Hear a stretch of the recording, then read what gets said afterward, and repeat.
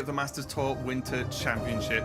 I'm Raven, and joining me is Advice, and we'll be kicking off a very important day for 3 of these players so far. Well, all of them for now, but it will end up being a very important day for 3 of these players, as there is 3 World Championship spots on the line. And I cannot wait to get going. Advice, are you ready for what's going to be the pretty exciting day? I am very excited. We've got quite a range of lineups in the final. I think all the classes that were brought have some representation. So, you know, we've got one Egglock that's made it through, a couple of Quest Mages. You know, obviously the sort of big 3, or 4 Demon Hunter, Druid, Rogue. And then even a lone shaman representing your pick with Q, which we will not be covering. But yeah, how are you feeling? Yeah, I'm pretty excited, and yeah, I'm pretty happy for Gu. Like I said, I think we all think this, right? That Gu's a fantastic player, and being the only player with the Shaman, breezed through the group as well to just go through. Basically, I think he's 6-0'd, right, through the group, or yes, close to that. So he just breezed through the group, no problem at all, booking his spot to today. So that's pretty fantastic. As you can see here, just a quick breakdown of how people gain how much the competitive points with the ranking, as well as just seeing what the year basically looks like. 16 players of the World Championship, 3 players from each of the championships across the year, then 3 players from competitive points, and then 4 players from the China Worlds qualifier as well. So we're going to have a good chunk of players for Worlds this year, and as we said, it is going to be at BlizzCon, which I'm very excited to for that to come back, as it's something that I think has been sorely missed from our World Championships. Yes, absolutely. I think in-person events are always great for you know, the players, the casters, the viewers. I think everyone can feel the excitement, even if you're not able to be there in person yourself. Yeah, there it is, September 12th to 13th in Anaheim, California, at the Convention Center. Yeah, should be phenomenal. It's been a long time coming. Yeah, 100%. It's a little bit earlier than it has been in previous years. I think it's normally been in like November-ish, or around then, if my memory recalls. It's been a while since I've been to one as well, but yeah, a little bit earlier, but that just means it's going to come sooner, so that's better. Of course, we are going to be playing out Conquest, and it's been very interesting. I think a discussion point over the past 2 days of all the players competing is there's been a lot of question marks about the bans from multiple players, right? We've seen a lot of bans we've not expected. I think, as I mentioned, I would have to double check, but I think in at least one of the series, Gu's Shaman was banned, and only 1 player brought Shaman, so that's like something that doesn't happen often, right? It's like, oh, well, all the rest of the players didn't think the deck was good enough to bring, but now it's being banned out from the player who is bringing it. So very, very interesting overall, and no doubt we'll get to see more of that over the course of today, as we are going to be, of course, broadcasting all those matches for you, including the 3rd place match, because as we said, we are sending 3 players to the World Championship, which means we have to work out who's number 3. So that is going to be a little bit extra on top for the day. Yeah, slight change from years past, where we didn't really worry about 3 and 4. You know, they get the same. Now we get to fight it out for that last spot. Yeah, looking forward to it. And of course, we are in the top 8 bracket, as you can see here. We'll be kicking it off with Vision versus Brainpiece. Then we've got Gu versus Quan Woo, Smart versus Saber, and Jack versus Gabby. You can see a little 3rd place match over in the corner there added. But yeah, pretty exciting. And what that 3rd place match means, I did talk a lot about this yesterday, is each player that wins their quarterfinals get to semis. Of course, that's how it works, but then even if they lose their semi and don't make the finals, they've still got another chance at making the World Championship, because they will be playing for that 3rd place spot. So it's going to be very exciting, and it actually makes these quarterfinal matches even more important to win. Yes. Because obviously everyone wants to win, but it gives you so much more wiggle room once you hit those semi-finals. And then obviously all these players want to hit the finals and to win the whole tournament, but the main goal will be one of those 3 World Championship spots. And as we can see, to no one's surprise, Pocket, being the only caster who did not get his prediction through for the day, through the course of the weekend, the rest of us are still in, and this is where things are going to start getting a little bit spicy. Yeah, absolutely. You know, I still, while I have questions about the priest, I still like the overall aggro lineup that Jake has brought, and you know, he obviously showed that he could get there with the priest, and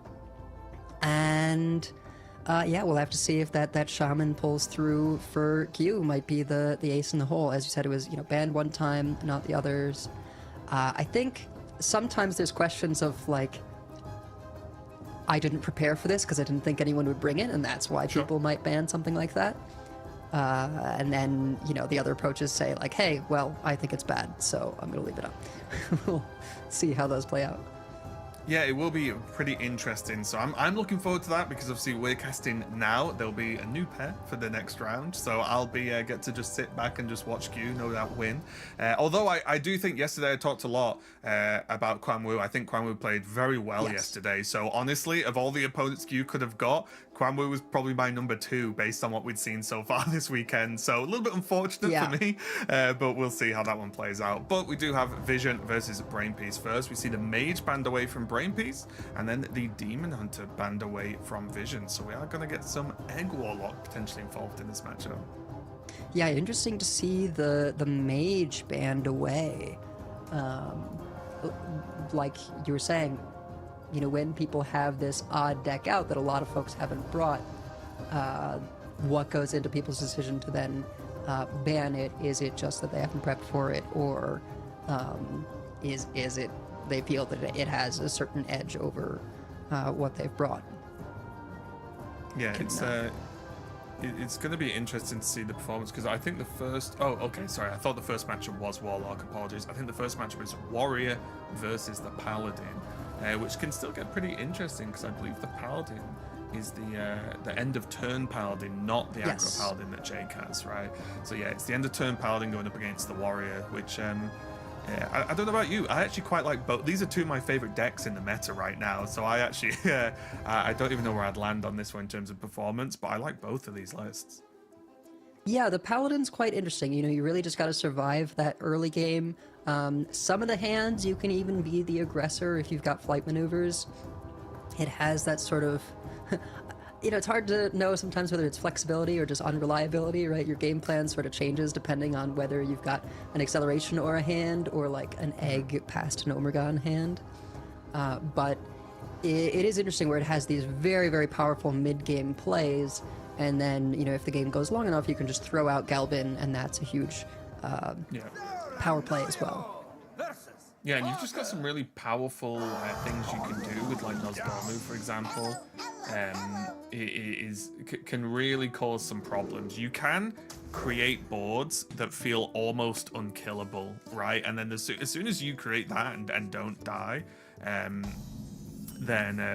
you're feeling pretty good as the Paladin. But Vision will, of course, have the eggs to work with. It does have the draw for it, so that's going to be hyper important just to get that going, because the second this deck doesn't get hold of the egg quickly enough, you are starting to feel quite bad. Although, on the other side, Brainpiece has huge snowball potential with Nosdormu, the Inspiring Maul, and Sand Fury Aura. Yeah, this can get scary pretty fast. Weirdly enough, Paladin, when it can pull off that sort of scenario, is one of the few decks that can just punch through 2020s in some instances, right? Like with certain setup, your minions do get big enough and have Divine Shield to be able to actually fight through some of them. Yeah, you see he's setting up that doubling end of turn effects. Is a little bit awkward, you know, just now doing the acceleration auras. But next turn with Nosdormu, you know, even if he keeps this 1/2 in play, I mean, it's just going to be you know, a 7/8 or something. It gets out of hand very, very quickly. Also, with no torch available for Vision, this 1/2 may live. Are they going to swing into it? Okay. They're just going to proc it now. Yeah, there's no execute in the deck, and I think seeing this setup from Brainpiece, Vision knows that he's got to be a little bit scared.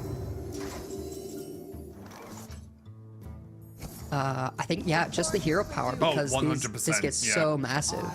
Yeah, just have stuff on the board and then watch it cycle out of control. Look at these numbers go. It doubles from the weapon and the end of a turn. Suddenly, huge stats. No brawl in Warrior anymore. There's the torch. Yeah, 5 armor up for Shelnado. Yeah, nice 2020 in your egg, friend. It's like Brainpiece managed to do that without any of the messing about. Just a decent sell with the double aura. But yeah, the hero power is so huge because all you want is just minions on the board. You don't care what they are, apart from maybe not the bulwark proccing the eggs. Other than that, you'll take pretty much any minion because it's just raw stats when you have this setup at the end of the day.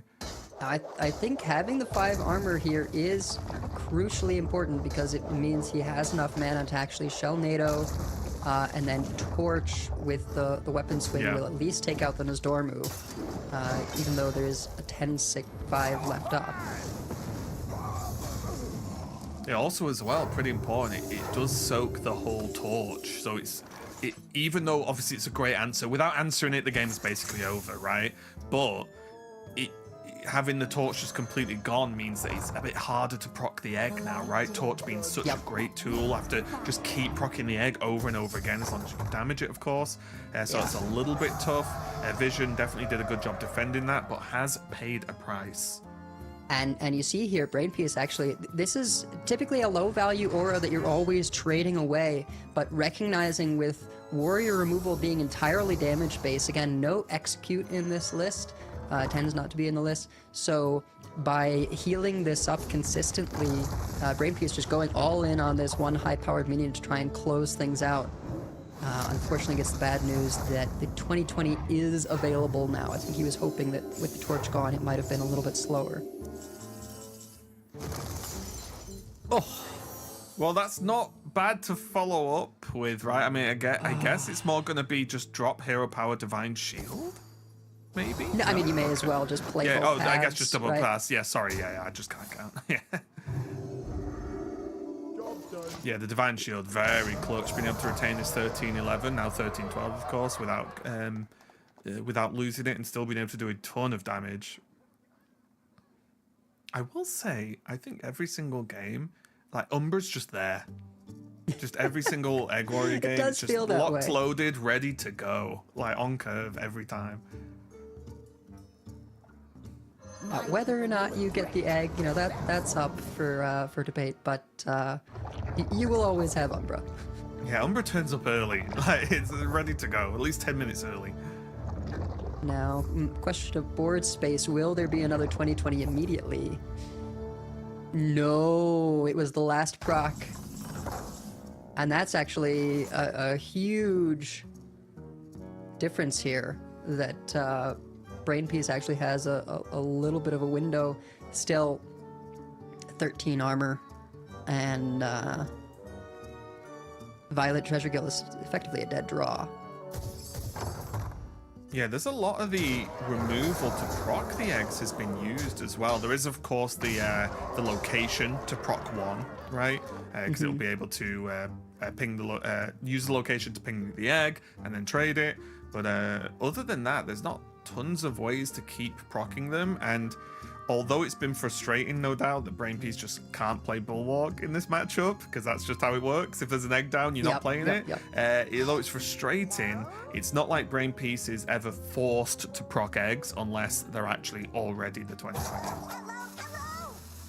Yeah, and I think Brainpiece, considering whether he should sort of go even wider here in case of another flight maneuvers pick up, or if he just leaves it be because of decimation. Speaking of which, yeah.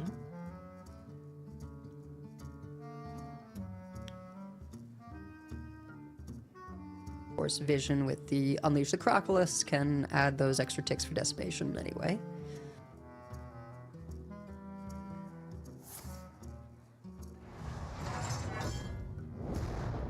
And this is what makes the Egg Warrior so different from the Warlock. The Warlock is more focused on, you know, having with the heralds all these extra ways of proccing the eggs.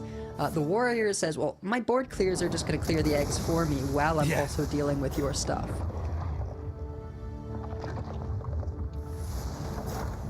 Yeah, now suddenly this is looking a little bit trickier for Brainpiece.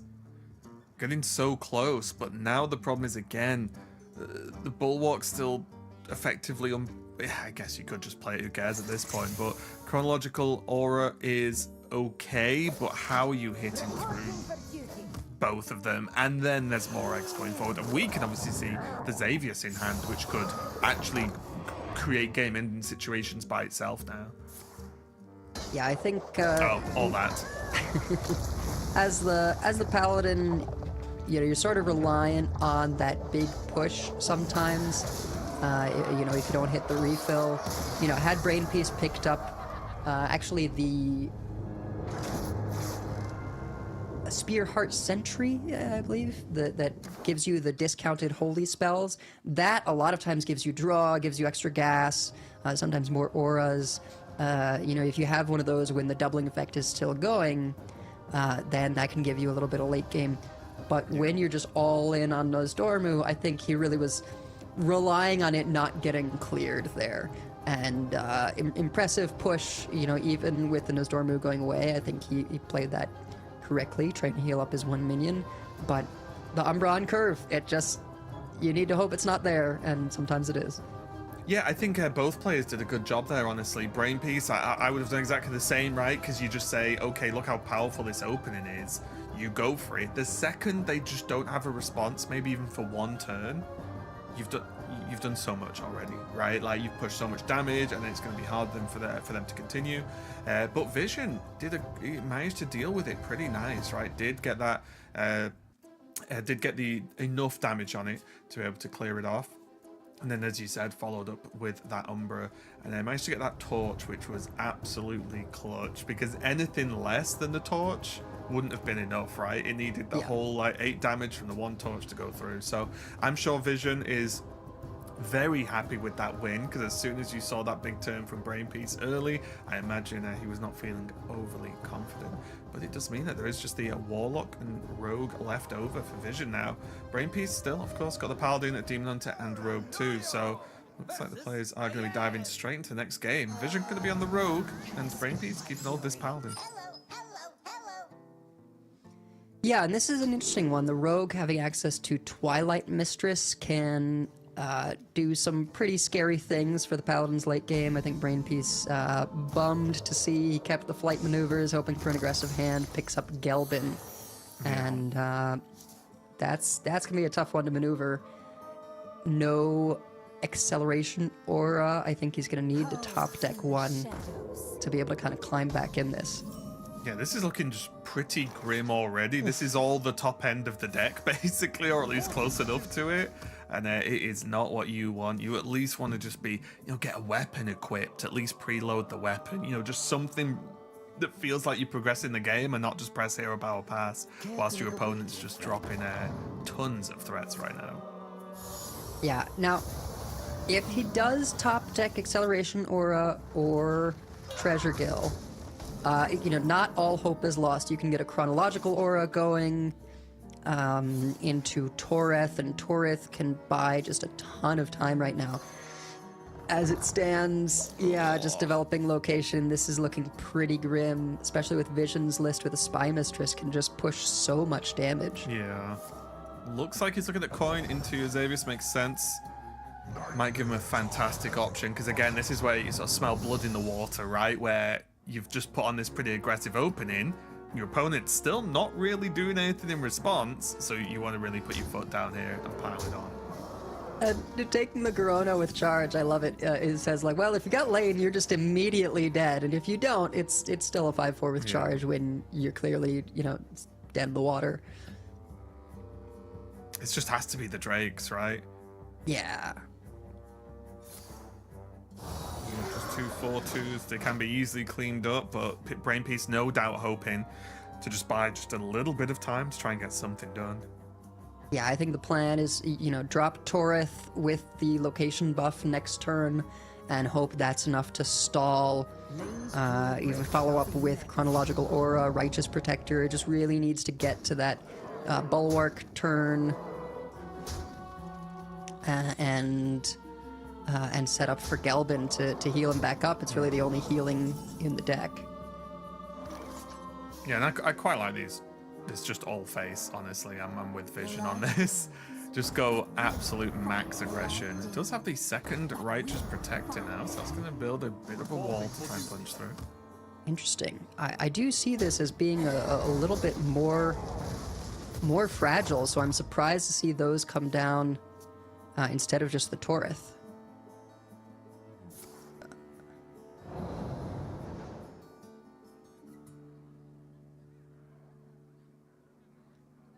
Yeah, I'm trying to think if there's anything that Vision can have that would just remove the Torith, right? And like having the two targets is more of an upside for Brainpiece. Or maybe Brainpiece thinks I don't know, to win this just needs to go very right and then go from there. But I just don't see even Brainpiece shaking their head. It's just like, I don't really see a way out of this. Yeah, I mean, I guess he's trying to set up for either a Bulwark play or to preserve the Torith, maybe get the flight maneuvers, +1/+1 Divine Shield down next turn. I'm not exactly sure. I mean, double is still solid protection. It's not like it's bad defense. It just I would be inclined to put my faith in Torith a little bit more. There's no natural ways that the rogue has to just destroy a minion.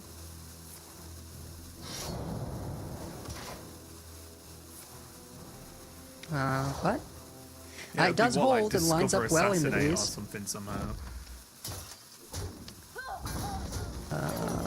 Yeah, these always go down, so that's to be expected. But now Brainpiece has to draw something or just to play something that's going to be good enough. There is Bulwark now. A lucky roll for Brainpiece. That 1/2 there is going to destroy itself and give Vision 8 armor.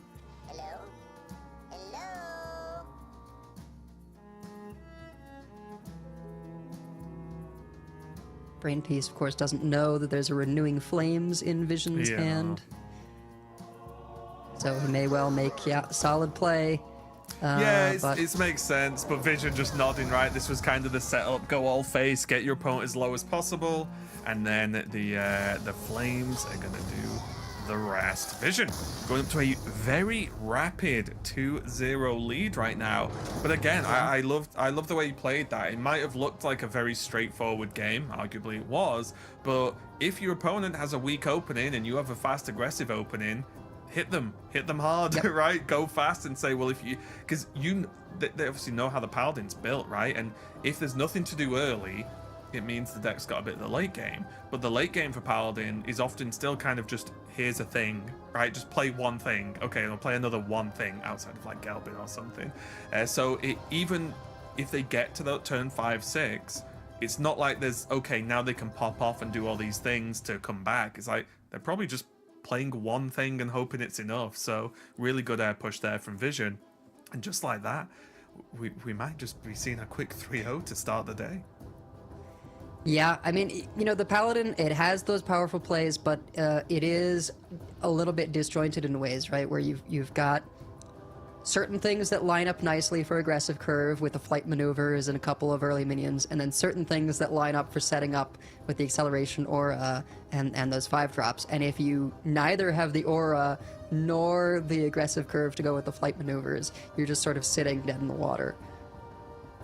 Yeah, there's like 8 cards that cost 5 or more, and then the problem as well is you've got some other cards that we saw, like Righteous Protector. It's great, but it's not great when you're behind a lot of the time, because if that's what you're top decking, it might stall a little bit more, save you a little bit of health, but it's not going to get you back in the game unless there's some lot of aura shenanigans, also end of turn shenanigans going on. So that's the problem, right? Like, you really do want to just get at least some form of curve, and Brainpiece just having to like hero power and then like play a location pass and basically do nothing for the first few turns is very, very painful. Yeah, and I actually wonder if you know, maybe on the play there, if you don't already have kind of those cheaper cards in hand with the flight maneuvers, maybe for this kind of paladin, you know, it's safer to just throw it back. But sometimes you have to take a little bit of a gamble to try and get it to pay off. Yeah, it's tricky, right? Because if they just drew some, like, any of their 1,000 3-cost or less cards, then it suddenly looks great, right? So definitely tricky to deal with. But we are going to be jumping into our game 3 now. Of course, Egg Warlock on the top 4 vision.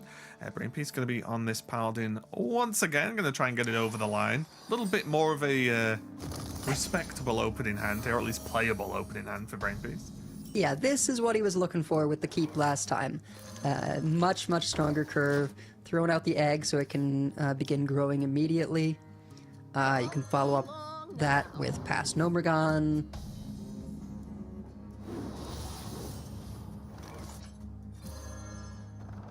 The Galbin pickup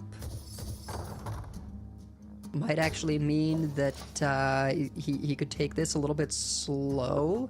Warlock doesn't have great AoE for those early turns, so he could just throw out Righteous Protector and Hero Power to get sort of a full wide board for the flight maneuvers. He does still have to spend the coin to get the maneuvers to assemble, which is a bummer.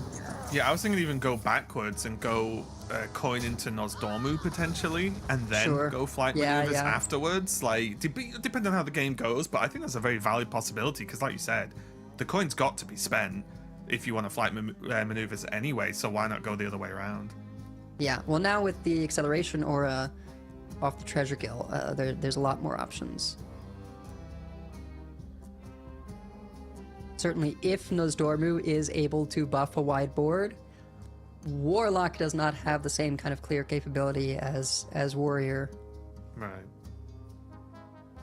There is Eldritch Tentacles, but that is not until turn 6. Yeah, and even that, with the numbers that Paladin can get to pretty quick, like we saw in the earlier game, even that can be awkward to actually clear, right, in certain scenarios. Yeah, the one ace in the hole. Yeah, Hellfire is a good pickup for Vision early on. Otherwise, the one ability they have to deal with a very large minion is to go Cursed Chains to steal something and then eat it with a Herald.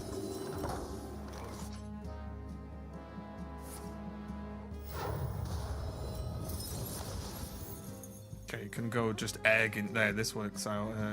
Could go egg into flight maneuvers or egg into Nozdormu here. I think he's, considering how he wants to line this up, to go ahead and utilize the hero power, and then I suppose next turn, drop the Nozdormu alongside the Twilight Egg.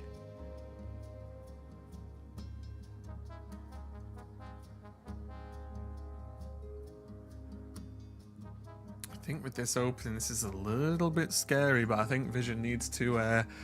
I'm going to make it sound very simple, but just really get to work on this egg and then go straight into Umbra, right? This would be very similar to the Warrior Paladin matchup we saw earlier.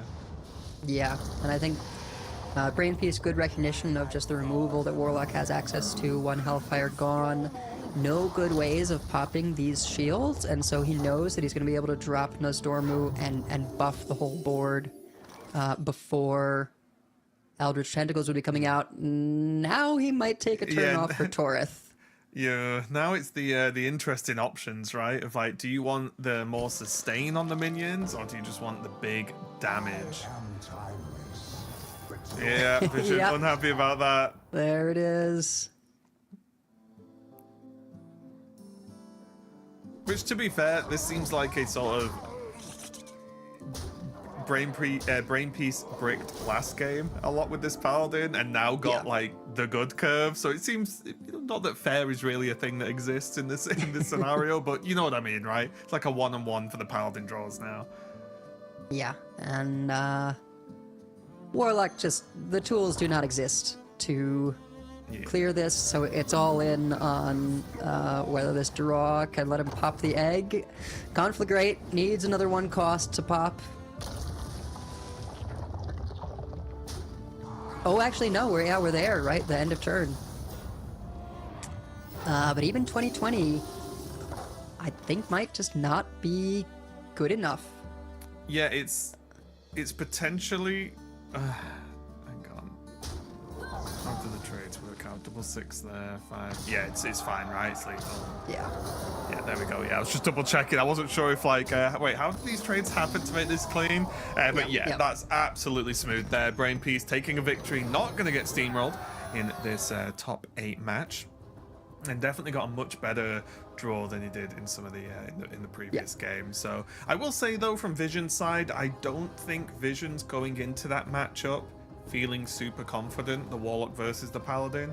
At least for me, I don't think it's one you go, oh yeah, I'm favored. I think Vision might be feeling a little bit better in the other matchups now, like the Demon Hunter, for example. And stuff like that, because I think those are the ones he's really looking for, trying to bully Demon Hunter. So the 2 wins against the Paladin, and then the Paladin gets 1 win, you're probably still feeling pretty good if you Vision right now. Yeah, and I wouldn't be surprised if Brainpiece kind of goes rogue here, saves the Demon Hunter for last. I know that's a tendency, is to like, we'll keep as much airtime as possible, and you know, if you know that they're targeting your Demon Hunter, you know, other option is to just get it over with. But yeah, we are going to see that rogue. Okay. None can escape my And fury. eggs have been better against rogue than I expected. I thought Twilight Mistress would just, you know, be an insane tool against them, but it actually gets to be very awkward with, you know, the interaction of, well, if stuff can't fit in the hand, then it will pop, and it's hard to know the timestamps of, like, I almost feel like when they play Umbra, you have to like write down, okay, this is the order. Yeah, this is the exact outcome that will happen after our Twilight Mistress. Yeah, for sure. Although I think we've mainly been seeing it from the Warrior versus Rogue side, right? True.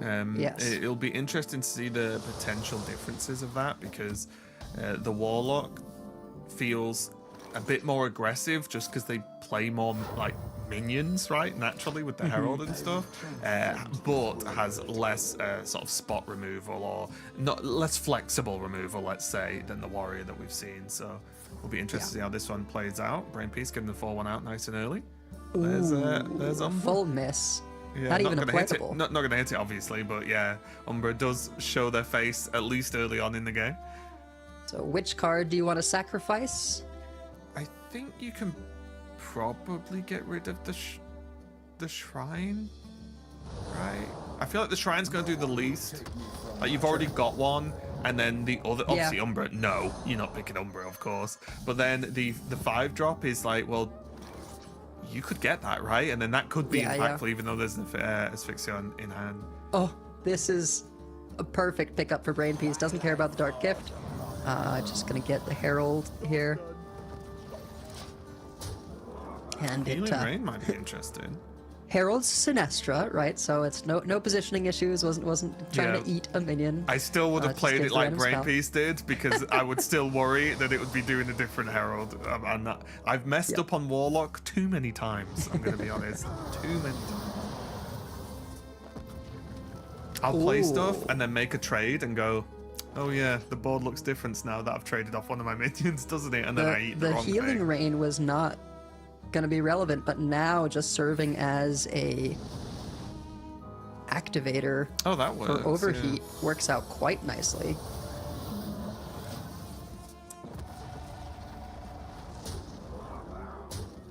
Interesting that he opted for this order. You get the combo activator, but if you summon the 2/2 first, he could have a 4/4 in play, which does survive to Hellfire.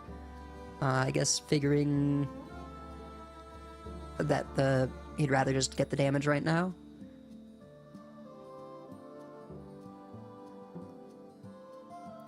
Yeah, and this is 1 mana away from a decent turn here, because there's the egg and there's some Hellfires, which are quite nice, but you can't play them both. Yeah, and Warlock, not a lot of healing, right? So, you know, this Spirit Bomb, hard to play. I think that early damage for the Rogue is quite important. There's the second Maniacal Follower alongside Prep, Rite of Twilight, and we are fully heralded These are actually, I think, capped out. That Ultraxian going to reduce on curve by 4. Yeah. And I think we're going to a game 5.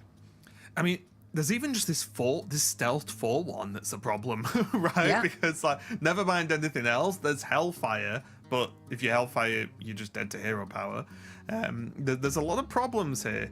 There is the Herald on the right, and then Hellfire, but then, sure, you're just sort of delaying the game for no great reason anyway. Well, and the Death Rattle's going to summon a 4/4 at this point. And this is the difference between True, yeah.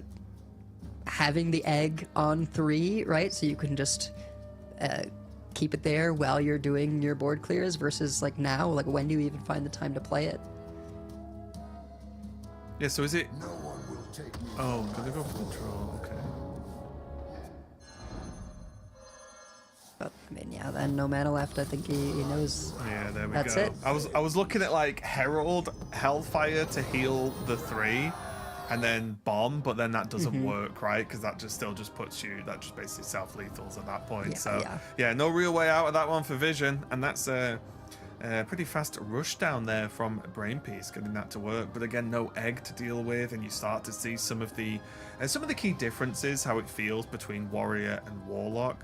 Warlock feels like a little bit more of a proactive egg deck, whereas the Warrior can definitely sit and play almost like Control Warrior a lot of the time, right? With the weapon, the clears, the removal. It's much more Lots like of Control armor. Warrior with a way to kill, as opposed to Warlock, which is just, I'm just going to do a lot of stuff and hope it works. So yeah, it's all coming down to the Warlock versus the Demon Hunter. And even after all that, Vision's still probably sat feeling confident, going, right, now we can play the game.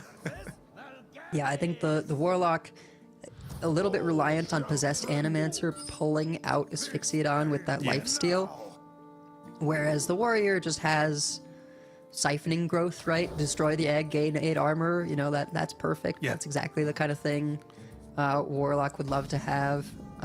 They've had cards like that in the past, you know, in terms of gaining 8 life, destroy a minion. And then, yeah, of course, Warrior also has Unleash the Crocodilus. So much better curve here for Vision in terms of being able to coin out the egg. Yeah, and at worst, having a couple of ways to start to proc the egg as well. Like, there's a clear plan. A lot of this is going to be on Brainpiece, though, to just try and push as much damage as possible, as quick as possible. Does have Slumber in hand as well, which could help out. Yep. And, you know, crucially, the Demon Hunter actually doesn't get high attack minions out at the rate that the Rogue does, right? Like, Yeah. you know, the Rogue has, it's got Foxy Flashback, it's got, you know, it's early Heralds with the 4 attack. If you're running Spy Mistress, right, that can put on the pressure. But the Demon Hunter, because these Dormants need some time to wake up, you know, if you've got the Sigil on turn 1, that still isn't attacking till turn 3. Right. So you can see why these egg decks do a little bit better against the Demon Hunter. Yeah, and especially the Warlock, because this is what the Warlock needs, right? The games we've seen Warlock lose is when it's just been curved down too fast. These few turns where Demon Hunter's just a little bit slower to start, it is the wiggle room, I think, that Vision wants, and why Warlock is successful against this deck a lot of the time is because it's got time to do these setups and heal a little bit. Double proc now so far on that egg. Brainpiece is going to be able to clear up some of this, but then that's pushing Vision's health back up to a reasonable amount.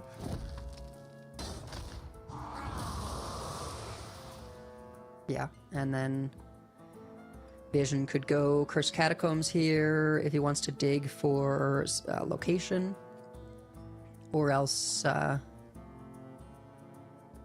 could find another 1-cost way of popping the egg if he wants to do an Archdruid turn.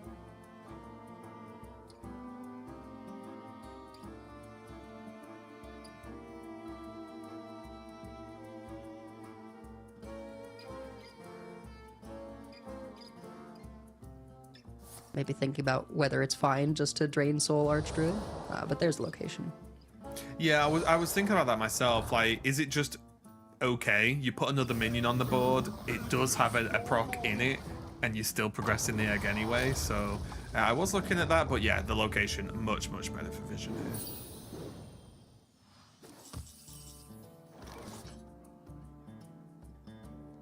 And every time one of those soldiers comes down for Vision, Brainpiece does have to clear it, or else it's just, you know, easy end of turn, more procs on the egg.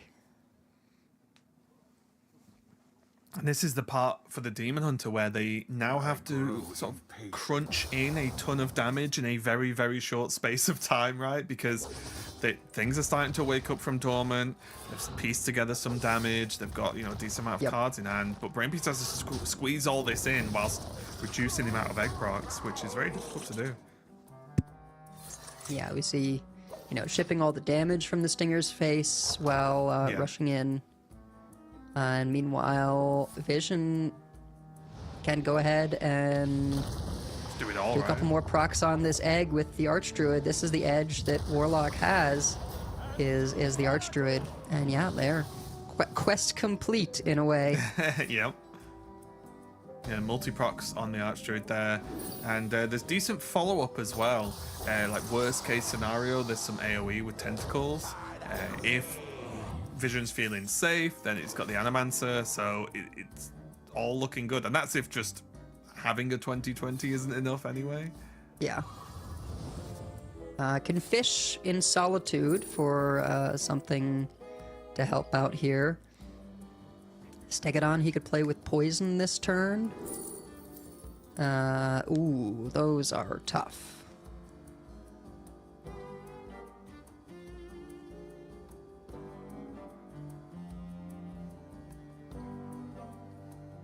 Yeah, not, this is my problem with Solitude as a card, is like sometimes you can get something crazy, and sometimes you're just offered neutral arena cards. You're offered cards, yeah. which, is about as good as it gets. But yeah, even with this is looking even better, actually, because this Archdruid is just making all the difference, isn't it? Yes. Because even if Vision just slams tentacles now, it's looking pretty good. Yeah, I mean, right? Just trade tentacles, do whatever. Yeah, and procking the eggs, even more coming out. 3 2020s. Yeah. What are you gonna do? Lose, I think, is the answer to that one. 19 health. There, you know, there's no burning through that. And I think this it represents how crucial red card was for Demon Hunter in being able to handle, you know, these kinds of game plans. 100%. And I think you see Vision after that turn feeling relaxed, nodding, just going, yeah, you know, I know what you can do, and I know that's not going to be enough. And I think as soon as that turn was available for Vision, it's just, speaking of which. Yeah, had it been discovered earlier. Very comfortable, yeah. But, you know, as we've discussed earlier in the week, like, you need to be able to do that to the egg early on before, you know, they can do all the procs, so that you can delay the game plan, because once the 2020s have started flowing, it's just not good enough.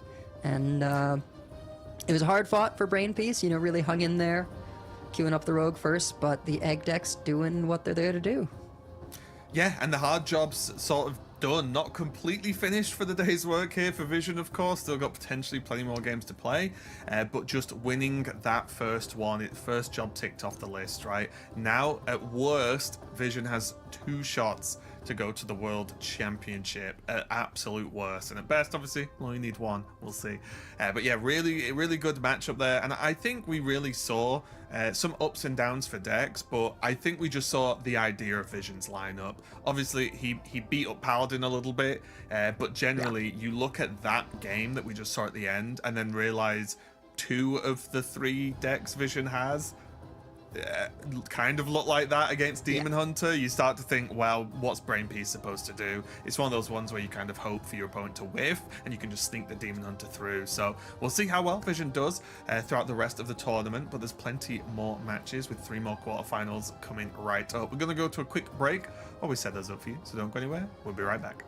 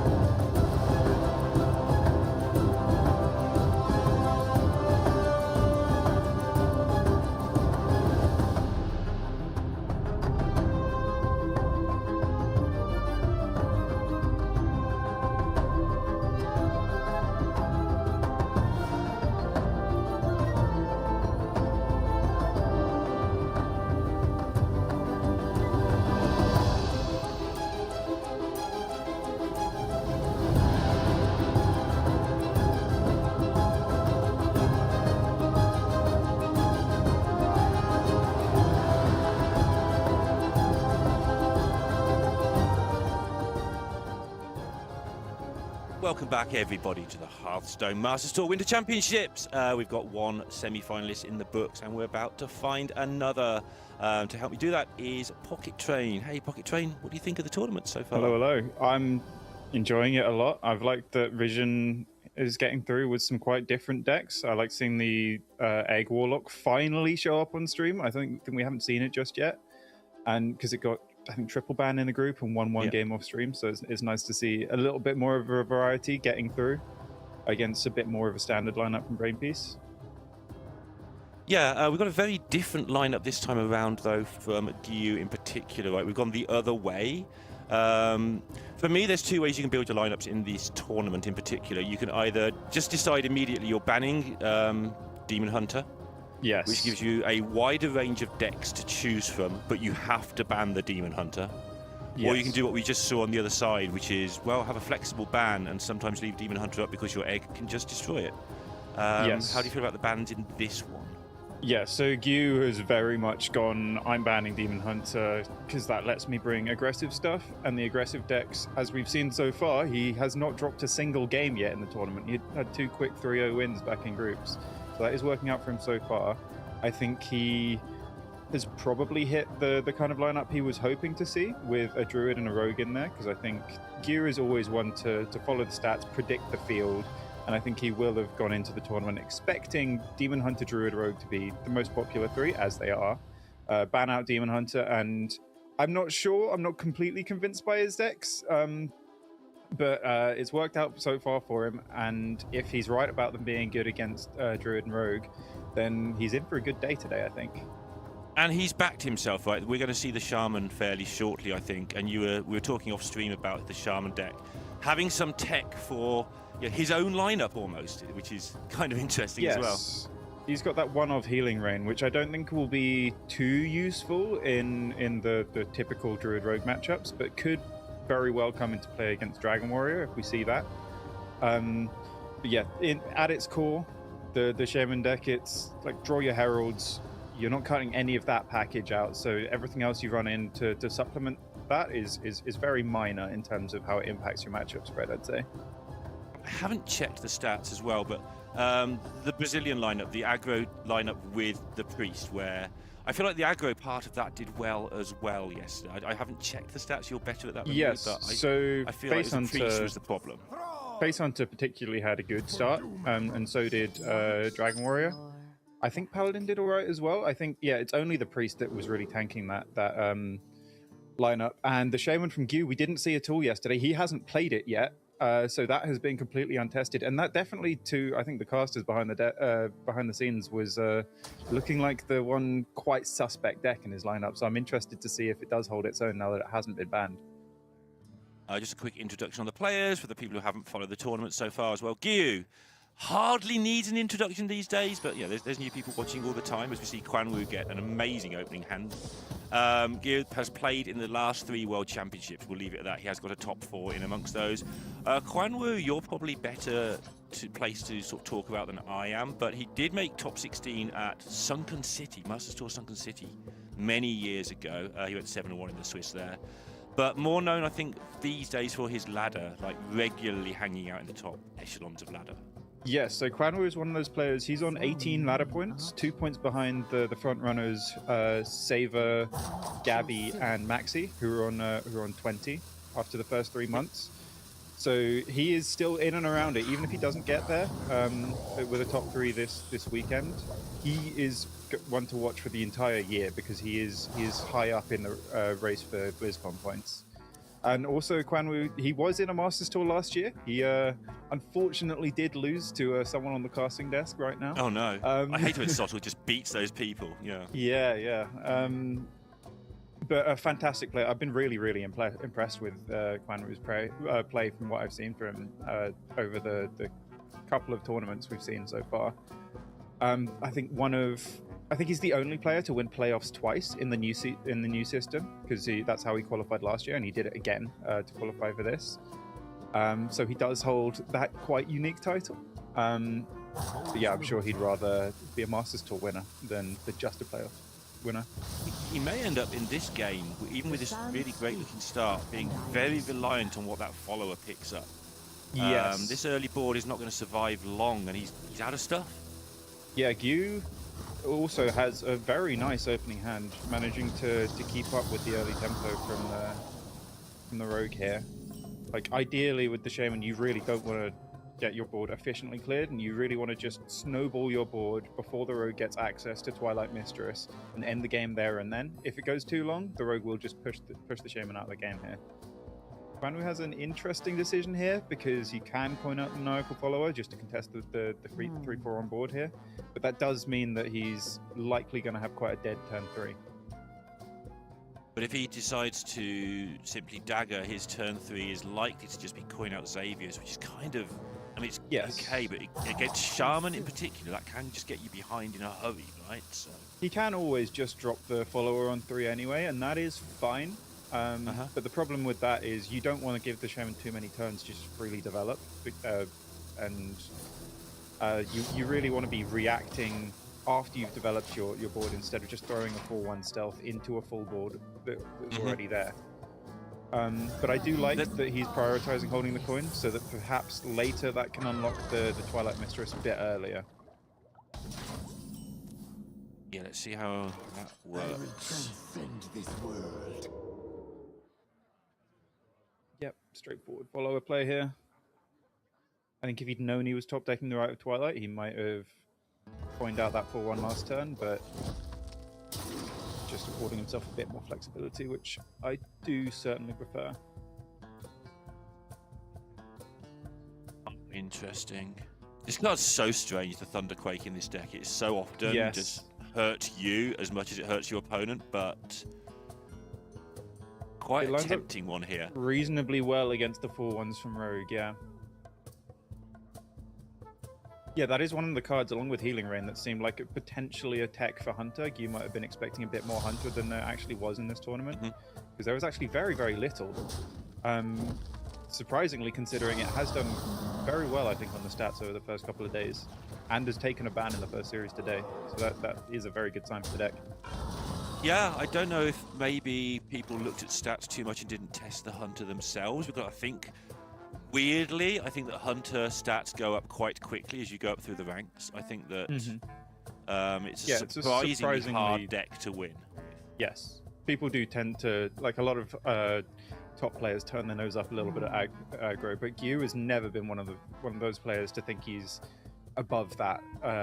With the greatest of respect, Gyu will always do what he believes is right, no matter what any other pro player thinks. Yeah, he'll trust his own preparation process, and I do think that works out.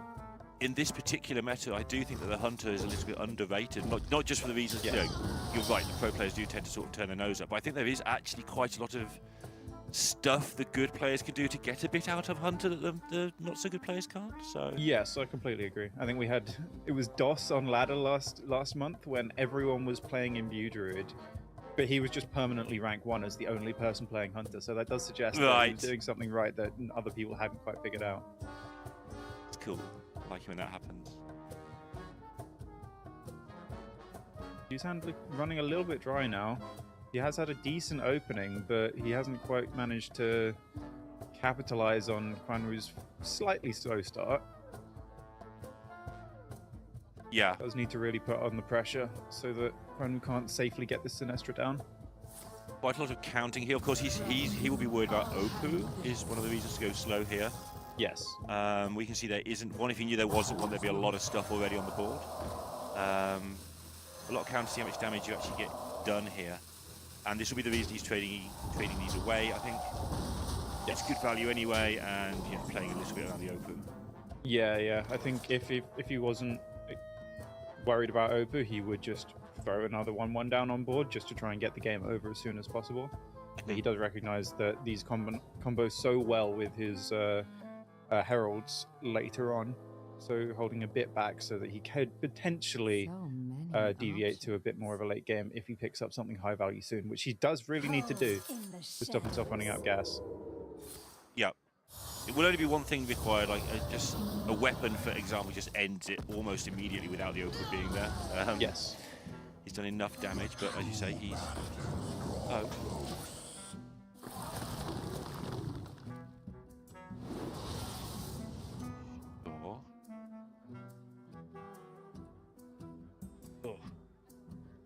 Thunderquake lines up really, really well. Really against does, this yeah. board. Wakes up his egg as well, which I think at this point will be fairly large. Which is Quan Woo getting the other coin so that he has access to the Twilight Mistress a bit earlier. Which I think is probably why he saved it on turn 2 earlier as well. Bit of healing, that's nice for him. Really do with finding yourself like Ultraxion or something here to get the Deathwing. Just Yes. get him off. He needs to be good. Quan Woo does need to get something that he's not dead immediately if they do nothing, but that is unbelievably fantastic. Just putting up a big wall, nothing can go face now, and sets up perfectly for double coin Twilight Mistress. He looks He's very happy with very himself. pleased with himself. Yeah. Okay, you could get Lightning Storm off Witch's Apprentice and Hero Power for a spell damage totem. I think we might be that desperate now. Shaman point of view. That does not look impactful enough. Yeah, he doesn't know. He's probably actually got a good idea. Yeah, he has got a good idea. He's losing his board next to him. Yes. 2 coins in hand that Hugh is well aware of. That Twilight Mistress on the left has been in hand for quite some time, so you will probably be expecting exactly what's about to come. Yeah. Quan Woo doesn't have a lot of pressure to immediately end the game, so he does have a couple more turns to find that Ultraxion and maybe get this Deathwing down. Yep. Picking up a weapon in some worlds helps, although there's zero. Just all this wall of yucky taunts. Yep. So aggravating. Quan Woo's considering whether or not this board is actually threatening enough for him to need to Twilight Mistress, because there is always the threat of just Alakir immediately coming down, and if you've used both of your coins, then suddenly there could just be a board that spirals away from you. Yeah, you need to decide as well, like, do I want to kill the frog first as well? Do I want 2 damage to go to face? Just to make sure that could be a disaster lightning storm that you talked about, so you probably want to bump that off. It's important to count some damage breakpoints here. Because yeah, default you would just go, oh, coin Twilight Mistress, that's great, but you need to count, like, do I set up lethal over however many turns if I force this extra 2 damage face? Yeah. Should I get rid of these taunts so he can't just replay them? Right. Decision time. Whoa. Nice. Okay, doesn't go Noggin Folio, that's a relief. Not casting that, you can have it to yourself. I've seen it way too many times recently, so I do know a little bit about the card. It's not impossible to understand. And now that allocator, like I mentioned, oh my goodness! Which it's either lethal or incredibly close to it. That's a lot of damage.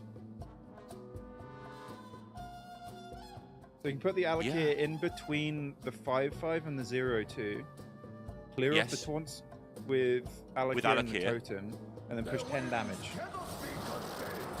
Well, you've got the static shock as well to do the one to I think this is just to the frog. Strictly incorrect positioning because he pushes less damage here. Yep. And yeah, a bit out of character misstep from Gear. Is it 1 off lethal now?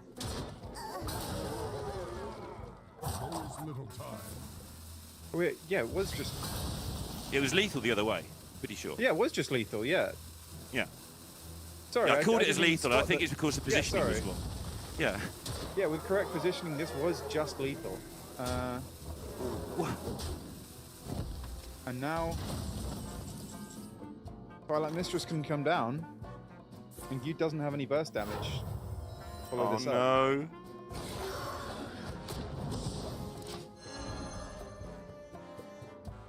Okay.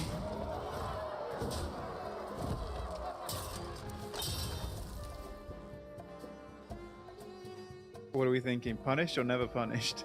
I don't This is know. Muradin's last stand gonna draw. There's so many outs, right? He's going to make space. Yeah, you got to play a card before you play that. You were destined to Make sure you draw 2. Is it just the High King's Hammer?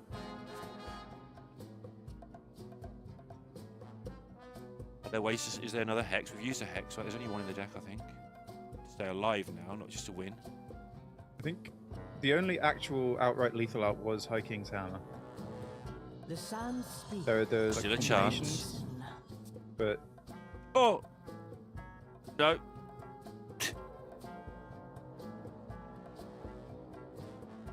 importantly as well, Quan Woo doesn't have lethal as it stands. He is one off, That's a good and point. this But time both machine has coming down, the taunt the will get cultist put map in and the so many way. other ways to get it.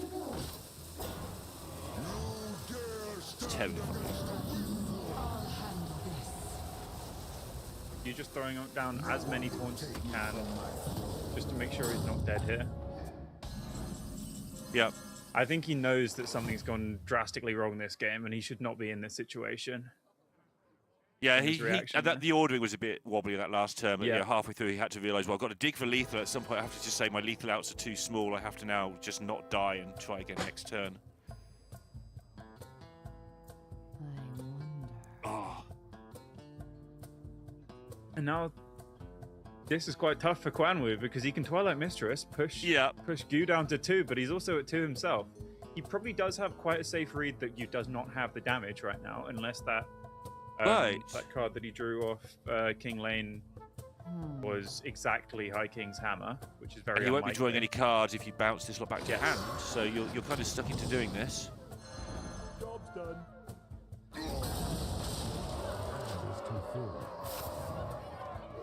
Beast was lethal a lot there, by the way. Yes, You get, with you get plus plus, 1 attack. go for the +2 attack, right? Because you can Yeah, Go yeah. for plus 1 5. attack, you're completely correct, yeah. Awkwardly enough, Deathwing does not kill this 10-10 because yeah, Paladins just I has hate more this when it health. happens. Yeah. But it would put you just about out of range again.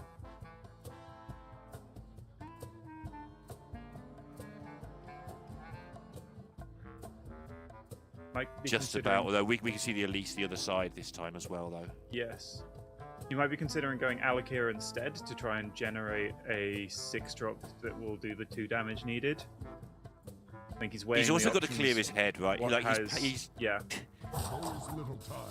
I think he's only just realised, as he's thinking about Alakir for this turn, I think he just realised what he did in the turn before. Oh my. It's one of those things where games get this way, and sometimes you can't pinpoint exactly the mistake you make, but you know for sure there was one Yes. in there. So Elise for +2 is lethal. If you miss, you go for Cultist Map. It's not lethal. That is That lethal. no. Quan Woo somehow goes 1-0 up, but more importantly in some ways is the look on Gu's face as he has recognised at some point in that last couple of turns exactly what he did, and has to live And with that the was fact an he's been important game punished. because Shaman, I think, probably his weakest deck in this series. So if he had spotted that lethal and gotten that through, that would have been a very, very strong start and probably would have been really, really good for his chance in this series, getting his massive weak point just out of the way straight away. So my regular Hearthstone eye looks at this lineup and goes, well, Quan Woo's still got Druid and Gu's going to hit that Druid really hard and really fast. But I know this Druid in the hands of the top players is a lot more versatile than that, a lot more sort of difficult to beat down. I think Druid is deceptively skill rewarding for a deck that a lot of people will just write off as draw your ramp win. That being said, Q does have 2 fantastic matchups left into it. I think the Paladin is exceptional against Druid, and so is that Herald Shaman. So if you can manage to queue those into the Druid before the Druid has quite a good time against Dragon Warrior, in my experience personally, it definitely is something that can go 2 ways, but I would give Druid the edge there. I think ideally in this series, you would like to avoid that queuing Dragon Warrior into Druid if you can, and get that out of the series so that he can beat up on it with the 2 excellent counters with Paladin and Shaman. I also strongly suspect, Pocket, that we'll be talking for a moment or two after that game. Just got a feeling that both players are going to need to clear their heads a little bit. Yeah, that was a stressful way to start the series. I think, as a player myself, loads of times, I'd pretty much between every single game take a couple seconds, just reset, because it's so easy to just get into the rhythm of just okay, click play, carry on, and then you don't mentally reset. Your head's still back in the last game. Whether or not it went well or went poorly, I think Q obviously with that mislethal has got to probably calm himself down. He's very experienced. I'm sure he'll manage to, but it is a difficult situation to bring himself back from. And Quan Woo as well. That game was very, very on the edge. So even though he won it, he'll definitely be like the heart rate will be going quite high at the moment, and he needs to bring himself back down to normal before queuing up the next game. Such an unusual error to make as well for top player. Like it's just Alakir positioning is almost automatic at this stage. Yeah, I'm going to use the fact that he didn't do it as my excuse for not spotting it, because it felt so wrong that you would miss something like that, if anything. But in these high stakes situations, the pressure does get to you, no matter how good you are. That was uncharacteristic and not a reflection of Yu's ability as a player. It's not like he doesn't know that you can do exactly. that. It's just the brain just does silly things when you're under stress sometimes. I've been there plenty of times before, actually against you multiple times, I think. I mean, actually today when you missed it live on broadcast, you must be so nervous. That's all I can think of. When Gu's playing, I tend to play worse. That is just something that has historically happened. He has been a bit of my bogey player over the past few years. Yeah, you definitely had some battles, but again, as you always like to point out, you did win the very important one at the end. So. Right, he won the most recent one, in fairness, last year. But yeah, in the World Championship, I did get my revenge. Okay, he has plenty to choose from in this opening hand. Every single one of these cards looks keepable without being the cards you really want. So it's like the Living Flame works fairly well with the Volcano. The Petal Peddler works fairly well with the Broodkeeper. Does say none of it is the best though. So like there were some small synergies in there, but I think there's something that the top players do that that most players don't do quite enough is just really, really aggressively mulligan for the best case scenario rather than just saying, oh, this is good enough. So Gu there, he saw a curve that sort of works, but he goes, no, if I'm going to win this game, I need much, much better. Like specific high impact cards, probably like Prescient Slitherdrake is the one that springs to mind most. Yeah, and it matters on matchup, right? You go the other way. If you've got a really high percentage win matchup and your hand's good enough, you just go, okay, why wish the bad one? Yes. But most of the time, I think it's correct to do exactly this. Just look for the good stuff, especially in this mirror. So if they play Quan 6-8 and Woo, you don't, it's over. Inactive 2-3, doesn't get a weapon. Definitely not the start you want with Dragon Warrior. But this has never, ever, ever happened to Sottle, I'm sure, with his slimmed down no dragon list. I mean, it's turn 2. You don't get a turn 2 if you don't get Sottle in this mirror. He's killed you on turn 1. It is super slimmed down. I do like that list. It is fun. Interesting decision here.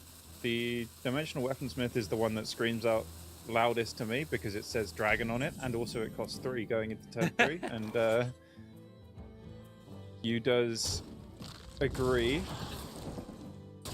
But a lot of the times in those situations, you see it and go, this is the most likely obvious pick, but I need to see if I can talk myself into one of the others. And if you can't find a reason, then you just stick with the obvious one.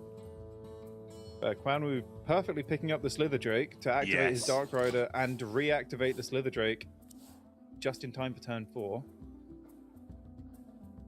Yeah, that all worked out really nicely for him. He was looking like he was going to have no plays. Obviously, it sorts itself out pretty quickly because that's why you put so many dragons in here, but yeah.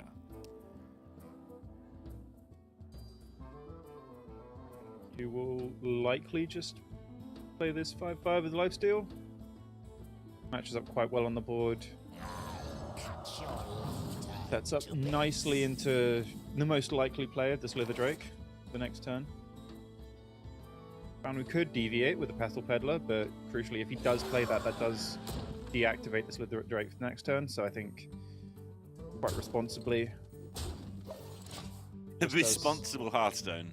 Yes. The Because designated obviously, dragon for you know, this if game. you know you're going to top deck a dragon, that changes things. But this is just the highest average turn.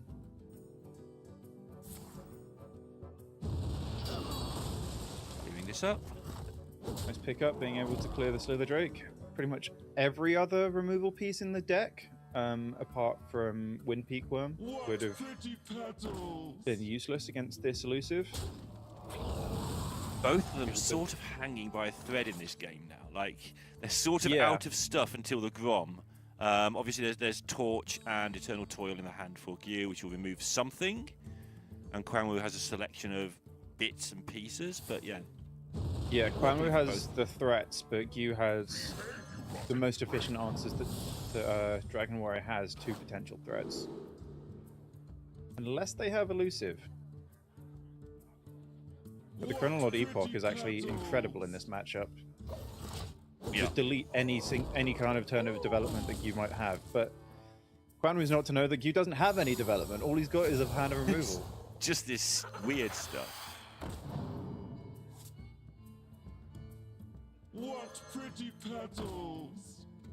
Goodness. Yeah, Quan Woo, Weird like, dragon game.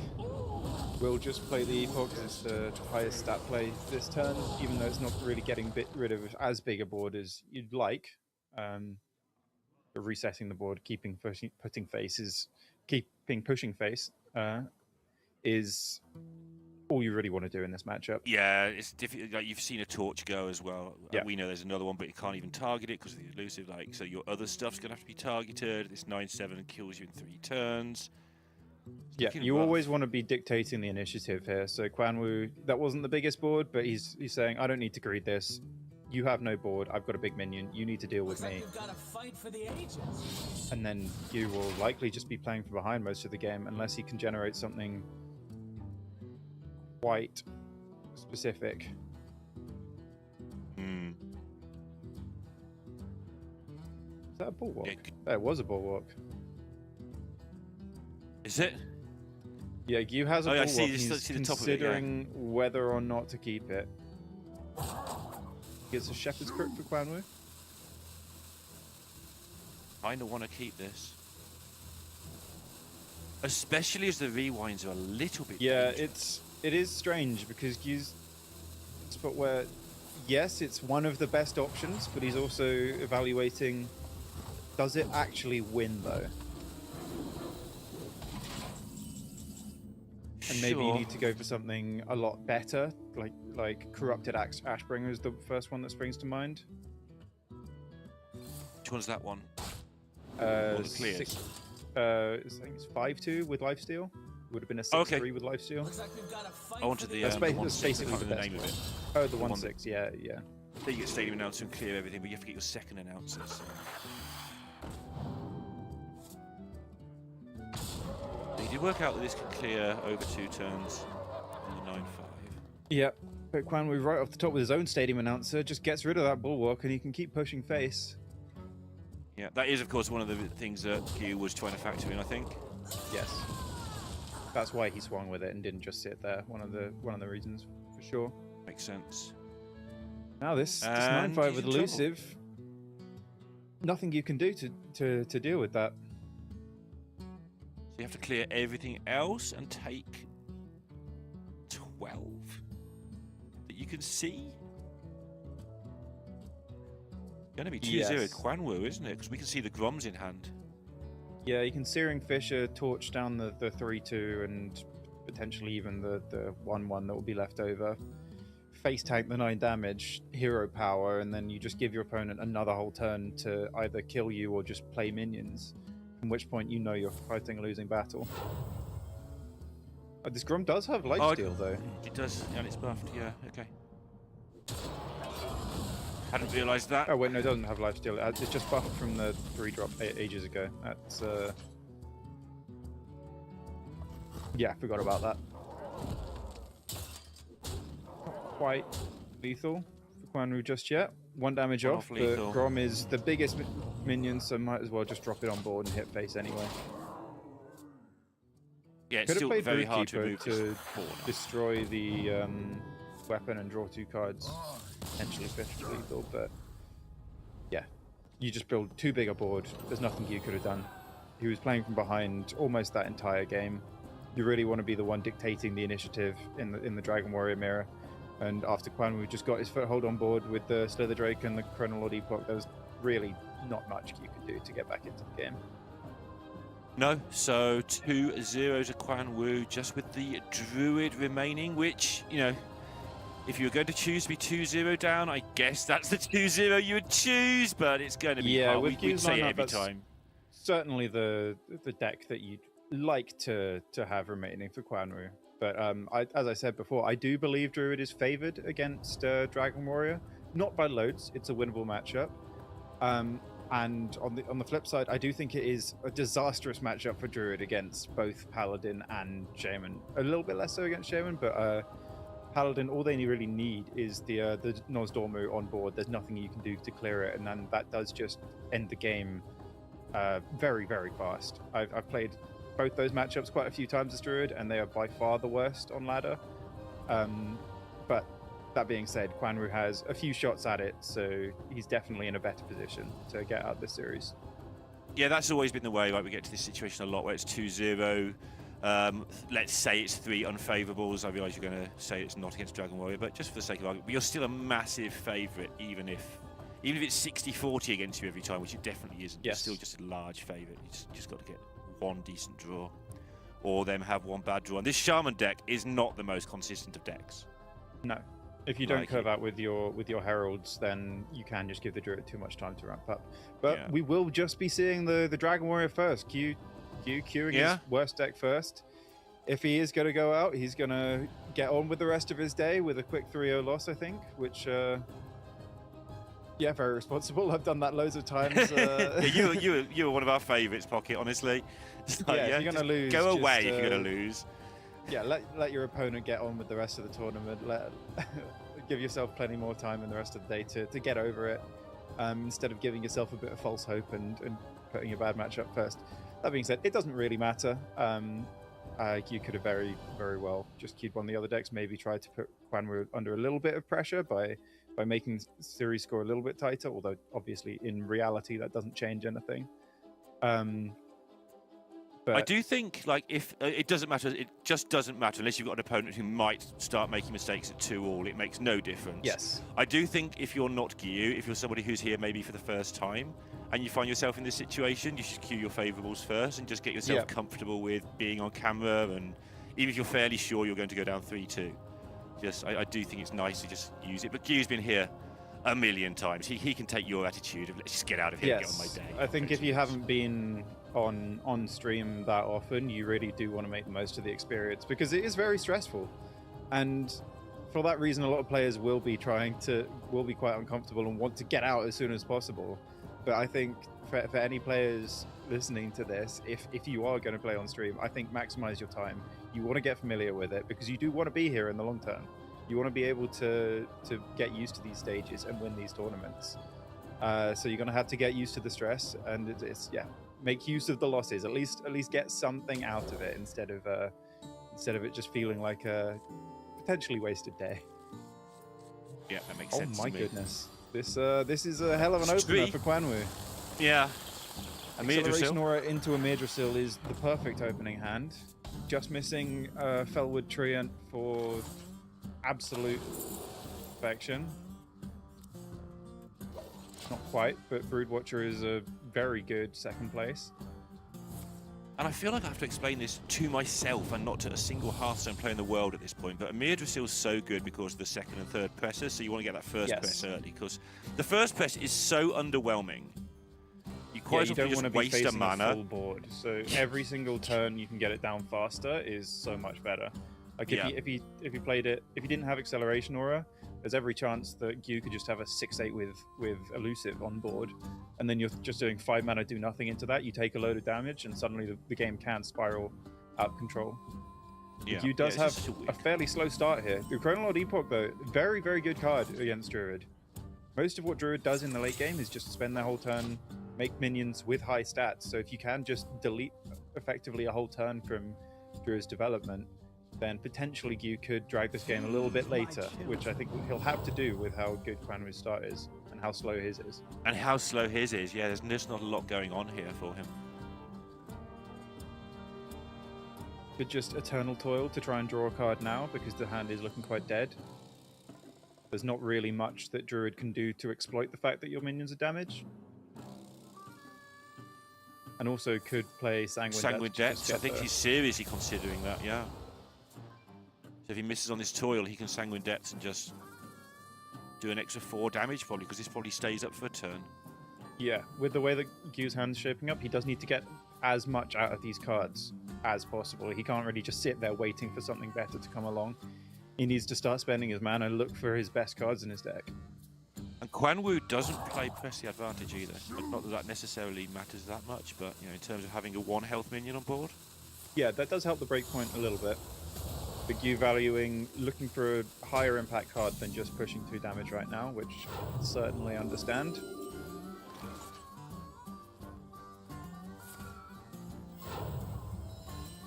Definitely not what he would want to see from Quan Woo here.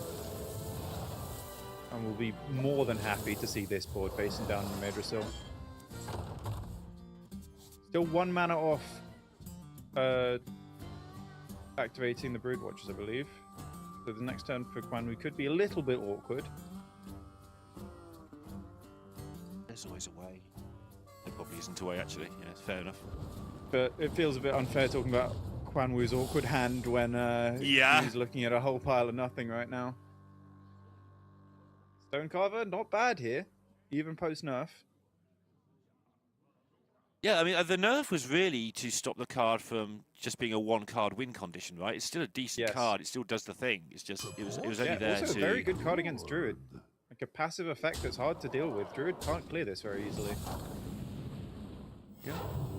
Now Quan Woo does have just 1 awkward turn. He needs to survive this turn, and then he can start really, really exploding onto the board with the second Madrasil click, cheating a bit more mana. So he's just going to Moss Binding and say, you know what, I'll be fine.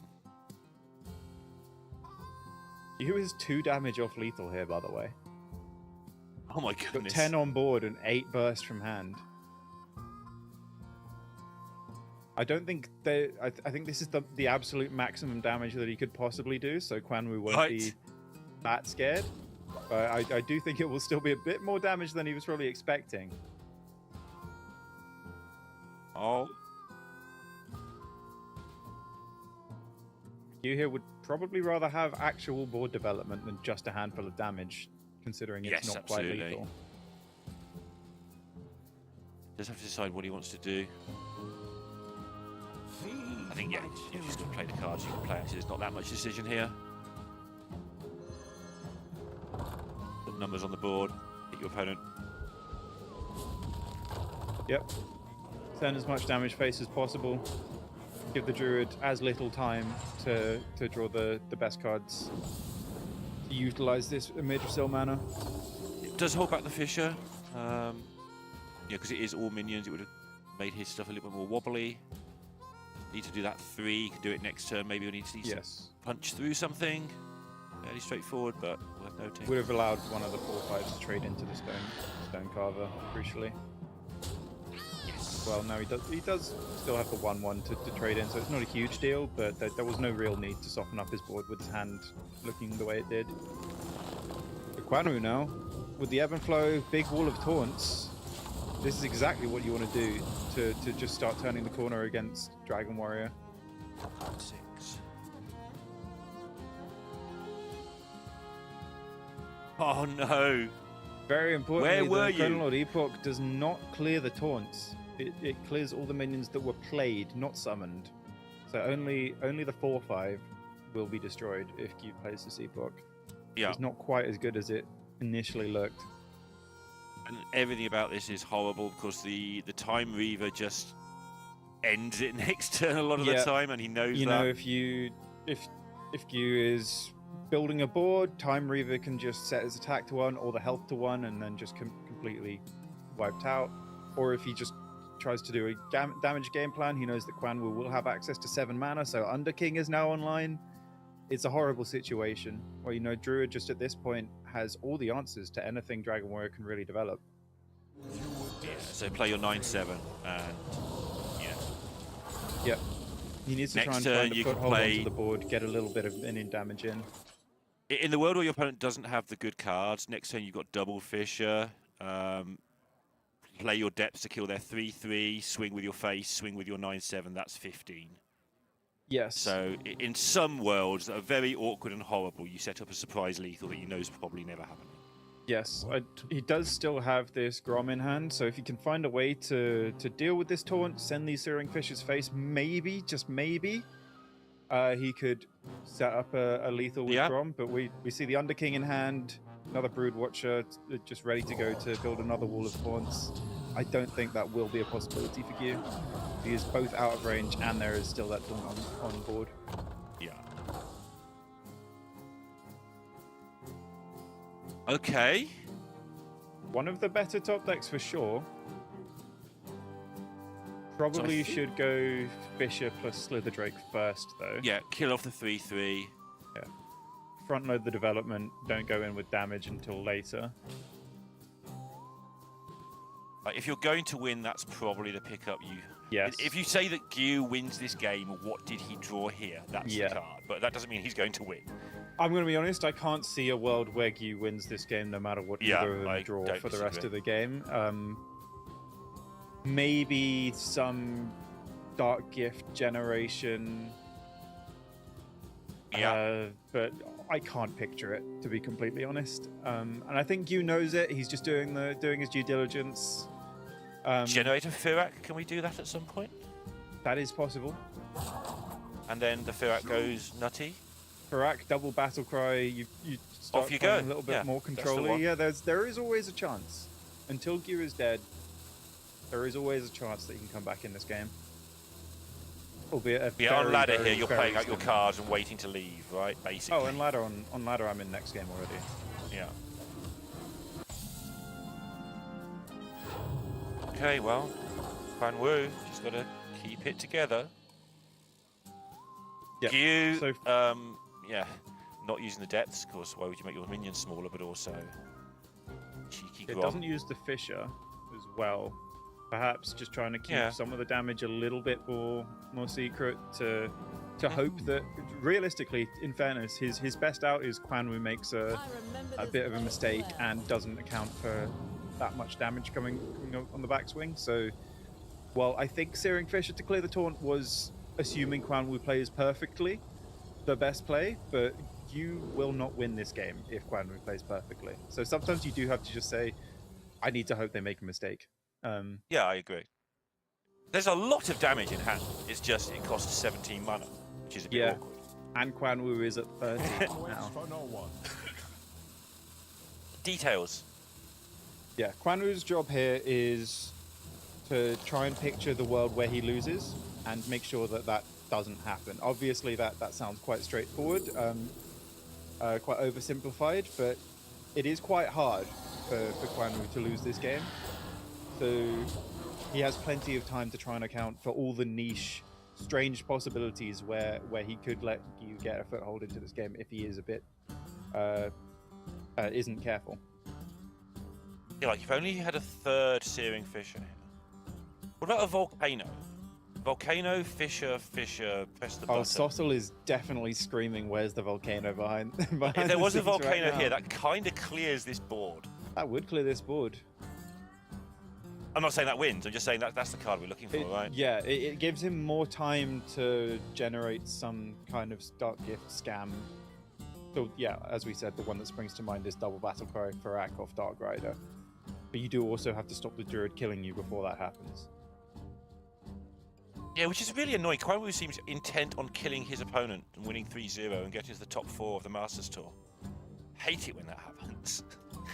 Why can't they just lose? Why can't they just not try and kill me? No complaints from me. I've got packs riding on Quan Woo. Sure, my pick of Lucas is grayed out, but I do have a pick of some sorts left in. Oh, so I'm going to claim that. could- Oh, that is This is gigantic. that is a huge minion, but there is a Twilight Time Reaver and a Shaladrasil, so it's not Just quite as nice of it. scary as it really initially looks. But this Like, yeah, is one of we can those see the outs. time reaver, but this is the sort of thing we're saying, you know, Yeah, this you've is got to one be of those careful your dark Quan gift Woo. If he'd outs. wasted that, he could have lost the game by a 34-38 nonsense from nowhere. If Quan Woo just didn't have an answer in his hand right now, then you could have just won. I mean, Gyu doesn't know yet. He's sort of he's aware that Yeah, there's so he many knows that there cards will in hand. probably be an answer, but this is what the game looks like if he was going to win. He was very proud of his 34-38, and I suspect he may have held off to try and hit it. You know, I think he may have even realised that was an out. That's definitely possible.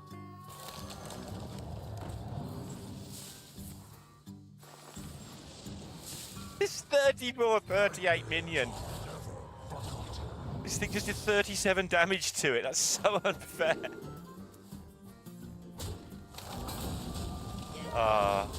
Yeah, as if Quan Woo didn't already have enough. He's got the Marithra now to start taking along to his one mana dragons. He's still playing on the defensive. He's also playing a bit quicker now. Like, I think he's hit the out he was going for to some degree. And now Yes. it's just like, yeah, okay. Now I'll just get on with it. Yeah, he knows. All I do now is defensive turn, defensive turn, defensive turn. Hope I get something.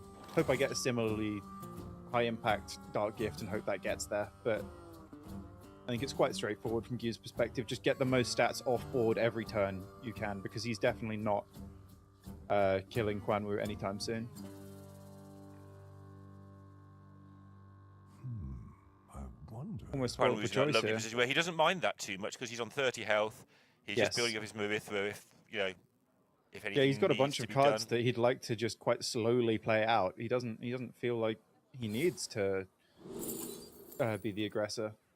Make some space in your hand for your Shaladrasil, for your Marithra. You've got Isira coming up Yep. in a minute when you want to be bothered. Got your location coming up at some point. Looks like he will go for the Ysera to corrupt this Shaladrasil. All are nourished when the cycle renews. Just in case you need that as well. Time waits for no one. Job done.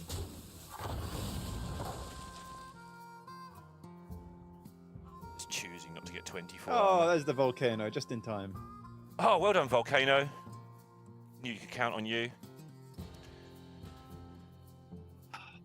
You know how I want to see this game end? I want him to set Grom's cost to infinity and then have that minion sapped with Shaladrasil.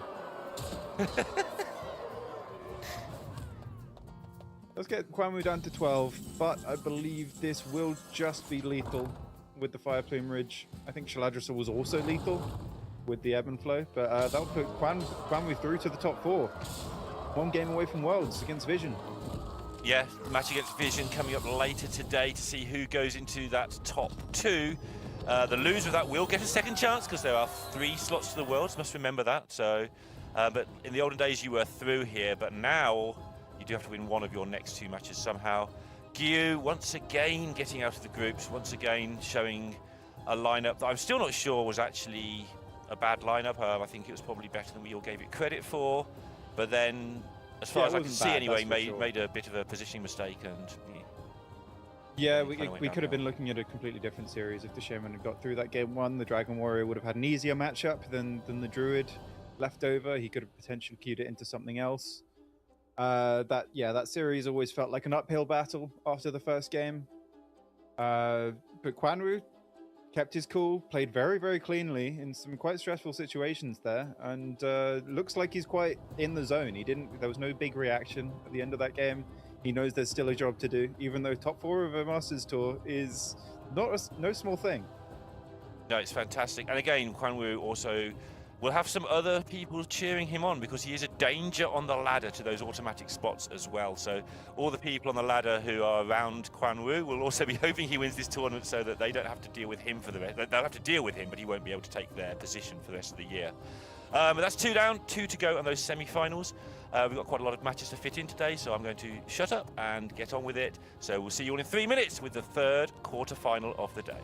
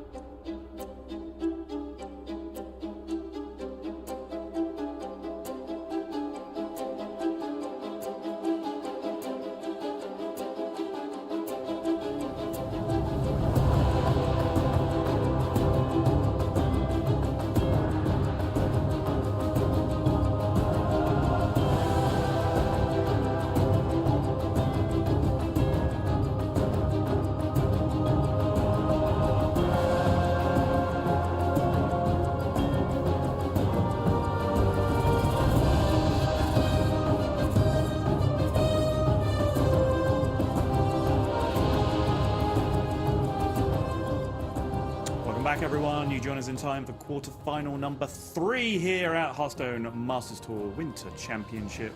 Top 3 of this tournament are going through, so the stakes are ramping up very, very quickly, and we have a big one ahead of us. I'm joined by Edelweiss. How are you doing? How have you been enjoying the tournament so far? Been enjoying it quite a bit, and yeah, a bit of an upset if you were looking at Gyu's performance yesterday. He went through 6-0 out of groups, and then to take a swift 0-3 himself. But yeah, Quan Woo looking very, very sharp throughout the weekend, and I gotta imagine he's a favorite for the tournament. Yeah, you would think so. Strong performance. I think a lot of people, when the Shaman was getting banned, we said this, like, you know, Gyu looks fantastic when the Shaman isn't being played. I don't think necessarily you can pin too much of that series on the Shaman performance. It was just a strong, dominant showing from Quan Woo, and I don't think we're ever really going to get to answer the question, if it needs answering, as to whether Shaman was going to be the bring for Gyu. But most importantly, as far as we're concerned, that is another caster prediction down, as Raven's pick of Gyu does bite the dust, which segues nicely into my pick, Saber, going into this one against Me Smile.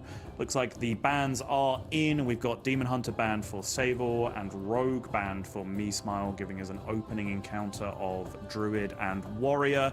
Now that we've had a bit of time to reflect on some of these lineups, what do you make of some of these day one lineups that we were looking at a couple of days ago now? Yeah, this is, you know, Me Smile has got that no-hand hunter as well. That is showing up on the in the lineups over here.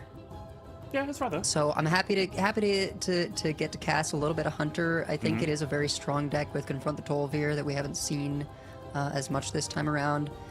It's been kind of back and forth whether, you know, we feel like, oh, is Rogue overhyped? Is Demon Hunter overhyped? I think the nature of kind of bringing the top decks is they're also the top ones people expect and tech for and things. And so, you know, they might end up look a little bit choppier in a tournament as opposed to on ladder, where they're just sort of facing the broader range of lists. Yeah, I mean, high ban rate, low win rate is kind of expected behavior for, like, the deck in the game when you come to a tournament like this. Like, most people will just decide we don't want to deal with it, and the people who leave it up have lineups specifically teched out to beat it, so that's the scenario you're going to see quite a lot. But we've seen that across kind of 3 different decks in this one, where you know, Rogue, Demon Hunter, and then the threat of the egg decks as well is kind of, you know, they're banned out a lot, but then when they're left out, it's against people who are confident against them. But I do think the egg decks have, like, found a couple of lineups that weren't ready for them as well, especially the Demon Hunters. We are going to dig straight into this one. Is going to be the Druid versus the Warrior, which I think is a good matchup for Saber to have got first. This Me Smile build of the Warrior is the super minion heavy version. Every other player is playing some sort of variation of Erupting Volcano. Me Smile is running a ton of minions instead. There's a Chronolord Epoch in there, there's Dracorex in there, which most people aren't playing anymore, Xavius in there as well, so no location, no fire spell package, just all the way in on the minions. Yeah, meanwhile, Saber has that Velwood Treant in hand, definitely something you want to start, and actually tradable, kind of nice to be able to use that 1 mana turn 1.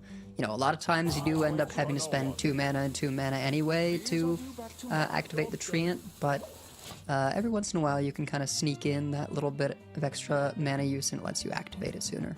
Yeah, I did have that pitched to me as a player that you should be playing a tradable, and Silence was probably the best one in Druid, because not only does Acceleration Aura and the Treant Ramp like leave you in places where sometimes you do have 1 excess mana, it's also very important to spend that mana because of the cards that require you to spend mana, like Treant and Broodmother.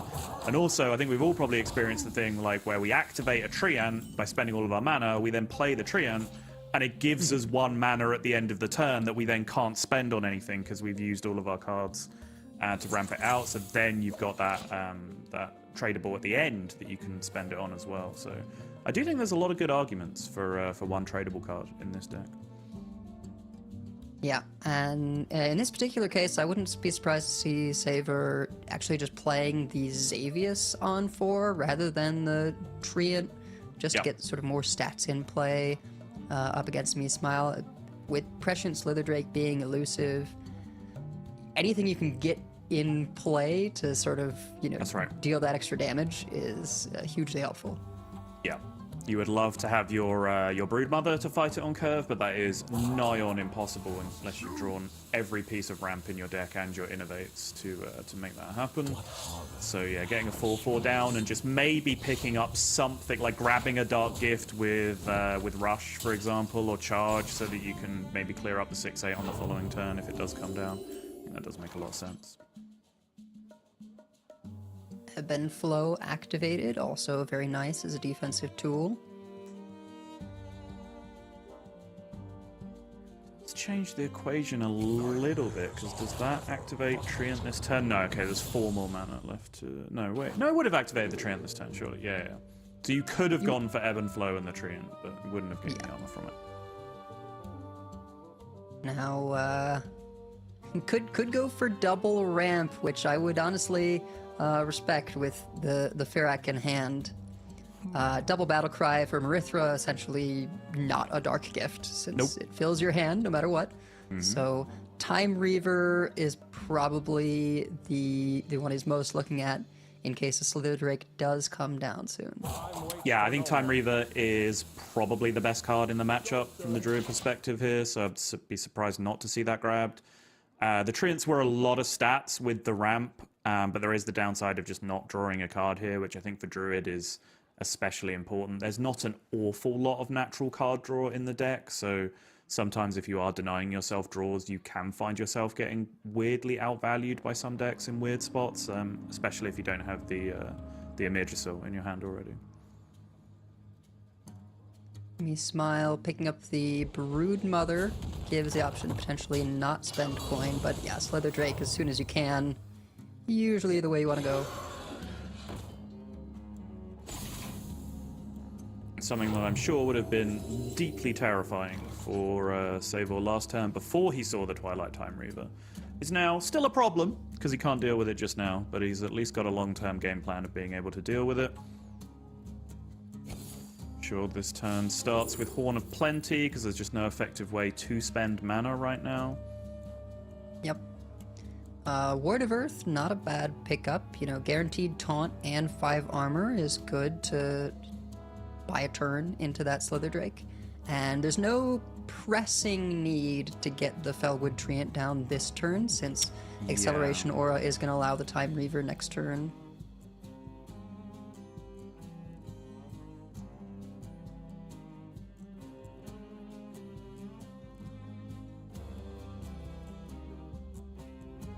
Token Summons, I think, is not doing you any favors.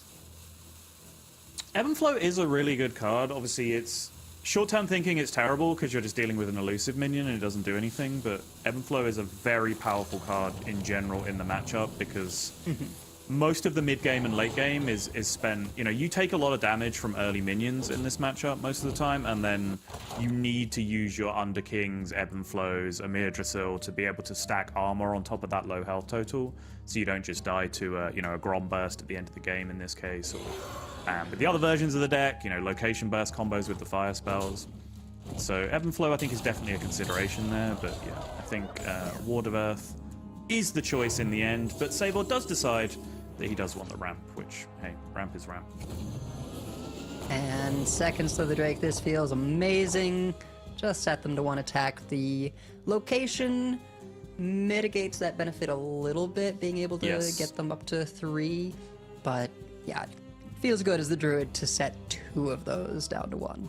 Yes, those are the biggest problem cards in the matchup, and you've just successfully neutered 2 of them, and even with the location, not really able to even deal with the Windfury 5/5 on board. So there's actually an opportunity here for Saber to go on a bit of an offensive, or just use this Windfury Dragon as a trading tool if needed. Just going back a little bit to the ramp decision on the previous turn, it does make sense as you start to look at it, because now, it's denying himself ramp for 2 turns, right? If he doesn't do it on the previous turn. Yeah. He also then would not have it going into this turn. He would have to ramp on this turn specifically, because he's so locked in to playing the Time Reaver on turn 6.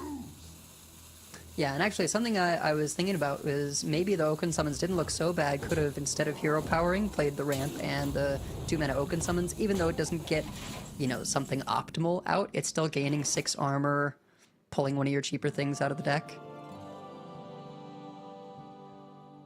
Did you catch what the weapon was up top? 3 charges left. I did not. Yeah, we were just yakking, and it's something with an effect. Yeah. See so that lightning attacked bolt. for 4. It would have been a 3/2 weapon naturally, I think. It's been buffed to a 4/3. Oh, we've got the of Dormant course, Chiefs it's on board. Yeah. Yep. Solve for X, Edelvan. It's difficult stuff. I wonder. Yeah, one of the decent options, right? It's 4/3 weapon is pretty respectable. I think it's always tricky whether or not you want to go really big. And try and hit. Okay, speaking of going big, Didn't need to give that one taunt from the spell. That's just the big one. and now able to pick up a nice Elise location here. Wind Fury from this cleans up the 2 of the highest power minions.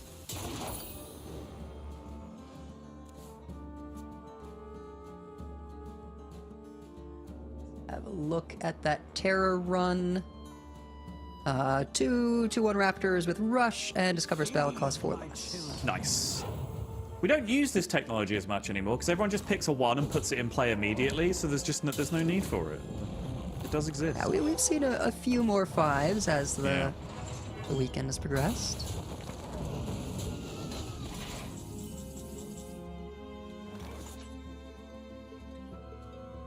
And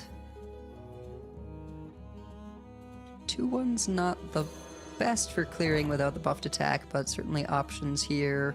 Ebb and Flow helps clean things up a little bit better. Ooh, Photosynthesis is a very nice hit. 6 healing. Hybridization draws yes. quite a bit, though. Hybridization is just generally fantastic in this deck, especially if you hit it off Horn of Plenty during your early curve, because it just pulls you the Treant, the Broodmother, and the Ramp Dragon that you just want in the early game, almost 100% of the time. But yeah, in a spot like this, probably better just to go for some extra utility. Forest Gift, pretty solid hit here. Yes. Honestly, when the cards were being revealed, I did not think much of this card, Forest Gift, but it has really been impressive, both in some of the earlier aggro druids that were floating around on release, and now just as a discovered pickup for the Marithra druid. Yeah, the main way I see it is people just roll it off Sinestro with an attacking minion, and you just die. It's just plus 12/12 to a minion that attacks you. Well, the other way is you take it off a Horn of Plenty, and then on your Wickerfang turn, buff one of the arms. Yeah, 100%.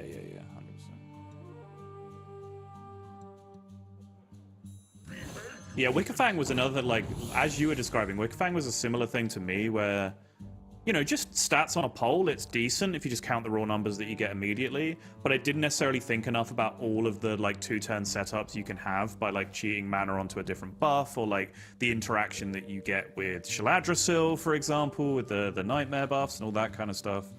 It's a little bit better than I was expecting it to be, and it's found its way into pretty much all of these druids now as well. Yeah. He smile, taking a look at the Dark Gifts. Nothing to activate Precursory Strike. Just going to go ahead and put high stats on board this turn. What pretty petals! May want to, keep the board full. This other sheep is not going to matter. It's not going to have time to wake up. Speaking of Wickerfang. There's a funny interaction as well with the Elise location if you get the plus attack. Yeah. Even though it's a temporary boost, temporarily boosting the stats of the arms does permanently increase the stats of Wickerfang itself. So straightforward line here is just jam your Underking, probably with the Horn of Plenty. But it looks like Saber might be considering getting very aggressive with the Ysera here, but thinks otherwise. Well, you know, there was the opportunity to, I think, Ysera and then give it Taunt. Yes.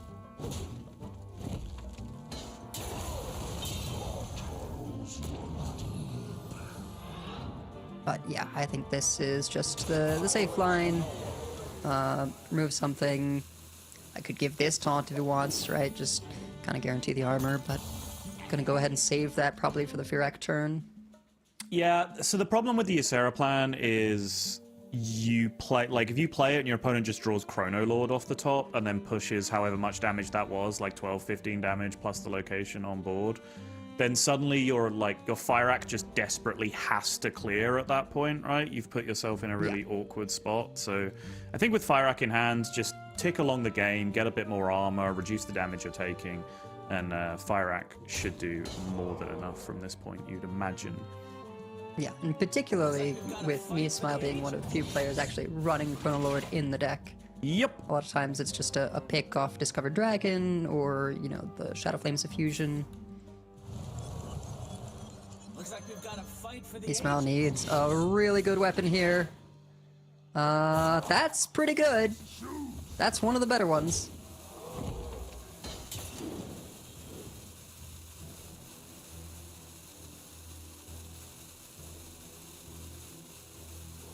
Yeah, I needed it as well because you do give up a good chunk of card draw by playing all these minions in the deck.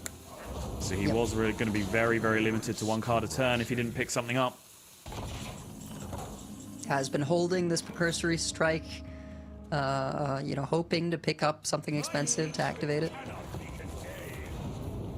Yep, Saber just going to rip the Firak here. Was very pleased, I'm sure, to get hold of a 0 mana Mark of the Wild on the previous turn, because that means he can defend here with the Firak no matter what happens. He's also got the Raptors still to come from the location to clear up. Yeah, and pretty good hits, honestly. Now with a full hand and, you know, a little bit of board development, some armor, remove a couple of minions. You know, not the full clear that he might have hoped for, but he does still have the Elise location for that.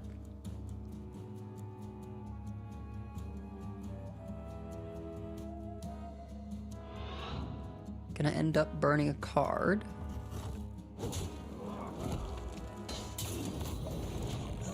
Which, as we're all well aware, means that he loses the game immediately. That's just the rules. And here's another sort of different inclusion. Great Dracorex. Yep.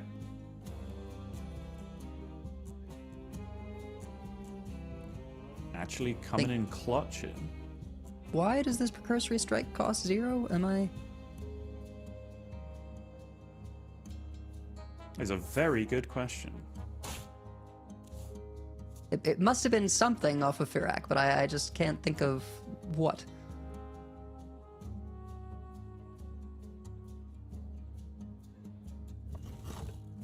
Someone should be a Noah. I'm waiting for the Noah to let me know. Oh, of course, yeah. He had the 4/2 Death Rattle that reduces the leftmost. Ah, yes. Okay, so not the Firak. Yeah, last turn. I mean, sort of the Firak early Saber's turn, right? Clearing off the minions. Yes. Cost reduction. Yeah. And what's the burn? My hand is too full. Honestly, Ooh. pretty good for me, Smile, seeing that burned. But yes, but with the state of Sabor's hand right now, it was going to be a million turns It was before going to be a could while. really get yeah, value. perhaps but if it came to that, you know, it would not be the thing that it decides the match. Yeah. But definitely one of the bigger cards because, like a Dream plus Awakens turn does tend to spell the end for Dragon Warrior. Goes trees yeah. first because he can't use it on the elusive minion. Probably going to be Underking to go alongside this. Yeah, Questions of usage of Mark of the Wild with Darkscale as well, as you can fit in there.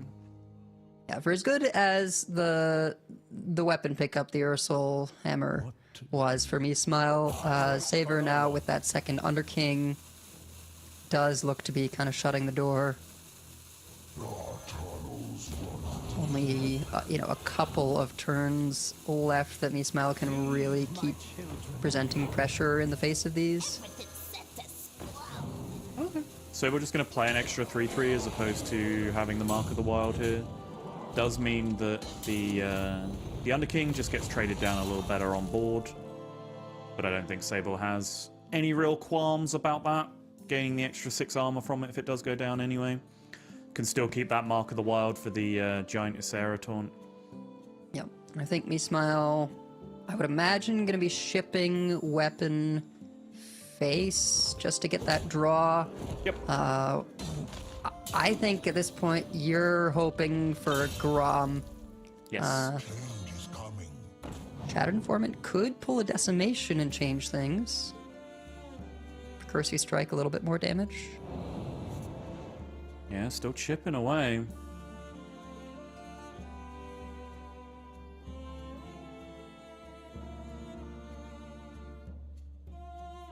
I think Saber is quite meticulously playing around Chronolord specifically here, right? Because there's been a few turns. One, I noticed at the time I didn't get to mention, he played the Fire Rack and then made a smaller taunt by taunting the Death Rattle that summoned the Dormant Dreadsteed instead, because if he puts it on his Fire Rack, then Chronolord just kills his Fire Rack. He doesn't have the taunt anymore. Not using the taunt on the Underking here is kind of the same thing, because the Underking was played that turn, which means the Ysera taunt thing is going to be difficult to do in the same turn to make a giant taunt, because you'll have to drop it down on an accompanying minion, not just dropping the Ysera, if he's going to continue to go down that line of playing around it. This is a lot of resilience from the Dragon Warrior here that I would have very quickly written off. Not the deck that I consider to have as higher comeback potential as the version with the the extra clear potential from the location, more burst damage from hand, with the the 3 attack AoE cards as well. But it comes hanging in there. Yeah, rather than being all in on the early damage with the fire package, is the list that you like. It's got the Chronolord, it's got Great Dracorex, it's got those Shadowed Informants, which, anytime you're discovering a spell is a bit of a wild card. And the Dark Gifts. Yeah, Dark Gifts are great. I've lost count of the amount of Dragon Warrior mirrors I've played where it's like, my opponent drew the cards that said Dark Gift on them, and I did not. And that seems to be a problem for them. And Saber saying, it's too good a minion not to give it taunt. Yep. You haven't had Chronolord Epoch this whole time. Let's see what you do now. No access to it here unless he picks up card draw from the Shadow Informant, or gets it from the Dark Gift, which he does not. This might be double Shadowed Informant, just gonna look for Decimation. Yep. For Glory. For Glory is insane here.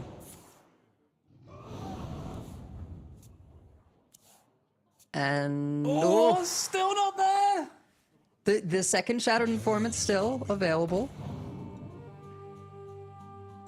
Bitter End. Not as good, but still clear, or just execute if you need to focus on the one minion cheaply.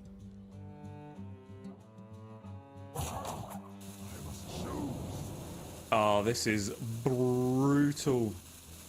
Can do this and drop Sanguine Depths if he wants to clear more than one. Yeah, focusing on clearing the taunts makes a lot of sense. Yeah, using the attack to push through anyway. This kills an additional minion. Kills an additional taunt because the dormant minion was blocking the adjacency for anything else he could possibly do. Yep. I does have to worry, a little bit about the damage that Saber has as well out of armor gain. So there's potential always for a backswing.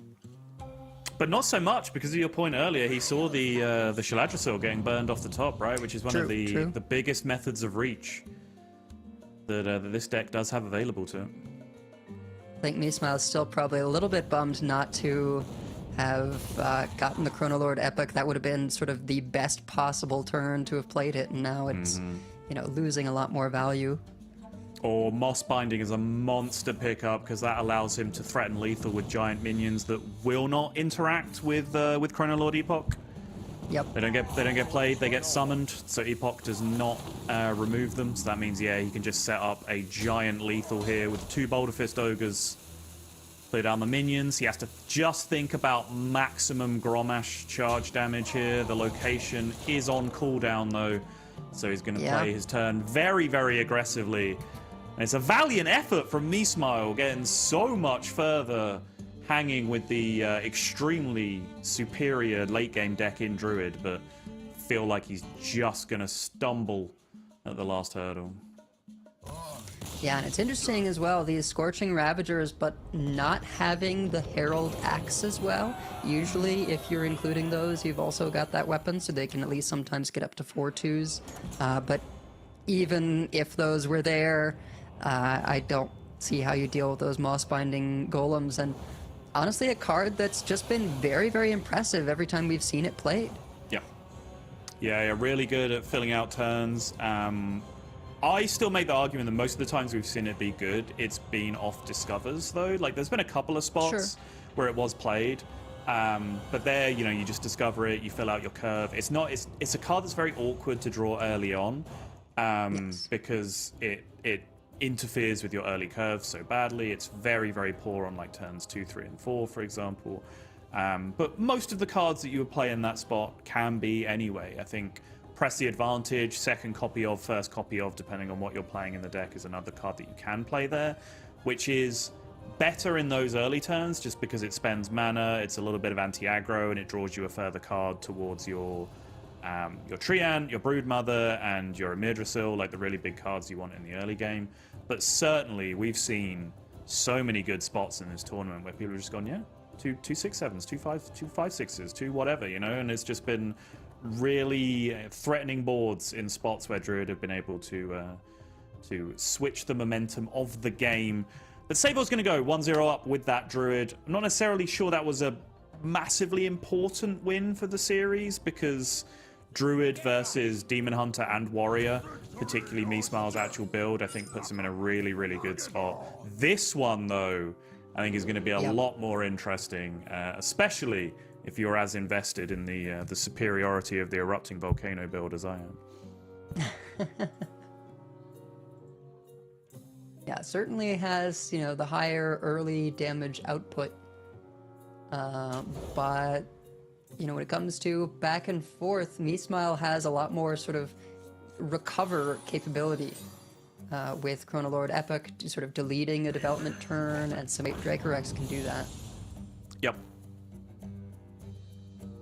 Ouch. Those are not good. Yeah, I mean,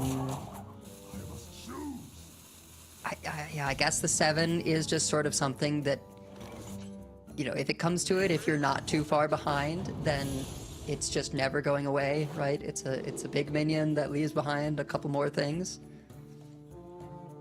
Those are also not good. Yeah. 3 mana, 2/4. 3 mana for 2 2/4s is probably just the best deal you have here, even though the effect doesn't do anything. Yeah, particularly with just no other curve lined up, really. Yep. It also hits your Windspeak Worm Kindred. If you don't coin it out, if you just play it naturally on 3, you can then get the Kindred for coin Windspeak on 4. Yep.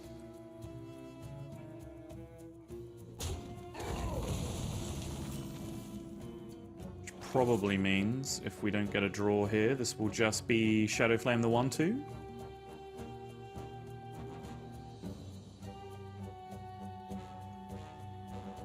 Although that does make life a little bit interesting.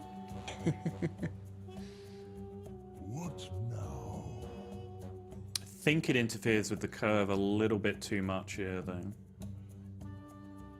To coin or to. To coin out the volcano, yeah. Yeah. Because you could just go coin volcano into Shadow Flame's Diffusion on the following turn, fit that in with the 1-mana slam. But I think, oh wow, he actually is going to do it. Gonna go for it. But it may pay off because Meesmile pulled the, I think, best 3-cost dragon you can get. You know, it carries some downside that is occasionally relevant, but missed on hitting Prescient Slither Drake, so he's okay. Yeah, the actual curve here in terms of what you can now spend your mana on turn 3 is fine. I just my instinct to not do this was just that it really messes with the Kindred curve for the Windspeak Worm specifically. But I guess Saber just trusting that he can have another dragon to play on turn 4. Yeah, it does sort of force a reactive stance. Ooh. You excited at the second volcano? Well, now. Okay. I mean, all of these have their benefits. Yes. I think as tempting as Great Draco Rex is, there's a lot of mid-game stuff that's very big and you need to be able to deal with. And Barricade Basher, just with your hero power, is pretty nice to remove some of those things. Like, it just eats a Prescient Slither Drake with the hero power. It does. Oh, okay. Too many of those shots were going left and face at the start, but did get there in the end. Yeah, the problem is just the random element, right? Like, you're going to be behind for a couple of turns here just because of the way your curve is locked in now. So your opponent might have some 2-1s and 1-2 dragons on the board with the large minions that come down by the time you're actually able to play that in hero power on 5, which makes it a little bit awkward. I think the Draco Rex is so good. I have genuinely considered putting it back in the deck naturally, just because of how many times I do want it when it comes up on Discover. It's just such a powerful effect to have in so many matchups. And now the Windpeak Worm Pong begins. Indeed.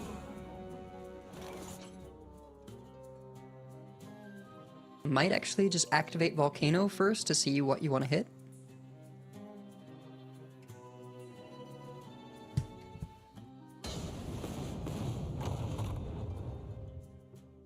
Okay. Yeah, I could take out the elusive minion instead this way.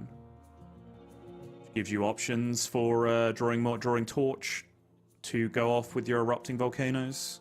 Yep. I like that a lot. What now?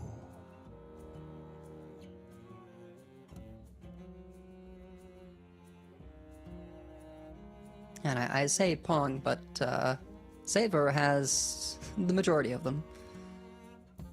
Yeah, it's a game of ping pong, but Meesmile just isn't very good at ping pong, so it's only like the rally's only lasting 2 shots. I guess this is reasonable actually, because he has the second one. He can just kind of let the elusive take care of itself, because he now feels like Meesmile is going to have to trade back into him. Yep. And then he can clear it up on the next turn anyway. This is actually pretty smart. I think I would have missed a bit of initiative here just by trading into the 6-7 directly. But Saber just gets to be a little bit, just a tiny bit more aggressive for one turn, which I do like.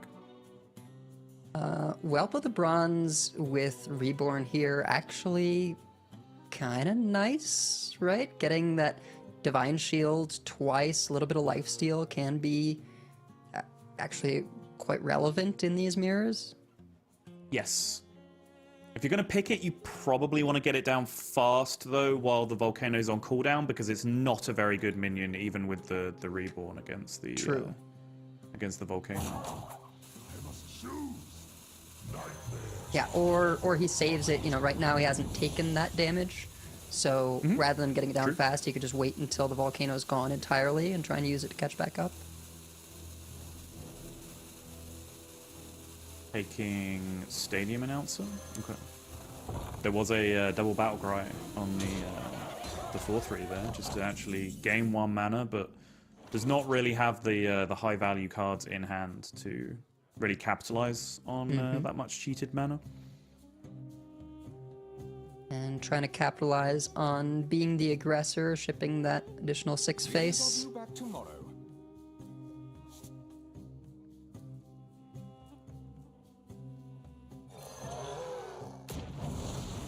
And Saber actually just saying, you know what? I'm gonna force you to trade your prescient Slither Drake off. Gonna get rid of everything else.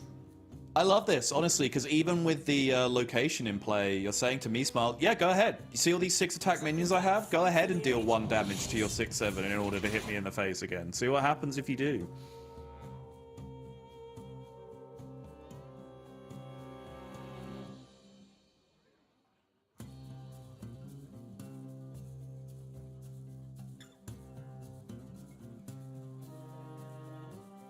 And it's always a little bit finicky to see the weapons, but I believe that is the Ursol Hammer again. Yeah. Yep. So very, very good pickup.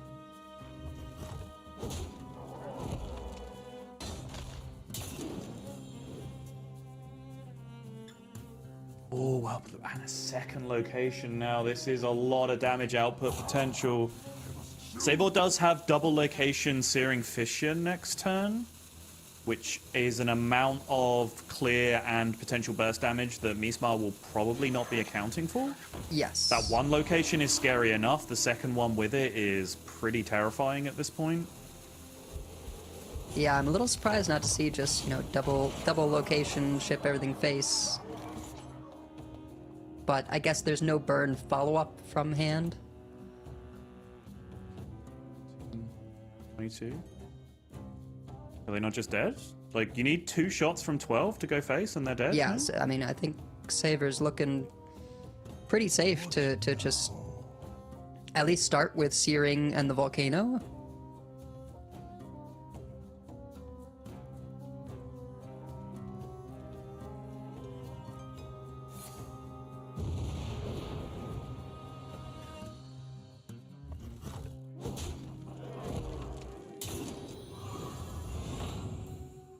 I'm gonna utilize this rush to try and get more of the shots to go face.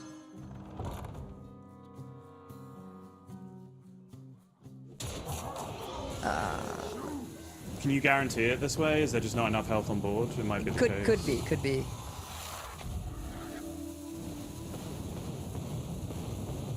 You know, it's always a question when you're dealing with random shots on, like, well, but if I miss, am I just dead? Oh, no! But me smile. 1 off. Has another draw. The fact that it gains armor is significant, although I'm not sure it's enough. You may still have to send it at the 6/5 to not be dead here. Brewkeeper not going to be good enough. Not enough mana to play the Herald Rush and the Windspeak Worm at the same time to even take the role of the damage going face. Yeah, has to kill the 6/5. You hear power, set up the other Sanguine Depths, and hope for a Grom top deck.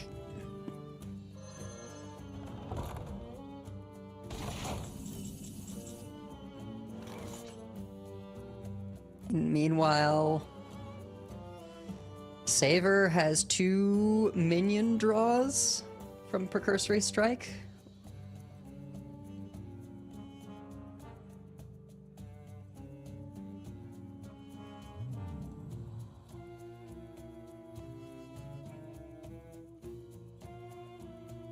And he may actually be forced to just...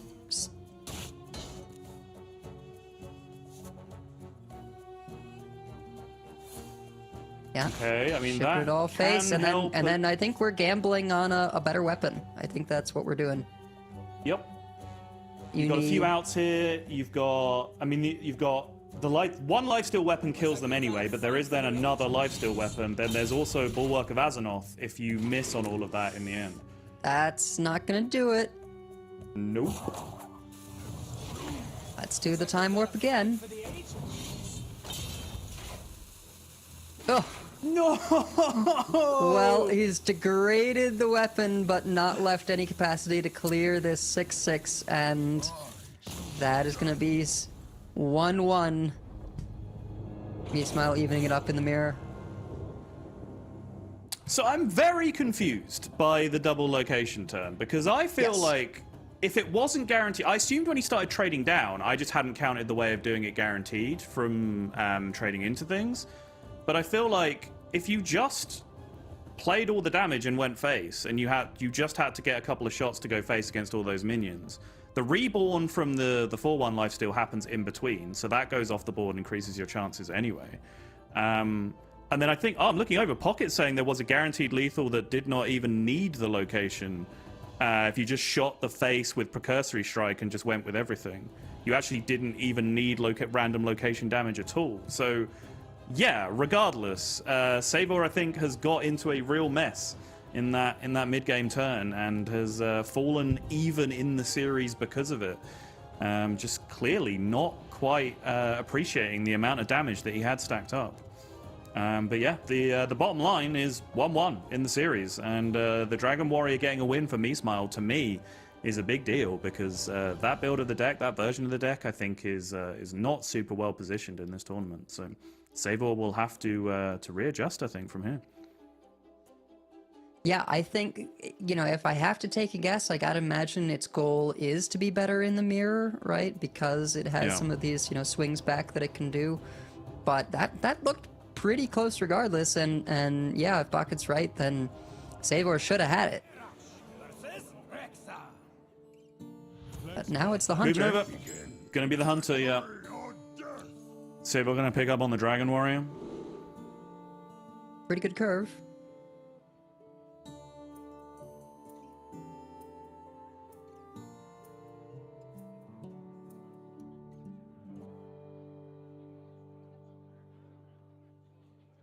Yeah, it does have a Torch, which is an extremely powerful card in this matchup. If you can pair it with the early 1-mana location as well, you can just, between those two cards, pick off every single minion they play early on. But might not even need that, just because of the efficiency of the start that he does have with Petal Peddler here. Depending on what comes off Dark Rider, of course. Dark Rider itself, a very, very slow card.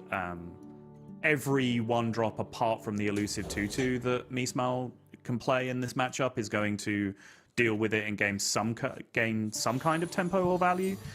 But yeah, if he can get a decent Dark Gift off of this, then he should be able to stabilize. Actually sends the Torch away and picks up an Erupting Volcano, which is an even better way for dealing with a lot of these early board states. Yeah, did send away also the Peddler, and does pick up another 2-drop to replace it. Yep, Dark Gifts here, you kind of just want to pick the cheap ones, just making sure you have ways to fill out your early curve. You're not going to be as efficient as what the Hunter is doing most of the time, but just having stuff to play to at least slow them down somewhat is very, very key. Yeah, but this Fletcher, I think, a little bit unsuspecting in a lot of ways for the deck. It's just a 1-mana 3/3, because you get those steady shots, every single turn. Well, those are not it. Shadowed Informant did the thing that you like to see it, where it goes from your class to specifically naming your class on the first transformation, so you actually get to pick up spells potentially that you play in your deck anyway, which you always like to see. Yep. Meesmile gets this Shepherd's Crook going on curve, which actually could be, quite impactful in this matchup. Just getting a couple of 3/3s to pop up in the mid game.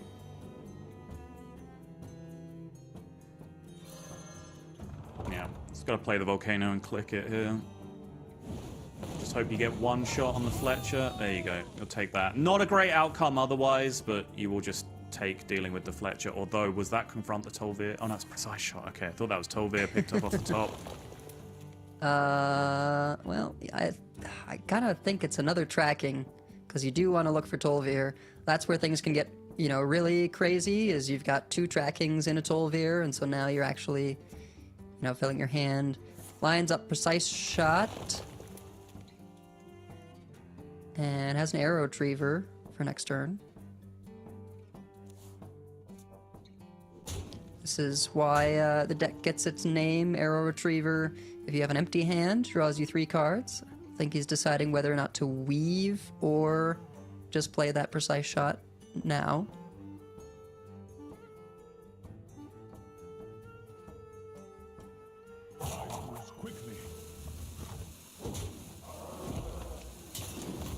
Yeah, I mean, setting Saber down to 9.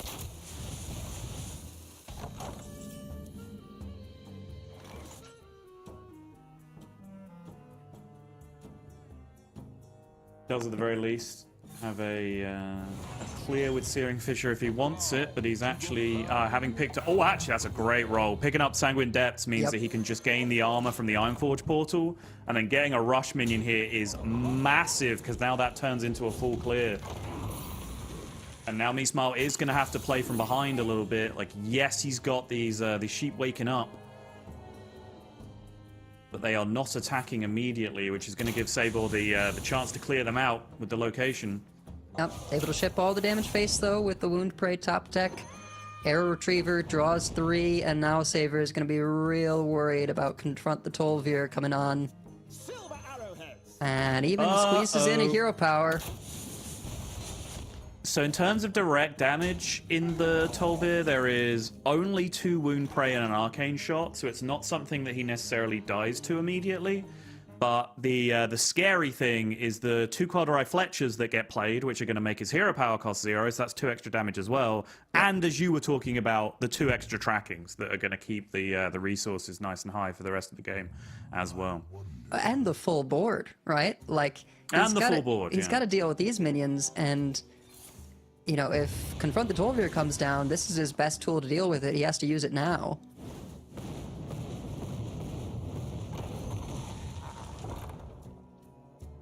Job's done. Actually, just gonna... Yeah, use both of these volcanoes, and he just has to pray that it's not there. Fortunately, his prayers are not going to be answered. There's only currently 3 minions in the Tol'Vir, so yeah, he can just play this first, and now this will make a full board. Might miss a minion with the Wound Praise, depending on order, but because he has 2 Fletchers, he's definitely going to get at least one of them anyway, so not too worried about it. No quarter for traitors. Yeah, where, you know, you don't always know what you'll get is when you do have the Raptor Nest nurses in there, because it gives you a random 1-cost spell, it gives you a random 1-cost minion. You know, that's how you end up with a lot of stuff in there, but fairly predictable. Confront the Tol'Vir and setting Saber down at 2. Looks like we've got a fight for the ages. Lifesteal's not gonna be fast enough, and I don't think there's a weapon that saves even Bulwark. There's sort of too many things hitting him. Yep, even the buff on Bulwark getting 5 charges, still not going to be good enough, especially when giving your opponent a weapon as well. You are going to go down here, and this is where a single mistake, like the one we saw in the previous game, can really, really snowball at this high level, because now all of a sudden he's at a deficit where he should have been in a comfortable position, you know? 2-0 would not have had to play the Dragon Warrior again. The timelines completely diverged because that Hunter would have been playing against something completely different. And even if that very strong Hunter draw, which beats most things when they draw like that, had ended up taking the win, he'd still be in a very comfortable position, 2-1 up in the series with only his rogue left to win with. But now he finds himself really, really up against it. But if there is something to hold on to, it's the fact that Demon Hunter is the remaining deck for Meesmile, which has been a little more of a struggle than some people may have expected coming into this. Yeah, his best deck into it, though, he's already gotten through with the Druid. Rogue, still, I think, decent shot, since it does turn off the Demon Hunter's deck with that King Lane shuffled in. That has been kind of a big tool in what gives Rogue the edge. Warrior, I feel like you have more info than me on how that goes. Is it even? How do you feel about that matchup? I feel good about it from the warrior side. There are, of course, like hold is a heck of a card. If you don't find torch and they start throwing out the hold minions, it's quite often just too much stuff to deal with at that point. Because I think Demon Hunter does fine with like matching the pace of Dragon Warrior for minions in the early game. Between the sigils in the early game, between the 4-mana Hound spell, they can pretty much pick apart your early boards. So it does stalemate down to kind of the mid-game period. If you find a torch as the warrior, I think you're fairly comfortable getting through that mid-game, though. So I would say it's slightly warrior-favored if you have the right build. But it doesn't matter if your matchups are favored if you have to play 2 of them. That's the big problem here from Saber. Like, this Demon Hunter, like, Me Smile is favorite in the series now, no matter what the matchups say. And certainly... Let's pick up a Glacial Shard, though. Double Sigil start into Sigil of the Cinders puts Me Smile on board very effectively. Yes. And not reliant on any of the no minion cards.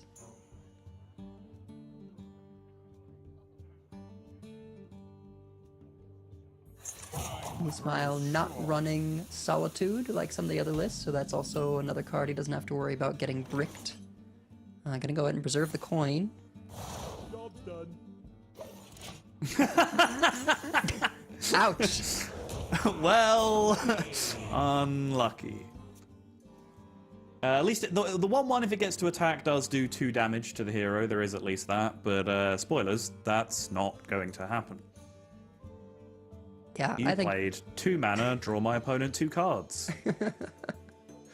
I think you probably take that. Broxscar's Last Stand can be something you save for the 3-drop, just because it's hard to deal with that stealth side, but this is a little bit too good to pass up, I think. And he gets 1 to replace it. Go ahead and coin out the other sigil. I guess I should say Sigil of the Seas. There's lots of sigils. They're like the Paladin auras. It's the Demon Hunter mechanic. So probably have to drop the Glacial Shard here. Real excellent utility card in the matchup, but comboing out this Rite of Twilight. I do think people overvalue how essential comboing Rite of Twilight is sometimes, but I think if you can do it, it's almost always correct to do so. Yeah, in this case, actually removing something. Yeah, other instances, I agree that people go out of their way for just, an extra 3 damage face that maybe didn't need to be done. Another Broxscar's Last Stand, though. Looks good. The question is, you're spending a lot of time not developing this Wyvern Slumber.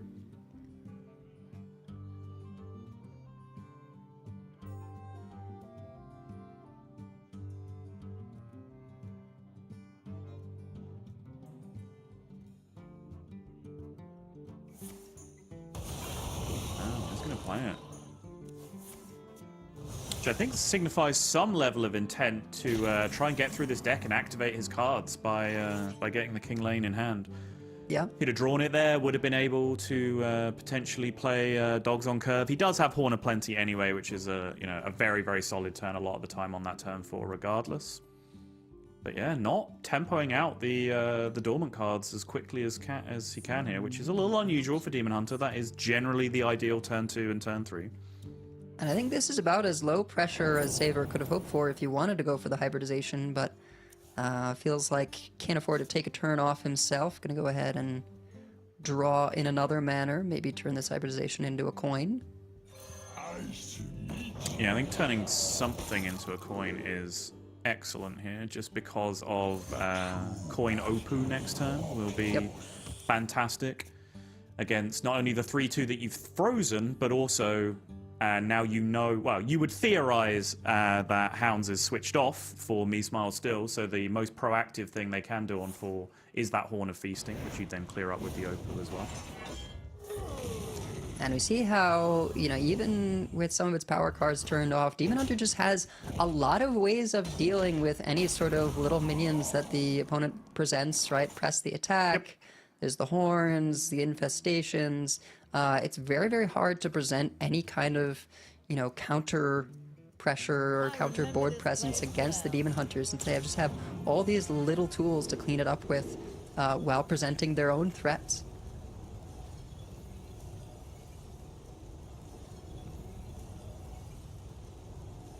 Raptor does clear up, but Discover a Spell is kind of the generic good option now from these 1-mana locations. I believe the 3/2 is still hanging around. It Yes, is it currently is. concealed. Yep. Yeah, all good options, which usually you don't want to see everything you want all together. I think goes for the Raptor. And now can pick between spell and armor.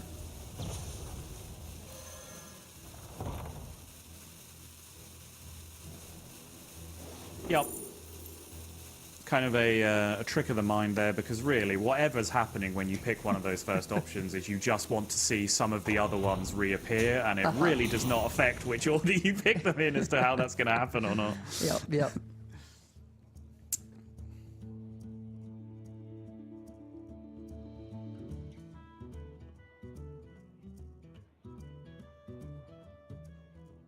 And now, me smile, still no King Lane, but also actually, Lasting Legacy, not really something you play until you're going to be winning the game anyway. So, no cards in hand that require him to not have a minion in his deck. Yeah, importantly, the 4 attack you give yourself, which is, the straight up lethal part that you get most of the time, still works, even if you have the minion in your deck, so you can make that happen. Ooh, hello. South Sea. Long time no see, old friend. Yeah. An old staple for Rogue with Cold Blood.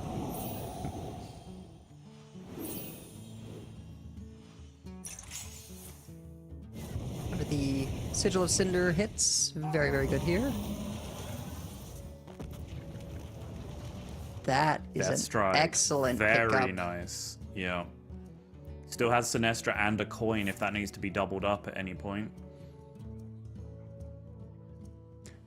Bygone Echoes, not enough corpses to get the 3rd minion, but it might still just be worth it for a couple of 4/4s.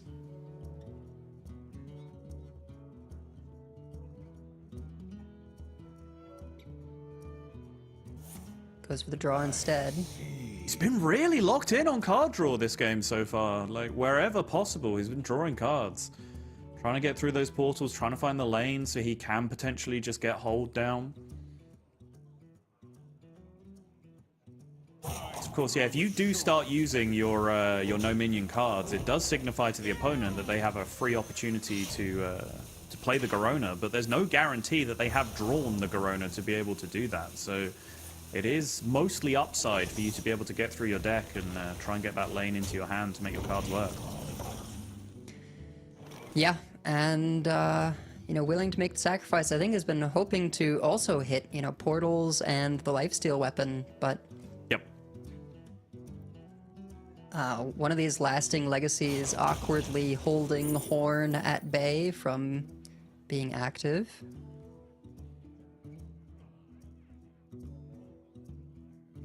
Web of Deception. An interesting discover here. Could just do that with Sinestra. Yeah.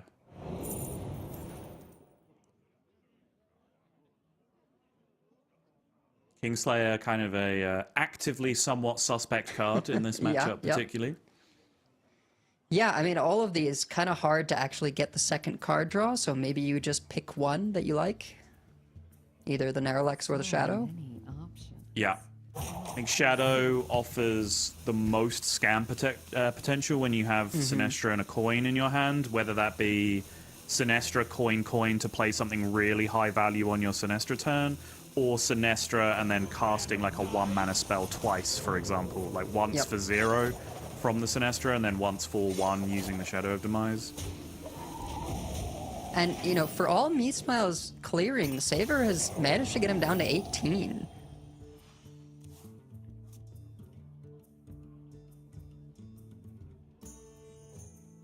There's a Hounds, still no King Lane. Yeah. 19 the first real cards in the brick deck. of the Yeah, the first real brick of the game for Meesmile, though. He's drawn pretty well in terms of, okay, he hasn't got the kind of draw where he just very quickly grabs the lane and then his deck works as intended, which are the best draws.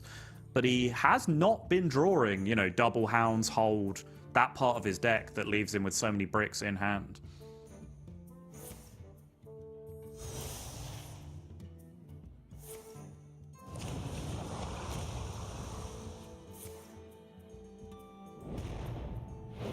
And once again, prioritizing that draw does get, a lot of damage face pushed. Yep. Does not get it with the lifesteal weapon, though, so leaves himself vulnerable.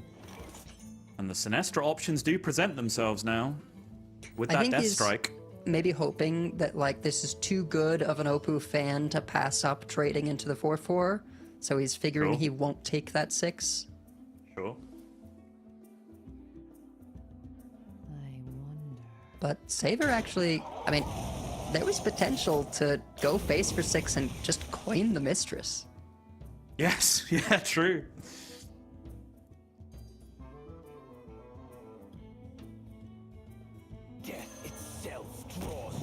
See Envoy at the end coming out into play. This is, I think Saber's the only person in this tournament playing it. It's a direct competition in the list between the Shaladrisil and the Envoy. For the purposes of a lease, essentially, is whether you put a 5 or an 8 in your deck, just to round out the number of unique cards. It is one of a small influence on why I picked Saber when no one really had the perfect lineup for me in this tournament, but I do have a little bit of an anti-Shaladrisil agenda in Rogue, just because so many times when you get to 8-9 mana to be able to play it, you have 8-9 cards in your hand all the time anyway because of all the randomly generated discovered stuff. You just never have room to play Tree from hand. But I don't think Envoy of the End is a particularly high quality card either, which is why the debate exists and why it's been overwhelmingly the Shaladrisil that we've been seeing from players in this tournament. Yeah. Meanwhile, Meesmile, another not so great draw. Nispira could have been great earlier in the matchup when he was playing all those fell spells. Yeah. Now it's looking a little bit dead. Just trying to break the weapon, hope for a good demon. That one's not so great. Oh, you can continue to hope for a good demon if you would like to. Oh, got him! Oh, the shrug from Saber. I don't know. I can't translate, but I would bet that was some variation of, look, if you're good, you're good. I don't know what to tell you. And there's hold. These Raptors are gonna, clean up a little bit. Garishi Stinger, still trying to push what he can face while clearing up some of the pressure. But the window's really closing here, and he's going to get the bad news from this Sinestra. Fully upgraded at this point. Double Death Strike. Yes. Don't need the clearing, but you'll take the lifesteal. Yes. He has greeted this within an inch of his life, but surely at this point... Oh, and you actually... just have lethal. Yeah. Yep. With the Hand of a Doll doubling. So in the end, doesn't need it. I respect the level of greed on the Death Strike. I think I may have gone Sinestra Death Strike maybe a turn earlier than Saber ended up doing here, but he absolutely greeded it. But the fear of that King Lane hold combo coming out at any time, and if it hit Illidari Inquisitor, you just lose the game on the spot. Saber slams the Sinestra on the first turn that is going to genuinely be lethal, ends up not needing it anyway by finding a lethal of his own, hitting 2 damage cards from the Sinestra in the end. So, squared up, a series that should, by all intents and purposes, be over at this point if we didn't have that miss lethal from Saber in the Dragon Warrior game previously. So now it is back to that Dragon Warrior, and we are going to see the Dragon Warrior Demon Hunter showdown, and we shall see. Meesmile will want a hold much closer to the top of the deck this time around than we saw in that one, since his cards actually work this time. From Saber's side, as I said, early curve is great, but Demon Hunter does have the cards to be able to deal with it. Even those mid-game 6/8s, if they discover into Flash Flood at the right time, they can clear up those board states quite effectively as well. So a lot of time, if both players draw well, this matchup will boil down to kind of a battle of locations where Warrior is almost playing the control because the big minions are coming down from hold, and you're trying to use Torch and Location to clear those up.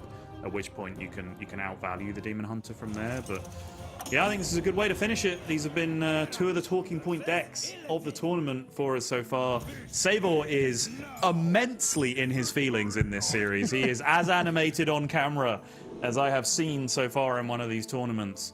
But this is it now. Third quarterfinal. You have to make it all the way through to top 3 now to be able to qualify for the World Championship. So one of these players is now going home based on the result of this tournament, whereas one lives to fight another day. Meesmile sending everything, looking for those good cards. And, Saber probably going to be shipping 3. I don't know if, maybe you keep the Sanguine Depths alongside the Whelp, but I feel like you want to hit those Dark Gifts early. Those are often what give you the powerful stats, and actually just keeping the Volcano, a man after your own heart. Oh, I knew I picked this guy for a reason. Now this is pod racing. Come on.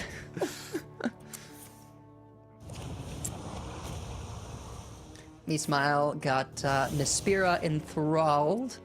Not quite the location that he hopes for, but, still a good one to have. Might actually just queue up the Infestation next turn while he's got time to do so he can line up Nispira and get it activated more quickly with the Sigil later on. Alright, finds a playable at the very least, but no Dark Gift just yet, so we'll be playing from behind for the first couple of turns. Can then coin out Prescient Slither Drake to probably take control of the board at that point. Unless Meesmile has a disgusting start here. It's an interesting choice here, I feel, between Sigil of Cinder and Infestation. Infestation, the Garishi Stingers are extremely effective clear tools. Sigil, a lot of times, you do want your opponent to already have something, so you know you're getting some clear value out of it. So if you lock it up in a matchup like this, and then it goes all 6 face, yeah, you're not too sad about 6 damage face, but it's not entirely what it's there for.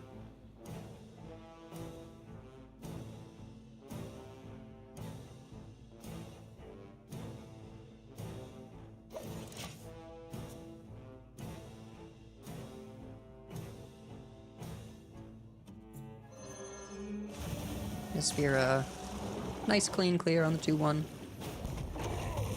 And Saber's gonna have that coin Slither Drake.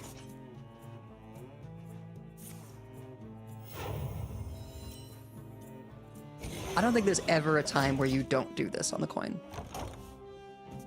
I would concur with your assessment. Speaking of switching off cards, Hounds technically still works, but it is not a playable Hearthstone card in this position. Just conceding 4 mana of tempo completely to the opponent. You then get to hit face. And Saber here has good follow-up as well. Still has dragons to play, still has Erupting Volcano, Searing Fissure combination, which can clear up most board states you would see from the opponent, such as these Hounds, but they come out, very, very clutch here. And Demon Hunter does have more tools than most for dealing with the Slither Drake, just because a lot of their removal comes in the form of these rush minions. Yes. Yeah, rush minions or the Flash Flood that I was referring to earlier as well. Just Right. both do a pretty good job of clearing this up. It's funny, Flash Flood, not something that people are actually running in decks because it's hard to get a card in outcast position, costs 5 mana, but just the fact that you can find it both from Hive Map as a fell spell and from Illidari Studies as an outcast means that you hit it a fair amount of the time. Looks like we've got a fight for the ages. Saber just going to play the curve here. That'll do. It's not ideal sometimes just because of the Death Rattle. This bounces a minion back to your hand on the final swing. But your goal from here is that the game does not last that long, because you are going to try and end this with Erupting Volcano and Searing Fissure from this point on. Yeah, I think he just sees it as, hey, that's 15 damage. We're gonna hold off for this big push. Hopefully we can get there before any of the really big minions come out. Clear this up with grubs. Drop 2 Hounds of Fury. There we go. A little counter-offensive. So there is a chance here that minion could live if it is going to be Erupting Volcano and Fissure from the opponent. Oh, Windspeak Worm now, though. Now we're playing Hearthstone. Yeah, MeSmile knew that was the card, because now MeSmile down to 8 needs specifically Lifesteal or Taunt to stay in this game and does not find it off the draw. 3, 6, 8, I-beam 10, potential 12. off studies? Yeah, 16 showing currently in terms of damage that he can throw back. 18 with the Goroshi Stinger, 19 with the Hero Power.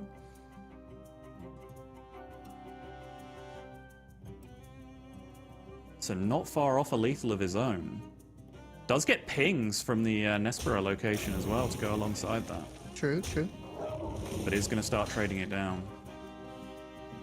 Interesting to not even look for the I-beam off studies for a little bit of healing. Yeah, still has mana, right? Oh! The Doomsday Prepper. Just denial of a turn entirely. That's disgusting. Everyone ready for the fight of their lives?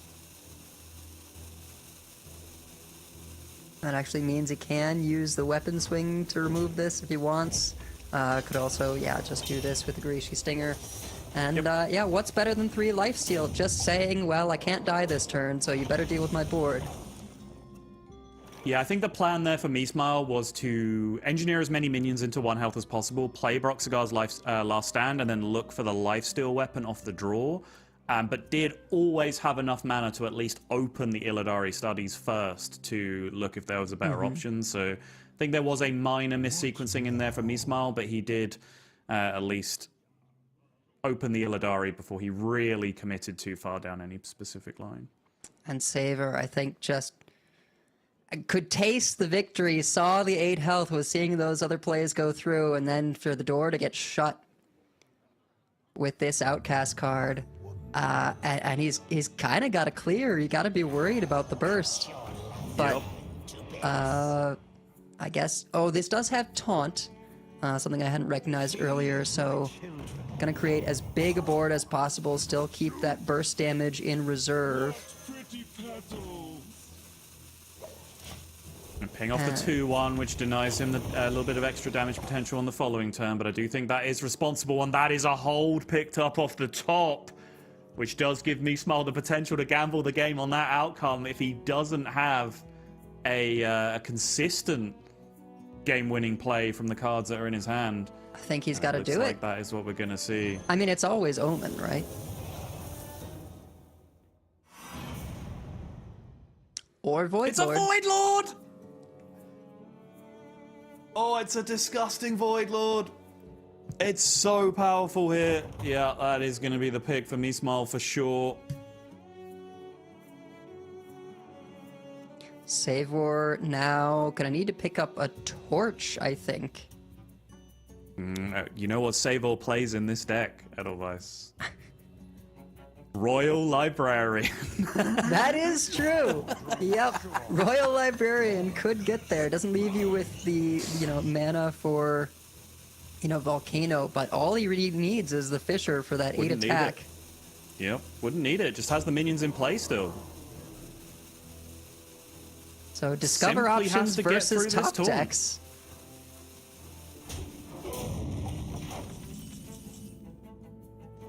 Well, there's a torch. Not the best hit of Librarian, but he can do some serious work here. Clearing this up. You got the Fissure. Torches down the rest of these taunts. And that is going to be just good enough. It's absolutely guaranteed, yeah. Even with one torch, there was no outcome from the shots from the volcano they'll be able to get there. So there was multiple ways this ended up being guaranteed. That is going to be 8 damage to the face. Saber avoids the scare of his own creation with the Dragon Warrior and manages to redeem himself, finding the lethal through the most difficult of circumstances, with Meesmile finding back-to-back defensive options in the immunity and then the big multi-taunt with the Void Lord as well. Finding the torch off the top, that is going to secure top 4. But unlike previous tournaments, his road is not over yet. He has not walked all the way through. He has to make it into top 3, which means he has to either win his semi-final or win the 3rd place playoff from here as well. But congratulations to Saber. My pick gave me a heart attack during that one in terms of getting through. Perhaps Meesmile will feel a little aggrieved there, but yeah, I think overall an excellent series to watch, but of course commiserations for Meesmile. It's got to hurt going out so close to the World Championship otherwise. Yeah, I mean, I gotta hand it to Saber. I think a lot of folks would have buckled in the face of that immune for the turn, right? Yeah. When it was so close. But he held it together, had that taunt dark gift, was able to pull it back. But that's going to do it for our long series there. But we'll be back with more just after this break.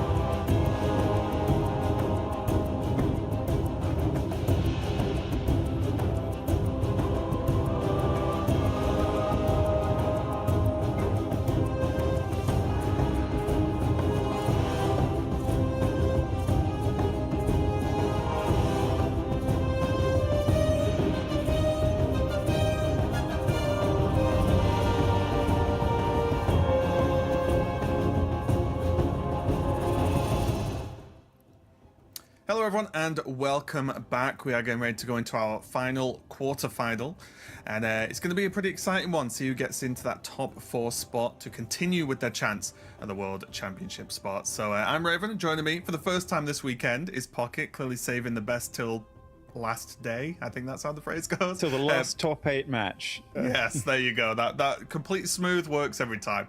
How's it going, mate? Are you looking forward to Jake versus Gabby that we've got coming up? Yeah, very much so. I'm looking forward to see the Brazil lineup again, like the aggro portion of it, rather than just the control priest. I would like to see that part in action a bit. And it's always nice to see Gabby. He's very animated, and it's been a while since we've seen him in the top cut of an event, and I'd like to really see him get back to his best today. I think it's an overdue to see a big Gabby result. I feel like, because we got a bit used to that a few years ago. Yeah, 100%. And I think if we looked at the last match, you can see Saber was really feeling it, right? And maybe not in the best way. In that previous match, there was definitely a bit of a shaky one. So Gabby might, or either of these players actually, whoever wins, might be feeling a little bit more confident seeing that going into the next round. So we'll have to see how that one goes. We do see Hunter and Demon Hunter banned away from either player, of course. But we were talking about this just before we jumped on here, but the big talking points are the two classes on the right for each player, right? We've got Mage for Gabby and Priest for Jake, and it's probably the two decks that we've probably got the most to talk about throughout the whole weekend. Obviously, two players have made it to top 8 here, as we can see. That's who we're talking about right now. But they are the decks that have looked a little bit shaky throughout the course this weekend. Yes, certainly. Like Gabby yesterday, I think he 3-0'd this lineup just beating up on the Priest that Grimaldi had, who prepped with Jake. But at the same time, we've seen Mage just fall over quite a lot against a lot of more aggressive decks. So if Jake can manage to queue the Warrior and the Paladin into the Mage, then Gabby will probably have a bit of a tougher time. But yeah, that does seem like the main sticking point, whether or not the Priest can find a way through against any of Gabby's decks, and whether or not the Mage can find a way through, because Jake's lineup, I would say specifically, his number one target going into this tournament will have been the Mage that Gabby has here. Yeah, we'll have to see how it plays out, but we might have to wait till we see those, because it looks like we're going to be getting a Warrior versus Druid for the first game. So how do you feel about this matchup specifically? Because again, this is like the aggro portion of Jake's lineup, right? Yeah, I think going into this tournament, I was thinking it's a bit Druid favored against Dragon Warrior, but I think just over the course of the tournament, we've just seen Druid take quite commanding control of that matchup, just on repeat. I think in the last series we saw Druid, it took a little while, but it never looked under huge threat. And I think earlier in the day as well, we've been seeing some quite dominant wins for Druid against Dragon Warrior. So I think Gabby is in quite a good spot going into the start of this series. But there are definitely quite fast early starts that the Dragon Warrior can get under Druid's skin. But yeah, we'll definitely give Gabby more of like a 60-40 edge going into this first game. Yeah, it's been one of those matchups where Druid sometimes doesn't look like it's winning, but it doesn't look like it's losing either, right? Yes. It's just the waiting more than anything, just to really hit that end game. And it's kind of, I know you've been talking about Druid a lot over the course of the weekend, but it's one of those decks where it is kind of interesting that Druid now has a bit more of that curve early game, right? That isn't just ramp. It's not just I play a ramp spell and pass, play a ramp spell, pass, and then hope. It's actually got openings that can do quite well against aggro, which is something of a rarity for Druid in the past. With how inefficient removal is at the moment, the Brood Watcher is a really, really great way to bridge the gap into the late game for Druid, because it's just so many stats. So if you drop that on turn 4, 5, 6, and that's a fantastic way to just get towards your Underking, your Ysera, your Shaladrasil, all your big hitters to either explode and win the game with Marithra, or just survive with your Underking and your Ebb and Flows to just stack some armor behind that wall of taunts and just lock out decks like Dragon Warrior that do rely on staying ahead on board and then forcing damage in the late game. Druid just has quite a lot of good tools to prevent them actually capitalizing on that early start. Yeah, and how are we feeling? Just look at the rest of the lineup. Players are just getting ready to go in now, I believe. But how are we feeling about the aggro Paladin as well? I feel like it was a bit of a late entry to the meta, the aggro Paladin. And how do you think it's performed? How do you like it in this series as well? I think Jake has banned away the Demon Hunter specifically for these aggro decks. I think Demon Hunter has such efficient removals that particularly aggro Paladin would have hated to see. And that lines it up quite nicely to prey on the slightly slower decks that take a little bit longer to get online, such as, of course, the Mage, the Druid. You can get under it because most of your early game pressure with this aggro Paladin are with the Shatter card on turn 4, and that is a little bit too quick for Druid to react most of the time.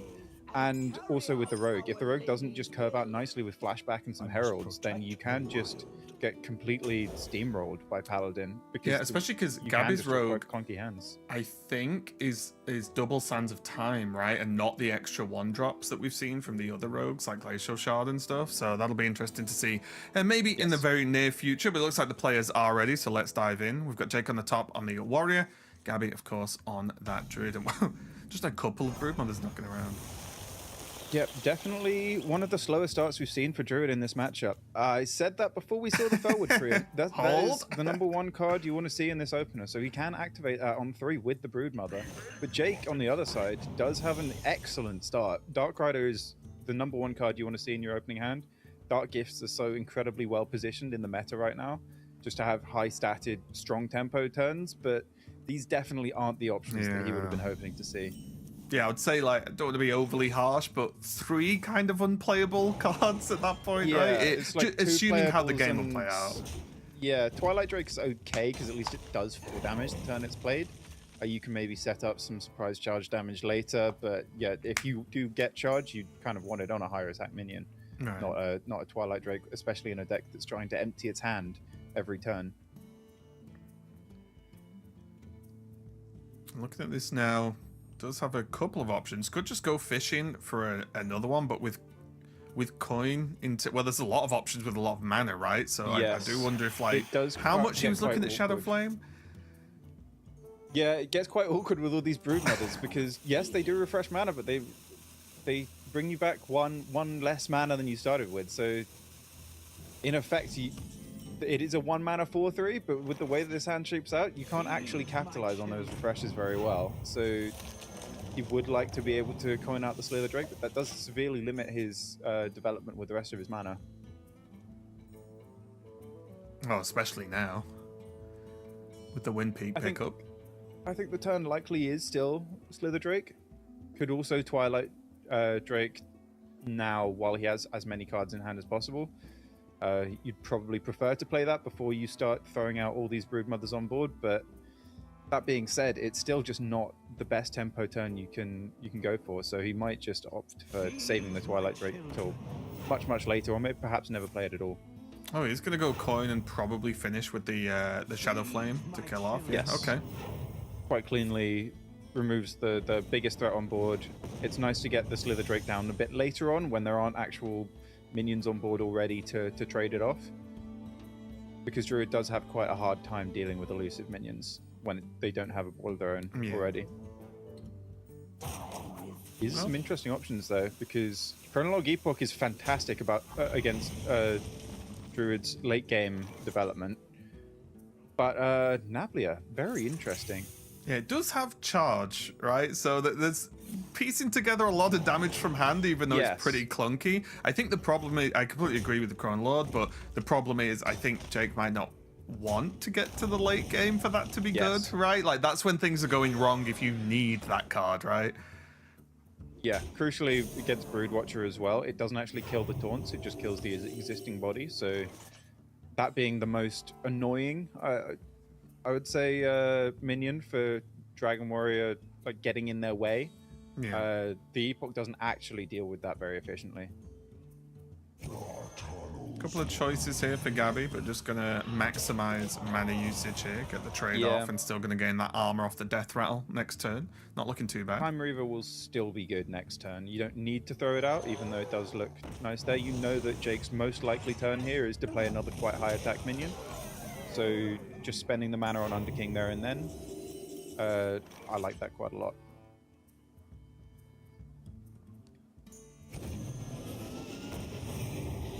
Something Jake would have liked to see, because the Nablia now can't copy very high attack minions, but it was probably the most likely play, so he won't be hugely surprised, despite it not being ideal.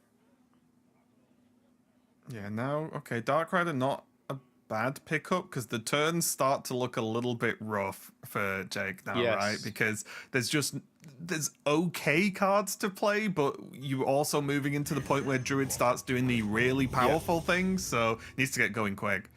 He's at the point where he really needs to end the game, because with this Marithra picked up from Gabby as well, just in time, I would say. If it took a couple of extra turns to come into the hand, I don't think it would have been online in quite enough relevant time.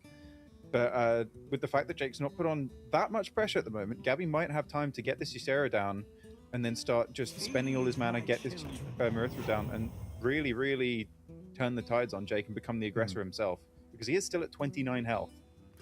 He is, however, I'm very much enjoying that every single Dark Gift card has been charged right now, so that all of them have charge, which, you know what, I respect. I think this is the game plan pretty clearly now, is just play a charge minion, hit phase, play a charge minion, hit phase. There is Sanguine Depth as well to do a little bit of extra damage maybe, but... Fantastic pickup for Gabby. The Ebb and Flow lets him clear off both of the high attack minions on board while playing Ysera. Sets up for Time Reaver plus Brood Watcher next turn. Yeah, and this is a tricky one, isn't it? Because Time Reaver is a card we've seen a lot jump between 1 and 2 copies in Druid decks. Yeah. But when you look at it in a matchup like this, you're feeling pretty happy to have multiple. It's just that they feel a bit dead in some other matchups. So it really is just purely a meta call, right? Whether you run them or not. Certainly in against, I think, both warriors, Egg and Dragon, the double Time Reaver is in perfect spot. It lacks a little bit more against things like Demon Hunter, that yes, they will make a lot of minions, but a lot of them are a bit lower health, a bit swarmy, a lot more immediate damage. And apart from exactly the minions they would come up from with the Eternal Hold, Time Reaver doesn't actually do a whole lot against that. Yeah, and it does end up being just sometimes like feels like a 6 mana 5/5 pass, right? Which it obviously is not an overly powerful turn in those situations. Bit of sequencing, clear off a minion before reducing Ysera's attack to 1. Time Reaver Brood Watcher. Now Jake's just got a bit of a dead hand with the Nablia, only able to copy 1 attack minions. He can bump off the Twilight Drake and get another charging copy, which would be a nice little play, it's but something. It's not quite high impact enough to deal with this this board from Gabby. Yeah. Could now depth the 4/5, right? Yes. And do that. That's like, again, something, not what you want to really do. Yeah. Especially because on the other hand, you could use Sanguine Depth to like ping something extra and knock it off if you want to target the 5/5 maybe. Yeah, you might opt to depth the 1/8 elusive instead, I think. Just to deal with these 2 3/3 taunts and then keep going face with everything else. Could also bump into the 5/5 and torch it. So chooses, which I think he will, because of how comfortably it trades with 4/5. Yeah, it just lines up too well, right? Or he's just opting to send as much damage as possible to face. He's saying, I need to end the game now. Hope you don't have Marithra, or if you do, it has to be the best Marithra possible. Yeah, which perfect I hand think is management for this as well. Yeah. And Gabby ideally wouldn't like to have to play Marithra here, because you do sometimes just get completely useless dragons on board.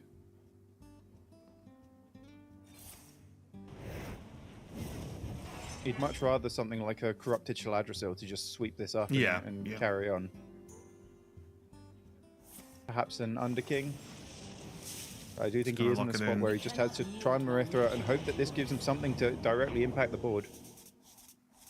That's a lot of cards. Well, there's a taunt at the very least. I'm just trying to siphon through. Refresh mana as well. He could have given this 2 more attack, which might be a slight misstep, but this does also mean he has more board space. Yeah, Amber Warden's really nice. He did do it the correct way, I would say. Yeah, these are all quite good, actually. Yes, I would say this is more than enough. This is exactly what Gabby would have liked to see. Even Crumble Crusher available as well to do even more shenanigans. It's like, oof. Warrior can't just execute these minions. It would have to manually deal the 12 and then still do the remaining 11 to Gabby's face, and with 3 cards in hand, there's no chance of that. Looks like we've got a fight. And it's the same he story. Could get the Death Knight weapon, the 1/6, and then break it with Broodkeeper. I think that's the out right now. Oh, Full clear the board. Doesn't hit it. does not look right, no. And it very similar to what we were talking about, right? Yeah, Druid gets punched a little bit, but not quite enough, and then finds ways to stabilize, even in the earlier turns with the Time Reavers, of course, from Gabby. Like, yes, there was a lot of pressure on, but then it was just, right, stop. And then the health didn't move much from there. Obviously, the dragons from Marathra, pretty big deal being as good as they were, but still, Gabby put himself in that position. Yeah, the fact that that could still happen after it looked like Jake had such a fast start and Gabby was just, yes, sure, he found the Triad, but apart from that, there was not that much going on. There was no Amidrisil, there was no Acceleration Aura. It wasn't the fastest of Druid starts, but yeah, it still looked fairly comfortable in the end. The Murthra could have just been, like, as I said, a Corrupted Shaladrisil, a Farak, an Underking. That would have probably been enough to keep him in the game long enough. Yeah, Druid just still dominating that matchup against Dragon Warrior like we've seen. Yeah, not looking too bad at all. It does look like Jake is queuing the Warrior again. Still got plenty of game in this. Just because it's 1-0 doesn't mean it's over, of course. It's going to be Warrior versus Rogue by the looks of things. And as I mentioned earlier, is going to be... let me just triple check so I'm not making silly mistakes here. But I don't think, as I said, Gabby's playing the extra 1-drops in the Rogue. He's playing, obviously, Sands of Time, but I don't think there's the extra 1-drop minions. No extra 1-drops. It's just Agent of the Old Ones is 1-drops. Sounds of Time, the rest of it, very standard stuff from Gabby. Just 2 orbs across the board, apart from the Corona package. Yeah, Gabby's always tends to be one that brings fairly safe, secure decks without plenty of tech cards, I would say. So yeah, Sands of Time, the one sort of slight deviation flex spot in the list. But I do think that is quite well positioned against some of these aggressive decks, because it does offer him a different element that Rogue doesn't necessarily have access to. Yeah. Rogue weirdly doesn't have efficient removal these days, where historically it quite easily could just dubious purchase away a big minion. Right. It's interesting though, because we've seen, I think, throughout the weekend, glacial shards do work against, for example, you know, the 2020s from the eggs. I think that's how we've seen that happen. We've seen the 3-1s just absolutely murder people because it's just such an aggressive opening, and we've seen Sands of Time get work done. So it's really cool that players have made different choices, but none of them, I would say, have just been bad choices in that slot, if that makes sense. Yeah, just having some kind of safe utility where you know it has a matchup where it has application. That's all you really need. And with the field that are, I would say, fairly predictable in terms of some of the common decks that were brought, you can quite safely make some of those tech choices. Lovely pickup here from Gabby.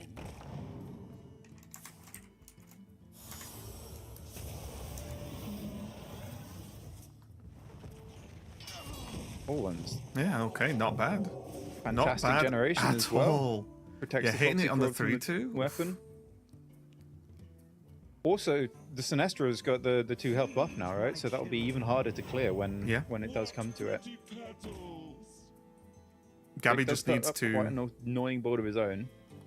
Yeah, Gabby just needs to bridge the gap now, right? With the Sands of Time needs to do something over the all the draws, of course, help out a lot, because there is a bit of a nothing period with this hand for a while. Yes, he would ideally flashback. Good way to do that as well. He would ideally like to pick up another Herald before too long, so that this Sinestra is getting a little bit more of a discounted value. That's Sottle's favourite card, Medivh's Triumph. Not quite so good in this rogue as it is in Quest Priest. Interesting choices here. Shadow Demise is the card you put in your deck, but you don't have a whole lot to copy, so does just go for the combined Shatter with Stolen Power. I was even looking at picking the other flashback as well, and then you could picking the legendary spell to get double flashback this turn. Arcane Flow is perhaps the best one. Yeah, not bad at all, actually. Yeah, we'll probably be able to clear up anything that Jake puts down. Although, that being said, if a Slither Drake had come down here, which is the premium turn 4 for any Dragon Warrior, then Gabby wouldn't have had a clean way to deal with it. But unfortunately for Jake, there's nowhere to be seen. Yeah, and even this 4-1 is actually quite frustrating, isn't it? Because it's just it can be cleared with the 1/4, of course, but you'd rather have buffs. You'd rather value trade if possible, but it just being exactly 4 attack is actually so painful for Jake to deal with right now. Yeah, Jake doesn't want to be in a situation where he's dealing with Gabby's board. In this matchup, the Dragon Warrior wants to be the aggressor, wants to be initiating everything, and Gabby is supposed to be the one scrambling to deal with his board, not the other way around.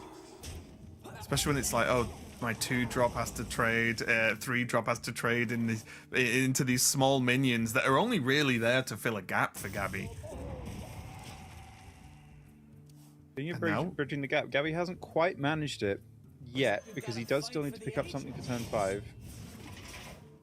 He does, but even worst case scenario, it's one rough turn when he's excuse me, he managed to stay on full health with not much pressure on from Jake's side. So it's still would love to draw something that's going to be impact this turn, but not horrible for Gabby so far. Yeah, this is far from worst case scenario.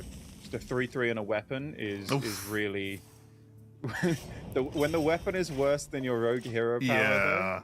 Yeah. So now with the hard pass turn from Gabby, Jake's going to start piecing together ideas of what exactly that hand looks like, because you can make some pretty good guesses off that. 3 cards in hand, none of them playable. He's probably got exactly 2 of the cards in hand. He will have a solid read on, at least, I'd say. Yeah, and then it's like arguably a second Twilight Mistress. Pretty much any other card in the deck you would have played by now. I feel like second prep is the only other one, right? Like something like that. Yeah. And now, suddenly, Jake is just 2 damage off lethal, so if he does shoot this Shadow Flame Diffusion face and gets 2 shots from Volcano, or just finds a charge, that could just be game. And... oh, no charge.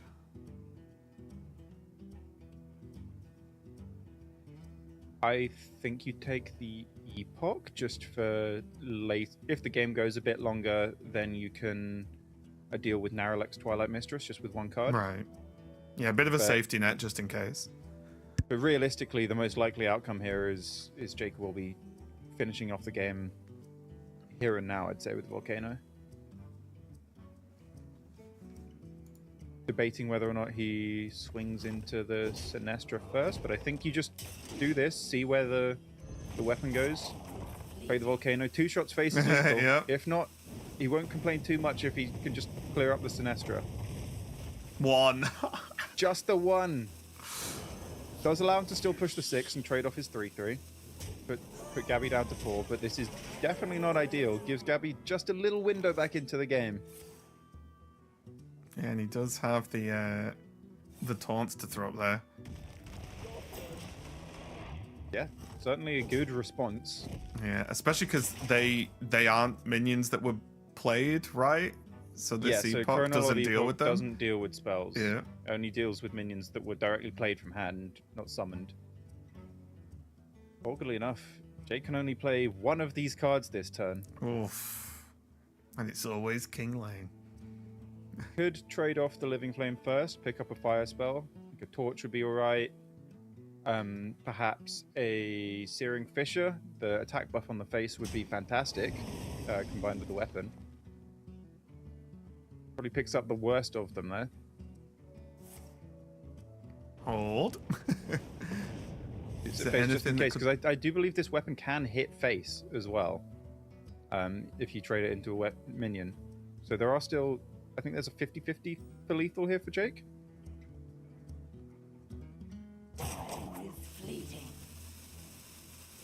He trades the 6/6 into one of the taunts and sends his weapon into the other one.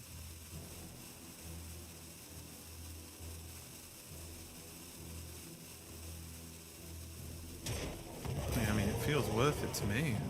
Yep. Worst case he's got plenty of scenario, health. you're dealing 6 to this 4/8. Yeah. Yeah, he's not going to die. I think that's it. Yeah, there we go. Big damage to face. Jake is going to even that one up, but no doubt there was at least 1 bead of sweat on Jake's face at that point, because that looked like it could have just slipped away. Those taunts could have been pretty dangerous, and then who knows what Rogue's going to do after that, right? That's the problem. You can't just say, oh, well, it's fine because this will happen, then this will happen. Rogue has that annoying ability to just break the game sometimes in terms of what to expect. Yes. So a little bit scary, but Jake got it done, evens up the series 1-1. Yeah, interestingly enough, yeah, it was that dead turn 5 from Gabby that just gave Jake that little window he needed to get into the game, because that really wasn't the fastest of Dragon Warrior starts.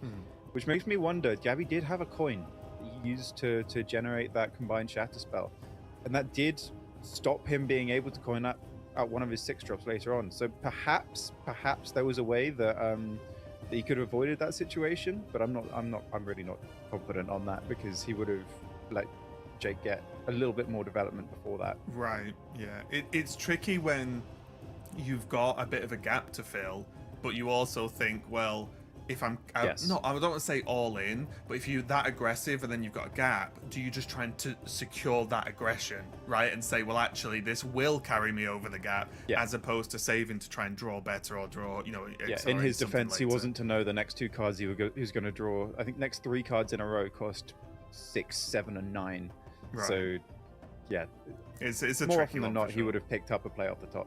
Yeah, definitely a tricky one, but it does mean, as I said, the series is even at 1-1. But again, I think a lot of this, we'll talk about this as we go. Warrior, I'm sort of going into most matchups expecting Warrior to grab a win. I'm kind of expecting Druid to win as well. They're on like similar tiers for me in terms of tournament performance so far. So yeah, nothing too crazy, but as I spoke the words, Pocket, we've got our first priest game of this match. Jake going to be on the priest on top, going up against Gabby on the rogue. Yeah, so we did see this matchup yesterday with Gabby against Grimaldi, and essentially what happened is the priest sat there and Gabby generated some cards. It took a while. I think Deathwing was literally the last card in his deck, but he connected face with 1 minion because the priest ran out of removal, and then just did some burst damage from hand, and that was it. So I would say Rogue quite comfortable in this matchup for the most part, because priest really struggles at ending the game, so it gives Rogue a lot of time to generate so many threats and a lot of burst damage from hand. Pretty good opening as well, starting with the prep and then having the cultist map to follow up with if wanted, to create those sort of smooth turns. However, there is, of course, because there is the quest, of course there is, but there is a Medivh's Triumph in hand for Jake, so that is fairly important just to stop the absolute steamroll openings that Rogue are capable of. Yeah, it's a very nice looking opening hand from Jake. You do like to have an early imbue so that you can just click your hero power and do things when you don't want to actually spend your high value removal in your hand. And also the Cleansing Cleric, that's always a lovely card to get down early. I'm sure Gabby wouldn't have loved to be spending this cultist map just for likely 1 draw, as we're seeing here. In a matchup such as this that can go so late, it's very valuable to try and maximize your draws, just so you see as much of your deck as possible to keep the pressure on the priest.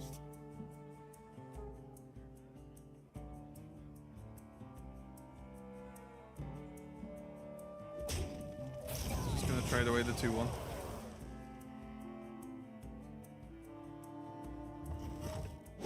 Yep, gotta get the lifesteal off board. Now it'd be interesting to see what Gabby goes for with the next turn, whether it's going to be an Elise or whether it's going to be a Xavier. It's almost certainly going to be one or the other. I don't know if there's that many draws that change that outcome, but it will be interesting sort of where his head at is. Does he want a sort of maybe high impact curve minion to play, or does he just want to start getting value from that location with potentially discover spells, just generate some 2-1s or anything along those lines? And this low pressure start from Gabby as well is enabling Jake to get this Cleansing Cleric down under relatively little threat. This 3-1 on board, sure, that's fine. You're okay taking another 3. And now the Cleansing Cleric is just going to really help him stay topped up on his health for the rest of the game, with things like Devouring Plague and Flash Heals generated off the hero power potentially. He is going to go for the I think it's Divine Shield Wind Fury on the 4-1 there, so that's going to be the choice from the Xavier. Did have the option for a cheaper Sinestra, but there's not really been anything to boost the Sinestra yet, so there's no real rush to get that out. Yeah, Divine Shield, Wind Fury, Stealth 4-1 is actually incredibly difficult for Jake to deal with, because he doesn't run for all time, so he doesn't have that instant destruction of everything that has 4 or less attack. Yeah. All of his removal is either damage based or Shadow Word Ruin, which a Divine Shield that can't be targeted it does a very, very good job of staying out of range of. He's going to follow up with the Elise into the... not going for the 1-drop, going for the 5-drop. Just a bit more value. He's saying he doesn't care about this 4-1 on board that much. Does afford Jake this trade and potentially can go Eternal Firebolt with the hero power to cleanly get rid of this Elise and top himself back up. Or could just go for the Xavius and keep progressing through his deck. Yeah, that's what's tricky, isn't it? Like, not playing a Xavius when you're under quite low amount of pressure feels bad, right? Because it's just such a high impact card. Yeah, it gets quite awkward because then you're just left really bad on board if you don't do anything. You do want to try and be slightly proactive in this matchup as Priest, because if you just sit there and do nothing, sure, you can keep the Rogue off board for the most part, but if you give Rogue loads of time, they can generate all sorts of cards from outside their class and set up some truly disgusting combos. Yeah, and the problem is it gets to the point, if they're that comfortable, that you literally don't even know what to play around, right? Like, there's not much you can actually do other than just play the best sort of in isolation turn at any given point that you can. You're basically just giving Gabby a sandbox and saying, okay, do what you want here. Yeah. That's something that Jake really, really, really wants to avoid. He needs to try and make it slightly awkward for Gabby if he can. Did get that Lunar Wing Messenger with charge, which is quite nice, an extra imbue, and being able to get some life-steal and charge damage off. And this copy from the location from Gabby as well. I think that is why he chose the 5, just to get that extra value from copying Herald effects with this Maniacal Follower, and almost certain later will be aiming to do that with Sinestra.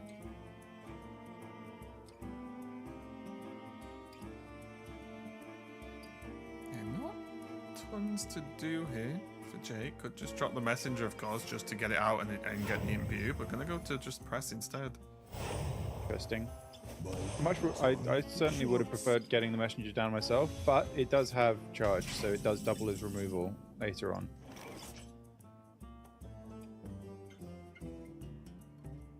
I will transcend this world. Gonna be going for the follower. I imagine gonna be followed by Corona, depending on what's offered.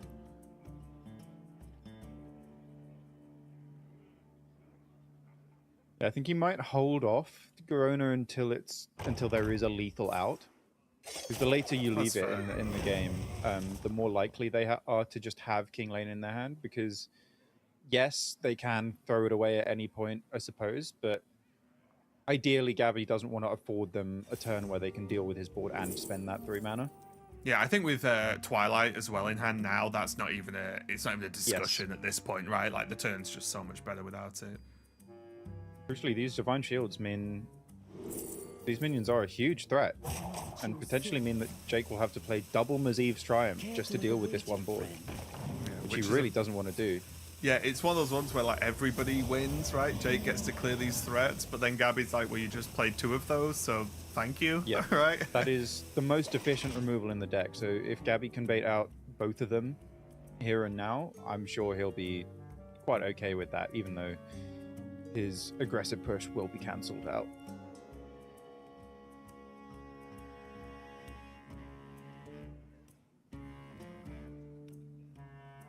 Yeah, what a tough pick situation. Up the Viper again. Yeah, it's really awkward. You'd love to have a Devouring Plague here as Jake, just to cleanly preserve one of these Medivh's Triumphs and still deal with these stealths, but he doesn't have access to it. Okay, Spirit, not bad, actually. Yeah. Gonna make this feel a little bit less worse. Highest tempo pick you can find of the Imbue Hero Power.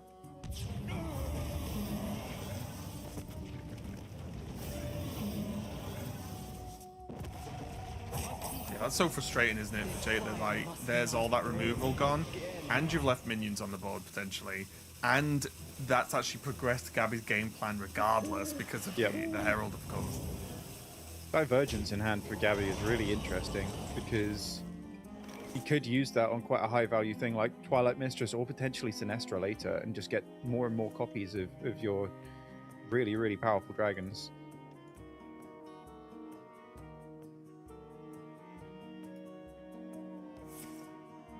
Gonna start off with the Discover, nothing too crazy.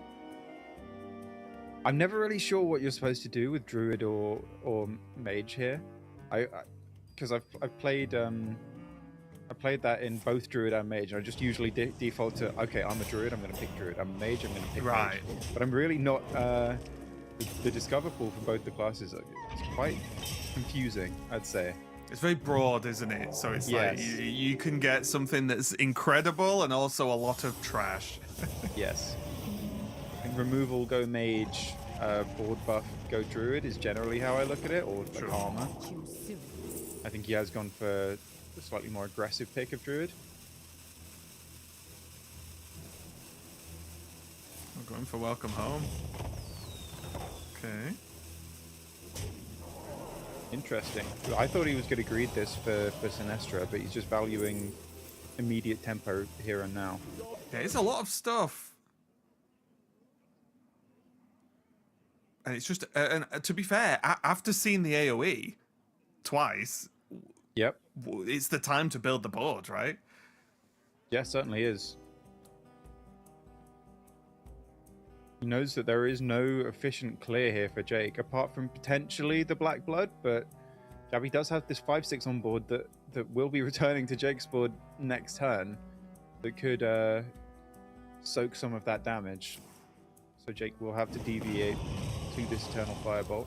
Our stories live on.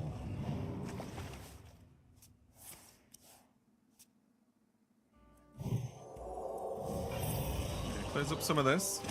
We'll just hold off on anything too... Oh wait, yeah, the quest does finish. Yeah, once in a matchup like this, the quest does actually get finished, I think. Yeah. It's been a long time, I'll be honest, since I saw that quest actually finish. Yeah, I'm not sure they even run enough spell schools in their deck to finish it. It just be it's imbue only based, ever right? completed by the imbue, yeah. Oh, there's Devouring Plague gone. Obviously, Gabby going with a huge tempo of Narrowlax and then Twilight Mistress. And once again, it's just a question of, yeah, okay, well, weirdly enough, what the buff on the board is The raid not leader, great. yeah. Yeah, the With raid the leader's not Shadow of great. Ruin. Yeah. This Twilight Mistress would have been a nightmare to deal with otherwise.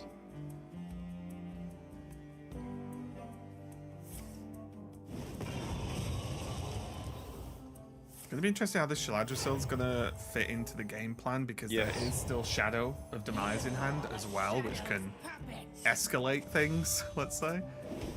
I'm interested to see if Gabby top decks a minion here. He does, which I think he was hoping he wouldn't, because then he'd be able to go Garona plus Divergence and split this Sinestra in half and get extra copies of it, or cheaper as well,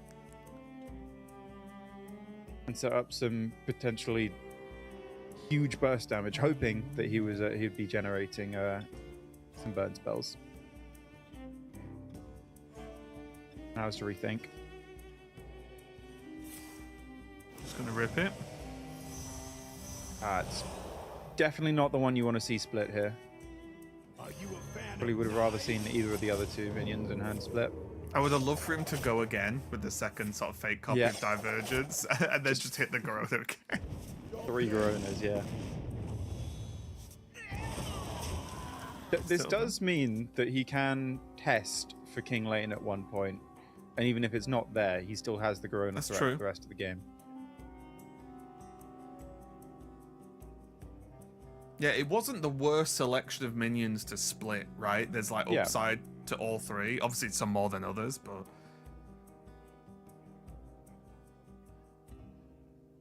And even this board would have liked to see a little bit more Herald action. Maybe an Ultraxian would have been nice. Yeah.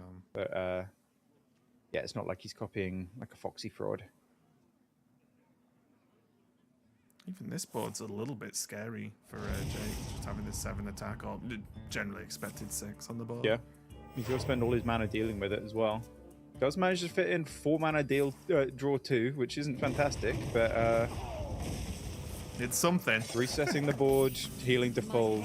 You never complain about that as a control priest. Well, burning the Sands of Time is a little bit annoying there, I think, for Gabby. Yeah, it is but- annoying. At least it's not Deathwing. Where Yeah. this is the second time we've seen Gabby play this matchup. He's now 5 cards left in deck, has not seen Deathwing or Ultraxian for that matter.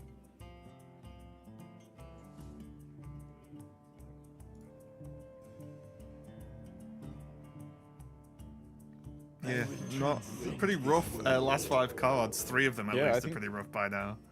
These were also 3 of the 4 he probably wouldn't have wanted to see. The other one being Agent of the Old Ones, which you would have loved to see either a Deathwing or an Ultraxian off that Discover. Quite unfortunate hitting neither. Just get the little information there with the Garona test.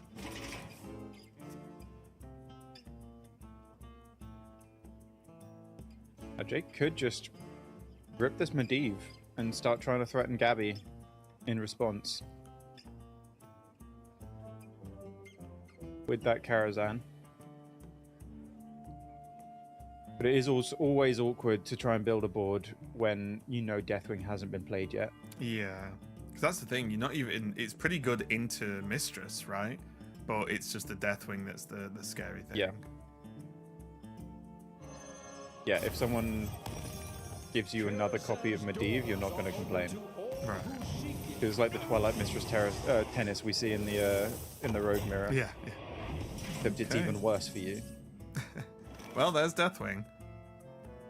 Yes, but without the discount, it is actually not clearing that much on this board. The 4 AoE is not enough damage. So you could only clear off 1 minion here. But I think he does have to still play it. Yeah, I think he's clearing like potentially 0. And like you said, the problem is if you Mistress, then Jake kind of just goes again. Obviously, not Yeah, with he the just has location, the but- Medivh. Yeah. And again, one of the upsides, obviously Deathwing, very flashy card, but got to remember it's a lot of armor as well, right? It's like Yes. a really solid amount of sustain. Maybe the most in the game right now, it feels like, in terms of just card for card power. Yeah, certainly. Now that the King Lane has been picked up, though, Gabby can, not that he knows this, slice Jake's health in half at any moment, and potentially, depending on what the Sinestra gives him, he could find 15 damage to finish up the game. Looks like he might need it quite soon.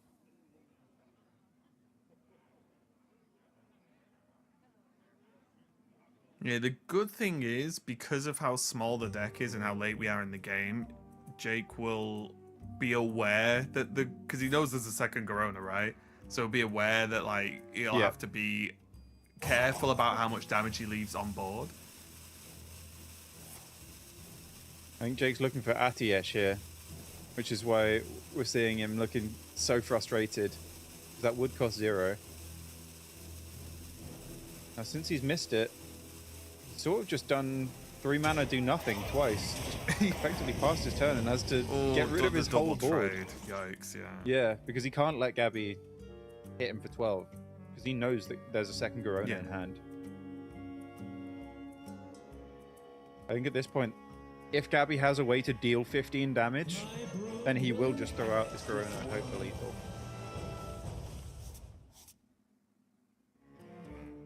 That doesn't quite do it, though. But we did see this before. The priest removal isn't great. That's some Medivh is damage. Yeah. Double Glaciate. This actually might not be that easy to clear. Yeah, got the big boy down. Should probably go for the Forge Fiend here. He gets to push some, not bad. Now Jake does still have to clear the board every single turn because he knows that Garona can just... There goes Shadow and Ruin. That would have been Not nice. something you like to see. Oh. And You can again, still start the turn by getting a couple of 8 drops though, and then reassess.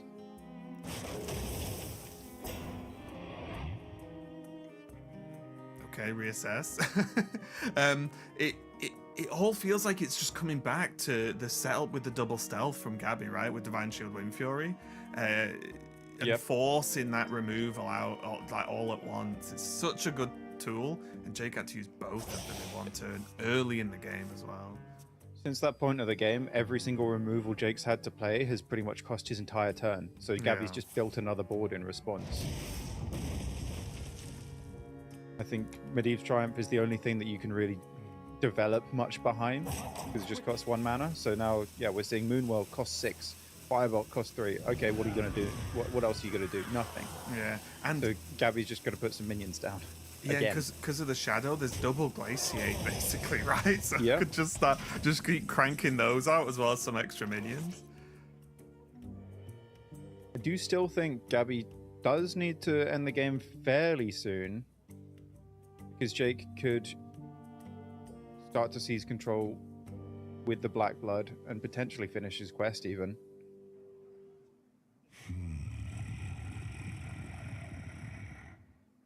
Yeah, there is that Asphyxiate in hand for an easy removal as well. Gonna bounce instead. I think he's doing this because he knows that Jake will mill a card, and Jake has been searching for something quite specific from his point of view. I think at the time it was the ATS, which would now not be incredibly useful, but I believe that's likely why Gabby's prioritizing milling him a card right now. And also, again, there are options, but if the Malone's played, it's still going to limit the rest of the turn for Jake. Depending on what's created, of course, there are some good ones, but it is still going to feel effectively slow most of the time, right? If it's replayed anyway. I'm also wondering, maybe Gabby really shouldn't have given the imbue deck Malone, because that's what I was thinking about, but it's not been imbued enough yet. And yeah, but he does have double Caldore in hand right now, so it's true. I'm not sure that this was a necessary resource that Gabby needed to give him, because now Jake can spend his turn activating this Malone. He's not really taking any damage from Gabby here.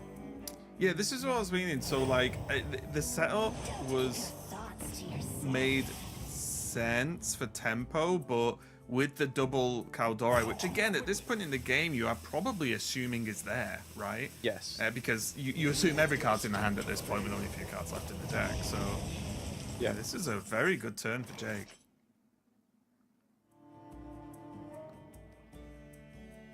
Now suddenly, Gabby's behind on board and facing an active Malone that he knows about. Needs to find a way to dump this hand as well, so that he can play this corrupted Shaladrasil that has just been stuck on the left-hand side of his hand the entire game, pretty much. Yeah, so I was a bit surprised we didn't just see like Asphyxiate Glaciate last turn, or Asphyxiate something to just deletes the Malone and then just carry on. Yep. He's taking this quite slow, just building board after board after board, always threatening that Garona. He could have played the Shaladrasil this turn with the Agent of the Old Ones giving a coin and then turning those Glaciates into other coins since it's the Shadow of Demise effect, but just prioritizing using as few resources as possible, I think, each turn to just make sure that Jake has to get as much value out of his deck as he can. But now we're on that spot I was talking about before where the Malone is active, playable, but Jake still needs to pull something good from it, because it's most of his turn, right? It's almost all, well, it will be his whole turn basically if he does the Malone plus the generated card. Like so that needs to be good. Tortola basically, or maybe Omen also would get enough damage off board, but even then, yeah, it feels like that's not actually a tempo swing really. It's just like one turn removal like he's been doing for quite some time. Quickly. Let the scales fall from the eye. Jake just needs to make sure that Gabby's not representing 15 damage. Yeah, exactly. That's the sort of dance both players are having right now, right? Yes.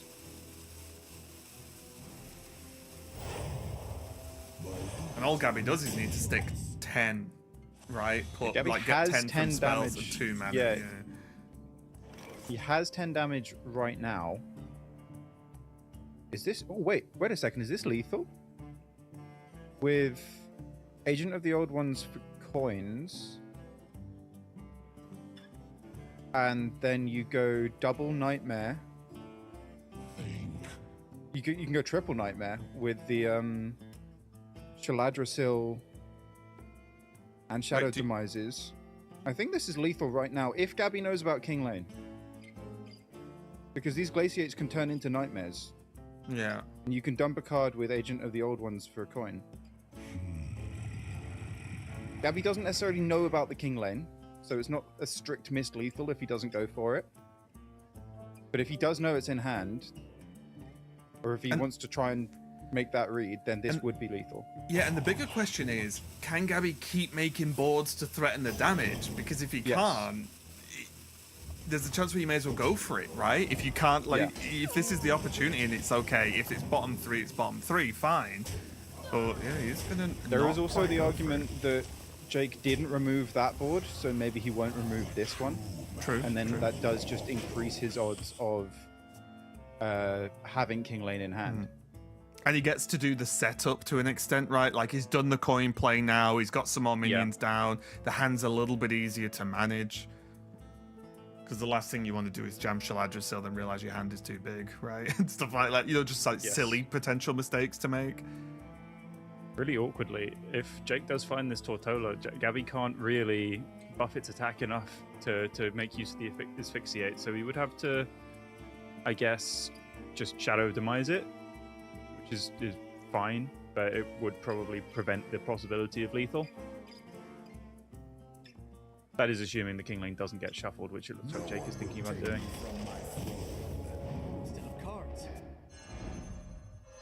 There's the Atiesh, a bit late to the party. Yeah, it's probably not going to get played this game, because it's way too much mana. He could have played it for cheap earlier, and he seemed quite frustrated when he couldn't, but now I think it's quite safe to just drop the Black Blood, if he so chooses.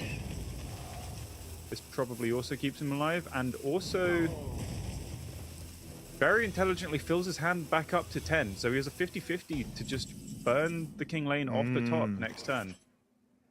And just remove this Garona as a threat entirely. See, now this is where it gets tricky, right? This is where decisions have to be made, because there's not much pressure. There's still, as you know, kind of infinite healing. Yep. Are these Glaciates ever getting played, or are they 100% locked in for Shaladrasil cards now? I think they're becoming Shaladrasil cards. Weirdly enough, Gabby does actually have 23 damage this turn. He is only 7 off lethal, but...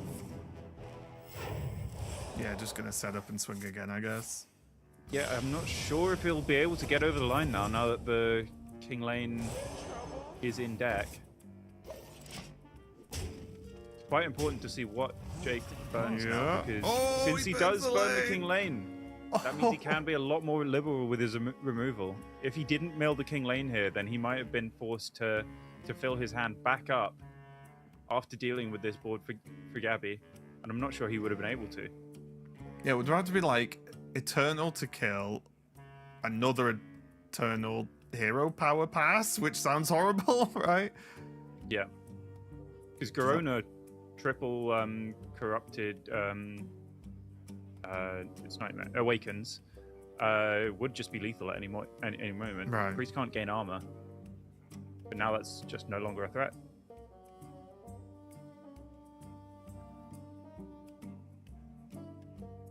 There is still significant damage on Gabby's side, though. Of course, it's not over yet. There's still effectively what 20 from hand, basically.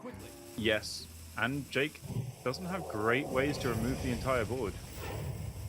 So as it stands, I'm here for you, little one. I think Jake's just dead.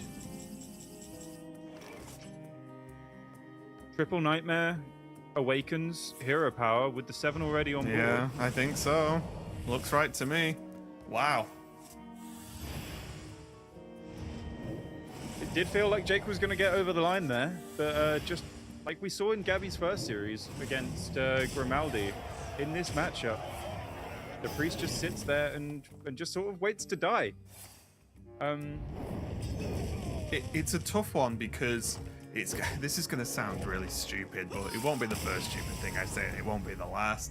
But Rogue isn't one of those decks or it has the ability to not really need to rush to try and beat you, right? We're not looking at the likes of all these other aggro decks that we've seen that, okay, if I don't win in X turns, I'm out of stuff and I'll just get out sustained. Rogue doesn't really have that problem. Obviously, Gabby was running a little bit dry towards the very, very, very, very end of that game, but also had a billion damage banked in the hand with the generations, of course, and the Shaladrisil.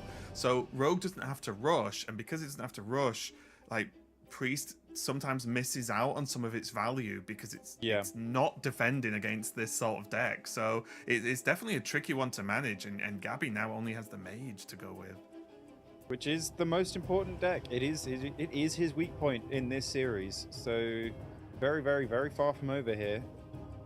We are going to see the Paladin against the Mage, which I think likely will be the better matchup for Jake, because the Priest matchup, it's essentially just, can I draw Rostral Piper? And that's the key tech card in that matchup. But I'm interested to see how this Paladin gets on against the Mage, because if Gabby can survive the early pressure from the Swarm, then maybe Mage can just get over the line, because it does have quite decent control tools regardless of finishing the quest. Yeah, it's one of those where I think, outside of a couple of niche things, the game is going to be decided very quickly, because either the Paladin does it and gets there, because this Paladin, whilst I like the deck, it is fun, but you pretty much get to turn 4 or 5 and the game's sort of like, well, I either killed him or I didn't, and then then the problems happen because your cards then start just being like, oh, I'll play a 1-mana 2/1 and pass, and it's like, oh, well, that's just not good enough, right? So not point in the game, either way, just keeps you off board. Yeah, either way, the game's going to be done very, very, very quickly. So let's have a look as we dive into our game number 4. If Gabby takes this win, he's going to book his spot in the top 4. But Jake still has time and the ability to fight back. What do you make of these openings, Pocket?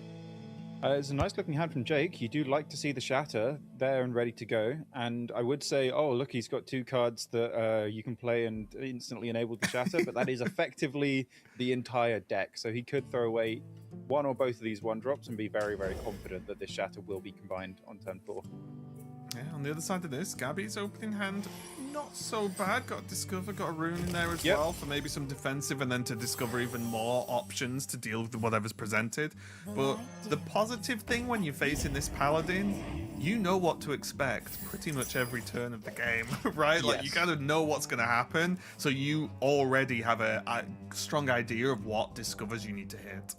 Yeah, it's just going to be some combination of 1 or 2 health minions. Maybe there'll be a Divine Shield, maybe there'll be a Death Rattle. As we see, there's a Stealth with Warden Infiltrator. So you know that what you need to do is find cheap, efficient AoE, removal, anything you can to just stave off this pressure, so to stop the Paladin from building up a board and getting maximum buffs off these flight maneuvers on turn 4.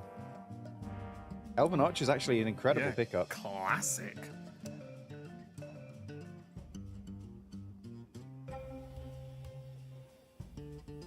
I'd imagine he takes it. Sizzling Cinder is also not bad, because you know this build isn't getting buffed here, so just look at it as simple as 2 shots is more than 1.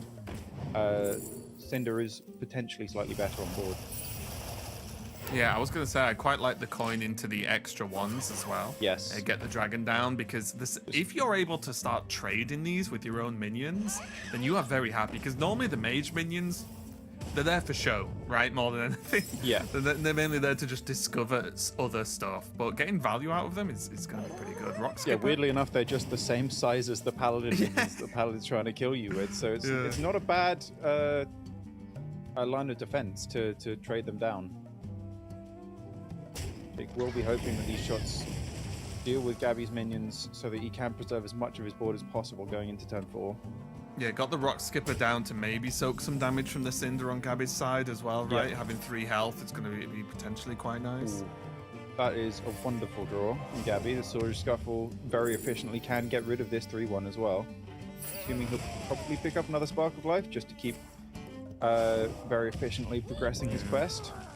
And you can see Jake already, this is not how you want. You've dealt 5 damage in the first 3 turns of the game. Is brutal. There's First Flame, or Scrappy, or Stonehill. All of these, not bad. Yep. But both of those Sizzling Cinder Shots did go face, so Jake will get 2 minions to be able to buff here. Yeah, not bad at all, actually. Does have that So 5 this maneuvers attack ready is to go. still looking very, very strong from Jake.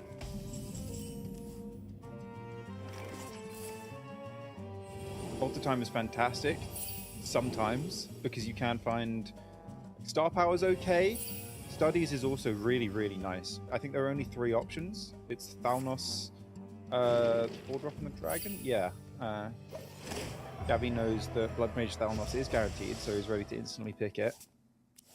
And now has the Origin Stone ready to go, and we'll hope that these double Spark of Life will be enough to deal with Jake's board next turn, because if not, he will just be facing lethal very, very fast. Yeah, it's almost lethal as is with the rock, right?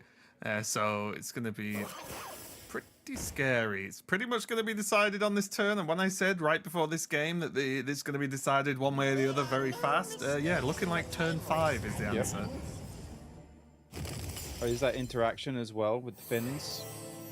It gives you the combined shatter at the end of your turn, because it puts the unshattered version in your hand, then shatters it, and then when you get your other hand back, they combine again, and then, as you see, enter back into your hand. Yeah. A mechanic I still don't quite understand, and I'm not sure if I want to, but it is what it is. Like, I know that's how it works. That it exists. Yeah, I know that's how it works, and that is all I need to know. Sheep Mask Flame Strike, not bad, depending on what it hits.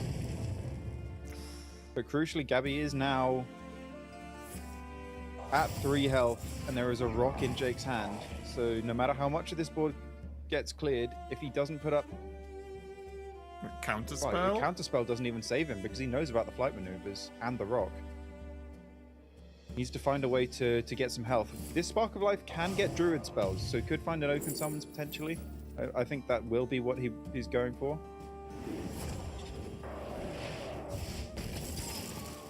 The worst hit there. But it does get cleared up anyway. Never mind, it was the best hit. But no healing found.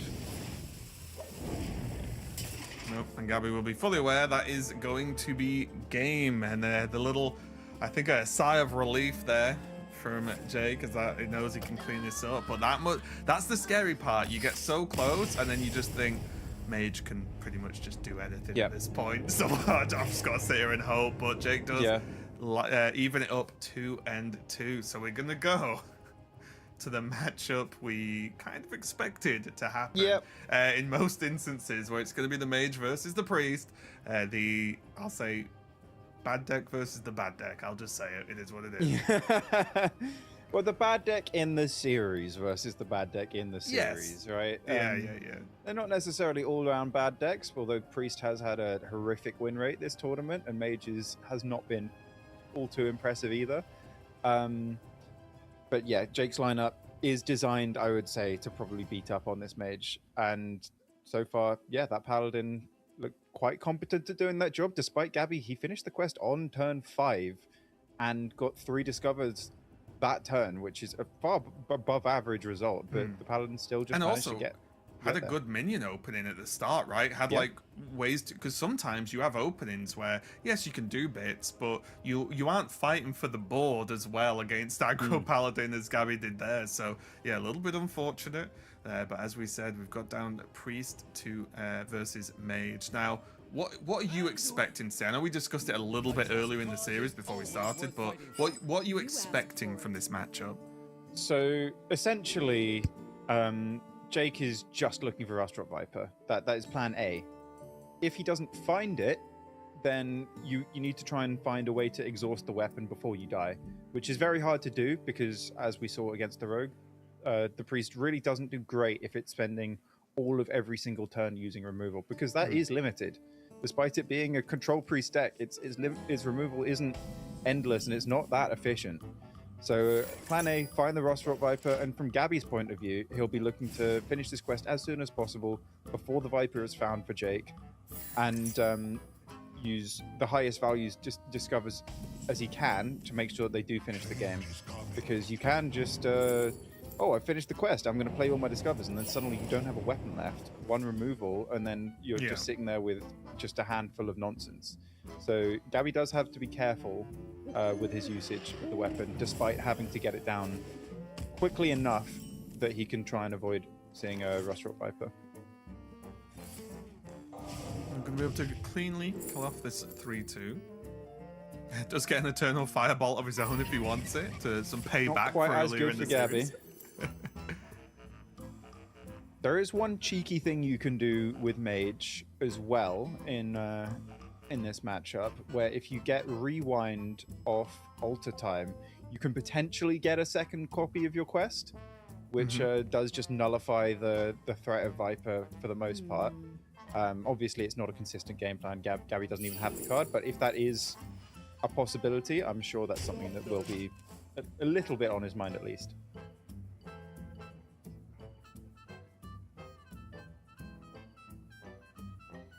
Jake now at least considering coin into Xavius, facing down only a 2-2. Yeah, the longer he leaves it with this Intertwined Fate, the more likely it is to find Viper, because he will have just seen more of his natural deck to remove it from the pool. But the same goes for Xavius, in fairness.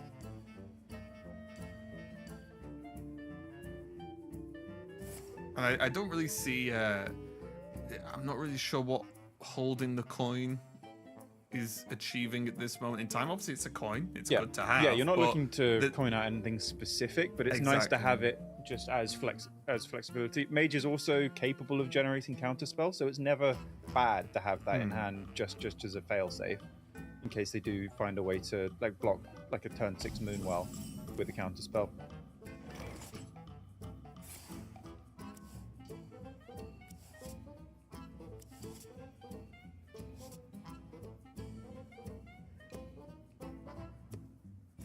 There is that Alter Time, so I think Gabby... I'm not sure how relevant the rewind thing is, but it is certainly a consideration to play as few spells as you can to not muddy the pool, and hope that you find rewind, which, to be fair, is not a consistent discover. But if you do that, then that is potentially just game winning on the spot. Yeah, the option exists, right? So it's worth considering, especially because, like we've said, it's not a matchup where Gabby's fighting for his life in the early game, right? It's not like he has to chain cast everything just to survive. Like, there are other options. Yeah, there is a little bit more of a ticking clock because Jake is always threatening having that Viper ready for Gabby's weapon. But the priest will give him a lot of time to set up if he can find some strong combinations from his discovers.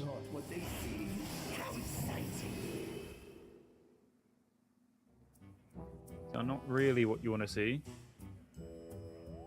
Honestly, I would say maybe pick Eternal Firebolt and give Jake another copy of it. Yeah, as Gabby agrees. You have one extra card. It's not a particularly efficient removal. You know they're going to have one during the course of the game. And 3 mana deal 3, sure it has lifesteal. It's just not that fantastic on board. Yeah. They don't really want to be playing more than one of these a turn. So the second one is just surplus to requirements.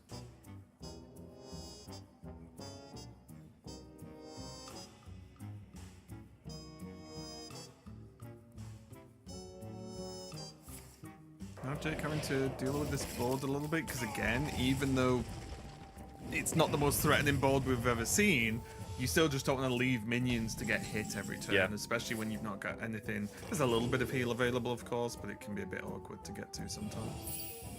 Hunter's Calling probably the best here. You just take Arcane Bolt because you want to do... You want to have as much damage stockpiled in your hand as you can find. Might take the Arcane Flow, might also go for the life cycle.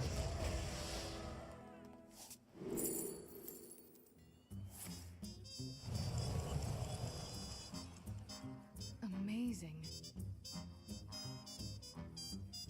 Wait, I'm so confused. Yeah, there's a issue with rewinding when it's your last quest. Oh, yeah. I'd already just blocked out my mind that the quest finished just then, at the same time. Oh, medieval charge. Sounds good. Oh, Jake saying Jake bye. looking quite Feeling like he's visibly done. frustrated that he Yeah. doesn't have the Viper in hand.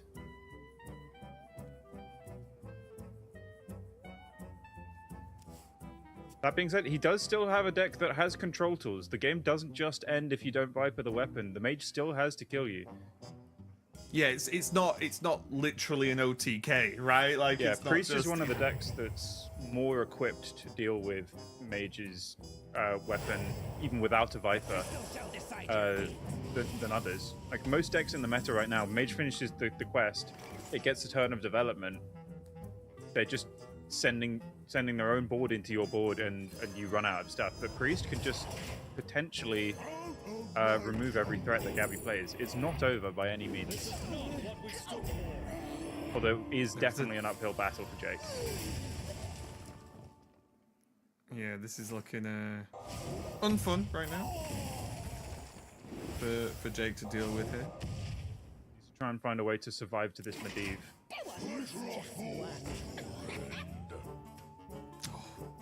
Still not.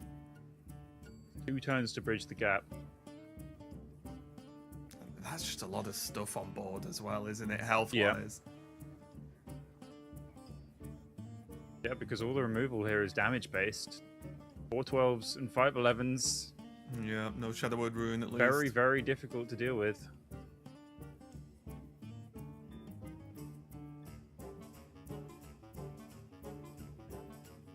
Could just throw down the Black Blood. Say, okay, you don't have lethal this turn, so I'm going to put this down when theoretically there's probably the least pressure, because you know that this is drawing a Treacherous Tormentor or a Morchi, from Jake's point of view. So you know that the next board is quite likely going to be bigger again. Yeah. I wouldn't have minded seeing the Black Blood there and then, because I think it will be increasingly harder to play as time goes on. Yeah, you're only going to have less removal, right? Yes. Going forward, generally speaking. I'm interested in playing Morchi here instead of Treacherous Tormentor, because Morchi's less consistent at building boards and is also a lot of potential damage with Chrono Daggers that I think, and Aeon Rend, that you'd probably like as a backup rather than front loading it.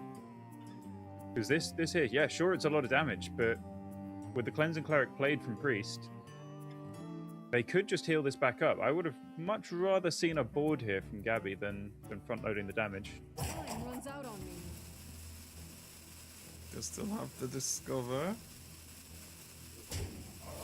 It is very potentially lethal if he just finds a fireball and it goes face, but I wouldn't be likely.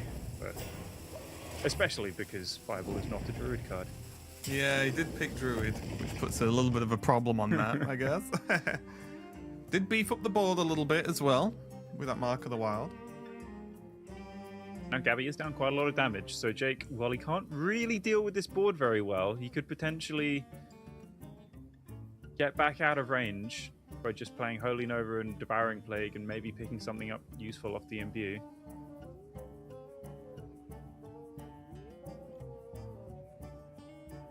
Yeah, that's rough as well. Just not quite the mana for the Moonwell. Yeah, To slip in there. that's not looking good enough. I'm not sure Jake can deal with quite enough of this board from Gabby, because he does have the Forest Gift, the Living Roots, and the Arcane Barrage. Time heals all wounds. That might just be lethal damage. He's even still got Life Cycle, right? To just get rid of any awkward taunts that are generated or in the way. Yep. So he's kind of got an answer for most things here. Devouring Jake's Blade going to be is forced going to to use the coin as well, which he has to use the coin to try and survive, but that means he can't coin Medivh, so he's just going to be in the same position next turn. Yeah, kicking the can down the Best road. case scenario. Yeah, and that looks like it should be enough, right? I'm pretty sure with that, It is indeed. how quick it's being locked in. It looks like Gabby is going to take the win and move on to the semi-finals. Unfortunate there for Jake. We know that he was searching for that Viper pretty much from turn 1, the main counterplay to the mage deck. But that's going to be one of those frustrations and problems of if the main counter is a card. Guess what? There are games where you don't draw your cards, right? It is unfortunate. It is frustrating, but that's just the way it goes sometimes. But congratulations to Gabby getting through there with the mage. Again, mage definitely looking a little bit ropey in certain situations. Yeah. But I think the rest of the lineups, it's clearly good enough to get it there.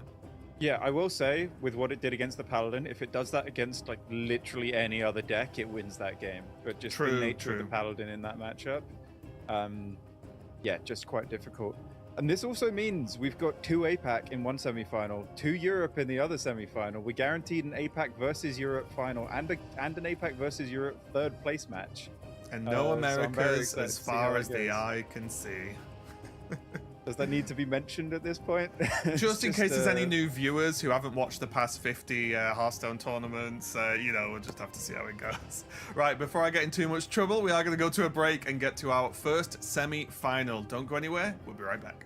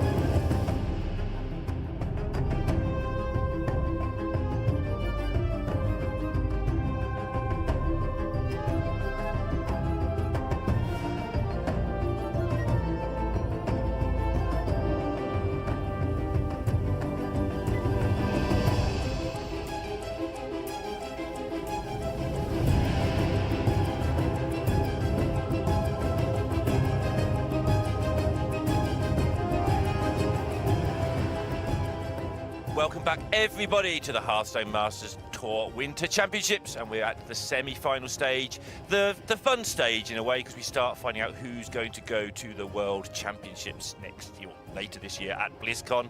The first name on the team sheet for who's going to actually be in a live tournament for the first time in several years.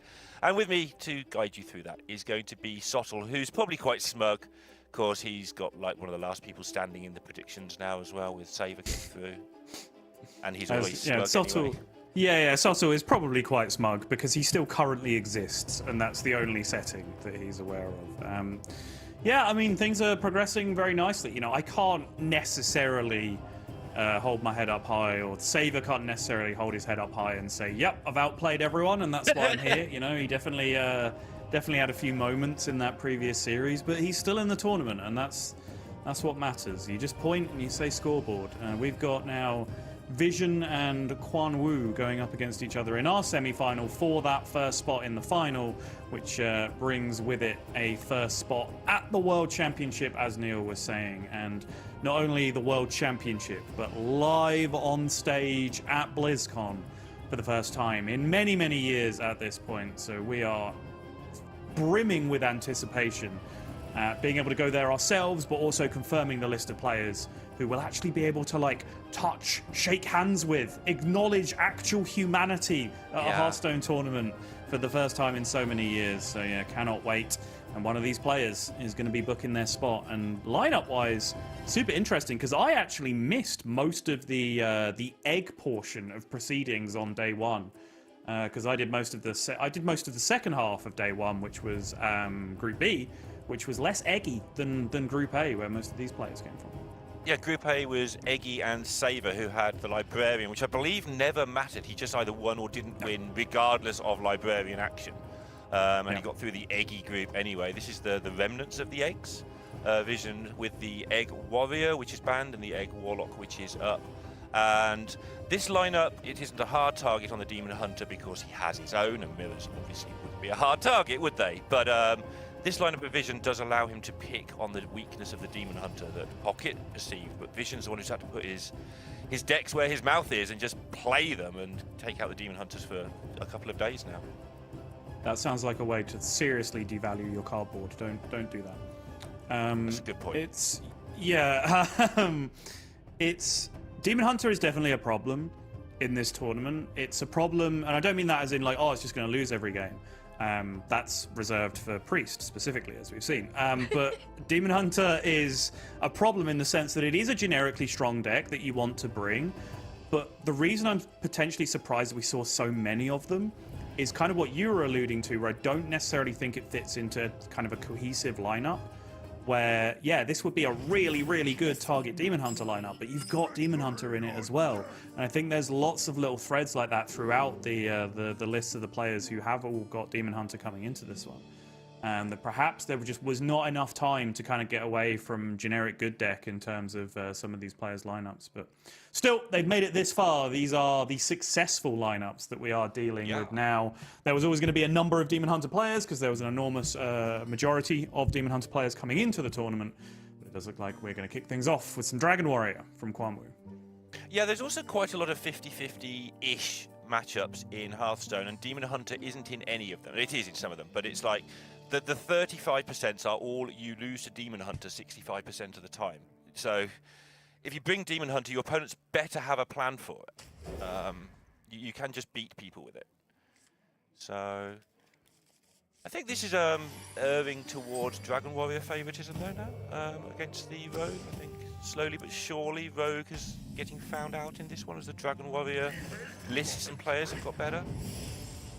Yeah, I think so. I am, of course, as we have discovered throughout the tournament, very biased toward Dragon Warrior. But I think, for example, like I will acknowledge there are some bad matchups. I think now the Druid lists have got better and they're all playing double Twilight Time Reaver instead of Dodos. That's a much worse matchup because Twilight Time Reaver just kind of kills you as Dragon Warrior. You just lose all of the initiative, and it puts a big pile of stats on the other side of the board that you need to use the majority of one of your torches on a lot of the time. But yeah, I do feel unless Rogue really accelerates super quickly, like they have a Foxy Fraud Herald start, and then the first Herald just gives them something really powerful to prep out, which Rogue's entitled to have those starts. That's the cards that are in their deck. You know, they're allowed to do that sometimes, but that is a specific draw out of all the ones that are possible that I think really gives Dragon Warrior problems. Otherwise, if you get to the mid game, just the amount of damage with just Windspeak Face or Big Weapon from Announcer or Searing Fissure, just pushing a load of damage face, and then you've got Volcanoes or whatever else just to clear out the relatively small minions that Rogue does output until you get down to kind of Sinestra level threats or Twilight Mistress coming out with Narrowlex. You can normally just get way too much damage going face for the Rogue to deal with. And of course, no healing unless it is generated. Unless you get that magical healing rain from a Sinestra and Reno yourself, you're going to be in trouble. Vision is going with the Spy Mistress, which is a card I haven't entirely gelled with in the Rogue, but it is 3 damage. Is I think the key, as in not it's going to attack your face with it. It's 3 damage removal spell for 1 down turn 1. 3 load. It's a really weird choice to me because the deck doesn't quite beat you down quickly enough for it to matter in terms of, let's say it cuts in for 6 somehow to your face. Yeah. And I feel there's better 1-drops like Glacial Shard and stuff if you wanted a bit of tempo. So I think for me it must be there for removal purposes. 8/6 Maniacal Follower here for Vision, looking pretty attractive as a stealth minion that can just push some damage, try and be proactive, but discounted Ultraxion and just Elise of any variety, both very attractive, fill out the curve next turn quite nicely. Gonna take the +2/+2 Elise here instead. Does have a problem with this Dark Gift because we saw Quan Woo, didn't cover it as it came down, but he came down, blew up his own minion because this minion goes Battle Cry, deal 3 damage to your own minions, Death Rattle, deal 3 damage to all the enemy minions, and having it reborn with full enchantments. It's not like a Chillmore where, you know, once this is here, you can't really develop board yourself because it's going to blow up your own stuff. The Death Rattle is exclusively to enemy minions. So having this reborn enchantment Dark Gift version is extremely powerful because I imagine you can just keep on hitting face with it, force the opponent to have to deal with it, even enrage it here with the Sanguine Depths and say, you have to kill this minion. But anytime you do, it's blowing up your board in the process. Yeah, and I mean, there's not many 6s in 26. Something that actually surprises me about the balance of Hearthstone right now is you have 30 health and there's a lot of 6/6s and similar sized minions. Surely you can hit them 4 times, come on. And then the way the balance works out, actually, that's quite awkward because taunts get in the way and so on. But it is. No. You've just described Dragon Warrior. That's what you do. No, that's it. That's how you win. Yeah. Yeah. Okay. Fine. Cool. This place well. Bit while I'm ahead sometimes.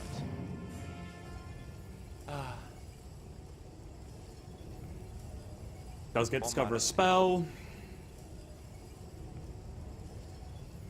Imagine just a bit of due diligence being given to +1 attack, but yeah, takes the spell in the end. Even now, like that does 2, +1 attack is 2. How do you think the board's going to look in 3 times time? Your opponent has a 6/6 that clears things, so probably quite badly for you, yeah. Deja Vu can be a very strong card in this matchup because warriors tend to accumulate Dark Gifts. With, you know, they have 4 Dark Gift generators in their deck plus a Xavius sometimes. So Deja Vu can be very useful for sniping some of those cards in particular spots, but that's kind of a long-term value game plan or a long-term initiative game plan. It's not a, I am literally dying to this 6/6 right now game plan. Yeah, he's going to go Twilight at some point here by the look of the pickup of the extra demise. Try and get some spells that are useful, obviously, but...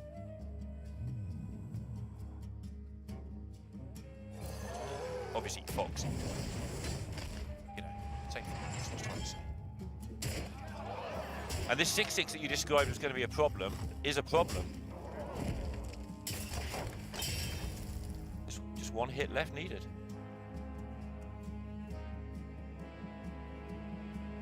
Has to generate some healing from somewhere. And that healing also has to clear this board, including 3 6/6s, because this first 6/6 is coming back at full health. Yeah, there's torch in the hand on the other side of the deck, so you can torch your way through most taunt minions should something... Yeah, if the 6/6 is left alone, for instance.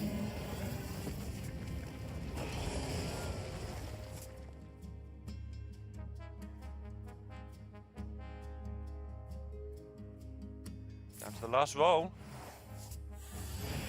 Yeah. Mage spell that makes 0/4 dragons? Nope. It's about the only one I can think of. I concede. And we're nods 1-0 ahead. And he's looked very solid. I know that Pocket Train has chosen about 13 of these players to win this tournament at various points, but Quan Woo was his original first instinct pick before he started trying to pick other things. It doesn't count, obviously. How did you get over there? Magic trick. Oh, yeah, I'm like that. I don't even know which way's which still after all these years. I don't know how I am staggered that after I'm the only person that can do this consistently. Look at the right direction on camera or point at the right direction on camera. It's not that difficult. I Anyway, can't make you do it either. Yeah, it is. No, it's important. We did a bit once where we were like passing things across camera to each other, like during Grandmasters or like high-fiving. The amount we had to practice it just so he was confident which direction he had to go in. Yeah, well, easy win for Dragon Warrior. This is what Dragon Warrior does. It makes a 6 attack minion and it hits you in the head. Neil nails it. Never let anyone tell you that you don't know how Hearthstone works, Neil. Demon Hunter and Druid still to go, and there is, of course, that Demon Hunter on the other side. So already we're starting to pressure the Demon Hunter, I think, on Vision's side, because Druid, an extraordinarily good matchup, I think, against Demon Hunter, just because of the amount of mid-game armor gain that you can get and use to stabilize, and then from there you just kind of take over and outvalue the Demon Hunter long term. And then the Demon Hunter from Quan Woo itself has, at best, a mirror in that matchup. So there is still, of course, the eggs for Vision, which I think are still very well positioned in the series overall. But picking up a nice clean win for Dragon Warrior, I think, was probably the most important win to get for Quan Woo overall in the series, which, you know, if you want to get into the discussion, may be part of the motivation of just throwing it out there first. But still... I think he puts him in a very, very good position. Like, I think he's more than a third of the way there, having won with the Dragon Warrior. Interesting. I was thinking that both Demon Hunters on this particular matchup. I'm not Pocket Train. I'm not saying that Demon Hunters as bad as maybe Pocket Train's been alluding to, but I think that both Demon Hunters are under pressure in this one. But obviously, the Warrior versus Rogue is one you do want to get under your belt. So I'd rate it as about exactly a third. So we shall see. My prediction is this comes down to Game 5 Demon Hunters, to be honest. It's very possible. I would not put it past this series or any given series of Hearthstone to. There have been some already. Yeah, it's not like the most predictive predictions ever.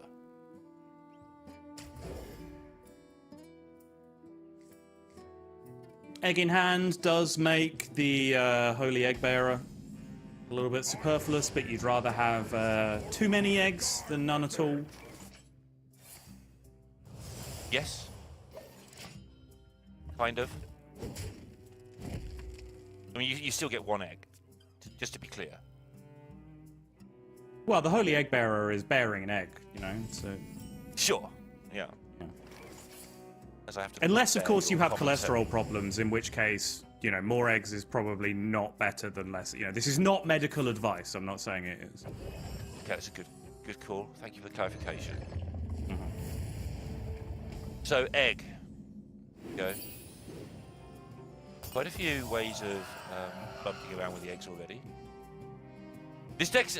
I played a fair amount of this deck, and it's really weird. You have this fairly sort of logical deck that you could build at home quite easily if someone said, hey, let's build a deck that evolved around popping the egg like multiple times. And then you just have the Asphyxodon Animancer like little combo where you just get an 8-drop for 5 mana.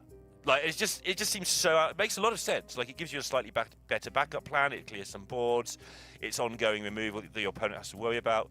But it's just in the deck. Like, the deck does something completely different. And then there's this 2-card combo that just... Or this 1-card combo that just does something completely different. It's so funny to me. I do, honestly. Like, a lot of the early games I played against Egglocks, that did get me because... Generally, stuff that's as linear as this... even if the linear thing it does ends up being quite powerful, you can plan around the linearity, right? You can say, well, Yes. their only threat is this one thing that's happening. So if I make my only defense against this one thing that's happening, then maybe I just fatigue them. And then when I've been trying to execute that game plan, oh, they put in this superfluous thing that just gets them this giant like 6/12 minion on board, and now that's killing me because I just went so all in trying to defend against the other thing. So I do think it makes sense just to have some semblance of Plan B in the deck. Yeah, the other thing it can do, it means that all of your sort of weird little removal spells that you tend to use on your egg, let's say you're against a paladin where you absolutely can't let them have a minion at any cost, like the aggro paladin, or you just lose on turn 4 to the drakes having divine shields and stuff. Yeah. It means you can shoot everything down, and eventually they make a little board because you run out of things to shoot them down. You haven't done anything to your egg, and then you're just like, lol, 6/12 lifesteal, your go, and that's the end of the game. Just in case you wanted any perception of the level of nerves here, look at the back of Quan Woo's chair that you can just see over his right shoulder. It's literally just stopped as I was saying that. The back of his chair was shaking back and forwards, presumably because his legs are bouncing up and down with nervous energy right now on camera. So there is a World Championship spot on the line here in case you needed to be reminded. This is probably one of the most high-stakes games of Hearthstone that either of these two players have played. Yeah, in fact, with it being the first BlizzCon spot for many years, it's the most high-stakes game of Hearthstone anybody's ever played. We'll ask Pocket Train about that later. Yeah, we'll ask TJ for pay rise for that one, I think. Okay. But yeah, so that whole secondary game plan isn't just another way to win. It is another way to just shut down aggro completely out of the game, which isn't this game, but we're not going to get much chance to talk about X. Hellfire's super card, obviously, in this matchup where there's a lot of threes and stuff on the other side as well. Job's done.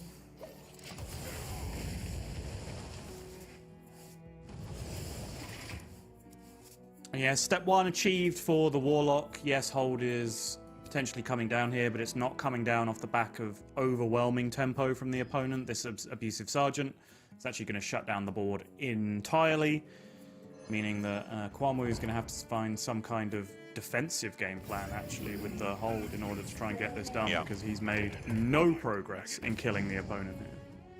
The Curse Chain's a very irritating card as well. You make your one big defensive thing as the Demon Hunter, or as anybody, and it just gets ripped away from you temporarily. Sometimes it gets, if you have too much of a good death rattle or something, it gets blown up and used against you. Dissolving Ooze, etc. just eats it. But a lot of the time it just gets stolen, and that little gap in the action is enough. Don't want to do any of those things. These are all bad. Yeah, in case we haven't made this clear, this matchup, what's the word, sucks. The Demon Hunter struggles so much to get anything done here.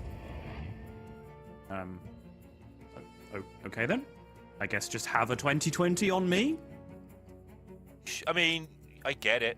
He had very little way of winning the game, and stopping him from being able to use the Archdruid at least means if he can kill one 2020, he might win. Yep. Yeah, just denying the Archdruid and saying, okay, I'll kill this 2020, I'll get a Flash Flood or something to clear this up next turn, deal with this one 2020, and then you don't draw Umbra and I kill you. That's the plan from here. Which is a sign of how sucks this match is. Yeah.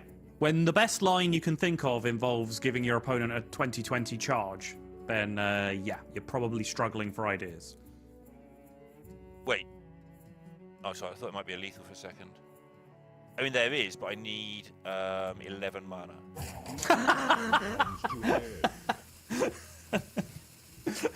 That's pretty good. So if Cursed Chains didn't just steal my opponent's minion, but stole all of their mana as well, yeah, to be lethal.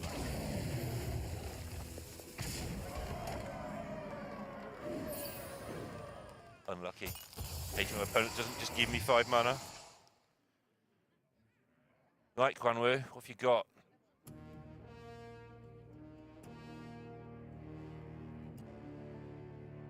This is very nice, by the way, because Vision getting an extra minion in play here with the ooze. So in order to get the ooze in play, he had to steal the minion from the opponent to be able to ooze that instead of the 2020. But that gets another minion in play, which soaks 5 damage from the Flash Flood. Which is here. Which is here. So it matters. It's great recognition of a loss condition from Vision and managing to play around it here, which is fantastic going from him. Yep.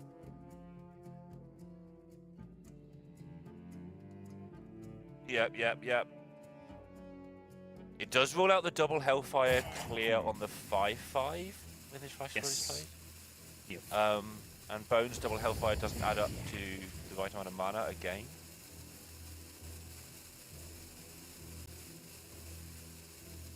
Can we just work out if he needs to put any damage into this for any reason? There's so much to take in. Yeah, just gonna get the infestation done. It's going to be drain double, drain single Hellfire anyway. Gets there, right? So. Yeah, he can just use Drain and Hellfire to get through. He has the buff to get it out of range if he needed to, but he doesn't particularly. Just making sure, get the damage through, connects the 24 to face. Easy win for the Egg Warlock, but again, talking about, you know, Conquest matchup weighting in series, like the Egg Warlock was going to win a game in this series. The double Egg lineup gave Vision a pretty big advantage in this series because one had to get banned out. There's still one remaining that kind of just has a free win in the series against Demon Hunter if Demon Hunter doesn't Q first and snipe a win against one of the other decks, for example. So he was in the matchup matrix, always going to be advantageous just because his ban just eats is eaten by the warrior. His other decks get to stay. Egg Warlock's still well positioned, so that was a much more straightforward win than the Dragon Warrior picking up a win, which has to work a little bit harder. But we are, of course, continuing to resolve down to this eventual predicted Game 5 Demon Hunter mirror for all of the marbles, which, again, we are one step closer to now, with just the Rogue and the Druid as the flex decks on each side remaining.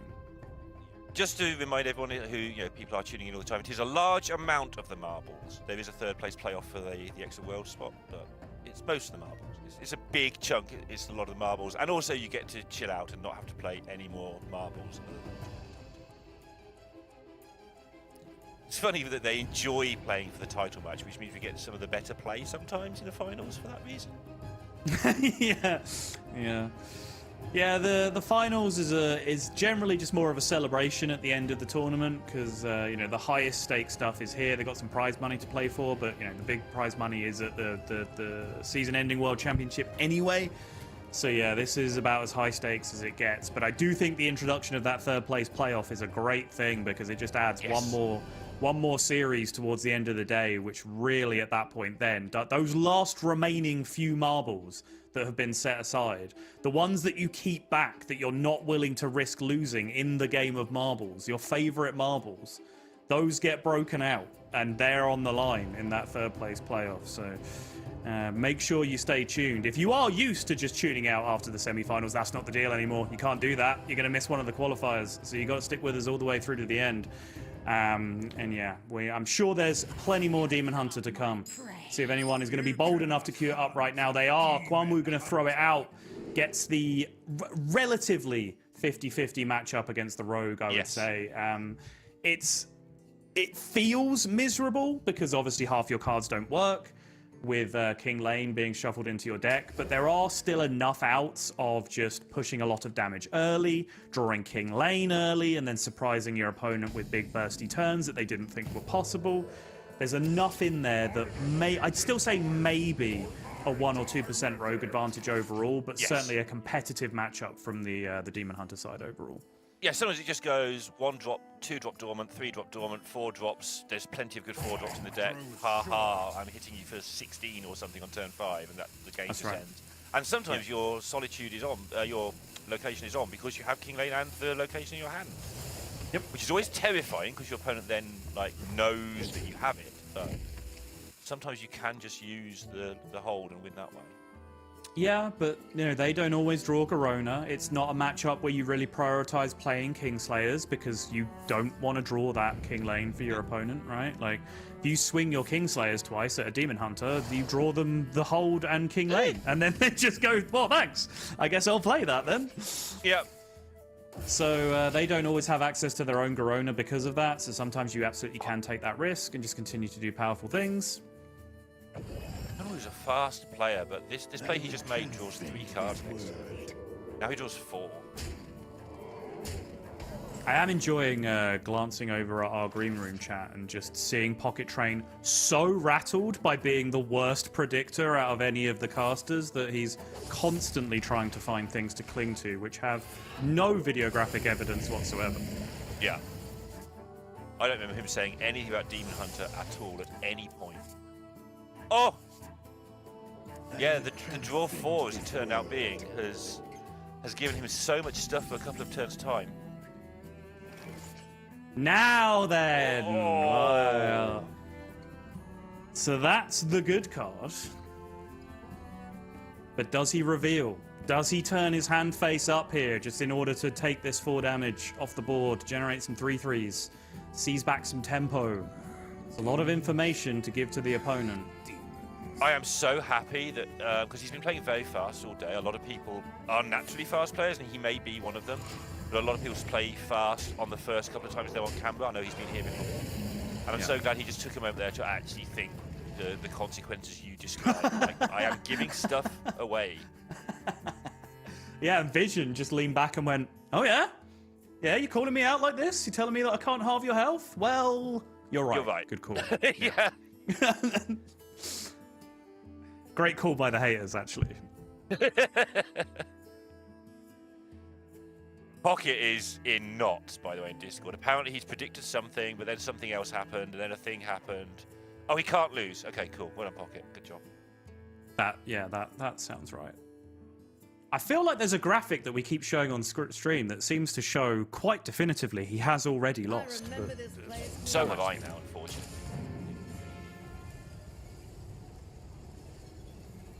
I know that for years and years you just copied my picks anyway, so... Yeah, speaking of made-up narratives with no evidence, there's another one for you. Yeah. I could find the evidence, but I'm not going to, so it's fine. You might... I mean, you couldn't, because it didn't exist. Oh, there's that as well. Anyway, card that Quan Woo kept in his opening hand comes in handy now. Yep. Beasting. Yeah, always worth keeping. We have fielded the question a couple of times. You know, like, every game of Demon Hunter, they seem to need Flash Flood to win. Why don't they just play Flash Flood in their deck? And the answer is because it's deeply unplayable if it's anywhere else in your hand than outcasted. That's kind of similar with Horn of Feasting. Like, it's okay still, but it's such negative tempo that way around that anytime you're given the opportunity to keep it, you have to at least think about it, particularly against Rogue. There is Garona. It's a great call. Might not be enough, but you've got to take it anyway because you know it's going to do 11 damage or whatever. Yep. Even rounds up for you. It's nice like that. Imagine if it didn't. Your opponent's on 1 and you play it, you blow up the king. It's like, yeah, carry on playing it. All right, let's go. Some cards. 410 life steal. Oh, the good one! How did he even see that? That's a 1 in 5, 3 out of 15 to get the Illidari. 15 options. There are technically 18. I don't really see anything that disqualifies you from being able to see neutrals, but for some reason you can't see neutrals, so there are only 15. It's just bad luck. It's just bad luck. Yeah, no, that sounds right. Like the 4th animal companion. I've never rolled it, but I know it's there. Sinestra with prep. I know a guy doesn't do anything. Oasis ally doesn't do anything. There are a lot of guys who don't do anything, honestly.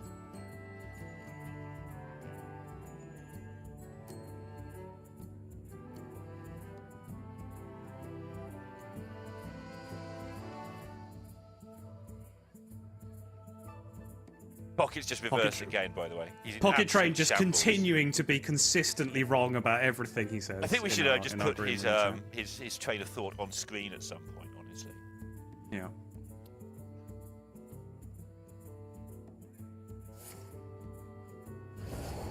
Okay, so they did get rid of this eventually.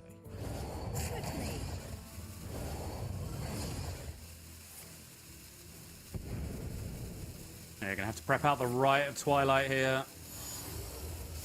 And this remaining Herald might just be able to make something happen.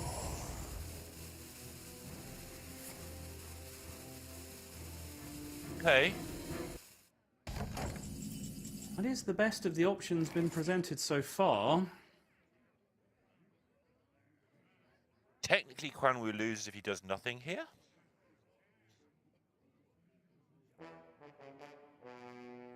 I grow impatient. Does have lifesteal weapon available at the very least, though. How about... Sounds like how Raven introduces some of his ideas. Yeah, go on. You hit your opponent for 4 in the head, 5 with your Yeah. hero power, and play the king.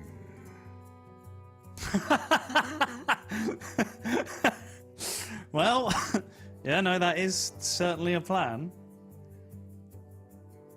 What are you then doing next turn?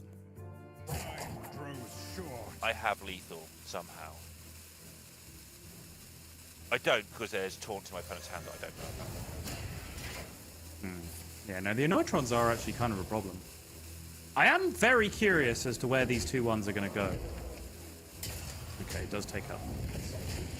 So at 13 now against the Garona.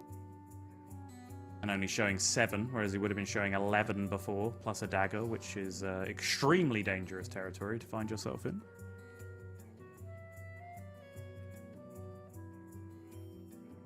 Gonna need some help from that second click of the hold next turn. Checking there. A +1 or something from the jungle. This one right on the razor's edge now. Yeah. Vision really does want to cut down this health and get some pressure going, but that obviously limits how much defense he can put up with the Anoitrons. Nice bit of judgment from Quan Woo. I think he got the trades and attack balance about right here. It's easy to say, you know. But from where we're sat, like, he could have just not played around Garona or whatever. I think he managed to say, okay, look, do 6, and you've got Garona. Good luck to you. Feels kind of awesome. Yeah, he's going to drop double Anoitron. So the fear now, the reason why I think there's a real debate there as to whether you go like one Anoitron Garona or double Anoitron is now, once you've played this second click and got some kind of immediate tempo out of it eventually, then it does start to become more reasonable to turn your cards off again by just spending the 3 and putting it back in there to avoid the halving. I'm still not necessarily sure that's something that Quan Woo is going to do, because he doesn't necessarily know that the Garona is there. He probably has a decent idea. Oh, look. The thing okay happens as well.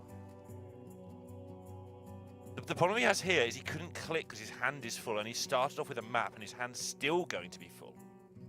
Yes. Does Fumigate into Flash Flood just clear everything? I Demons. can't see enough of the screen, but I assume it does. Demons. And you just do that, and then press the button. No, it doesn't hear as many things as I thought it hit for some reason. Yeah, the whelps from the location aren't dragons. Yeah. Is probably what you were thinking. Yeah. Time grows short. And Yeah, those aren't very good. no. And he's got to go as well.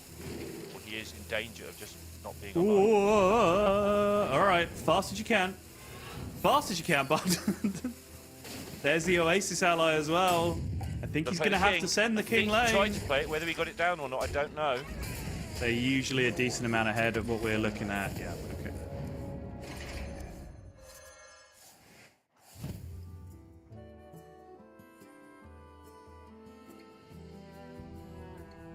And this is a big deal because he's going to have a frozen face for the rest of the game.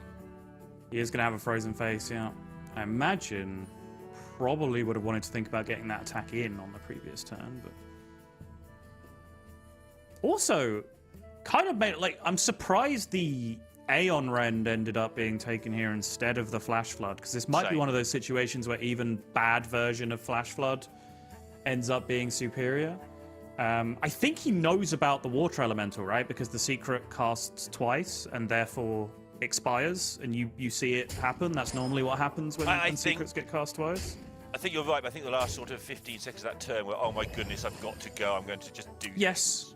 Yeah, no, I can understand that for sure. Which I'm okay with as a form of mistake. If you know you've made the mistake of going too long into your turn, then just doing things and allowing for something bad to happen occasionally, I think is the right way to go. How does he get out of this?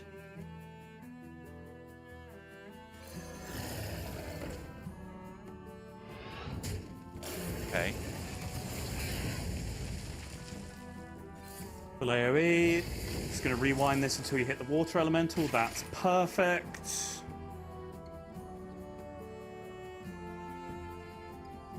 And Rogue died. I'm just going to hold down the question mark key on my keyboard for the next 55 seconds or so. Oh, is that in any way or form just talking to Pocket? In the shadows. In the shadows. All I can see is a conversation with Sottle and Pocket, where basically it's just taking place in question marks, depending on who is currently right in the argument.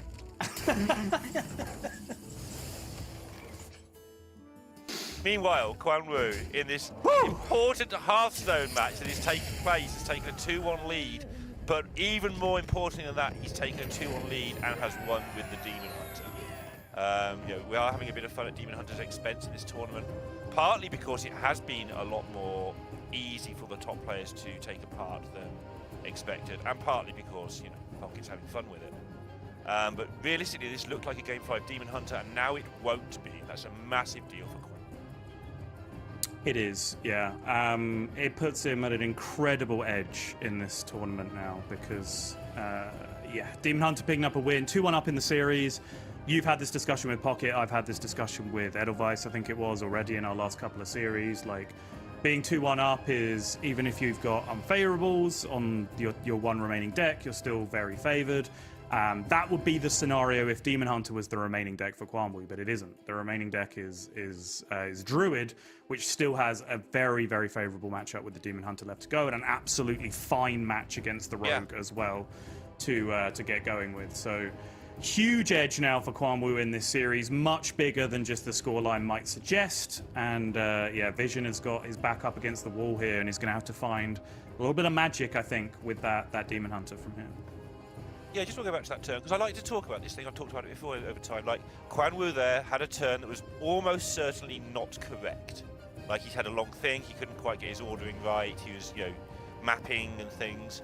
But he did enough. He realised, I have to do some things, and I'm going to look a little bit, it's going to look probably slightly wrong at the end of the turn. But it doesn't matter. If you do enough stuff when you've got 10 cards in hand and 7 mana, and you spend it and get the attacks in, and it may have even been right, that's good... I want to push back against that a bit, because I think I might have fallen into the trap there of just accepting that I was on the defensive, which Quan Woo didn't do. So the two decisions specifically that we were talking about, taking Aeon Rend instead of Flash Flood and not attacking with the weapon when he knew he was going to get Water Elementaled, those are the two things that just killed his opponent, the turn after. Yeah. Right? Like, Aeon Rend he specifically... did think it through and got it right. I think he just got that turn right, and both you and I fell victim of the fact, like, oh my god, look at how big the Rogue's board is. Like, we need to clear this up. But Quan Woo was in the right Demon Hunter mindset, which was, what, is there a board there? All I see is the 8 on my opponent's portrait. I'm going to deal with that, and then everything else goes away. So I actually think he did end up making all of the correct decisions on that, even down to diverting to the last minion being Lane when he saw the Water Elemental appear, right? Which I think was a very last-second adjustment. Yeah, that he knew he was going to die without it. So I think really, really well played there from Quan Woo in the end, and I fully rescind the criticism of the sequencing. Well, how good is Tree in 2026? A Meadrasil, for those who don't think I can say it.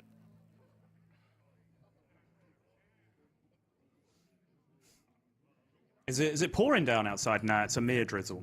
Look, I'm getting better, all right? I've been working on it. It's only taken me a year and a half. I only played 1,500 games with it in. It's fine. Did you end up playing more or less games of Discover Hunter? Oh, I think I played a lot more Druid. Okay. I don't think it's even particularly close. I played a best of 30 with Druid. I mean, that's still not a significant portion of the amount of games that you played with either deck, really, is it? Come on. Yeah, Sottle gets a bit bored of my deck choices because I played like 1,300 games of Druid and about 1,000 games of Discover Hunter. Yeah.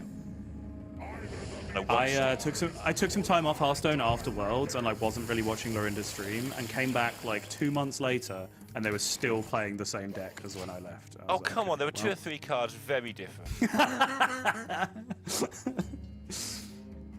Okay, sure. Alright, Druid has most of the stuff, but not all of the stuff here. Get going at the start. Wait, who has most of the stuff?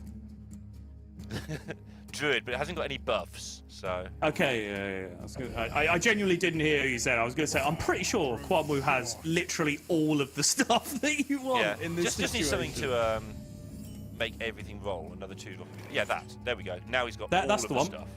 Yep, that'll do. Acceleration Aura was the only superior card available. 3 mana trees, yeah. Yeah. And actually, having rolled such a high quality 3-drop off the nature spell, I think that might end up even being a little bit better. Yeah, this is incredibly powerful start now. Not that it wasn't Quan before, Woo just would needs like to see Crimson Sigil Runner come down here. Isn't going to get the dream. Okay. He's going to have to settle for something slightly less than perfection for his opening. Poor guy. You have to take the Horn of Feasting. Unless you think that Flash Flood's going to move its way all the way to the left and you're still going to be in the game by turn 9 and then it'll be really good. Which is a possibility. He's got quite a cheap hand. But yeah, just to show, the problem with this guy is you need something to point it at. There's a dog. Oh, sorry. Misclick. That was my fault.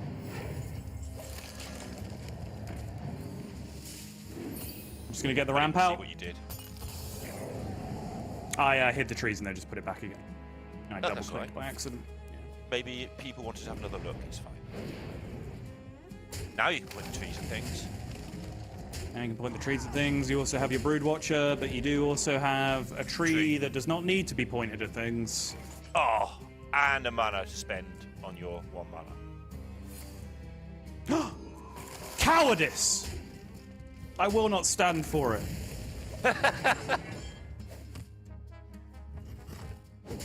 Yeah, he just decided he's going to play his good cards and outboard the deck that makes a board for 4 turns. Yeah. Sure. I'm surprised. Do you want to make your favorite point to explain why we have an issue about that specifically? Oh, what? Because it's not the first click that matters on a Meadrasil, but you really want to get the second and third clicks off quickly? Is it that point? That's the one. Thank you, I'll save that Lorinda for later. Soundboard. I pressed the right button. Many years of practice. Yeah, it's like playing a Meadrasil is terrible the turn you do it, right? So a lot of the time you do just kind of feel like you're doing a really low tempo turn, and a lot of people are super highly trained to play max tempo every single turn because that is quite often the best thing that you can do in Hearthstone. But a Meadrasil is such a unique proposition because you can just, you know, the tempo for it pays off over the next 5 turns, not just the first turn immediately. But we shall see. We shall indeed see. Oh, that's a nice one in this situation. An Arcane Missiles. Yep. Still feels a little bit close for the Druid. It always does, though, doesn't it? Yeah, And then yeah. suddenly an Underking appears, and that's 12 armor, and that's time, and then the big cards start coming down. Yeah, like the next 2 turns are just, you know, make some 3/3 taunts, clear up your things with my arcane missiles that I've somehow got, draw some more cards, gain an armor, and then it's best 2 of the tree, do everything you ever wanted to do. Probably.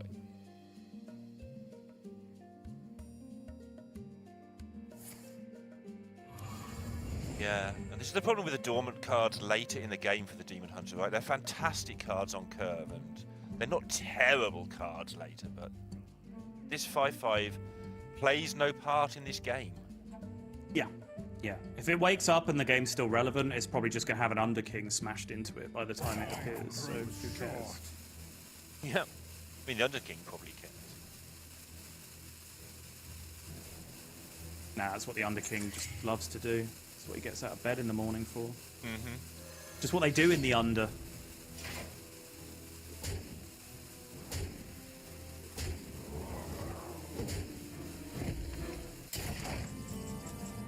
So 6 drop missiles, isn't it? Oh, 11 health. Okay, got to be actually a bit careful. 11 health is extremely spooky. I think we start with the arcane missiles, and if a 2-1 survives, then maybe you have to divert to Elise or Broodmother. Yeah. Okay, well now we have to think. It's one of those situations where you almost want the arcane missiles to miss, so you don't have to make the really devastating decision. I think we're going with the Brood Watcher here, of course. There's not that many ways to do it. Underking's there ready. As the Underking as well, had 2 shots at it with wave shaping. That worked out pretty brilliantly. Took the Felwood Treant off the first one, which could have activated Ebb and Flow as well in an emergency, but I do think it was always going to be the... Have you seen that? What? What do you... What even happened there? What do you mean? Like both 3/3s with 6 shots. What is happening?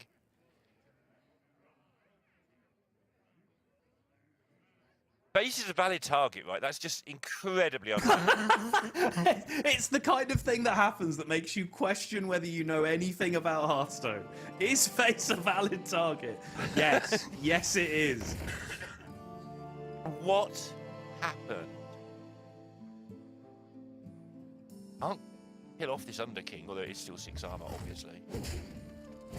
Yeah, still 6 armor. He's got the second tree proc this turn as well, so he's got 3 more mana to spend. Ebb and Flow off the top would be the absolute golden stuff here. Doesn't get it. Can he treants? If he treants, he goes down to 6, up to 7. Then he can click. No, it doesn't quite work. I want to find a way to draw the cards, then play Underking, so it would activate the Ebb and Flow for armor after you play the Underking, but it just doesn't quite work. Got it, yeah. It's just hard to do, as in impossible. No, you can do it, right? No, if you play... it does work, yeah. If you just play Underking first, then draw the cards, then you could play Treant, Ebb and Flow if you do it. Yes. Oh, it does work the other way around. Yeah, of course, yeah, because you gain a max mana crystal, so the max mana crystal would refill as well if you do Treant first. I was thinking it would only refill 1, but no, it would refill both. So it does work either way around if you wanted to do that. Still pretty reasonable here, though. 17 is reasonably safe. Obviously, from where we're sat, we can see there's no hold in hand right now, which is a big deal. Huge deal, yeah. Always is. Oddly enough. Yeah.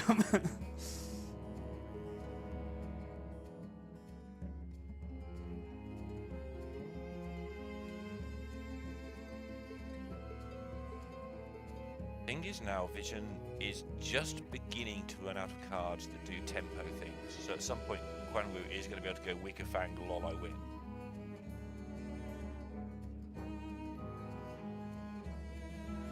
Yeah, that's as long as he can get enough armor to stabilize, because currently the Underking is also not dying next turn. Fair. Okay, now it is. Now it might be. Someone's dying. I can tell you that much. Yes. Got his 4 corpses now as well. A board of 4 drops, which might be his best option because of the tempo available.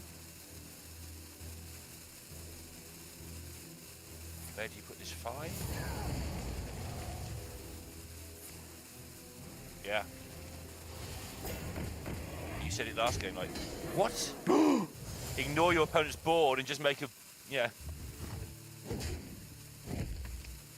Now the Underking is struggling to die again. Can I interest you in an Elise 1 for +1 attack? You can. You can also interest me in Horn of Plenty for some more armor. Yeah, that sounds good too.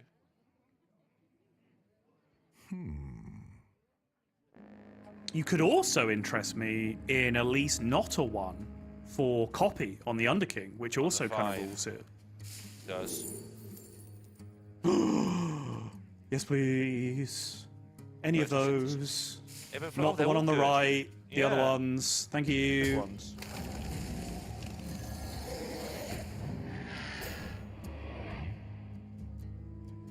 Okay. Yeah, ebb and flow better than the photosynthesis here because. Oh wow, he's actually going to greed it and keep the Underking in play. All right. Yeah. I love it.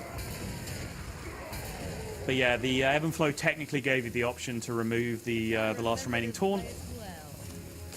I imagine you are looking at a 5 here now, just Might because be there's looking a lot at of 10 upside. now. Yeah, gone for 10 now. Wow! Okay, all right, gamer.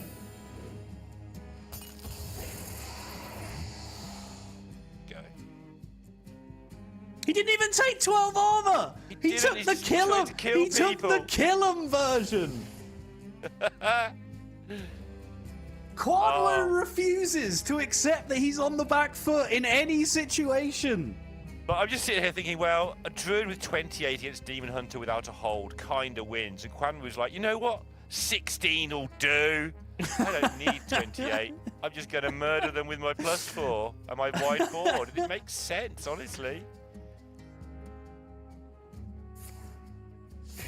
Oh. Yeah, in fairness, like spending 10 mana to gain 12 armor and not advance your board is a bit mid. So. Agreed. I think with Raptors it would have been okay, or like my line that turn was just take 5 mana, look for copy plus something on the and like see if the Underking lives. Even if it doesn't, you have potential for that to be good if you're able to slam Wickerfang as well. I think all 3 costs actually had merit there in that scenario. Well, we are going to get to find. Oh my goodness! Can he get the Wickerfang down? I've just realised how ridiculous +4 is with Wickerfang. My brain's just processed everything. Yes. Well, I mean, he has to play something. Like, he can't just play 10 mana location on it. Like, he's lost his entire board. No, but he has a button press as well. Yeah, just play some golems. Just 10 11s. Why not? Sure. Yep. And ebb and flow. And ebb and flow. Yeah. Clear out. Right through. Vating hero power as well, just for the 1 armor, 1 damage. I like it.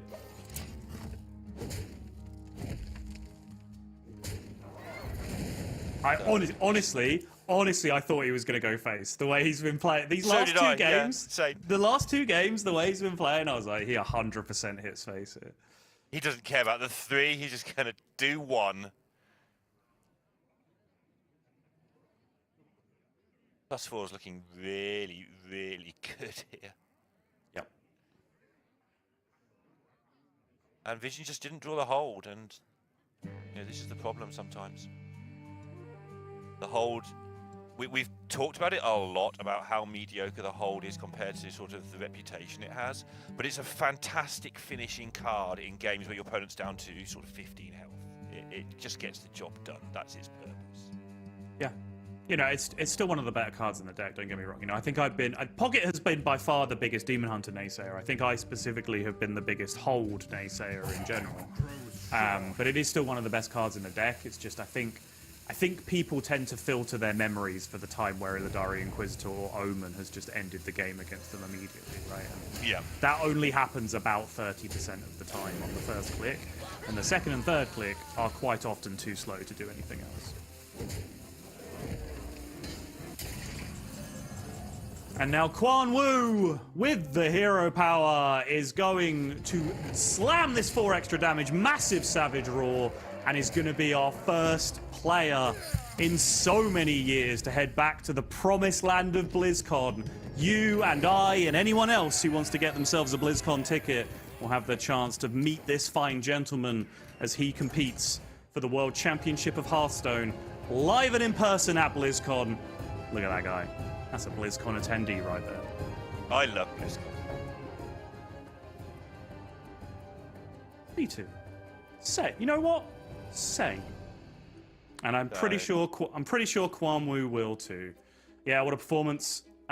Sympathy for Vision. I think he had a great lineup. I think the egg decks actually ended up being one of the better choices for lineups for this tournament. It was very nebulous coming in as to, you know, what was going to be successful. There was a lot of back and forth, but I think eggs maximizing the weaknesses of Demon Hunter turned out to be pretty successful.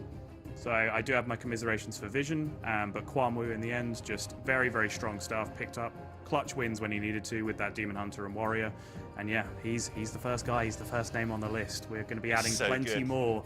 But we are on the march. This is it, officially now. We have taken the first heavy stomp on the march towards BlizzCon. We are on the way. No way back now. We have to do it now. That's everything. Legal department, everything, all involved. We have to do it. It's official. Also I'm definitely going to sneeze, so if we could get out of here as soon as possible, that would be ideal. That's just the worst thing you could have said. So anyway, this lineup is the first lineup that would go on the sheet, like the first lineup you would look at. But I'm sure you would like to see the second semi-final, so we'll give you a few more seconds to talk about Pepper. And and feathers and tickling, yeah. Anything that might make Sottle sneeze. But yeah, thank you so much for watching that first semi-final. Thank you for the BlizzCon stuff. Second one coming up, and we have got a final. We've got a third place playoff. We've got loads more. So I'm going to stop talking because Sottle has let us down on the sneeze front, and we'll see you in 3 minutes.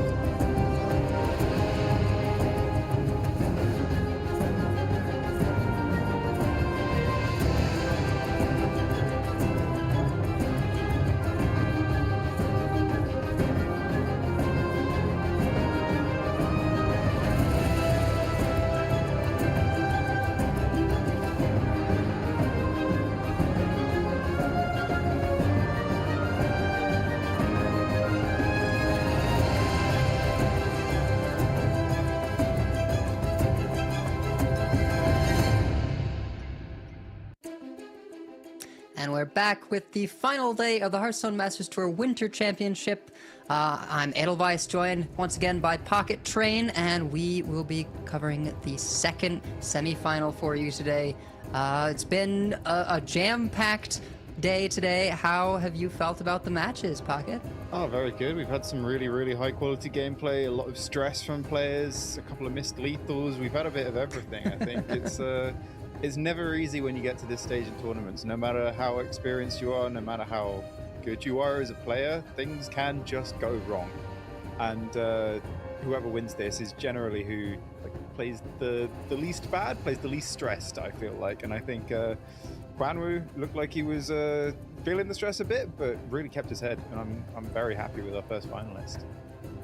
Yeah, and I think I said earlier in the event that Quan Woo felt like a favorite to make it to the finals, and there he is, just been level-headed throughout. Still a second chance for Vision to qualify. Unique to this time around, top 3 players will be advancing to the World Championship at BlizzCon. That means that Vision will play against the loser of our match, Saber versus Gabby, and still have an opportunity to make it through. But here we see the bans. We've got Warrior banned away from Saber, and then Gabby's Druid banned, putting us with the no minion Demon Hunter up against Quest Mage for the first matchup.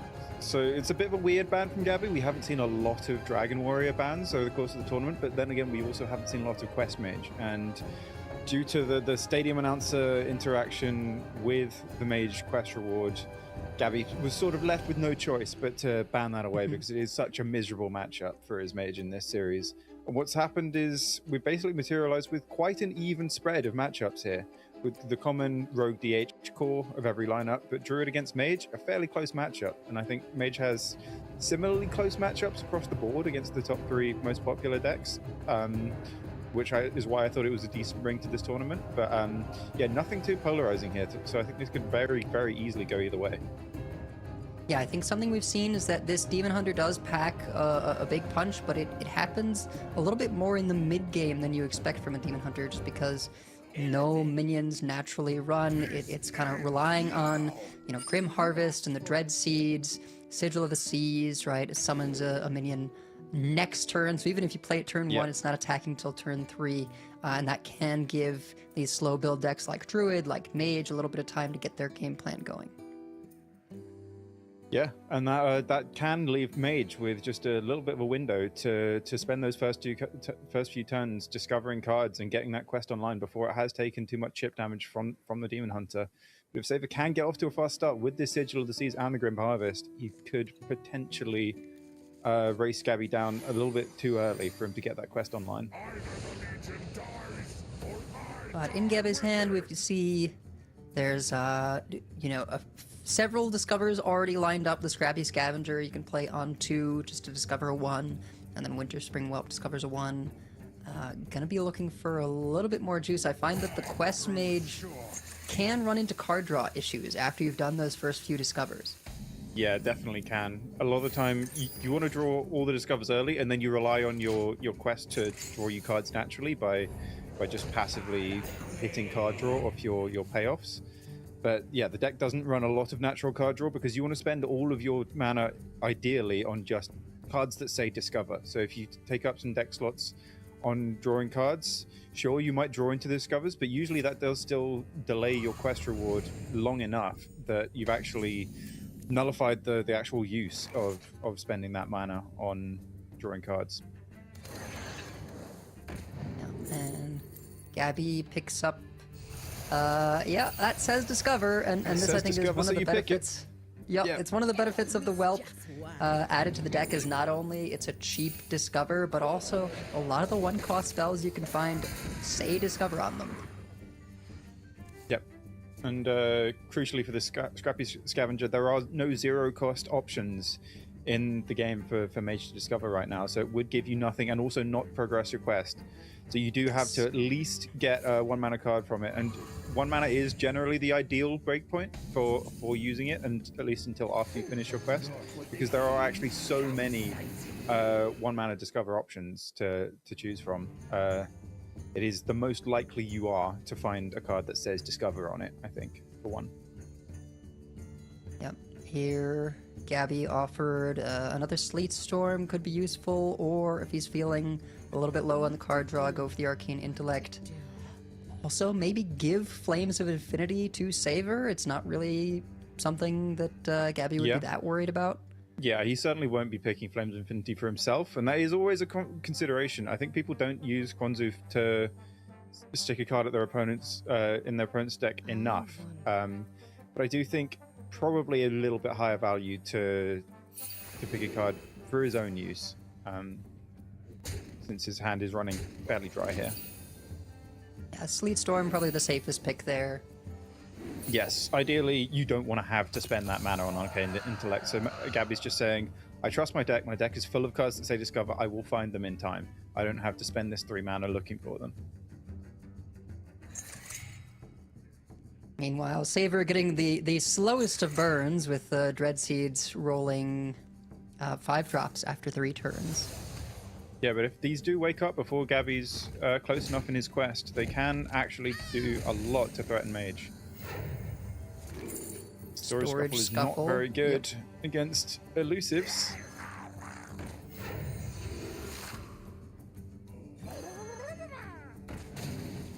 Now, I believe that's still just 1 Discover, even though he gets 2 of the minions there, right?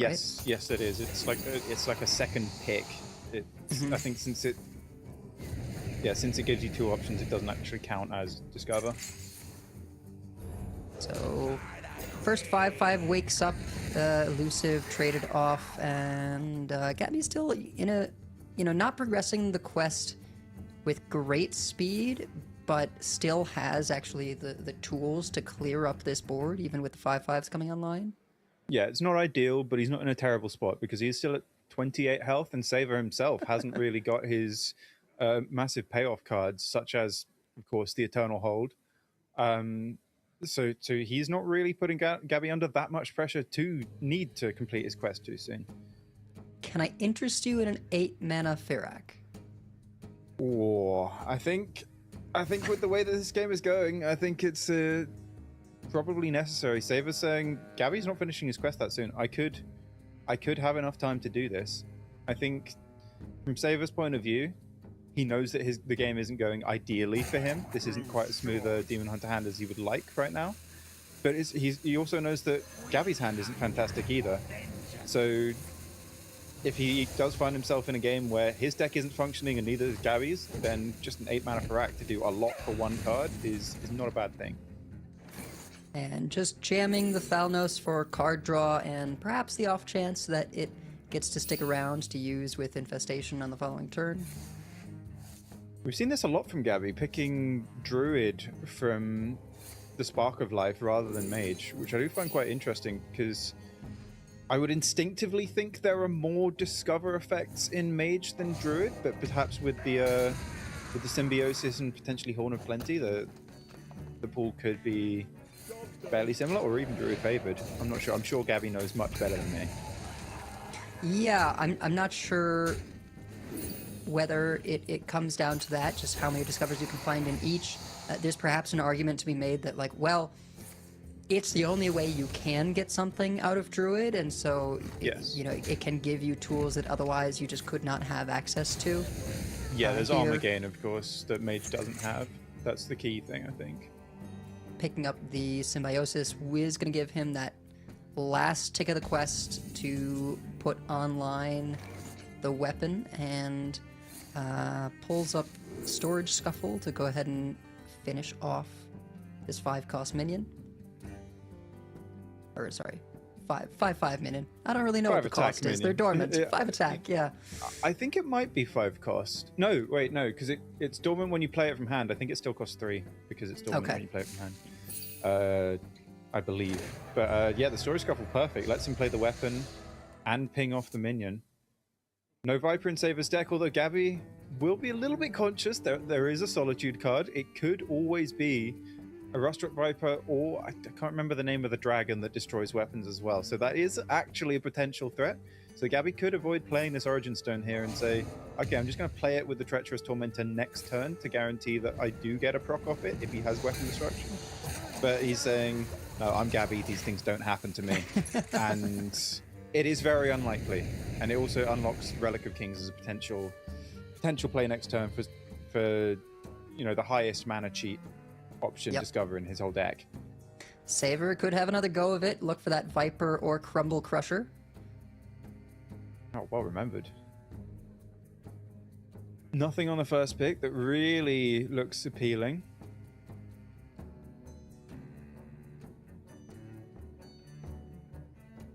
And swing and a miss.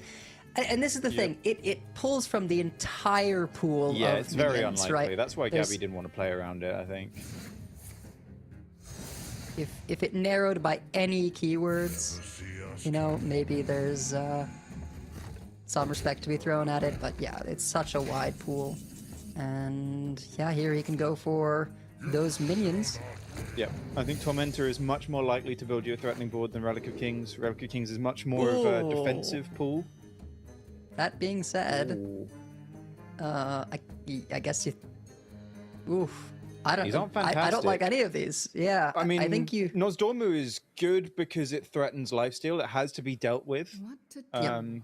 What to do? But the others aren't great. Toki you don't really want to put on top of your deck because it's not really a fantastic card to draw. You'd rather draw something that says Discover. So potentially just I would go pick Torga and then you have 2 large minions on board. But he goes for the Toki. Yeah, I think he wants to be able to clear with the charge from the Torga. Yes.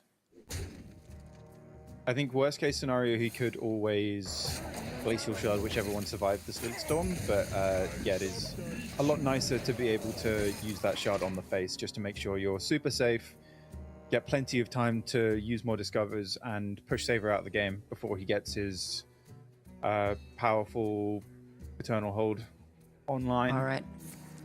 But it's time. Look for... Nope. No Flash Flood. Nope. Roll again with the Hive map? Potentially, and then if you miss, you can just pull the trigger on the Frack. But it's not really a situation you want to be in as Demon Hunter. You don't want to be reacting to Mage here because your deck isn't built to do that. Just gonna do a little bit of damage to the lifesteal and play the Frack. Pray. It's Not 2 great so draws. far. 4 mana spent. 8 mana spent. Oh, no! No minions in deck for that. Brutal. Gabby will be able to heal this 11. That is And if Saber's not just dead here. not amazing, also not terrible hits off the Not spells, and fantastic, but good it's enough because connecting with the lifesteal, full reset, and Firak really needed to do something special. It did a whole lot of nothing. 7 mana do nothing is never something you want to see in your Firak pool. And now Saber still needs to hit that Flash Flood. Nope. Misses yet again. But in the grand scheme of things, at this point, it is too little, too late, even if he had hit it. He doesn't want to be playing from behind against Mage.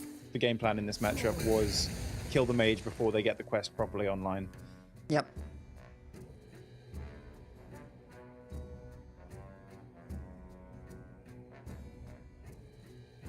Infestation will clear up the lifesteal. There's still a 7-8 Toki in play. Yep, and a Relic of Kings that Gabby, I think, will probably be avoiding playing in case he hits double removal and to remove his own board. But these Reforestations looking really good now. He's been able to spend his mana without having to pull the trigger on that. So he can just fill his hand back up, keep putting the pressure on Saber.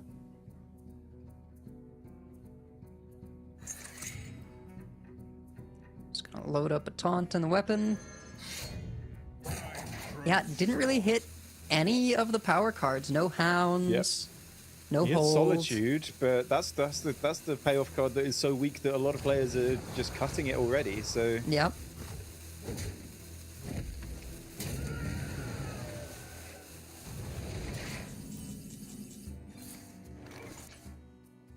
Gabby doesn't even need to play his Discovers. He can just play Bestian Shell. Mochi does have 2 outs for lethal here Yep. with Aeon Rend and Chrono Daggers. There's the Rend. Well, Rend is actually it's. Oh wait. It shoots twice. Interesting. So I No, thought no, it wouldn't because there's still only one outcome. Ooh. Good point.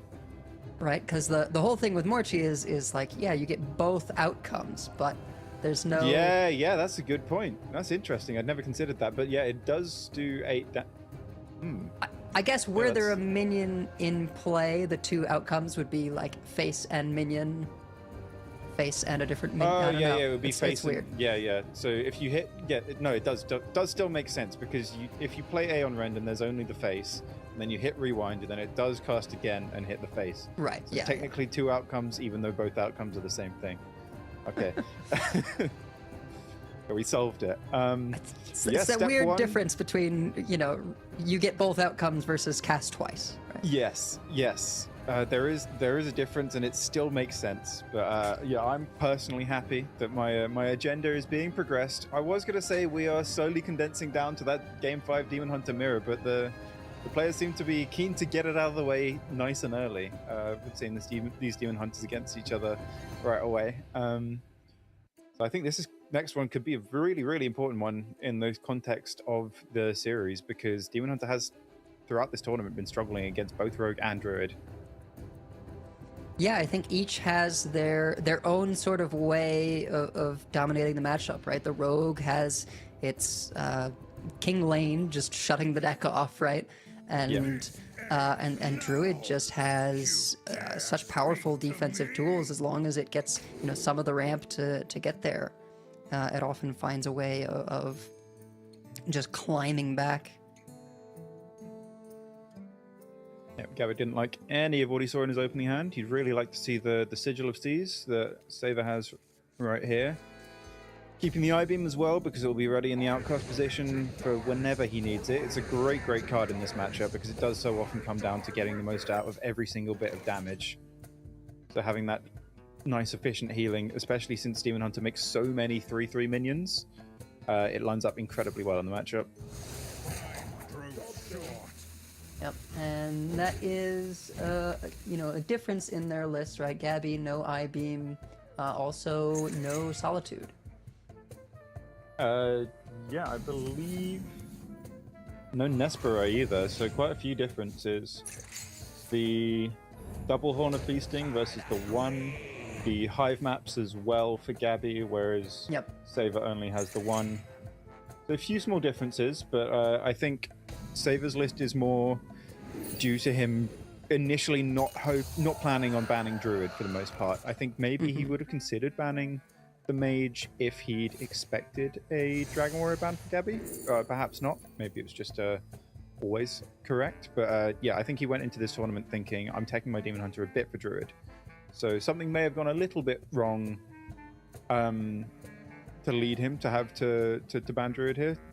But yeah, I think very, very close series regardless. Tough choice here. Yeah. Because yeah, Sigil of Seas now means you can't clear the 3/3, but could have gone for the Fumigate straight up and just cleared. True. And then followed up. Yeah, but the Fumigate does line up so well into the Hounds next turn. True. If that's what he's expecting. Now Saber has a really awkward decision of, do I coin Hounds here? Because that does stop him being able to coin Eternal Hold. But if he doesn't do that, then he's not really doing anything this turn. As he plays the Portal to Argus and potentially draws something playable off it. Could also cycle the Broxigor's Last Stand.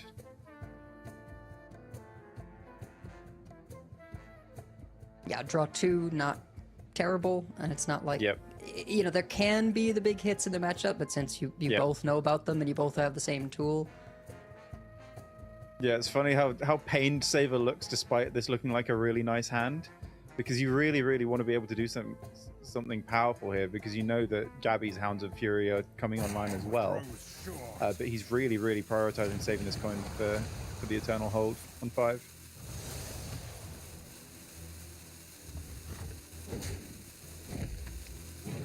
Gonna save the Broxigar's Last Stand, just use the hero power, and preserve as many resources as possible. Yeah, it feels bad, but I think I like this. with the context of your hand, your game plan is, I want to make sure the board is fairly even, try and stay alive, and then really, really take over the game with the Eternal Hold. Yep. And I-beam, you know, so many good targets, all the 3/3s. Just able Really, to really clean. stay somewhat tucked off with the lifesteal. The best possible board reset turn he could do going into his coin hold. And Force Gabby Gabby will to be need looking the for best. his own. Yep, he did not have the best development this turn. So not only does he not have his own Eternal Hold, he also does not have a way to push Saber off comfortably, pointing his own Eternal Hold out. There's a Hive map and 5 mana after, so could hit another Flash Flood. Yes. But that does leave you in the awkward position that Saber was in last game, of you're now just Demon Hunter playing from behind, when Yep. what you really want to be doing is forcing the initiative, make the opponent deal with you.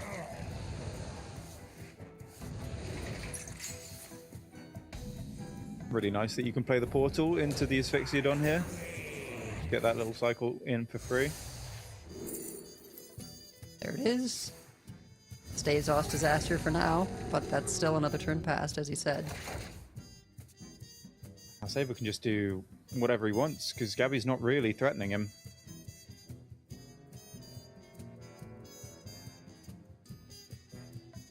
Yeah, can utilize the lasting legacy with the lifesteal if he felt he needed it, but Hounds plus Sigil feels pretty good when you're this far ahead. Yeah, so now it's just a two-pronged attack from Saber. He's threatening Gabby's life total directly, so Gabby has to play on the defensive, but that also opens up the Eternal Hold to just outstat him in the long run as well. So Gabby has to fight off Saber on two fronts, and this is realistically the only way he could hope to do it. Yep. I think with his own Eternal Hold off to the top. Asphyxiodon, very good pickup. Now he needs to hope that Sabers aren't quite so high value, because you can find quite a few duds off this. Yep. But even something like a Rift Cleaver, which does clear the Asphyxiodon, Saber has to take a considerable amount of damage to do so. Tichondrius is interesting.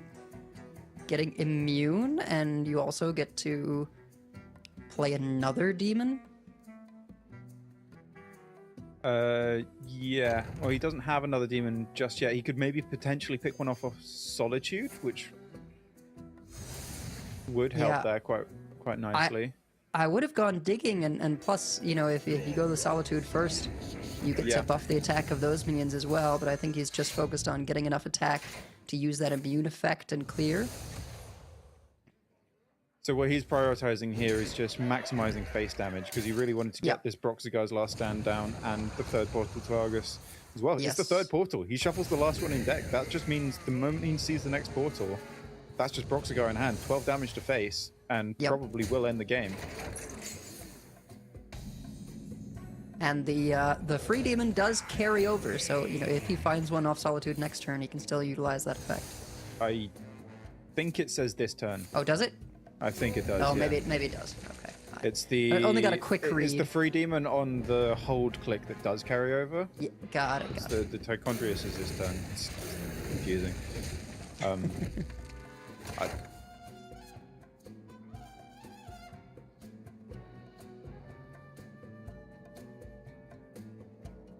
Now Saber just has a bit of rubbish at the moment in his hand. But he's very, very close to just finding that final portal and closing out the game.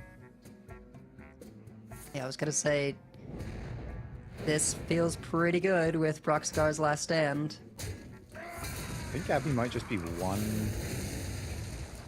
Illidari Inquisitor away from lethal, though, with this lasting legacy in hand. If this Eternal Hold for Gabby picks up Inquisitor, that could just be lethal. But there's no way to clear the portal and get enough damage in. Yep.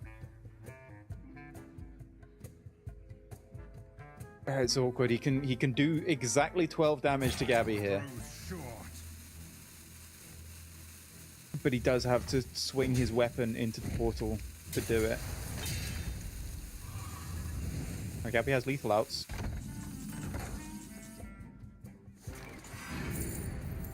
That'll There's do the it. Inquisitor. Yep. And if that weren't enough, the Axe of Cenarius, huge lifesteal swing. Gabby, a dominant lead now with the 2-0 and winning the mirror. Yep. Really, really happy to see Demon Hunter out of the series.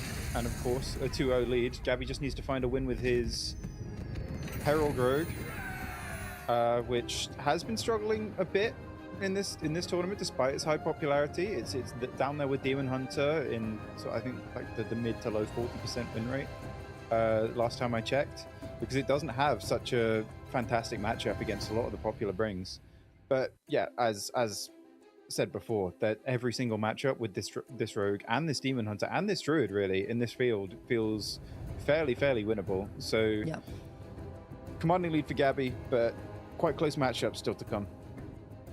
Yeah, there's no deeply polarized matchups, right? Yeah. You know, we say the rogue and the druid have certain edges over the demon hunter. Yeah. The demon hunter can still just get there, right? Sometimes they just have lane and their deck works, and you know they're able to outpace Yes. what the rogue's doing, even under the threat of Garona.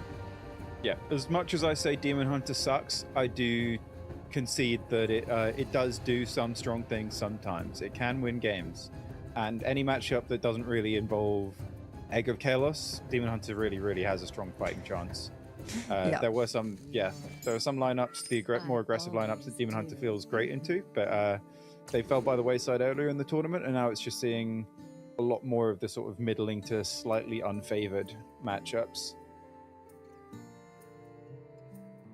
The rogue mirror first, though, and quite a lot of heralds for a lot Saber of heralds here. for both of them. Saber's got more. Gabby's going first though, so I'm not sure who's happiest. I think Saber will probably be happier because he doesn't have a 7-drop and a 9-drop in hand. Yeah. But That 7-drop and 9-drop do play well together, though. they do. They get along very well.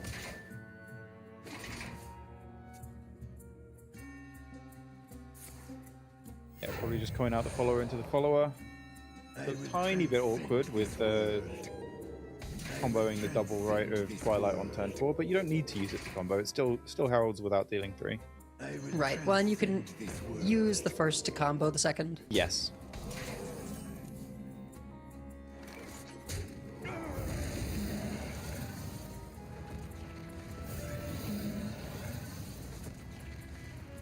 Oh. I mean, I guess. You just play it, yeah, because Yeah. it's not the best use of it, but it's not going to be outcast for most likely for the rest of the game. And the alternatives are just Rite of Twilight, non-comboed. Saber can just keep progressing his heralds.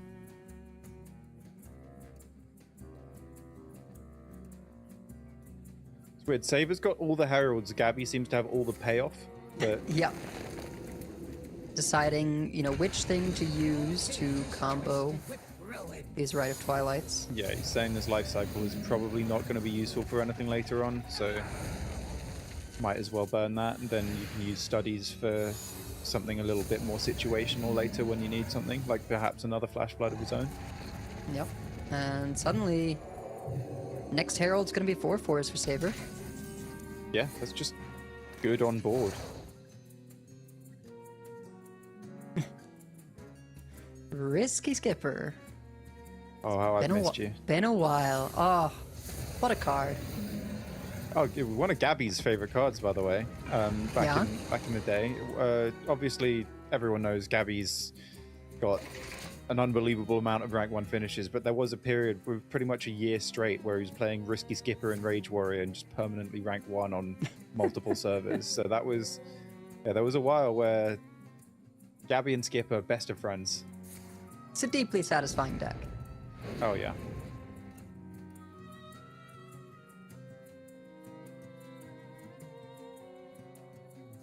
Both of these players seem to be addicted to the Demon Hunter cards. Yeah? Still. Oh, It's quite awkward that these Raptors have immune now. It I think you'd is like to- indeed. Get these shadows on board sooner rather than later, because Opu is always a threat, and so is Twilight Mistress, the longer the game goes on.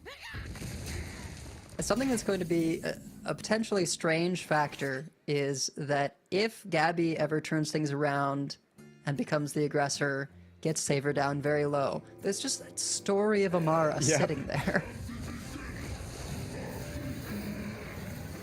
Gabby does now have access to Deathwing. Anytime he draws it, it will be playable because it's 7 mana. Potentially could fish for it with Cursed Catacombs next turn. Yep.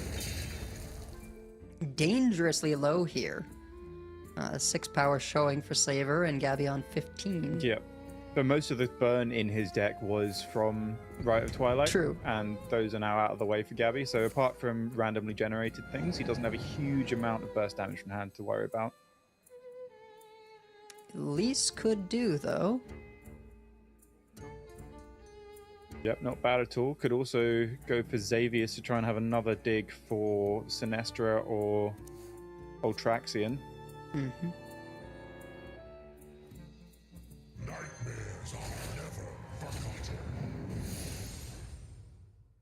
Important note, neither of them running the Discover a Minion with a Dark Gift, Nightmare Fuel, right? No. Which can be... Fantastic in this matchup, yeah. Yeah. Did you see the Dark Gift on this Ultraxian, by the way? I did not. Double Battle Cry. Oh, okay. Yeah, So that not sounds only like a... does it generate you 2 4/4s and get you some discounted spells in hand, it will make his Deathwing 0 mana.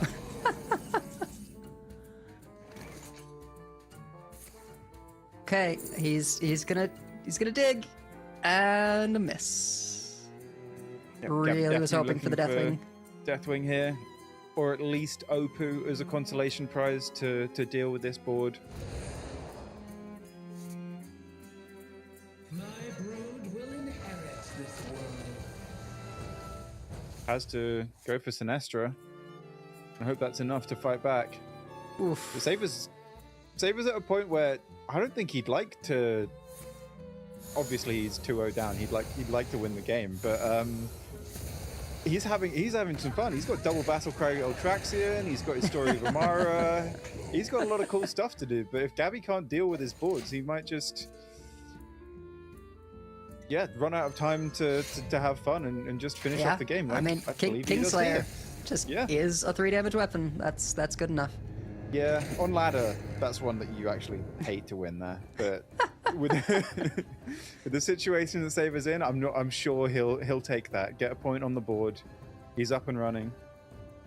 And yeah, well back in the series because both his decks left definitely have very good game against Rogue. Demon Hunter, I'd say I would call that a dead 50-50 before the tournament. And then since we've seen it lose a lot over the weekend, I've sort of maybe changed my mind.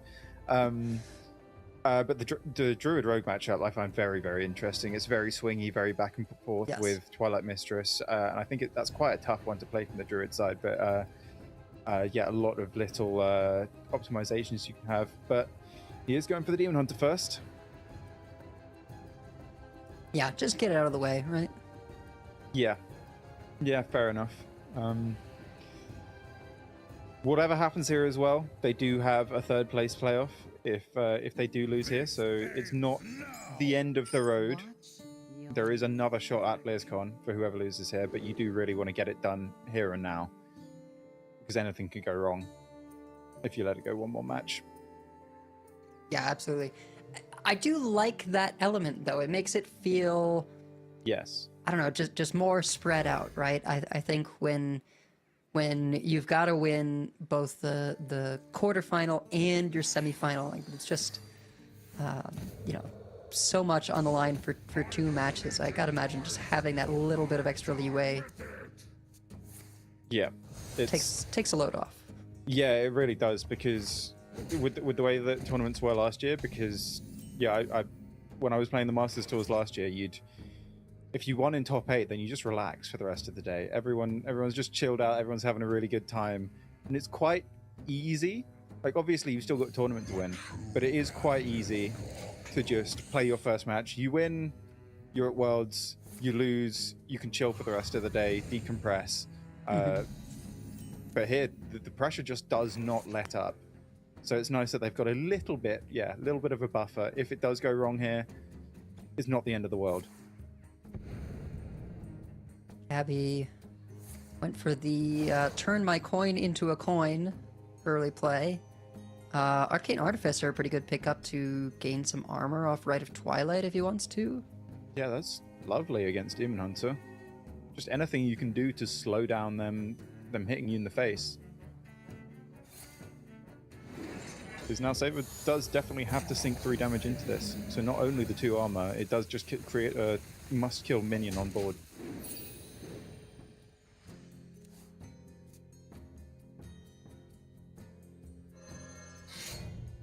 Saber has the perfect clean clear here. Full weapon plus Broxigar's last stand. Yeah, I was hesitant about Broxigar's last stand, taking the place of Immolation Aura effectively. But it's been very impressive. Yeah, it just lines up so incredibly well on the meta, especially with everyone running double. Not everyone running double Horns Feasting. I say as Saber I think only plays one of them, but I think every Demon Hunter list in the whole tournament has at least one. Whereas in the earlier builds of this deck, I don't think anyone had it.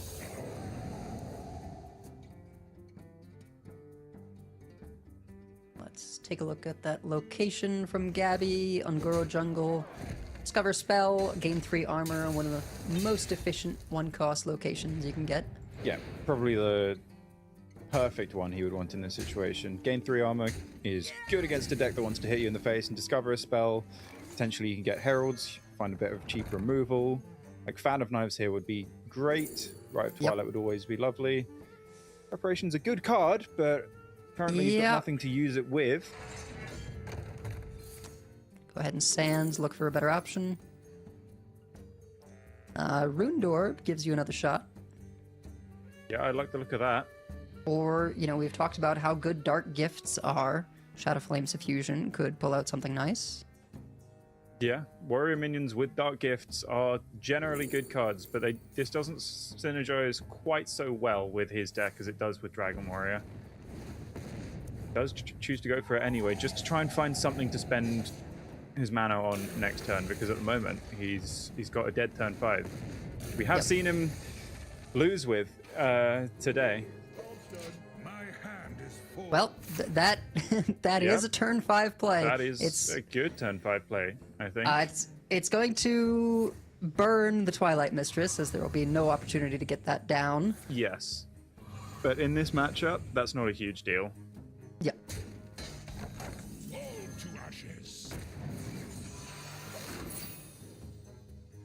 Does mean he does have a bit more of a clock on when he plays this Sinestra, but I think realistically he was expecting to just play it out on turn 6 and just try and get as many stats on board in the way of the Demon Hunter to distract them as possible. Flash Flood could remove both halves of this 5/5. The game really wants him to take it. Yeah. I think he was probably looking for another Horn of Feasting by the look of his reaction. Have to make do with a little bit of card draw. I was gonna say that was gonna no longer have I-Beam Outcast, which I wasn't sure if you wanted that.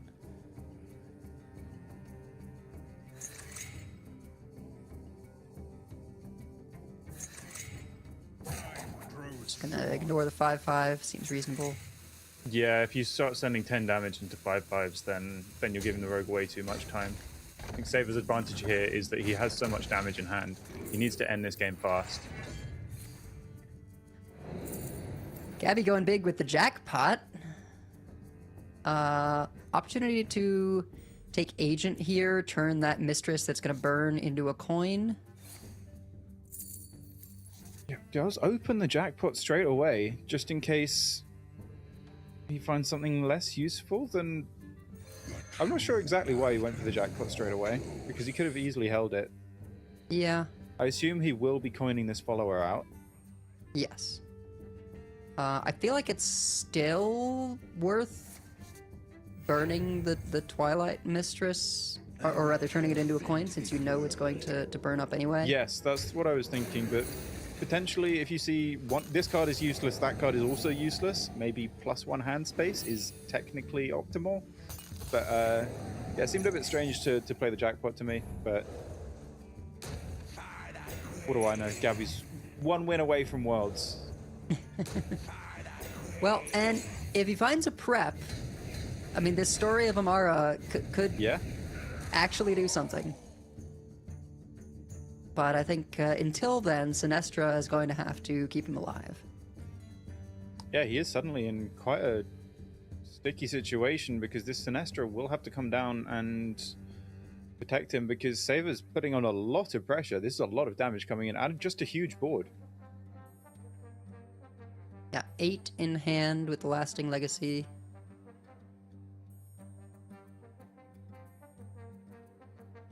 Tough decision for Saber though, because he does want to use his mana on this damage, but at the same time, that does narrow the range of things that Gabby needs to find off his heralds to more specifically healing.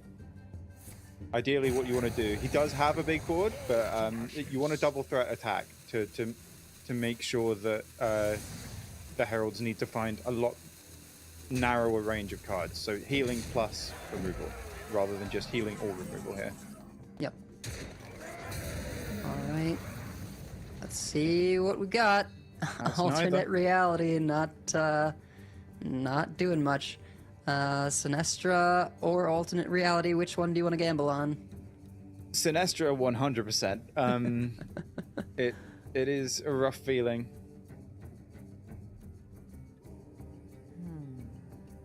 My brood will inherit this world. Yeah, he needs some healing here and now. That is Nope. 2 useless Okay. cards. And those are even more.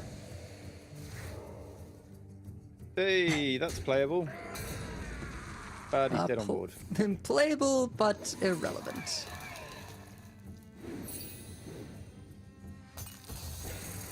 And sometimes that's the way it goes. Gabby had just a bit of a dry spell early game where there wasn't any refill coming in. Yeah, it's the classic. He curved out a little bit with a couple of early game things, but one dead turn, his opponent just capitalizes, hits him in the face, and before you know it, you're playing Sinestra for a really, really small percentage out, and if you don't hit, then the game just ends.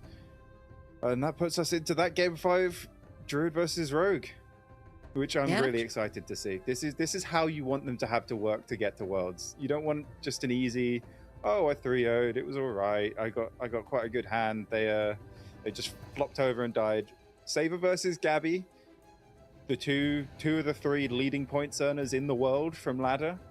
This was always worthy of a game 5. I'm really happy to get to see it, especially now that Demon Hunter's out of the way.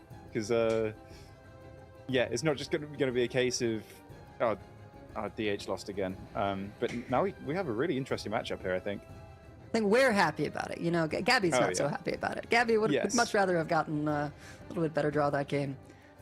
You know, I think it's very interesting that Saber actually had the king lane that whole game. It didn't matter. I don't think he drew hounds, didn't draw Eternal Hold. Like, he just won with He played dormant Lasting minions, Legacy, but Cinder. he didn't use the buff. Yeah, Yeah. that's just how it goes sometimes. Demon Hunter hits you in the face. Yep. It's the thing they're probably best at. Oh, for sure. That's that's part of why that matchup is just pretty much a 50-50 against the Rogue. The Rogue switches off all your payoff cards, but the way that the deck functions is just something that Rogue is bad at dealing with. That's why we've seen so many lineups with Rogue in this tournament banning away the face, Tolvir, no hand, whatever you want to call it, the Hunter. Because that deck does just put on such relentless face damage, and Rogue is not very good at dealing with it. Yeah, it's interesting. The Hunter doesn't even have that many 1-mana burn spells to get replayed, right? It's just Arcane Shot and, you know, the rocks off the Murloc, and then the hounds, right? The 1 Wound damage Prey and rush. as well. Yeah. and then Right. maybe some generated stuff off the turtle guy, but Yeah.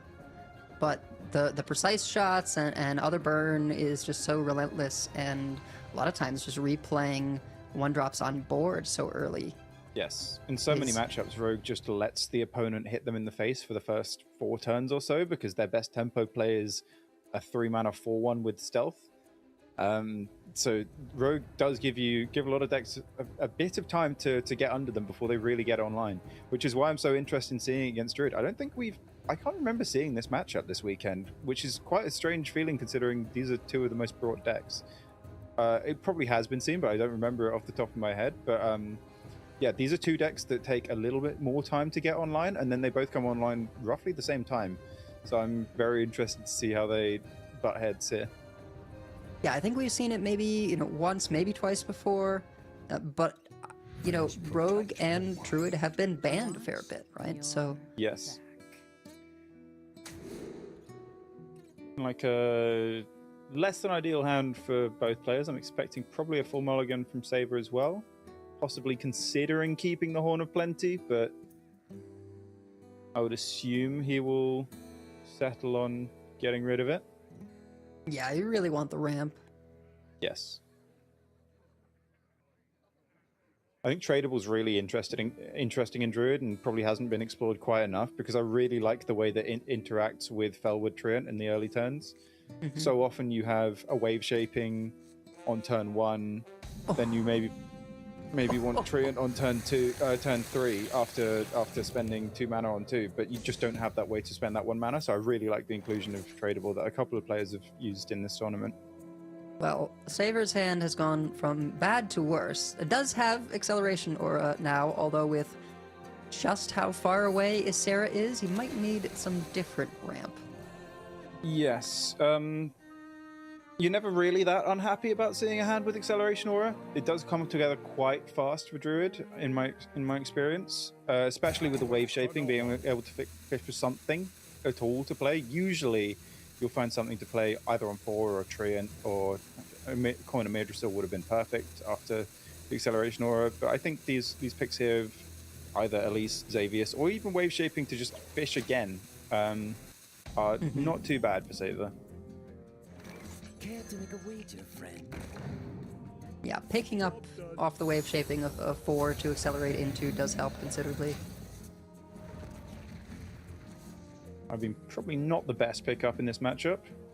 Saber looking physically pained by every top deck that's not the nuts, which you would in this situation. In fairness, this is 1 win away from locking up your spot at BlizzCon. I think both these players very likely will be there at the end of the year, regardless of what happens here and now, and then in the 3rd place match.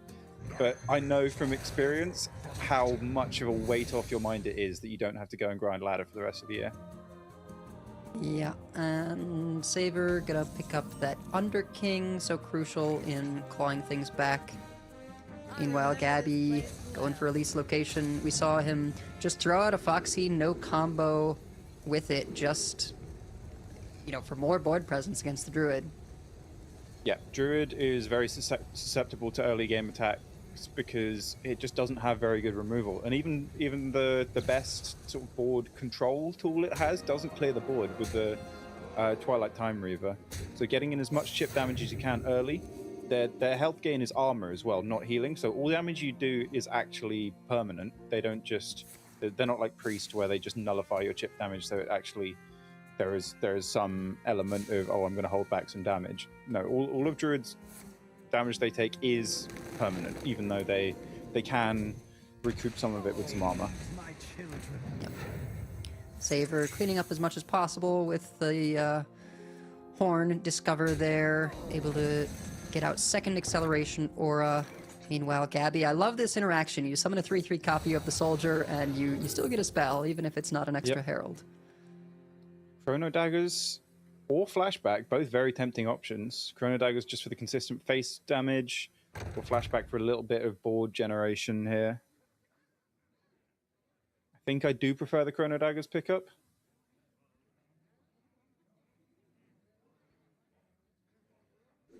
He's trying to decide how to do the hits. This Doesn't send it face right away. Yeah, he's saving it to see if there's a blanked turn so he can double it with Sinestra next turn. It's a rogue spell, so it doesn't work. Oh, right. It's Yeah, like, yeah. no, I looked at the same thing. I've got Morchi Brain. It's if maybe only. just- Well, I-Beam will clean this up without having to do any more life steal. And that is... But now, just like that, Saber is back to full health. 31 health after seemingly doing nothing in the early turns, and Gabby having a bit of early game aggression here. Bellwood Treant picked up. If he finds any way to spend mana, Ward of Earth is perfect. That will be 25 mana spent with Marithra in hand if he picks and plays this Ward of Earth.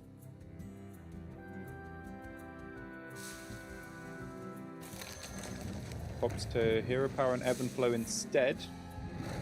A little bit more consistent removal, but it does mean he does have to spend one more mana before this Marithra can come down for value. So I'm not sure how much I like that.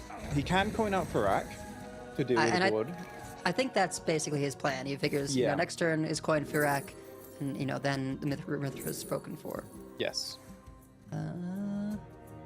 You don't know for sure that your opponent is going to build a big board here, so I do like the option for some flexibility if he'd gone for Ward of Earth, but I completely understand.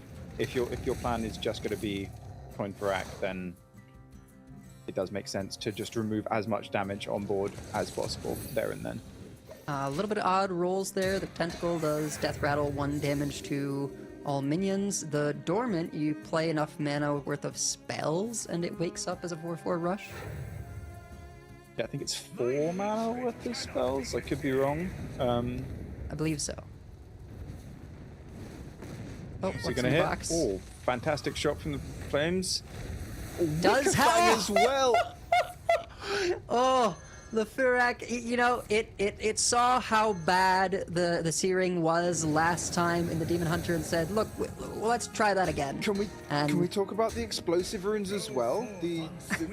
Okay, never mind. He's just gonna Twilight Mistress this, but it did just lock out Sinestra here Yep. as well. But yeah, I completely tunneled on that and forgot that Twilight Mistress was a thing. But this is suddenly again really awkward for Saber because since he didn't go for the Marithra, he's now got a full hand that he'll have to dump before Marithra does anything. My hand is too And I believe Acceleration Aura is done, so he can't even replay the Fire Hack. He's got to have to Twilight Time Reaver, I think. And then just play Wait, as much of this hand as possible. wait. I don't know if he'll see it, but he's got the clear. Twilight Time Reaver, and then you have to Hero Power that 2/1. It's a full board clear. Oh yeah, that's fantastic. But you have to know your old cards, and this is something about Across the Time Ways that really, you know, incentivizes, you know, knowing what things do. I mean, you also got to read the card. It's right there. Just mouse over it. We'll see if he can see it in time. my greetings. Gabby feeling assured. I think Saber's just thinks it's noticed over it. because Gabby He definitely just- hasn't spotted it. That's the thing. I think I mean- Saber might have spotted it now, but Gabby 100% with this reaction hasn't spotted that his tentacle. I mean, he had a smile, Oh, so I think he sees it. Wasn't sure for a moment there. You know, he gave the emote back. no, he doesn't. He picked the saw it wrong a second one! too late. He picked the wrong one! No! Oh my goodness. I mean, look, it's not the end of the still world. it still depowers the board, still removes a lot of the threat, but this could have been a nice and easy full clear, and he'd be much, much safer.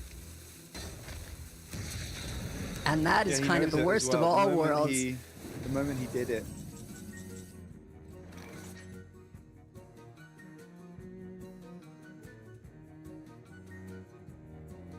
This does have the slight upside of making it more awkward for Gabby to play Sinestra and copy it. True. That is definitely a thing. There is a real argument to say that the way that Saber did it was correct. Sure. It was still an Although, accident. I don't think it was intentional, yes. Gabby able to pick up the Shaladrasil, and actually, It's close to lethal, but it's not quite. yeah, you get the Because he has double Nightmare. any damage here. Resting my eyes. That's not damage. It is a highly reduced Soladrasil, though, and he's Yes. sitting at 30, so plenty of time to get over the finish line. Pushes a lot of damage for now. Goes ahead and dreams this. Doesn't even care about the Time Reaver going back to hand, because he Yep. says, if you play this Time Reaver, I'm just going to kill you with Shaladrasil. And I think Saber's going to be reduced to play this Farak and hope it does some really, really bonkers stuff. Yeah, I mean, is there any better play with the ebb and flow? Good Time Reaver, Ebb and Flow, but then you're not dead to the Double Awakens that you know. You don't know about Double Awakens, you just know about one of them. You don't know about the Demise, and you also don't know about the second Shaladrasil. So from Saber's point of view, you can stay alive with Time Reaver, Ebb and Flow. For that.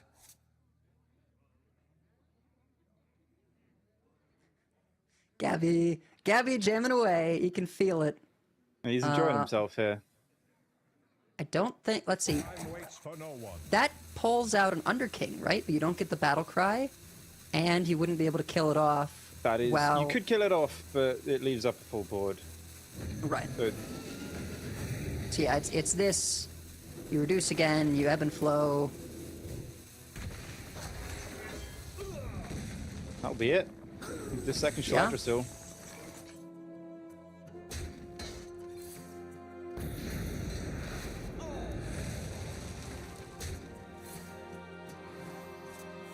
Yeah, just dagger. Yeah. Yeah, just dagger. The cooler way to do it. And that's Gabby back at the World Championship. For the third time now.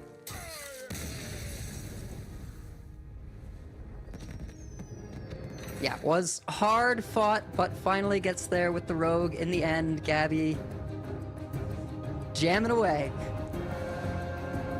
Yep, he's enjoying himself. I'm sure he'll be so relieved that he doesn't have to go back to the ladder grind. I got a feel for Saber because I know how much work he's put into this, but it's not over. He does still have the third place match against Vision to try and get that final spot.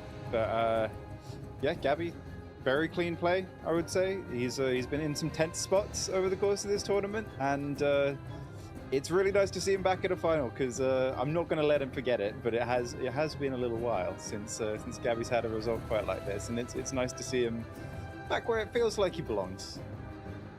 Yeah, and I believe we were going to try and get interviews with all our qualified players, so hopefully we should be getting Gabby coming up soon. I'm sure Gabby will be more than keen to have an interview. Yeah, we got a few things to ask him, right? About, of course, building the lineup, what inspired him to go for Quest Mage, and of course, I think, whether he knew there was a potential full clear with the Oh yeah, with the Time Reaver. Yeah, because he looked way too comfortable there, and yeah, Saber definitely spotted it after he didn't do it. But Gabby, he looked way too happy with himself. In fairness, even if you do spot that, he was in a decent spot overall in the game after that Farak came down. I do think it begs the question though: could Saber have gone for the Marithra instead of the Farak? Because obviously you don't know you're going to pull Wickerfang and then get Naralex Twilight Mistress to fill your hand and switch off Marithra. That I will definitely understand, not playing around. But yeah, I do wonder if perhaps it was better to give himself the option of deviating to Marithra instead of going for pigeonholing yourself into playing Farak. Yeah, I think it's tough when both have such randomized options, right? Yes. Because that turn that you play Marithra, you're only going to get to play one, maybe two of the generated dragons, unless you sort of high roll and hit Ysera. Yeah, the reason I like doing that is because it's like the same thing that you get with the Eternal Hold, the same thing you get with Quest Mage. With these random effects, the longer you delay them, the more specifically good, the more immediately board impacting they have to be. But if you give yourself the option to Marithra sooner rather than later, then maybe you're not going to hit the immediate, oh, I can Twilight Mistress them for one, something like that. But you can still just play a lot of big dragons, survive on board, and then turn the corner against the rogue. But if you let them do enough chip damage, then you just pigeonhole yourself a little bit more into needing just immediately high impacting dragons. Now I want to make sure, because I forget which way our tracker of Marithra's mana counts. Does it count down from 25 or up to 25? Counts up to 25. Okay. Just to make sure we're not wrong and that the Marithra was actually just not active at all. No, I think it was very, very intentional and completely understandable. And I'm not even sure what was correct. It's just with that outcome, it does beg the question. Perhaps if there was a deviating line that could have led to a Saber win there, maybe that was it. Because I think even though he missed the full clear with the Tentacle of N'Zoth, I don't think that was really don't want to say relevant, but I don't think that was really hugely impactful in the outcome of the game in the end. Mm-hmm. Yeah, I mean, who knows what could have come off of Gabby's Sinestra, right? That never even came down. And, you know, whatever the Saber had done, right? The Twilight Mistress with the Narrowlex was going to be there. Yes. To answer even the Marithra line. Yeah, definitely. It was definitely a rough situation for Saber. It's when Rogue curves out like that, you miss the Imidrisil, you miss the immediate Treant, you miss like he could have chosen Elise, but he had to go for Xavius just to expand his options a little bit more, which I completely understand and agree with. But when you miss that strong, high impacting like Broodwatcher, there was no Broodwatcher in the opening hand. There was nothing like that to fight the board in the early game. So he did have to just hope that his random effect was good enough. And while it looked fantastic, Gabby's hand was just the perfect follow-up to supplement his early pressure.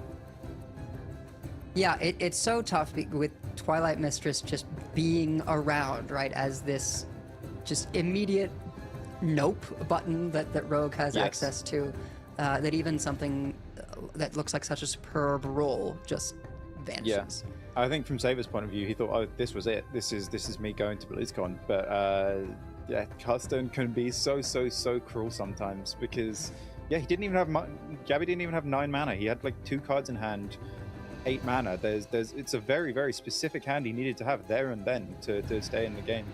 So got to feel for Saber. He's going to need to really, really pick himself back up because I know he's really been feeling it today. It's been a stressful day for everyone involved.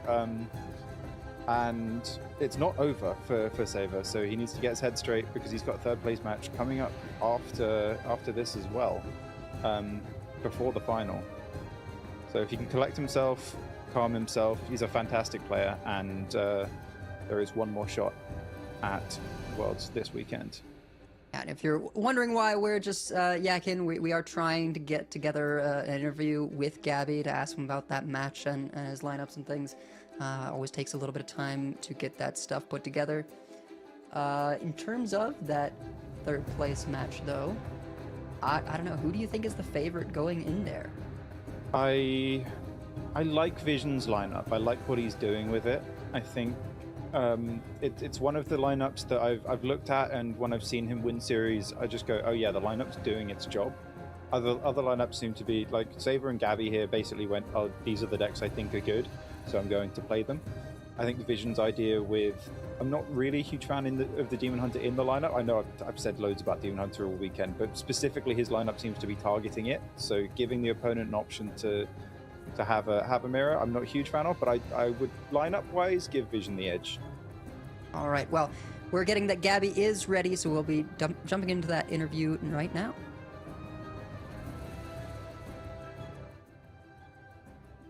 Gabby, congratulations. Gotta imagine you're feeling great after that. Can you hear us okay? Yeah, perfectly fine. There is a little bit of delay because I'm pretty far away. I'm in China, but I hear you well. It's pretty late there, I imagine, as well. It's 5 a.m. Not a bad night though, I think. Yeah, how are you feeling back at Worlds again? Second year in a row. Done it the easy way this time, not having to do a whole year of ladder. That must feel quite nice. Yeah, it's been a long time I didn't perform the Master Tour. Probably a bit of lineup, maybe play variants. But I feel like I played very solid. I tried to decay my sleep schedule in like 4 days to not be impacted by the fatigue. I actually got terrible sleep this night, but the adrenaline from potentially qualifying towards is so insane. I don't even feel tired right now. Well, that's good to hear, as you do have, you know, one more match ahead of you.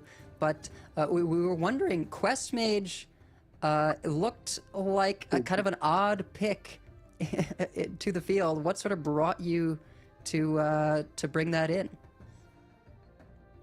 So the thing is, it's actually very good against Druid, and it's pretty decent against Rogue and DH if there's a like slow start, as we've seen in the game. I was kind of scared of missing these covers, but it ended up being okay. I also was very scared of Viper from Solitude. I was like, what is this card flipping? What is this? What is it? Yeah, we mentioned that. I thought of like playing around it, but so low you can play around it. And matches are pretty solid. With my practice partner Maverick, Galax Stars, we thought that there wouldn't be that much aggro lineups. Ended up being 5 hunters, so hunters the ban, and then warrior. But we thought there wouldn't be that many warrior and hunters in the same lineup. So, in worst case scenario, you just ban warrior and you have decent matchups, and it's good against priest also. In fairness, everything seems to be good against priest. Go ahead, Daedal. We had just one last question. We were wondering whether you spotted the possibility of that Tentacle of N'Zoth clear with the setting all health to 1. Not really. You're just no concern there. Who cares? I won. I'm sorry. Yeah. Oh, fair enough. It's hard to keep track with these cards from the past. Like I think Saber, he didn't spot it until after he'd done it either. It's game's getting really confusing at the moment. Yeah, and it's late in Europe, right? Yeah, absolutely. Well, we'll let you go, let you get a little bit of rest as we head into this 3rd place match. Thank you, Gabby. Yeah, good luck to Saber. Congrats again. Bye-bye. Thanks for the interview. Have a good evening.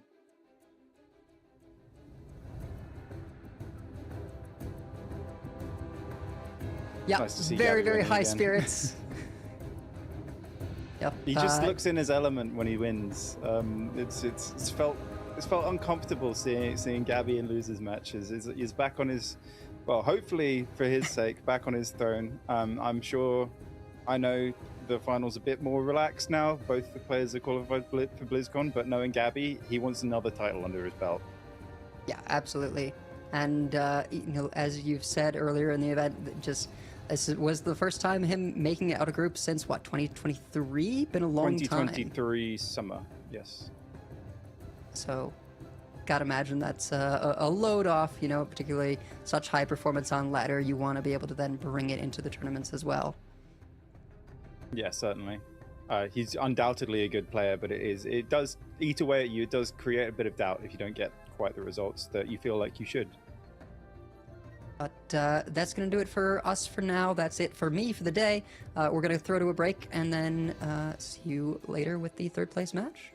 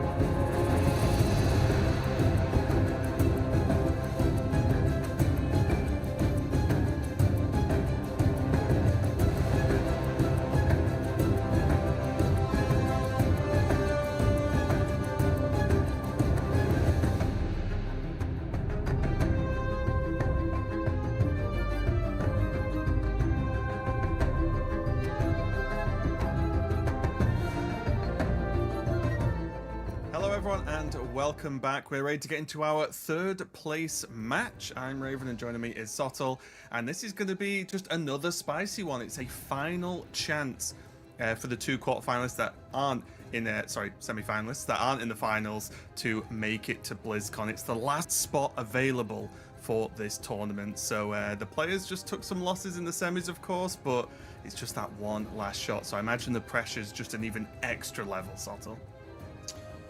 Yeah, it is. We were talking earlier. This is now for the last remaining scattering of marbles that have not been already accounted for in the two semi-finals. As you see there, Quan Woo and Gabby already marching down the road to BlizzCon. Vision and Saber having to take a minor diversion. They're taking the long way around right now. But they still have that second chance. This is a new development for the format of these Masters Tour qualifiers this year. We are only sending 3, which means the semi-finals used to be locked in as soon as you got there. The quarterfinals were winning in.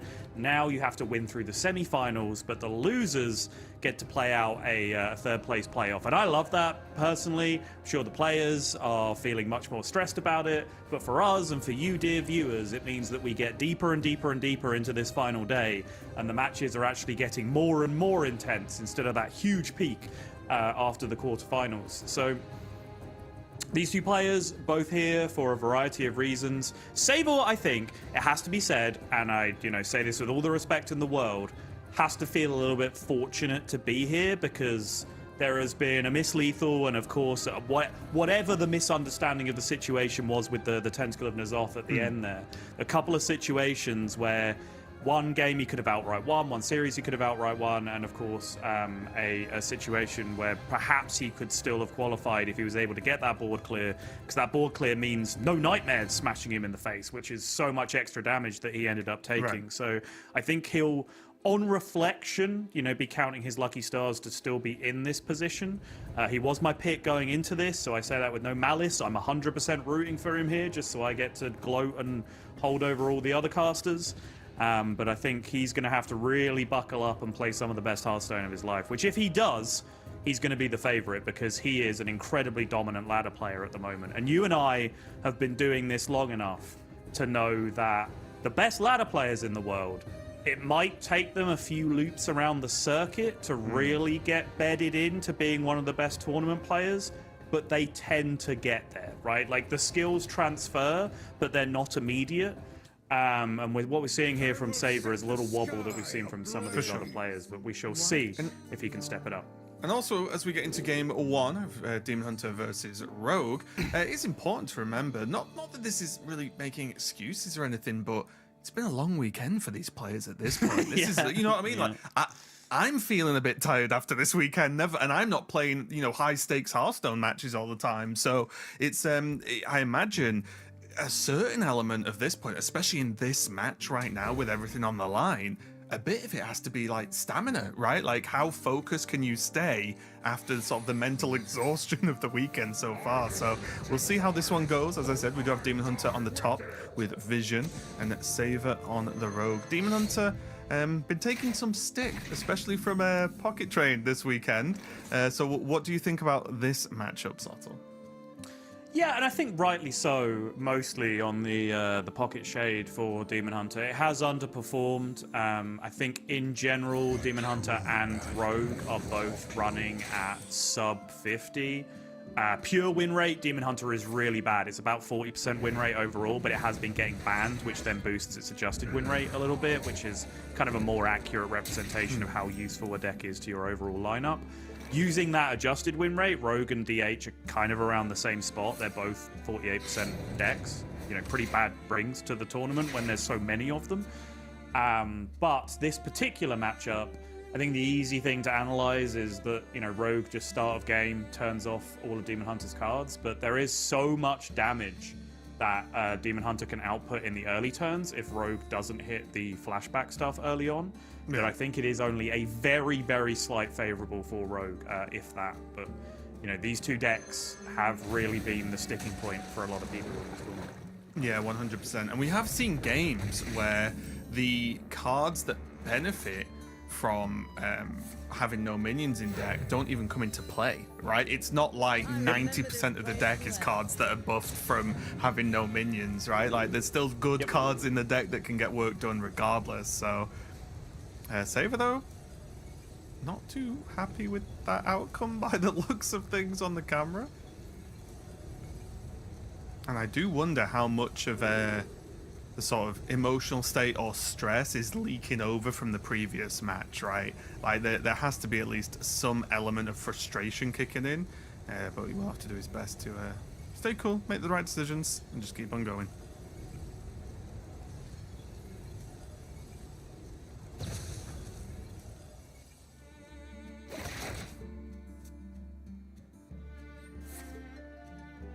Vision, on the other hand, may have a couple too many weapons for right now, but still plenty of damage. Does have the sigil as well, which is nice to just plonk down if you've got some spare mana.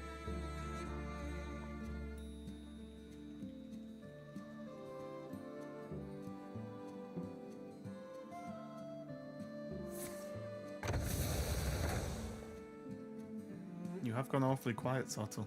I'm not sure if that's planned or not. No, I am still here. Okay, Sorry, okay. Are you okay? I'm having some minor cat issues, is all. But oh, that's fine. Just nothing technical. To fill in some background information, Sol had a weird disconnect in our voice comms right before we went live for this match. So I was like, "Am I alone?" So yeah, okay. Look, we can deal with cat issues. It's fine.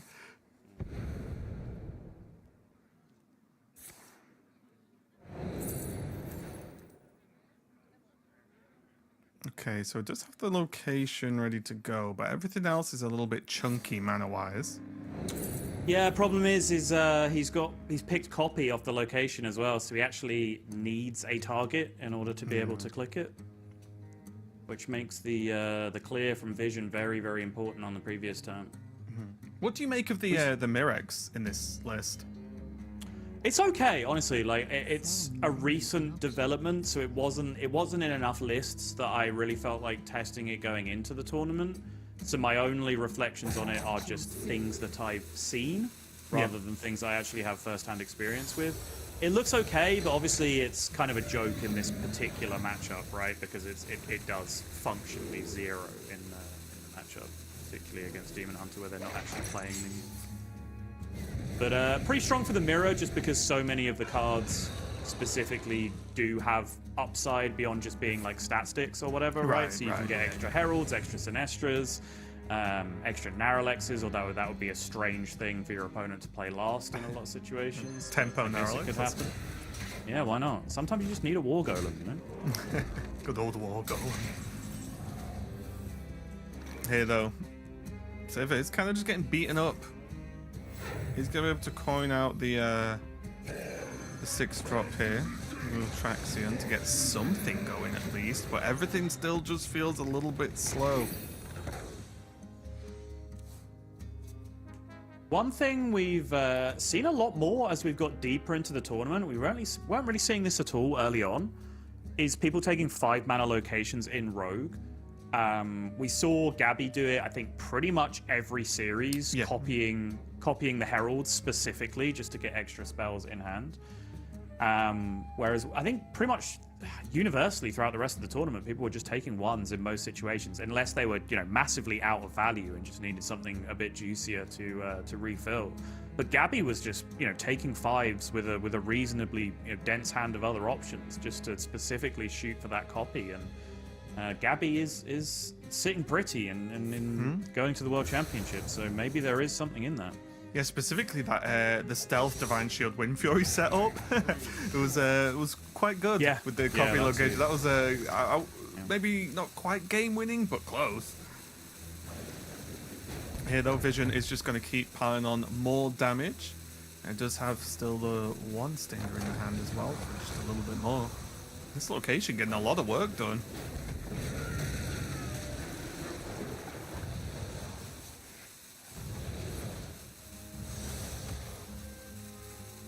Yeah, and Spirit getting summoned here, no immediate value from it in terms of immediate fail spells.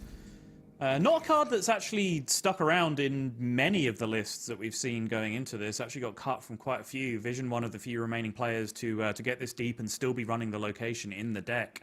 You can see here the 6/6 really not functioning. And I think that is most players' feelings with it, is that they don't necessarily get much value out of the minion itself, but I think some people do still value just the extra damage and, you know, board clear, for example, against like a hunter or demon hunter in the mirror even sometimes can be useful. Yeah, it's like it's a decent location that happens to plop out a 6/6 at the end of it, right? Like that's sort of the way I think it's really being looked at and how it's seen. Yeah, which is fine. Freezing out the face here, just almost guaranteeing he's going to stay alive on 9, and then he's using the Ultraxion and the coin combo. He does use the coin on the 3/4. Again, it's just kind of a complete brick in the matchup. Vanilla Spider Tank in almost every situation. So he's going to transform that into the coin, and that's going to give him access to the Deathwing on the following turn, which will stabilize his health nicely and be able to clear up his board.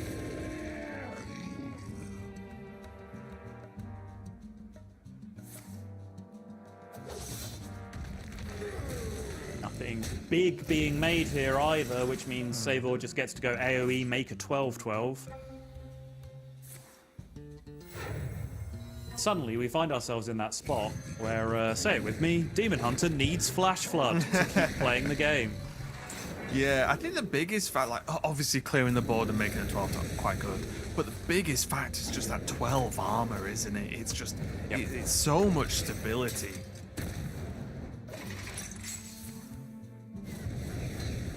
Wait, what dealt one? Oh, he's still got his regular rogue dagger equipped. Okay. There's a secret Deathwing hero power.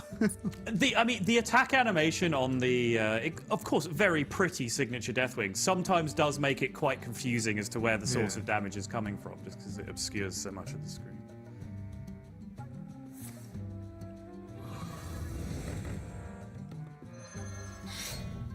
Vision just going to keep pushing. That's pretty much all he can really do at this point, right? Just keep pushing damage and hope the next draw is going to help him out a little bit.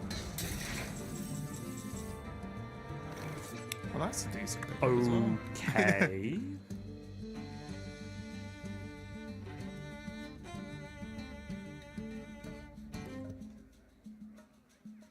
Did the dogs do more here?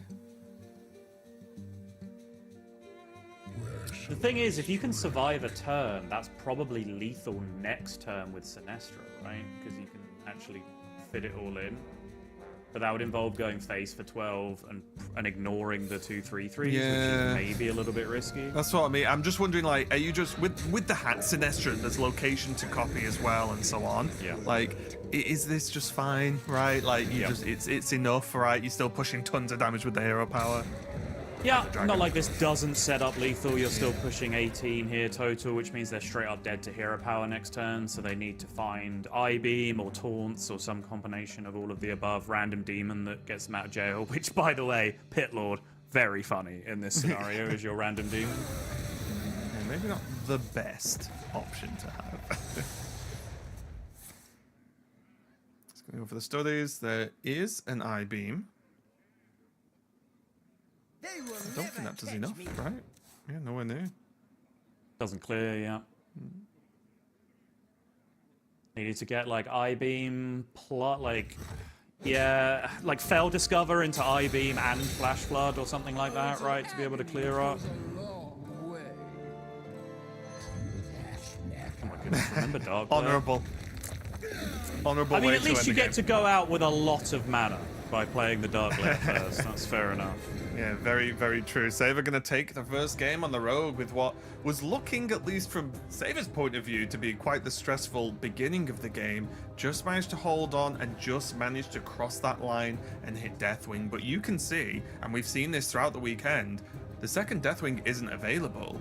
You've got to make some miracles happen in that scenario normally, right? Because that armor legitimately did just save him. Obviously, the 12/12, the damage from the hero power, of course, but it's the armor that gave him the turns to even do anything. So that was a bit of a saving grace there, having access to that Deathwing and, of course, being able to set up towards it as well. It was, but I think combinations of those things are why I do think it's a slight favourable for Rogue, because So if you get the flashback start, right, which I know you don't know an awful lot about the flashback start, having played the more list now. without it in there. All right. But if you go Foxy flashback early on, then all of that early pressure that came from the Demon Hunter that game just doesn't happen, right? Sure. 'Cause you can fight for board early on. And then just getting a couple of Heralds into Ultraxion and then getting the Deathwing down quickly normally is good enough to stabilize anyway, because you just become a much more efficient aggro deck than Demon Hunter, pretty much just using the hero power from Deathwing at that point. Plus you get the extra 12 armor to go on top of that. Whereas Demon Hunter specifically has to either draw a million cards, get lane in their hand, and then actually start, playing proper power spike cards in their deck, or just have the absolute nuts in terms of early tempo into damage, and then you have to miss all of those things that I was just talking about to get over the line. So I think it does end up being slightly Rogue favored, but there are a lot of bricks that Rogue can find that just don't really interact with the immune minions and then just stacked up damage from face as well. And particularly Saber's build with the Glacial Shards helps a lot in that matchup huge, as well, as we saw in a particular key moment in that game.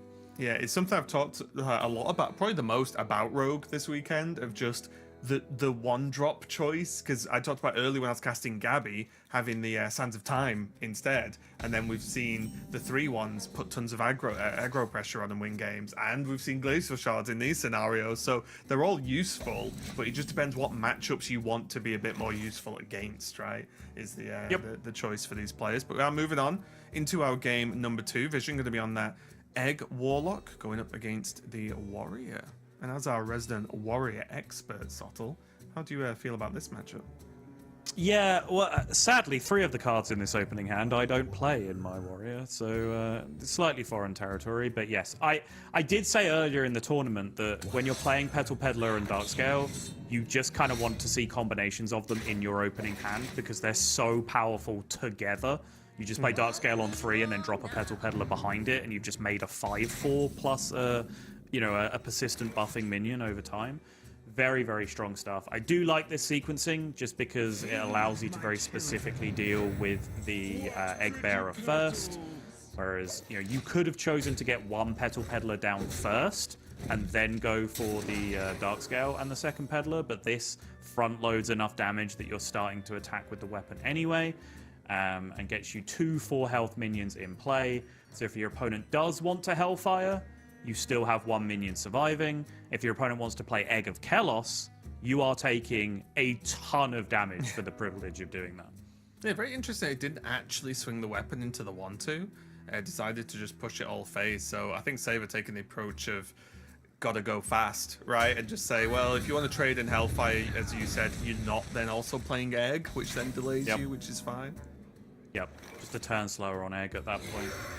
It's almost, I think, a little bit of tacit encouragement to like, yeah, go ahead, play Hellfire. I've made your Hellfire good, go ahead.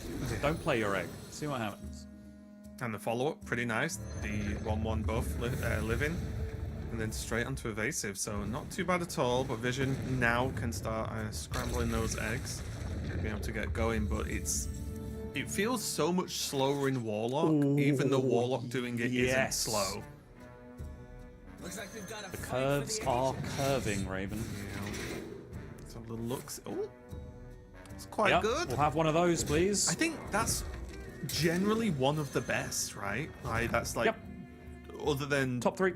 There's like a couple of others. Yeah, I was gonna say there's like 1 or 2 others I would prefer in certain situations, but overall, yes, big weapon, draw me cards. It's Corrupted Ashbringer, and it's Frostmourne. Those are the 3, those are the good ones. And then obviously there's situational ones that are good for particular circumstances. And now Vision's just got to have a little think here if there's anything even remotely doable. And it looks like they're not. Okay, hang on. If this is a 3-0 and each game Vision has killed like their own hero off, that has to be a first. Right, that just has to be a first. No. We need to redesign the system, right? Because what we have to do is have a Worlds qualifying spot for whichever player displayed the most aura on stream during a World Championship qualifier.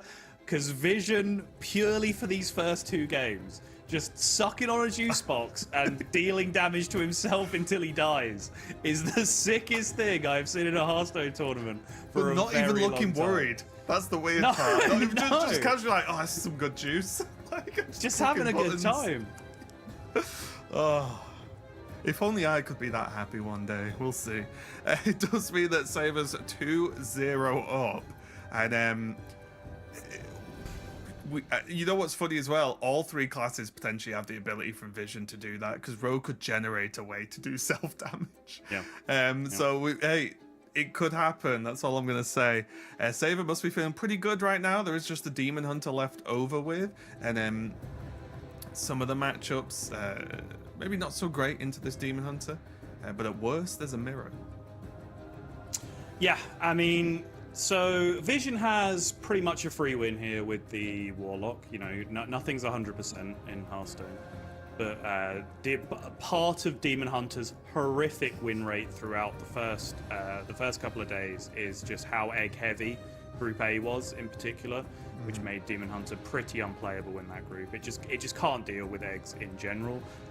Warrior is even harder, I would say, for Demon Hunter, because as you saw there, Warlock is a little more vulnerable because, like, if you compare, like, this isn't a one-to-one comparison, right? But if you consider the likes of, like, Hellfire versus, like, a Shellnado, for example, in the 2 classes in terms of AoE that blows up your own egg as well.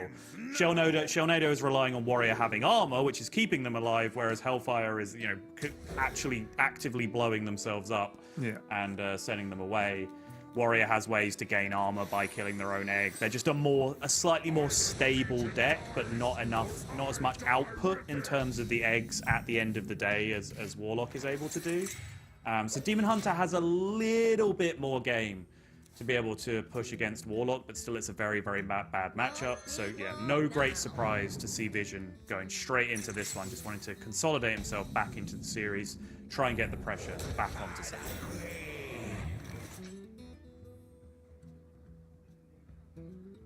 I do think there's been an uncanny amount of eggs on curve here this weekend. I feel like pretty much every egg deck I've seen, at least, or can recall, has just had egg available every single time, which, you know, is good overall. It doesn't feel good like sort of whiffing on your main win condition of the whole deck, but still, it's just funny because when I play, I question whether it's even in the deck sometimes.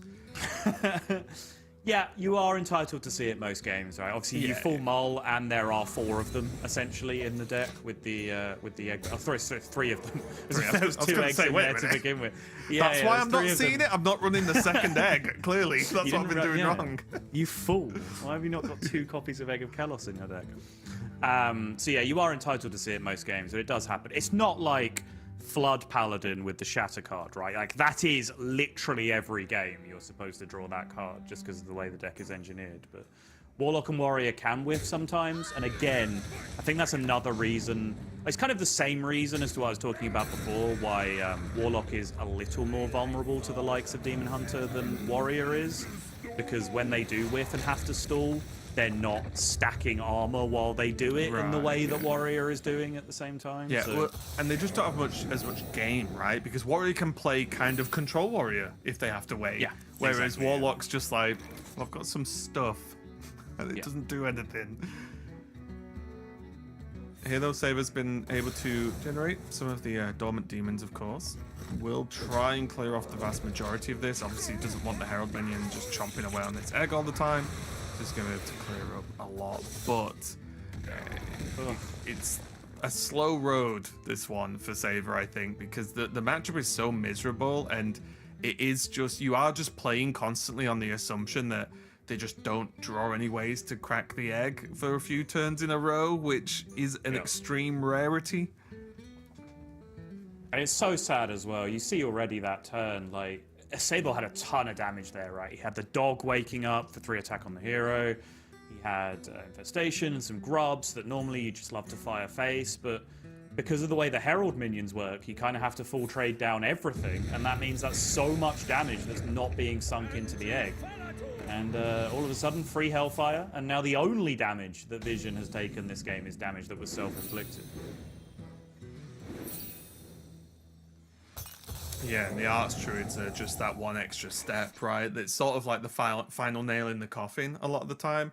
Most of the weekend, generally, we've been seeing like the straight up follow up Umbra that's been crushing out games in these egg decks. But in Warlock, obviously specifically, the Arts Druid is just, if that comes down with just even one extra proc or something, that normally just feels so much better. All right, I mean, Bygone Echoes has been found, but Saber is currently one corpse off, and you don't particularly want to trade in a way that gives you the fourth corpse right now, because that makes your opponent very happy.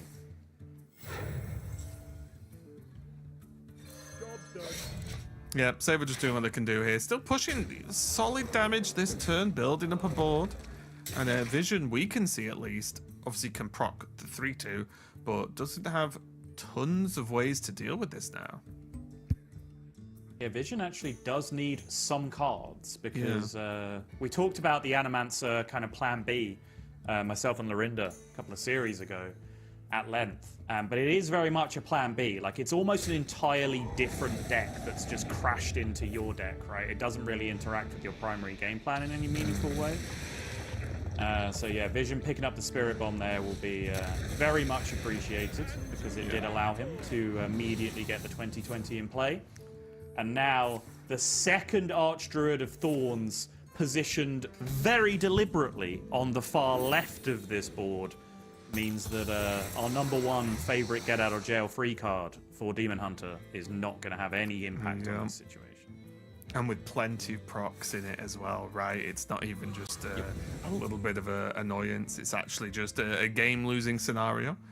Saber going to have to try and make something happen. But honestly, I think if you Saber, you 2-0 up, you know the Warlock's coming at some point. I think you just say, I'll give it a go, but unlikely, right? So I don't think he should be too bothered by this loss. Obviously, it's never fun to lose a game when you're one game away from the World Championship, of course.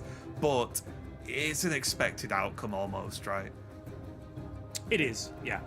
It's why the egg lineups have been very strong overall, because this Demon Hunter is pretty much ever present. I think there was 13 or so in the tournament altogether, so basically every lineup that's brought eggs has kind of had these free wins. If they're bringing the double egg lineup, some people have just brought Egg Warrior, which I didn't like as much, because then, you know, one ban kind of takes care of the problem. But the double egg lineup has been so hard for so many lineups in this tournament to deal with, which is a big part of the reason I think why Vision has made it as far as he could. Saber, though, I think you absolutely hit the nail on the head. No, we have seen him react viciously to some losses, right? Like, he's taken some big shots on the chin and seemed very emotional about it. That one, not bothered. Even, you know, a virtual handshake with Vision, deciding to attack for 20 at the end there. Can't quite deal lethal damage to himself. But if we're in the business of doing self-damage, then we'll get on with it. Yeah, close enough. Anyway, I gotta jump on to game number 4. Of course, Saber just has the Demon Hunter left over. Vision gonna be jumping over to the Rogue now, and I'm gonna be honest, I'm gonna have to remind myself exactly what card's in Vision's Rogue. He's playing Spy Mistress. Okay. I was gonna say, yeah, Vision is the Spy Mistress game, though, right? Which 100% not brilliant. melded together. Not brilliant for this matchup, because it's just extra Broxgar's food for the Demon Hunter, and we've seen already how powerful it can be for the Demon Hunter to be able to really get those big turbo draw starts. We've seen, I think, multiple players keep Horn of Feasting against Rogue, not only as a removal card, but to set up those turns where you play Horn of Feasting, you trade down everything, so everything on board has 1 HP, enemy minions and your 2/1s, and you just play Broxigars and draw 6 cards, right? Because the card draw is so crucial in this matchup, because you want to get that King Lane into your hand in order to make your cards work.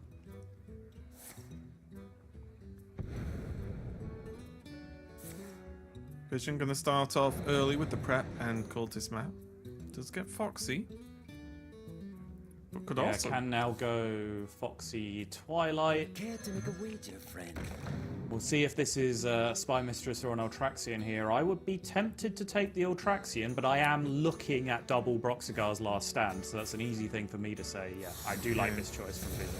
I also think it just, if you look at the hand now, yeah, there's a gap here and there, but you've got a game plan right in the hand right now. Xavius, and then, you know, fill up a turn with whatever you get from Xavius, hopefully. Then there's Ultraxian, then you've got Shaladrisil, or, you know, whatever else you draw or generate by then. It's a pretty solid game plan, just has that turn 3 hurdle to get over.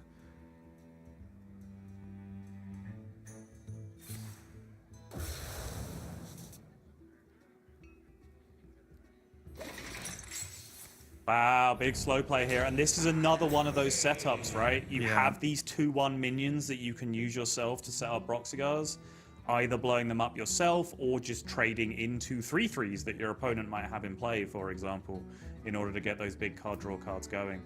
Vision now picks up the Kingslayers, plural, very confusing. Doesn't sound like it should be plural, but of course they are daggers and not a sword or an axe, so they can't just be the Kingslayer. That doesn't make any sense. I don't think anyone's ever going to say that. But awkward card to play in this matchup because it can pick up that king lane for your opponent. But it looks like Vision might be just considering it. Which is normally a positive, which is why the whole interaction exists. Yes. Yeah, this looks right. Yeah, trade and go. Makes sense. Portal to get the extra card. Broxigar to draw 3. Hounds of Fury not yet active. See if Saber wants to coin for some tempo here. Yeah, could have actually coined Stinger first, a Stinger face, and just get another draw, but that was probably a little bit too fancy. Yeah. Demons. Coin Sigil, pretty reasonable here, I would say. Yeah, I was looking at that. I don't hate it at all. Nightmares are never forgotten. Got Xavius drop down from Vision and would look for something to play next turn, although does have the follower in hand, so that, again, at worst, is something to play on turn 5. Wait, Opu with Divine Shield of Wind Fury? Hello?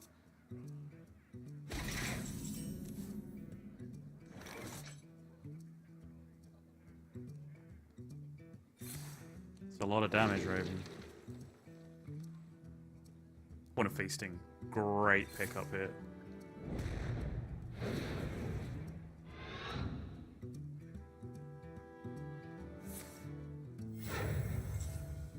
Now we're going to follow. Does end up coining Sigil of the Sea, just doing it a turn later than he could have done otherwise, which does beg the question a little bit of whether it should have just been done on the previous turn.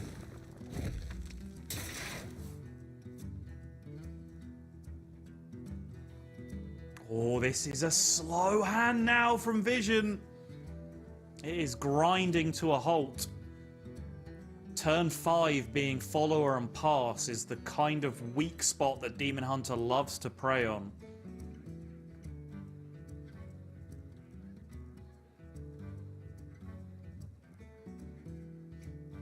Yeah, and the problem is it's not like there's much choice, is there? That's the issue. Nope. Vision doesn't really have, like, okay, there's a couple of dodgy plays. I've got to, what's the best one? It's like, no, there's one play.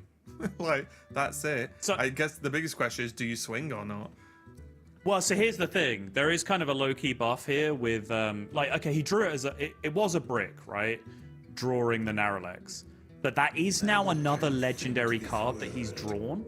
And if he plays Opu, and then on the following turn, swings face, and the draw is Garona for you, lane for them, which is getting increasingly likely, because you're drawing all of your legendary cards already, that is just immediately lethal with the Wind Fury Opu that you have in stealth. That is true. So you're saying there's a chance? There's a real chance. Not only because Opu actually, you know, clears up the board as well the turn it comes down.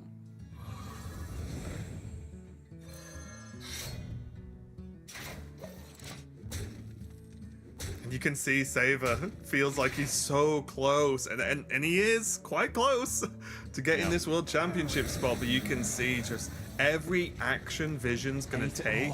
Saber's just staring, just being like, please have a bad turn again. Yeah, he does not have a bad turn though. No. It's going to be a rough one when you see this Opu's not just Opu, but also Divine Shield Wind Fury Opu.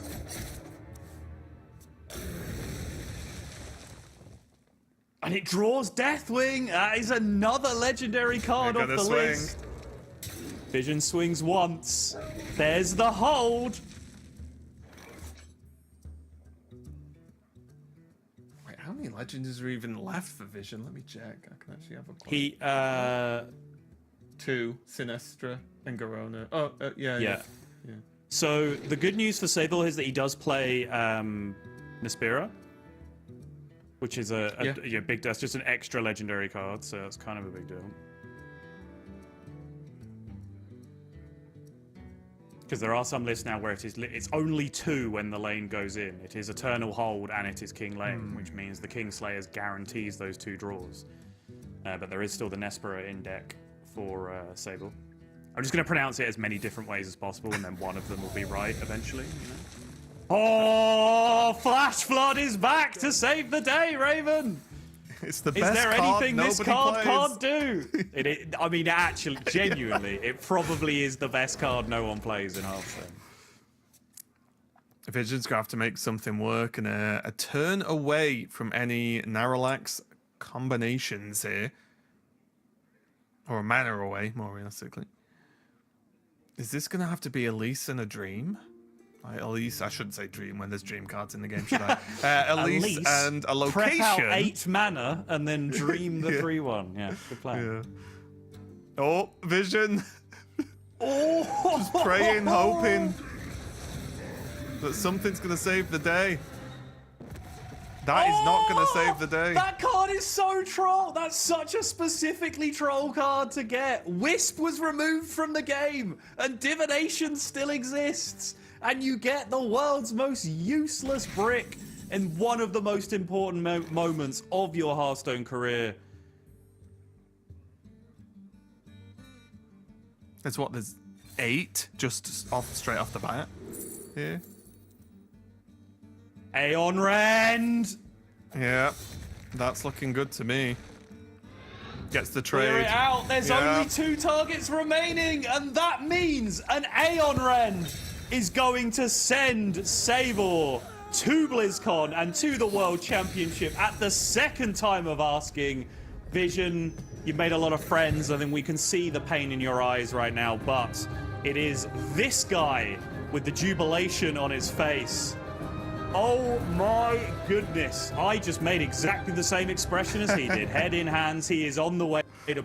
I cannot wait to meet him, because that is a thing that we get to say now, Raven. These people are going to be real, tangible objects that we can touch and experience. I won't believe it till we're there. I know. What a time. What a time. Saber has come all the way. My pick. I believed in the boy right from the start. I knew he had the stuff. And Saber is going to book his spot at BlizzCon. Congratulations to the guy. Yeah, it was honestly, it was a great match overall. There were some funny moments. Obviously, I really enjoy watching Vision play Hearthstone. I hope we get to do that a lot more in the future.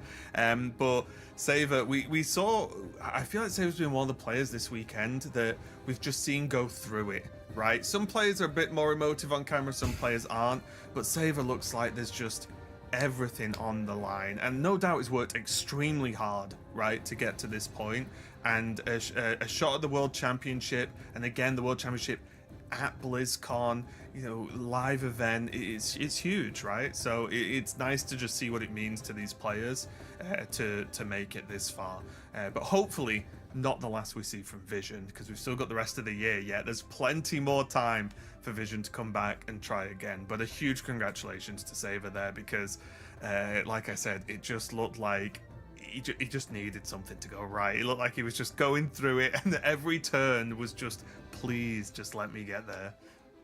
Honestly, like, this is going to sound bad the way it's going to come out of my mouth, but I'm too adrenaline pumped right now to try and rephrase it. But it was nice to see, it was pleasing to see at the end the pain from Vision, because he was so nonchalant throughout that entire series that it almost felt like, oh, is he bothered? Does he actually care about this situation? And then just to see the genuine pain at the end when he was eliminated, nice to see is not the right word, but it's a great indicator of how much this does mean to these players, that we saw the juxtaposition of emotions there from the two of them.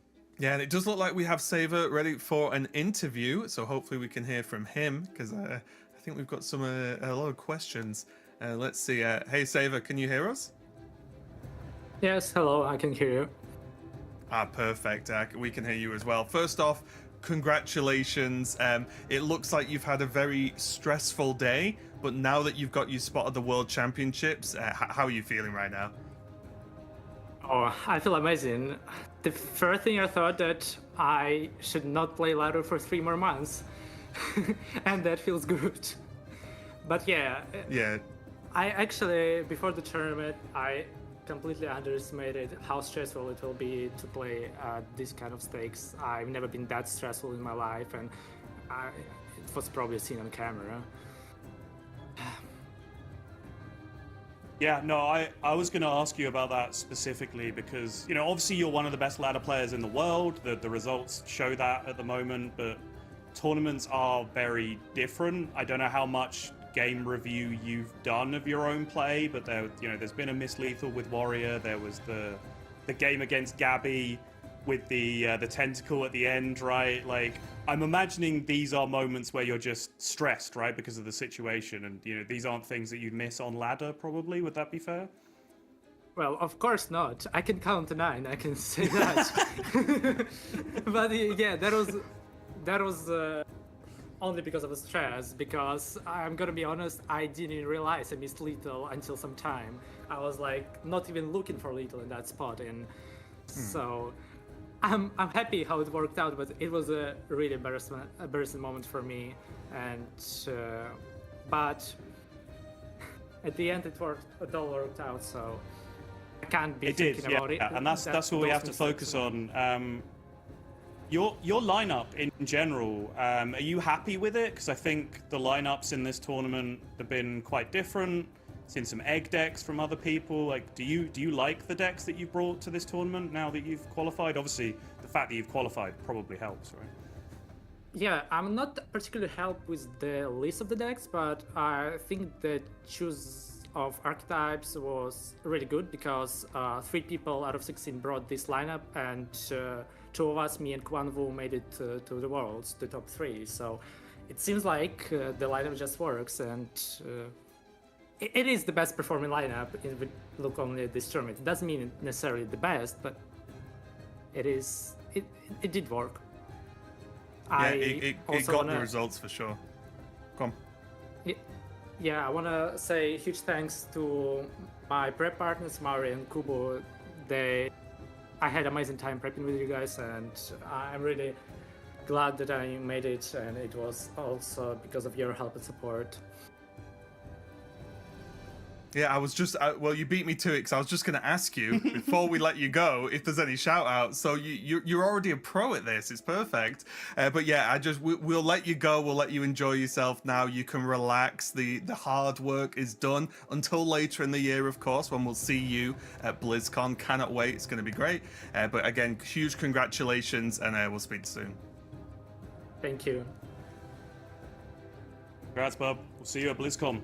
We can say that, and it's actually that literally makes sense. We will see him at BlizzCon. It's gonna happen. We'll be hanging out with Saber at BlizzCon. It's just true. It's easy. Yeah, just a fact. But yeah, that was the 3rd place match. We have got our final player going to the World Championships now from this tournament. There's, of course, plenty more tournaments for the rest of the year, plenty more chances for the players who have not made it so far.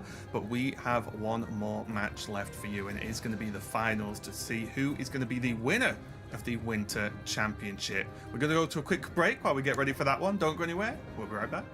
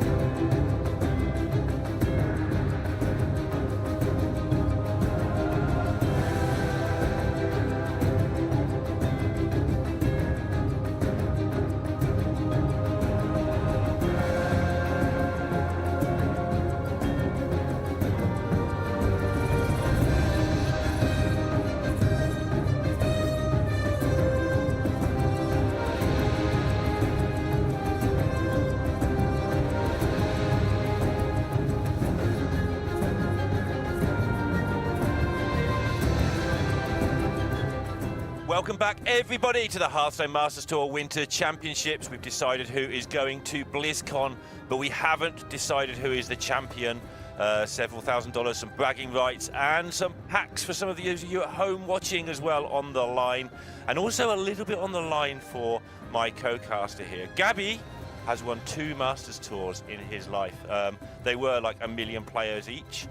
But Pocket Train, this person who would be to my right if I was actually, anywhere like BlizzCon, can't wait, has won 3 of those. Pocket, are you nervous? Is your record on the line? You're going to be level with Gabby of all people? A little bit, especially because mine weren't even the million player Masters Tours, so mine's already got a little bit of an asterisk, and that would be, this would be a basically outright leader. Gabby will have beaten more people than me.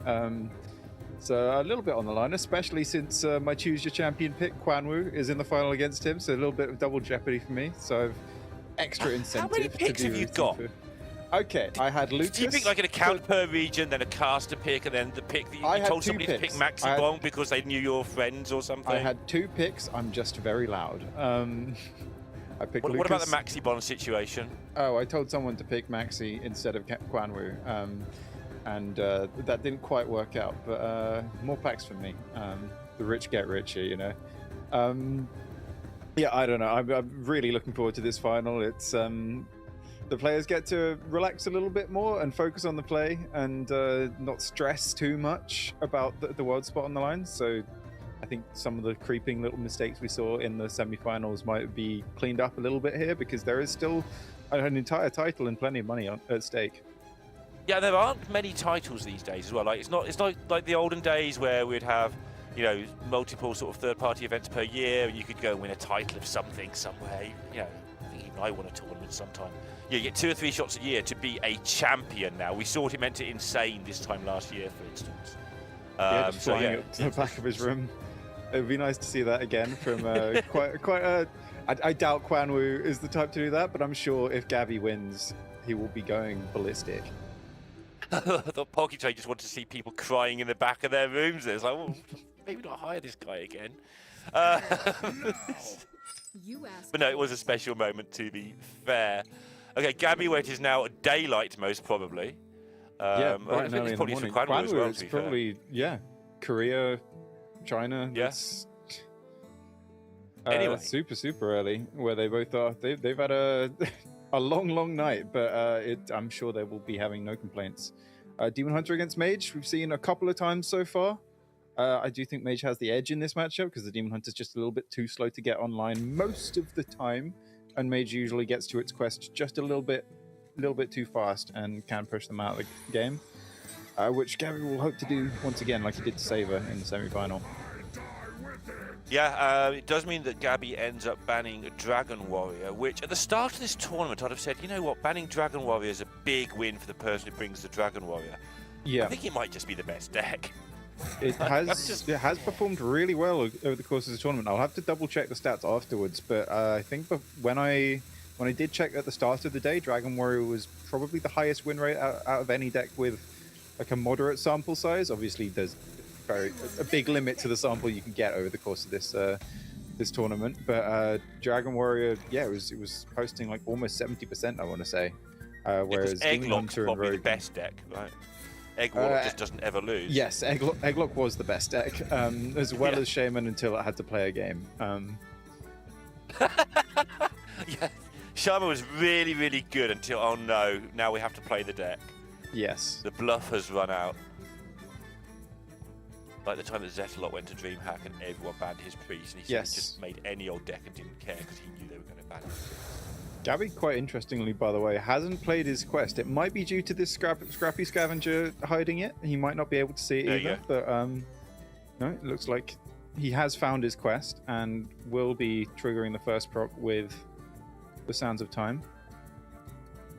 Quan Woo not got that fast start you're saying that he might need at the moment as well. No, you really need the beasts on turn 4 to start hitting face, and this is just a little bit too passive. You really would have liked to get something on board with ideally a Grim Harvest or a Sigil of the Seas by now. Gabby debating whether or not to rewind this. Demonic Assault is quite an expensive card, and ideally you would like to just rewind and try and find a Discover effect.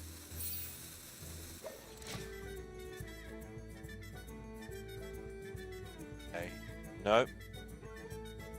Still not a lot there for Quan Woo. Has to start having that decision of whether you want to blow up your own grubs at some point here in a minute. We need to get some cards. Yes. Or just put them on board right now to just force Gabby to deal with them, or threaten doing a bit of damage. But it's really not a situation you'd like to be in. Nespera is the best mana expenditure turn, but it also doesn't really achieve anything on board. Axis Scenarios doesn't really do a whole lot either. Yeah. Went for this.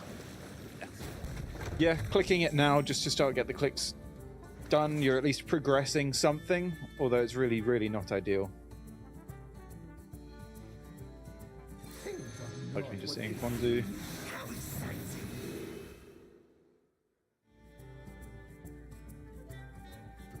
Not fantastic options here. I could But either side as well. You don't really want to give those to your opponent either. Yeah. I think he probably will put this on the top of Quan Woo's deck because 5 mana to do that in the grand scheme of things with Quest Mage. If you're spending 5 mana on deal 8, they've probably got a whole entire board alongside whatever you're targeting. So it's really not going to do a whole lot. But I like the pick from Gabby.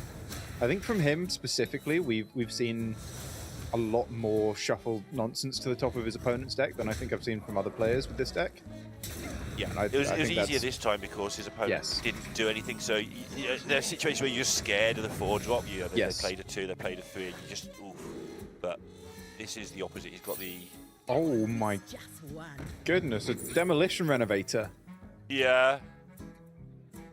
It's not great against the Nespera because it does just summon a 6/6, but long term against the Eternal Hold, which Quan Woo will definitely be prioritizing finding. It requires it now. Like I've been talking about how the hold is good, but not that good because you need it as a finisher. But when you have nothing going on, it wraps around again. It's your only thing that's going to do anything. You need it next turn. It's your best comeback mechanic, really, to get back into a game that's falling a bit behind. See how many cards he gets with portals and stuff this turn. He does have the option to do a big Broxigar's Last Stand draw turn here. Yep. He's a little bit awkward with hand space. Yep.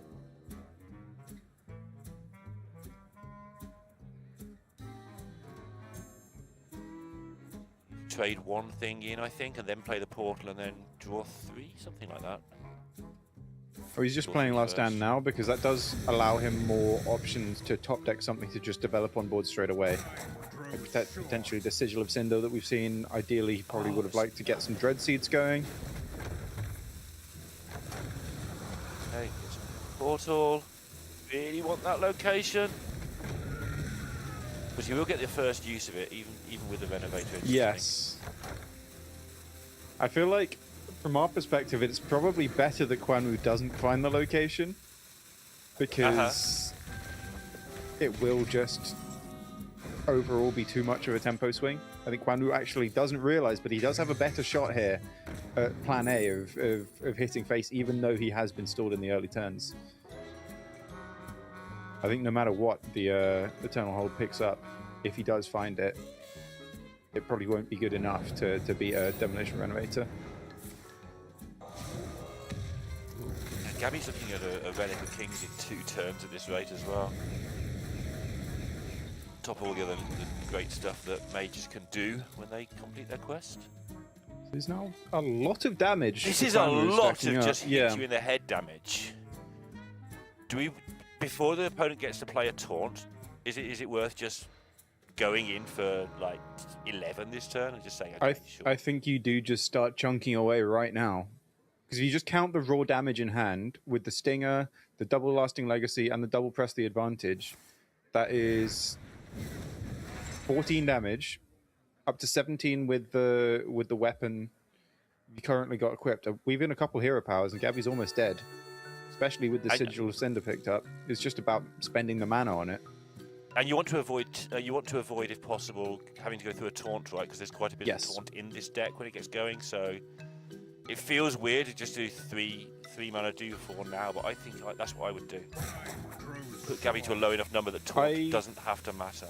I would prefer the Sigil of Cinder, I think, because it does actually give you the possibility of lethal next turn. Okay. Potentially unlikely if minions come up, but I do like leaving that as an opportunity. Also, would have let him unlock this Nespera as well and just put a 6/6 on board, which would force Gabby to deal with that rather than just be able to develop freely. So I really would have liked to see the Sigil of Cinder here from Quan Woo instead of these two ones.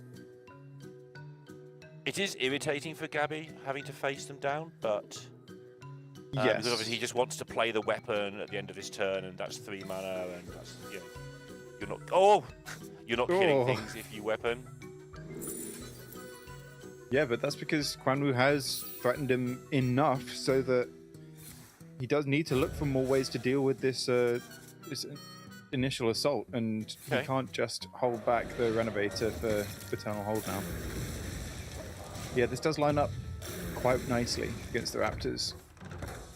Sleetstorm is just so very good at dealing with these small minions quite efficiently. Find anything.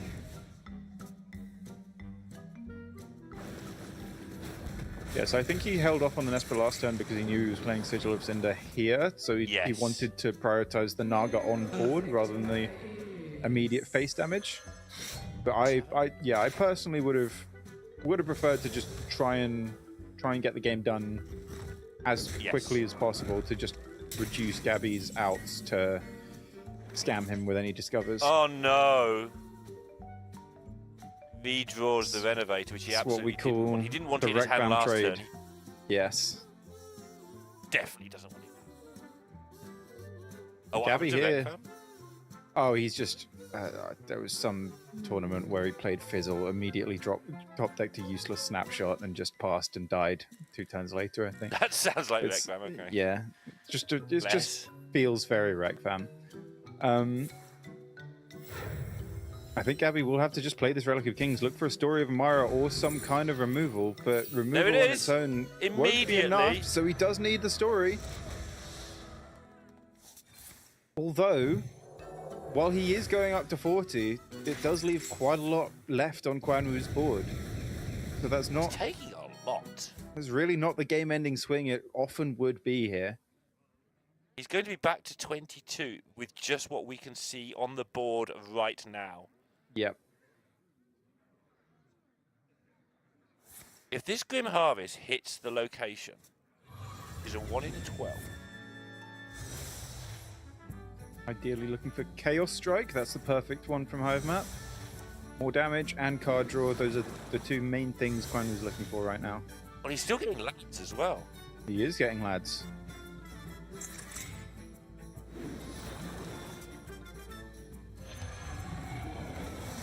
Not bad.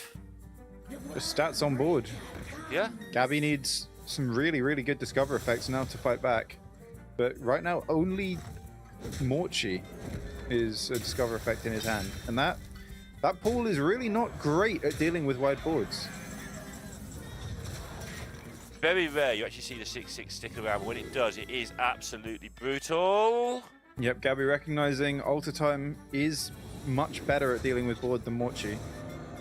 He immediately plays this. Okay, that's dead.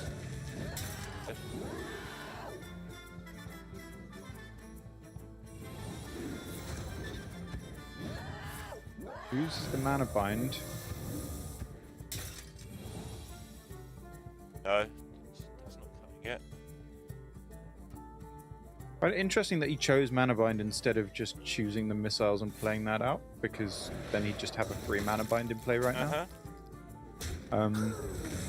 Not sure if there was any upside to the way he did it, but yeah, the board is still there. The damage is still there in hand from Quan Woo, and I don't think it's quite lethal damage just yet, but over 2, if Gabby doesn't heal back up. I think it's 3 off lethal. That's a lot. It doesn't quite work out because he can't fit in both Lasting Legacies with it. 1 off. No, I'm a fool. That is just lethal. Cool, yeah. Ouch. Wow. 1-0. That Story of Amara is just crucially, it didn't deal with the board. Quan Woo, plan A, hit him in the face. He was looking for that Eternal Hold, but never found it, and forced him into the play pattern of, I'm just going to keep hitting you in the face. I'm going to make a bit of a board. Also, when I wanted to play that Sigil of Cinder and Quan Woo held on to the Nespera just to build that board, that was the crucial turn. I would have lost that game probably if in Quan Woo's spot, because I would have prioritized ending the game there and then. But Gabby's Story of Mara healed him back up, would have closed me out of the game if I were playing that from the Demon Hunter side. But Quan Woo recognized Gabby's not actually in a great position to deal with a board if I put that up right now. And that is how he got there. Story of Mara came down. He still took 20 immediately. And yeah, over 2. It didn't really change the course of the game. Yeah, the turn pockets. Talking about instead of playing anything that did anything, we talked about all the damage options that turn. He just played the 3/2 ones. Gabby spent the whole turn removing those and advancing his quest very slightly, which threw it back. And then he was able to cast the fail spells, revealing the 6/6, getting the board he required. That putting out the 2/1s helped him to get the 6/6 to generate the rest of the board, which then went on to snowball into the game. Absolutely incredible stuff there from Quan Woo, I think. Yeah, fantastic use of Nespera, which I think is one of the harder cards to utilize properly in that Demon Hunter deck. We've seen a lot of people cut it, but it is definitely a complicated one, because you get drawn into, oh, do I just click this immediately? Do I just rush out the 6/6? Do I save it for a moving board? But yeah, Quan was recognized, I need to use this to generate a big board, because I can't do that with Eternal Hold because it's not in my hand. And yeah, use that board to lethal Gabby. So now we know, folks, why Pocket Train thinks Demon Hunter sucks. Because I suck at Demon Hunter. Because he's bad. In fairness, as much as I've been talking about it this weekend, I have known the truth of me sucking at Demon Hunter the entire time. I just I was hoping that could go a little bit under the radar. We just hid it from you till the final. Yes. Okay, so this time with the Rogue, I assume that this is a bit more straightforward, or more likely you just rogue people. Yeah, Rogue does its thing with the Heralds. Mage does its thing with Discovers.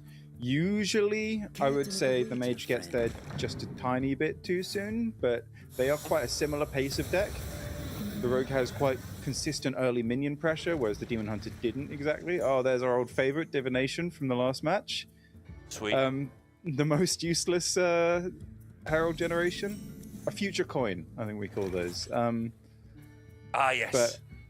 But Gabby's hand here, got a couple of useful Discovers, can get ticking along quite nicely with his quest.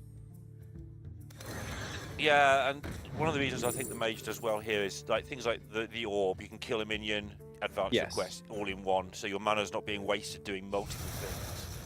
And obviously that's a big deal.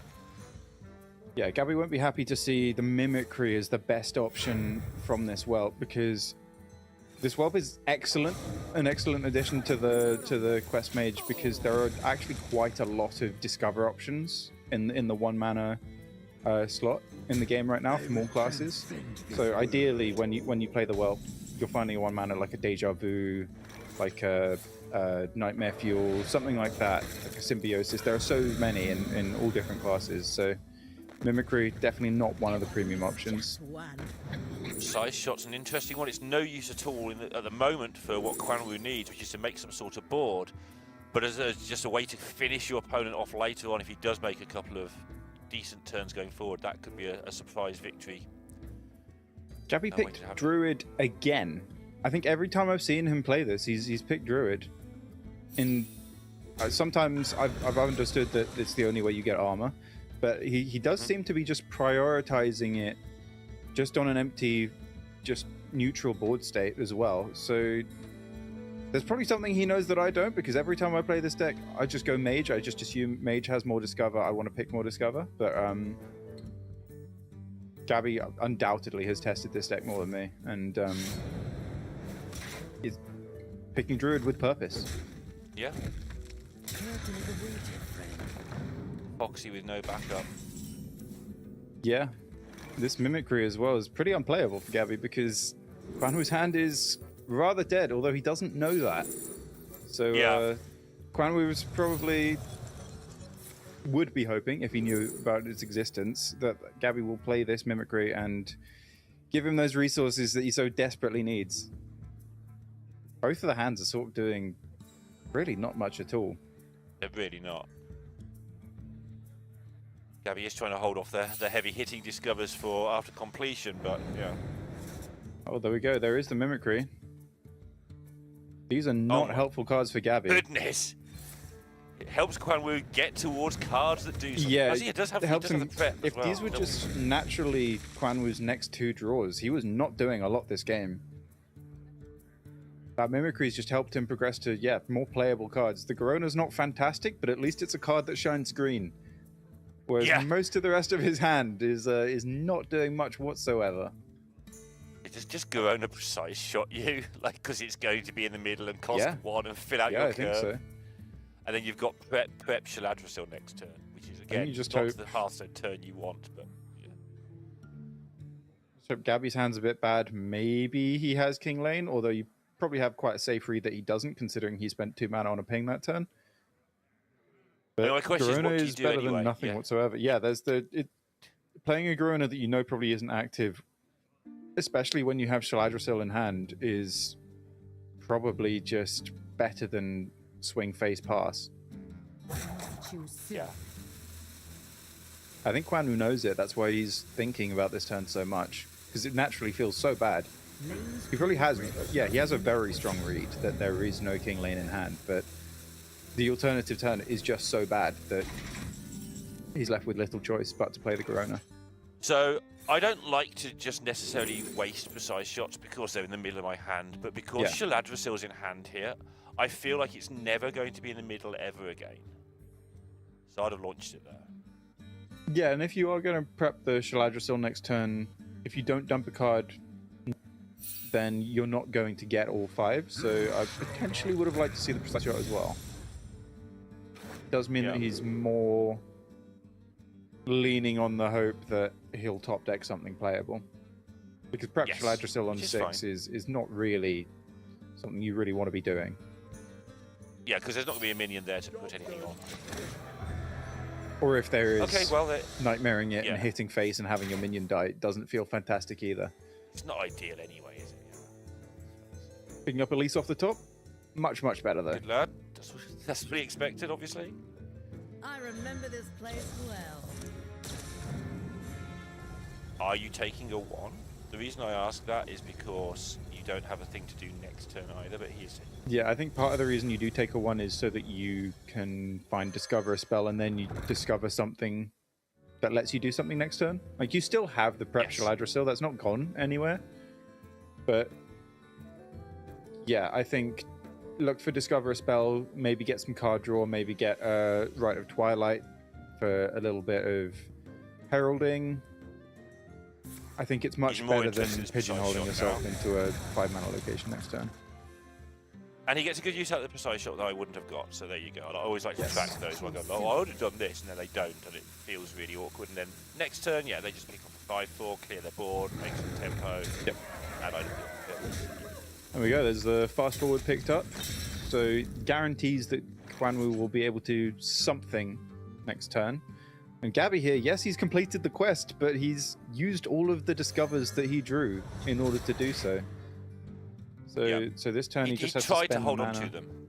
Yeah, but he was just left with no choice. Yeah.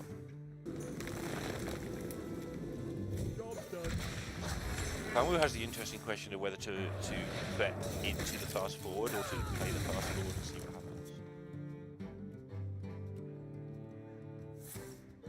Yeah, since he's got 2 preps, I do like prepping the fast forward.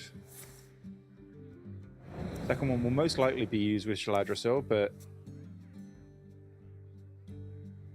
I think it's better to afford yourself a lot more flexibility with this turn because you know that Gabby's got a quest up. I need to do as much as I can to develop here and now.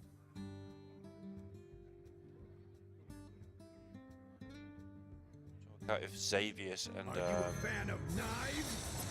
yeah. He really would have And liked to flashback see was an a third. Ultraxian, I think, so that he could get this Deathwing to be playable. It's so irritating, like by design, that you getting both of those 2 things is so awkward in most decks. There we go. Relic of Kings. Oh, these are incredible. Twisting Nether will destroy the location and the whole board before summoning board with Chow down. So, oh, he chooses to go for Forgotten Millennium instead. Interesting. Okay. The lower still guide me. My hand is too full. Maybe you watched a bit too much of that third place match and has gotten too too addicted to the idea of hitting yourself in the face. I really would have liked to full board of 5-4s here in Gabby's spot. Nice.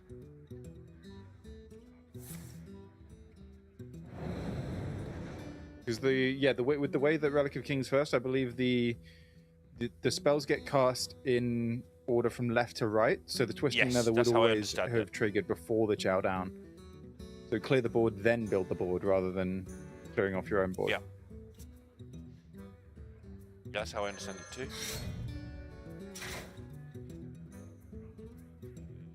Taking those legendaries, making sure it doesn't give his opponent anything too terrible, but all the terrible stuff's already happened. Yeah, a little bit of an awkward decision. Maniacal Follower because it's a Herald, or Naralex just so that you've got that for your Twilight Mistress. Goes up for the Naralex. Home in the shadows.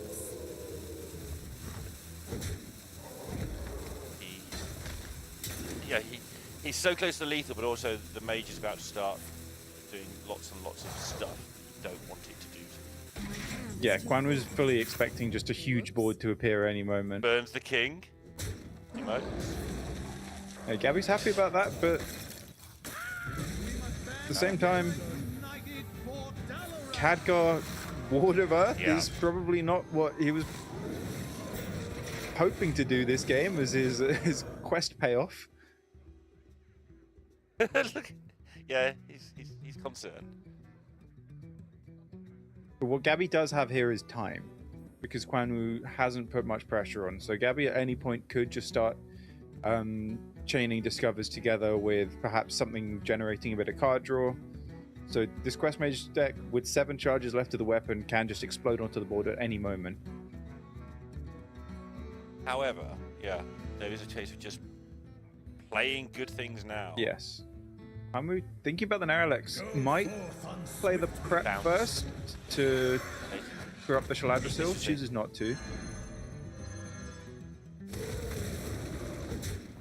Too exciting there. Just a bit of damage. Bad hit. And yeah, generating more mana so that when he does inevitably base Nestor here, he's going to have a lot of mana to play with. Pep, he's got the coin. He can play Deathwing next turn anyway. Doesn't have the corpses for this showdown to get rush. Does need something good off this Kwanzu now to deal with this board. Sidra Triumph Sheep Mask isn't bad, but also isn't fantastic. No, it's not what you're looking for 9 mana's worth of free stuff, is it really? Yes. Could potentially deal with 2 minions.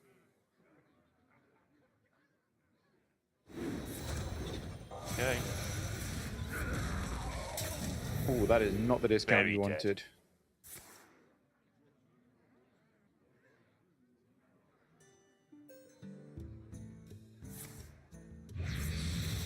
I wonder if does it put the spell discounted on top of Quan Woo's deck? Oh, I don't know. That would be, I feel like no one knows. I feel like it would though. There are some interactions that just no one knows. That is true. That's just something that surely just never comes up. Like Gabby does suddenly, out of nowhere, have a bit of a board. But he is having to piece this together sort of in spite of his quest rather than as a result of it. Quan Woo is down to 4 cards in deck, by the way. Oh, wow. Yeah, Gabby would probably love some of that card draw. There is a world where Deathwing making like cheap dragons actually could be ridiculous as well. Yeah. A thing that never matters to anybody. Quan Woo could just go for the Deathwing here, or could dig for an Ultraxian. Does have a couple of rights of Twilight to further discount the Deathwing before playing the Ultraxion if he does. It's a very consistent Discover for it. Yeah, he can Xavius as well, can't he? Yep. My brood will inherit this world. Okay. That's with Sinestro right away. That's interesting. It is. Too soon.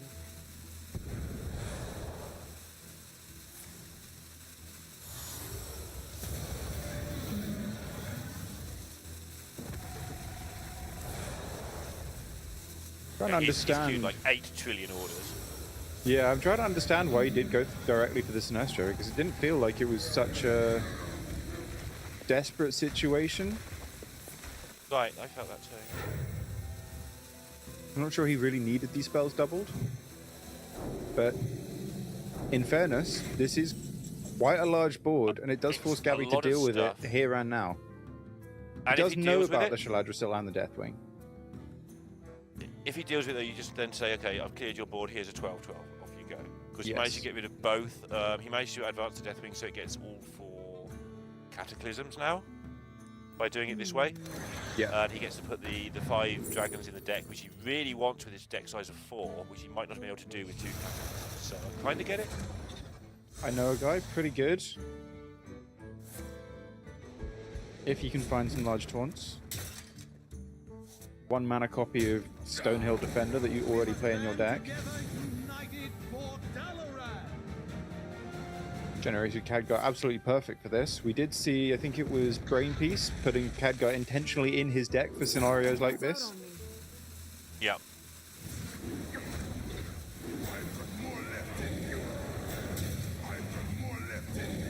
Payoff. I do think there's a second Twilight Mistress in Quan Woo's deck though, isn't there? Just very quickly check. I mean, there will be. You don't tend to play 1, you tend to play 2. Ace with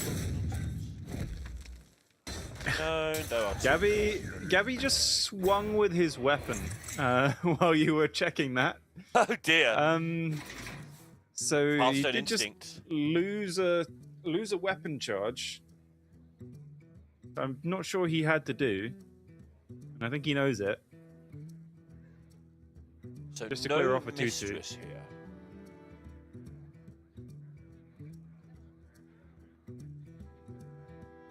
Abby's just questioning himself, but yeah, it's 1:00 in the morning and he's qualified for the World Championships. He's a bit tired probably, but Yeah, it is quite a big release after you've already qualified, and you got to get your head ready again for the final, because there is still plenty on the line. yeah, it looks like he's going to go for the Deathwing now. Could give it to 4. And this is the payoff for last turn, right, where he did take that extra turn to sort of just make sure he got rid of, or to be held for the coming of Deathwing. Now this 13-8 would be able to go face, although the 5/1 Khadgar is also very threatening. If it was threatening, my argument is it would have been threatening last turn. Wasn't it? That is a good point.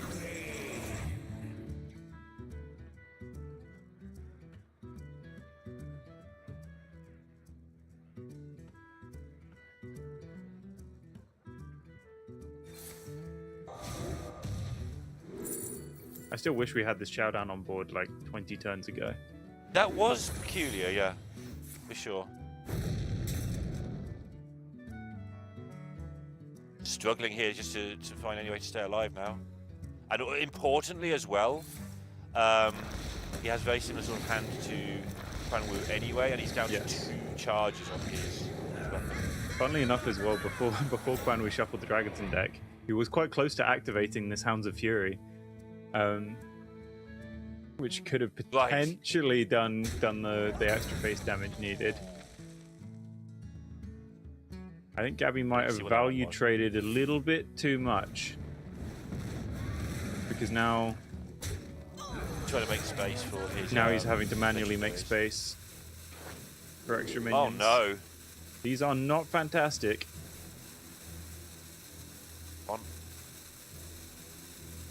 I mean, you want to click on Thalnos because the others are bigger minions, but you don't want to shuffle it to the top of your deck because you want to draw a useful card. But in fairness, Gabby could just be saying, I need to end the game next turn anyway with this Shaladra. Well, it's over. It's over, right? Shaladra from the other side?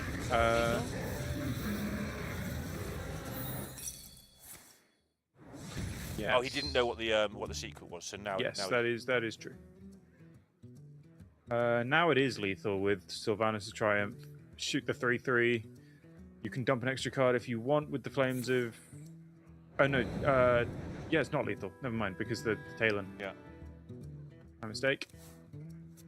I thought it was lethal with Shaladrasil, Dream, and. Elixir here is incredible. It's fully heralded.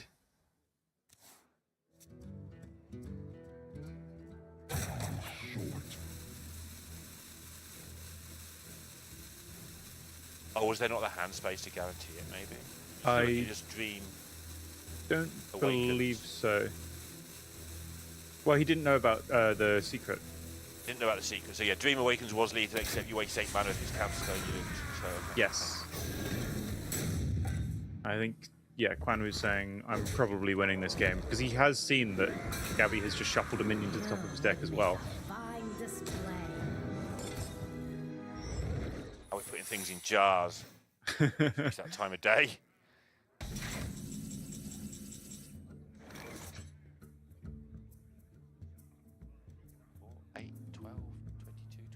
27, 37, 42, still 10 short. Come on. Yeah, thanks to that Nixia. What to If you hadn't found Nixia, perhaps Quan Woo could have been in trouble. That extra healing came in really, really just in time. Which is weird, right? We look at the lethal for him and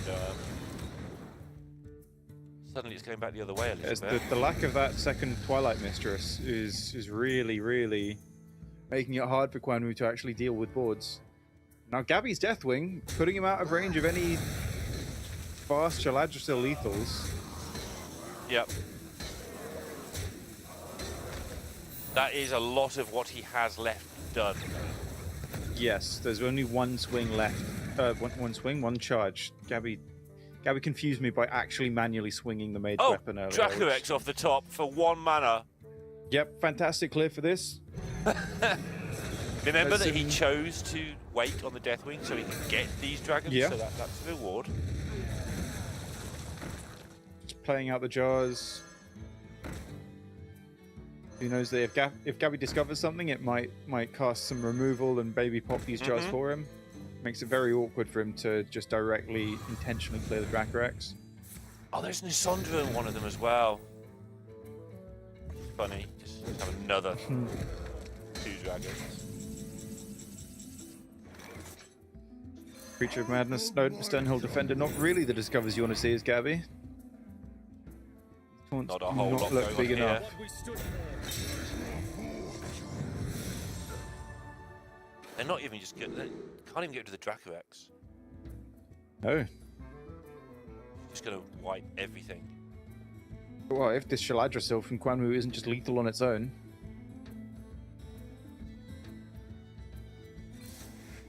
I believe it is. Yeah, I think it is. Gabby probably has quite a strong read that it would be Shaladrasil with how Quan Woo's played as well, I think. I think he knows that card left in hand. That has been there for quite some time. It kind of has not, to be, because it's not Twilight Mistress, it's not Ultraxian, and the other card I think it could have been was... That's Twilight Mistress. Yes, and the other card it could have been was Spy Mistress, which would have probably just been dumped for 1 mana at some point. Yes, yeah.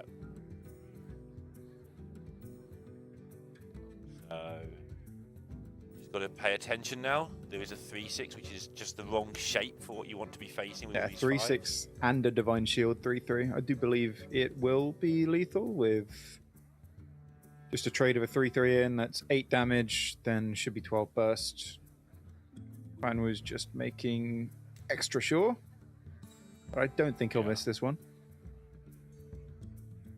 He is probably quite tired, so you've got to count everything like 4 or 5 times. He's also very close to becoming the champion, and I think he is a player who's expressed that he's looking forward to becoming even better at Hearthstone. And then one way to prove that to yourself is to be a champion of something. That's a good start. Yeah, this is the second. This is, if we're counting the 2 playoffs, this would be his 3rd tournament. He did miss lethal, by the way. but I don't think it's going to matter. Gabby spotted it. It was lethal, yeah. Quan Woo spotted it as well, I think. Oh, he's wearing his definition t-shirt again. Sweet. He's put it on for the final. Wait, what's Gabby found? Story of Amara. Again. To not die, but I think it's the exact same thing is probably going to happen, where he goes Story of Amara, takes a bunch of damage, dies 2 turns later. Yeah. Well, Quan Woo, I'm sure, despite his t-shirt, will be hoping to go one better than definition and actually win the tournament. That was the World Championships, though. Yeah, exactly. Yes, but Quan Woo will be at the World Championships. At BlizzCon, no less. So he has every chance of doing it there and then as well. He does. Do you think probably the rest of this game is a bit of a formality? I don't see any real outcome that Gabby can find to get back into this now that his quest is gone. So despite that missed lethal from Quan Woo, turn Quan Woo's entire board into 0-1s, and then he can never attack ever and then they again. just Deathwing hit each other in the face for the rest of the game. Yeah, he still loses.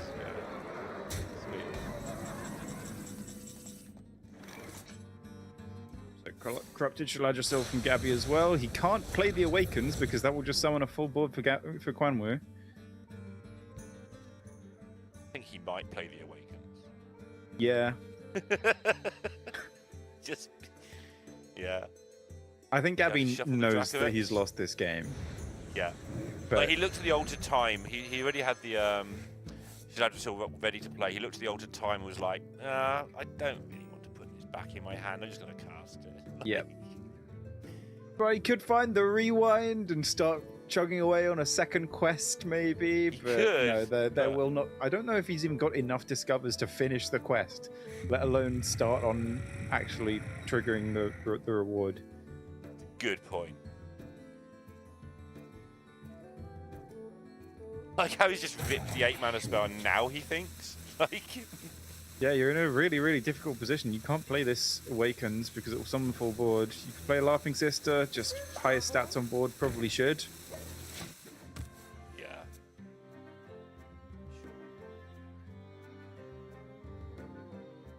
But Quan Woo just should know that Gabby's deck is fairly ineffective without the quest payoff. So can just play a big Drake, hit him in the face, Make the just big say, dragon. here you go again.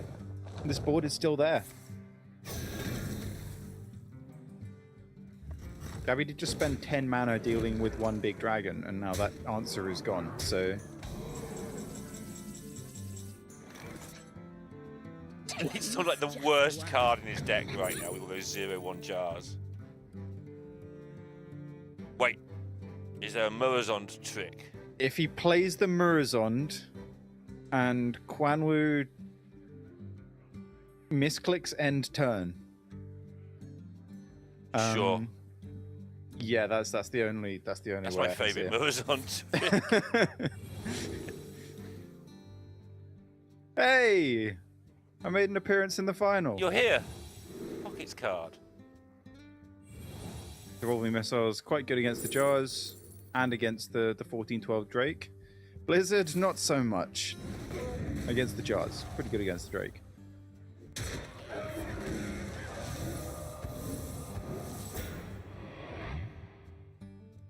Not bad hits. He is going to... I told you he was going to turn the whole board into 0-1 so that Quan Woo can never attack again.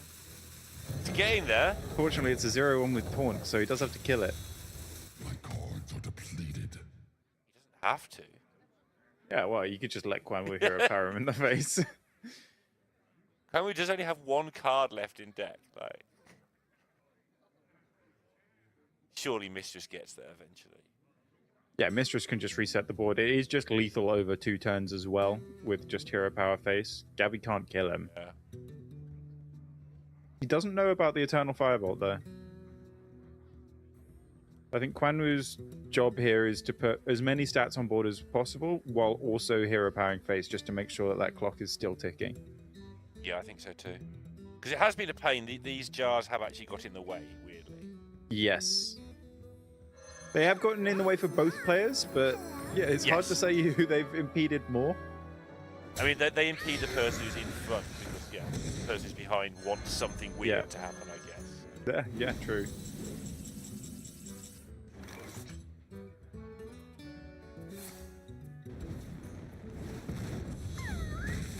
Hey. No way, right? There's no way. There's no way.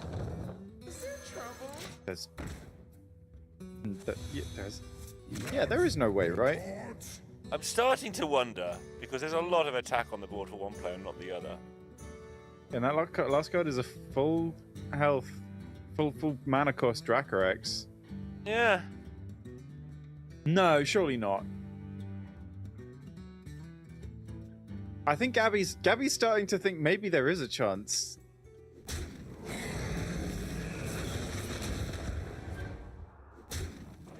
Because he does just have Quan Woo and Fatigue, and that Eternal Firebolt does keep him... He's a large Dracorex, yeah. Quite topped up. But Quan Woo doesn't have any removal left. So this Sleepy Dragon as well in hand could be very good for Gabby. It might go down to the last Herald? Surely not. Yeah, I think it does. I think Gabby might just be winning now.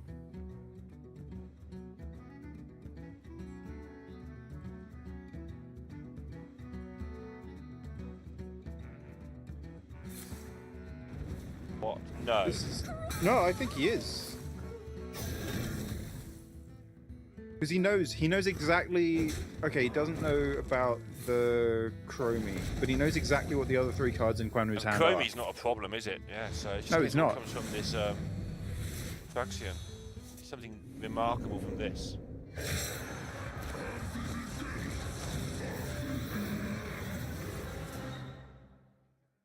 It's... That clears a jar. Does. That actually does help. It's not amazing. You'd rather have something big, but he can... Gabby's having a great time suddenly from basically giving up. Basically gives up, opponent misses lethal. Still feels like it's over, but suddenly, maybe you can fatigue him. Maybe. Lissandra is the right jar to open, obviously. Oh! Now Gabby's got his Corrupted Breaks the other Awakening. jar. Yeah, another That Herald. gives another card. Yeah. No way, no way. Okay, I think Quan Woo still gets there just about. Uh-huh. Oh, does he? You have not committed to anything all tournament. I think this person's going to win. I think this person's going to win. You still don't know. You're watching the game. No, I'm committing to it. I'm committing to it. Quan Woo gets there because he has lethal right now. There we go. Committed. Just that in didn't time. stop him last time. That is true. That is true. That did not stop him last time. 2-0 after what turned out to be an absolutely ridiculous game of Hearthstone. Like, I think Gabby had written it off. We'd pretty much written it off, and there was miss-lethals, and stuff happened. And then we both got baited into thinking Gabby might win. Yeah, I think Gabby almost got baited into thinking Gabby might win, which was I quite think, cruel. yeah. But yeah, the game going just as roughly as expected. At one point, we just had to jump through some hoops a little bit before the end. I think it's quite highly likely that we'll have a few minutes, maybe a couple of minutes before the next game, so the players. You think Quan Woo might take a little break and just chill? Yeah, I think both of them maybe need a little break after that one. But it does look like they have already locked in their next classes, so we will see. But in that position, after that sort of mess of an end game, I would definitely just do a little lap of my room, splash my face with some water, just go, what just happened? But yeah. Druid versus Mage next game. We've still got some Hearthstone. Oh, more mage. So how will that go down? Explain to us in great detail what on earth might What happen on earth to it is versus going to mage. happen? So what's going to happen is Quan Woo will try to ramp as fast as possible and put a lot of stats down before Gabby can mage all over him with his quest reward. Ideally, roughly trying to get that finished on turn 5 or turn 6, and then overwhelm him with stats on board with the Tormentor for the large Dark Gift legendaries. But yeah, if Druid gets online first, the mage can be just playing a bit too far from behind, and they don't have great access to healing, despite Gabby twice getting Story of Amara in the games we've seen so far. But, yeah, it's been great.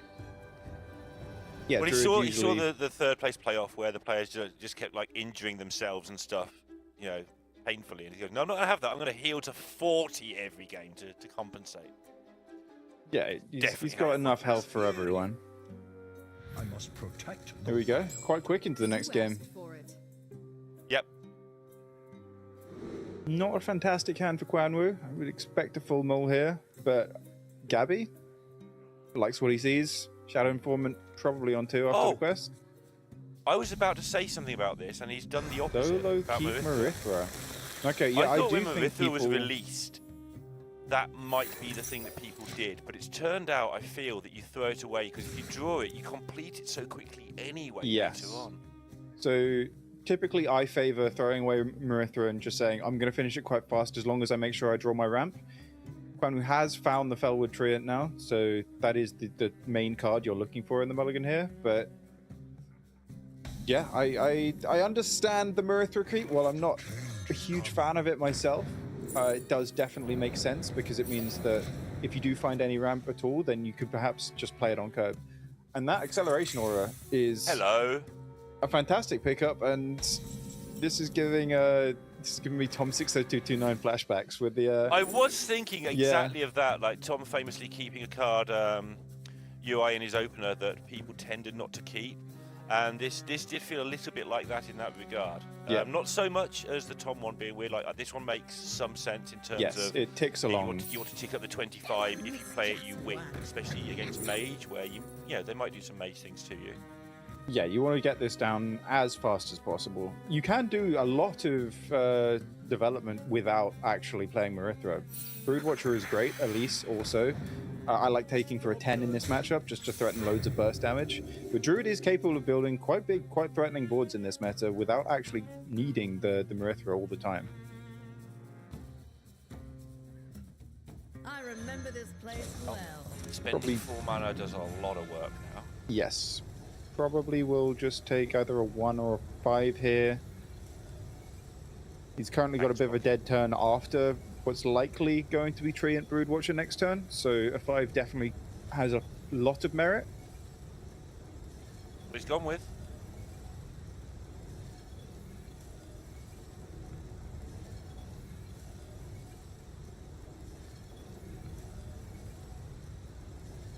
Yeah, none of these are fantastic. I think ideally you want plus attack and maybe discover a spell. You just want aggressive options, I think. Yes. Against Mage in this matchup.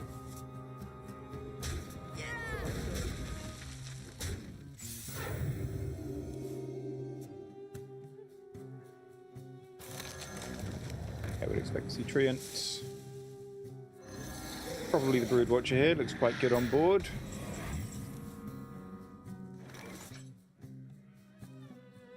Sets up really cleanly for the Terror Run plus Acceleration Aura next turn. He's getting there so quickly into this.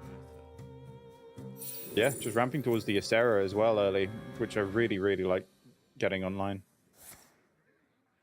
Yeah, I think that's something we learned like in previous metas, that getting an earlier series just wins games with any deck. Yeah, you don't need to do anything. You don't need super powerful synergies. If you're just spending twice the mana your opponent is, that's quite a good thing, it turns out. Yeah. That's why his Mage deck is at least reasonable, right? Because that's what you're doing for some of the you're game. essentially both ramping at the same time. Quan Woo's ramping his mana, whereas Gabby's ramping towards his quest and then can do the same mana cheat kind of effect with getting Discovers out for free.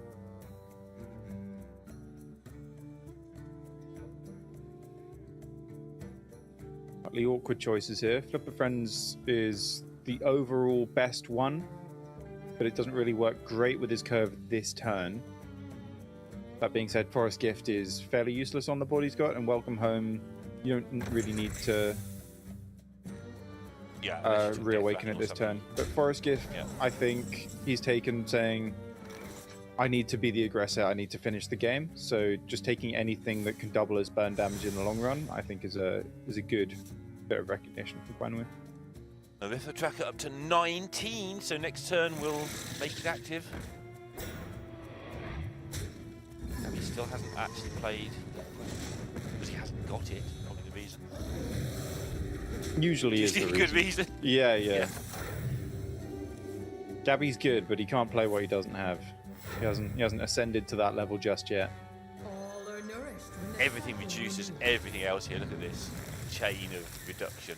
Yeah, Marithra will be active. He's got plenty of mana to potentially dump a little bit more of his hand next turn as well to make more space for more dragons. This is the spot you're aiming to be in with Druid, but Gabby almost has his quest online, so he can do similarly powerful things himself. If you thought last game was silly, this has the potential to go silly as well right now, because there's a Firak, a Marithra, and a quest all about to happen. Yes, I do think this game will be a little bit more comfortably actually closed out than the previous one, instead of them just sort of swinging useless Deathwing hero powers into 0-1 taunts. I think the jars did make it very awkward for everybody. Oh, very much so. Frustrating them both, like you mentioned. None of these are fantastic, although Mimicry is quite funny with how it would clog up Quan Woo's hand a little bit for the Marithra, so Gabby might be considering it here. He does know there's a kept card in hand. What is that card? Yeah, what did you keep in your mulligan? It's not a major seal, it's not Second Treant, it's not Acceleration Aura. What could it possibly be? Almost certainly that card is exactly Marithra. So Mimicry, probably a consideration for Gabby, but it doesn't really help him, so just going for the thing that gives him more discovers in the long run with Weber's Deception, I completely understand. And the stuff's going to start happening now. Stuff is going to start happening very, very fast. Firak first, ask questions later, right? I'm more of a Marithra first, Firak later to try and lethal over the top. I like front-loading the board and then damage afterwards. Sure. Marithra can get you a full hand of Firax as well. That's the best argument yet. These are all quite awkward. Quan Woo definitely would have wanted something that was just easily dumpable here, but none of them are. Because if he does want to play any dragons the same turn as this Marithra, he can't dump the Flipper Friends.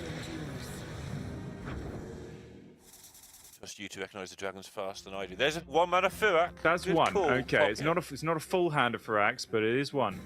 Is that a Dracorex as well? Two from the right. Yes, it is. My, that's plenty of stuff. Yes. There's a Nefendra as well. The rest of them aren't really too spectacular, but not terrible. Anything for one mana isn't too awful.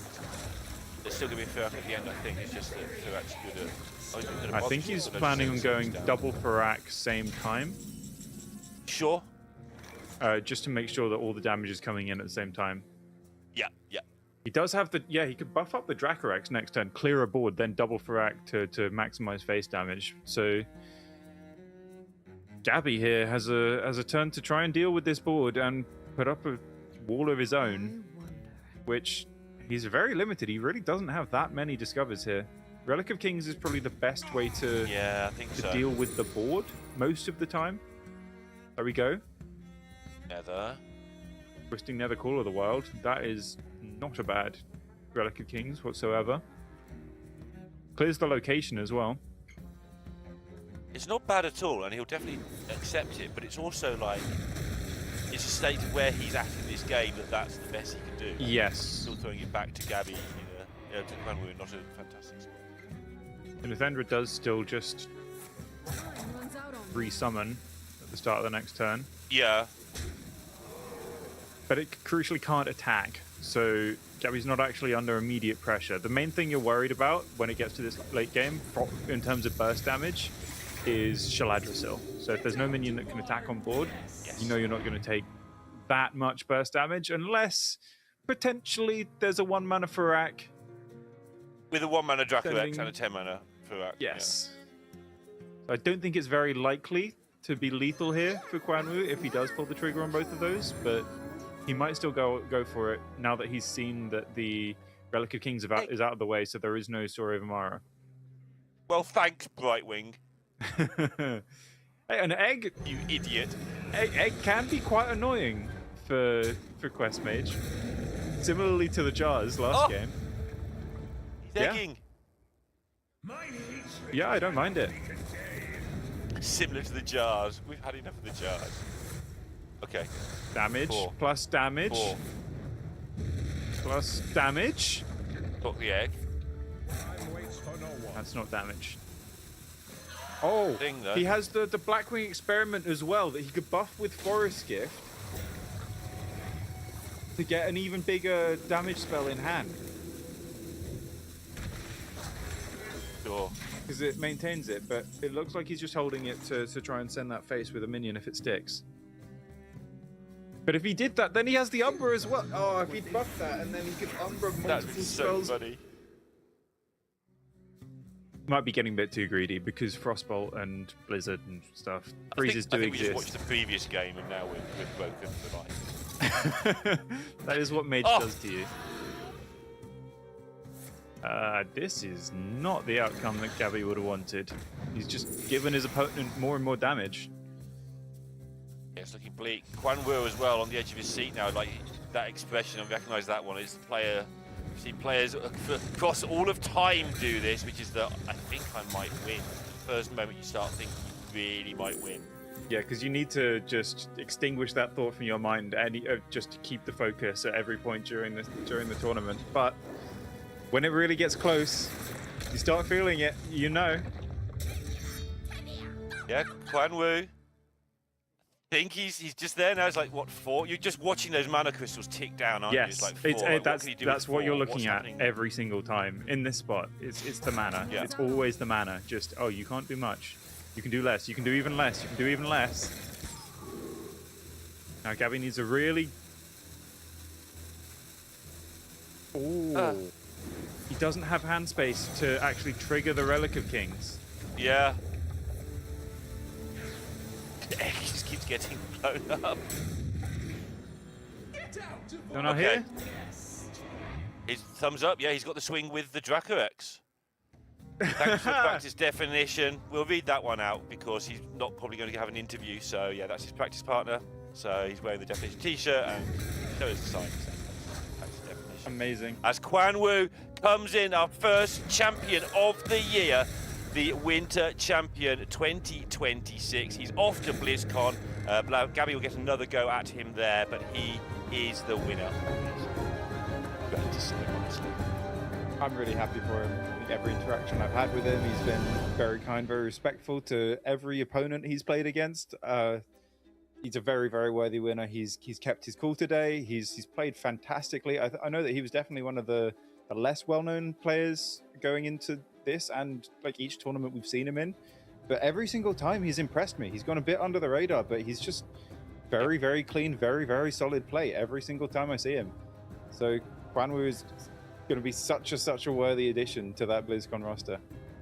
I'm looking forward to it. And he was one of your 13 picks for the tournament, so you can pat yourself on the back as well. He was my champion in Choose Your Champion, okay? The only one I picked. I will say no more. I will make of that. Let me know how you wish. get on with Maxi Bond guy, who you did. Like, they're going to be so annoyed at you.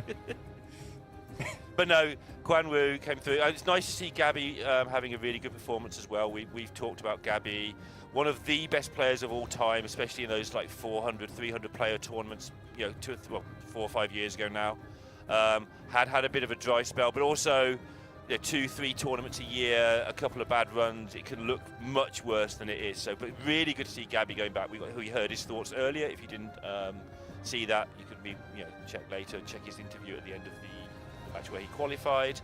and joined by Saber. And these three players getting through to Worlds opens up the competition on the points for who's going to get to Worlds via the ladder system as well, right? There's all sorts of people now in play. Yeah, so the clear front runner now, Maxibon 20 points, but there are 4 or 5 players on 18 points shortly behind.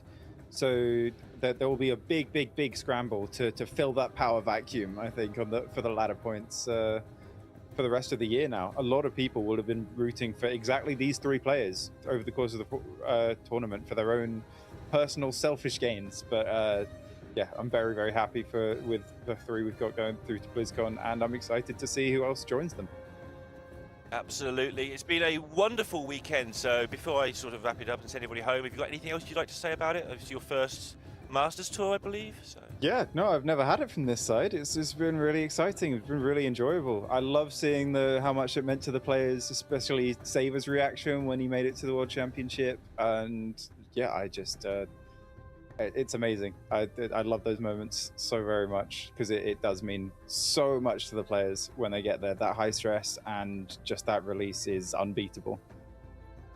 Absolutely. It's good to hear it from someone who has been there and done it, but we don't talk about that too much because, you know, the ego's already there. But thank you all for joining us over the last 3 days. It has been a terrific tournament, a new meta, and we are running a lot more this year because we're getting to BlizzCon in September. So the next tournament we have will be, just get the date right, yeah, the Spring Playoffs, May the 15th. We will be here for those to start finding out who gets to the next Masters Tour.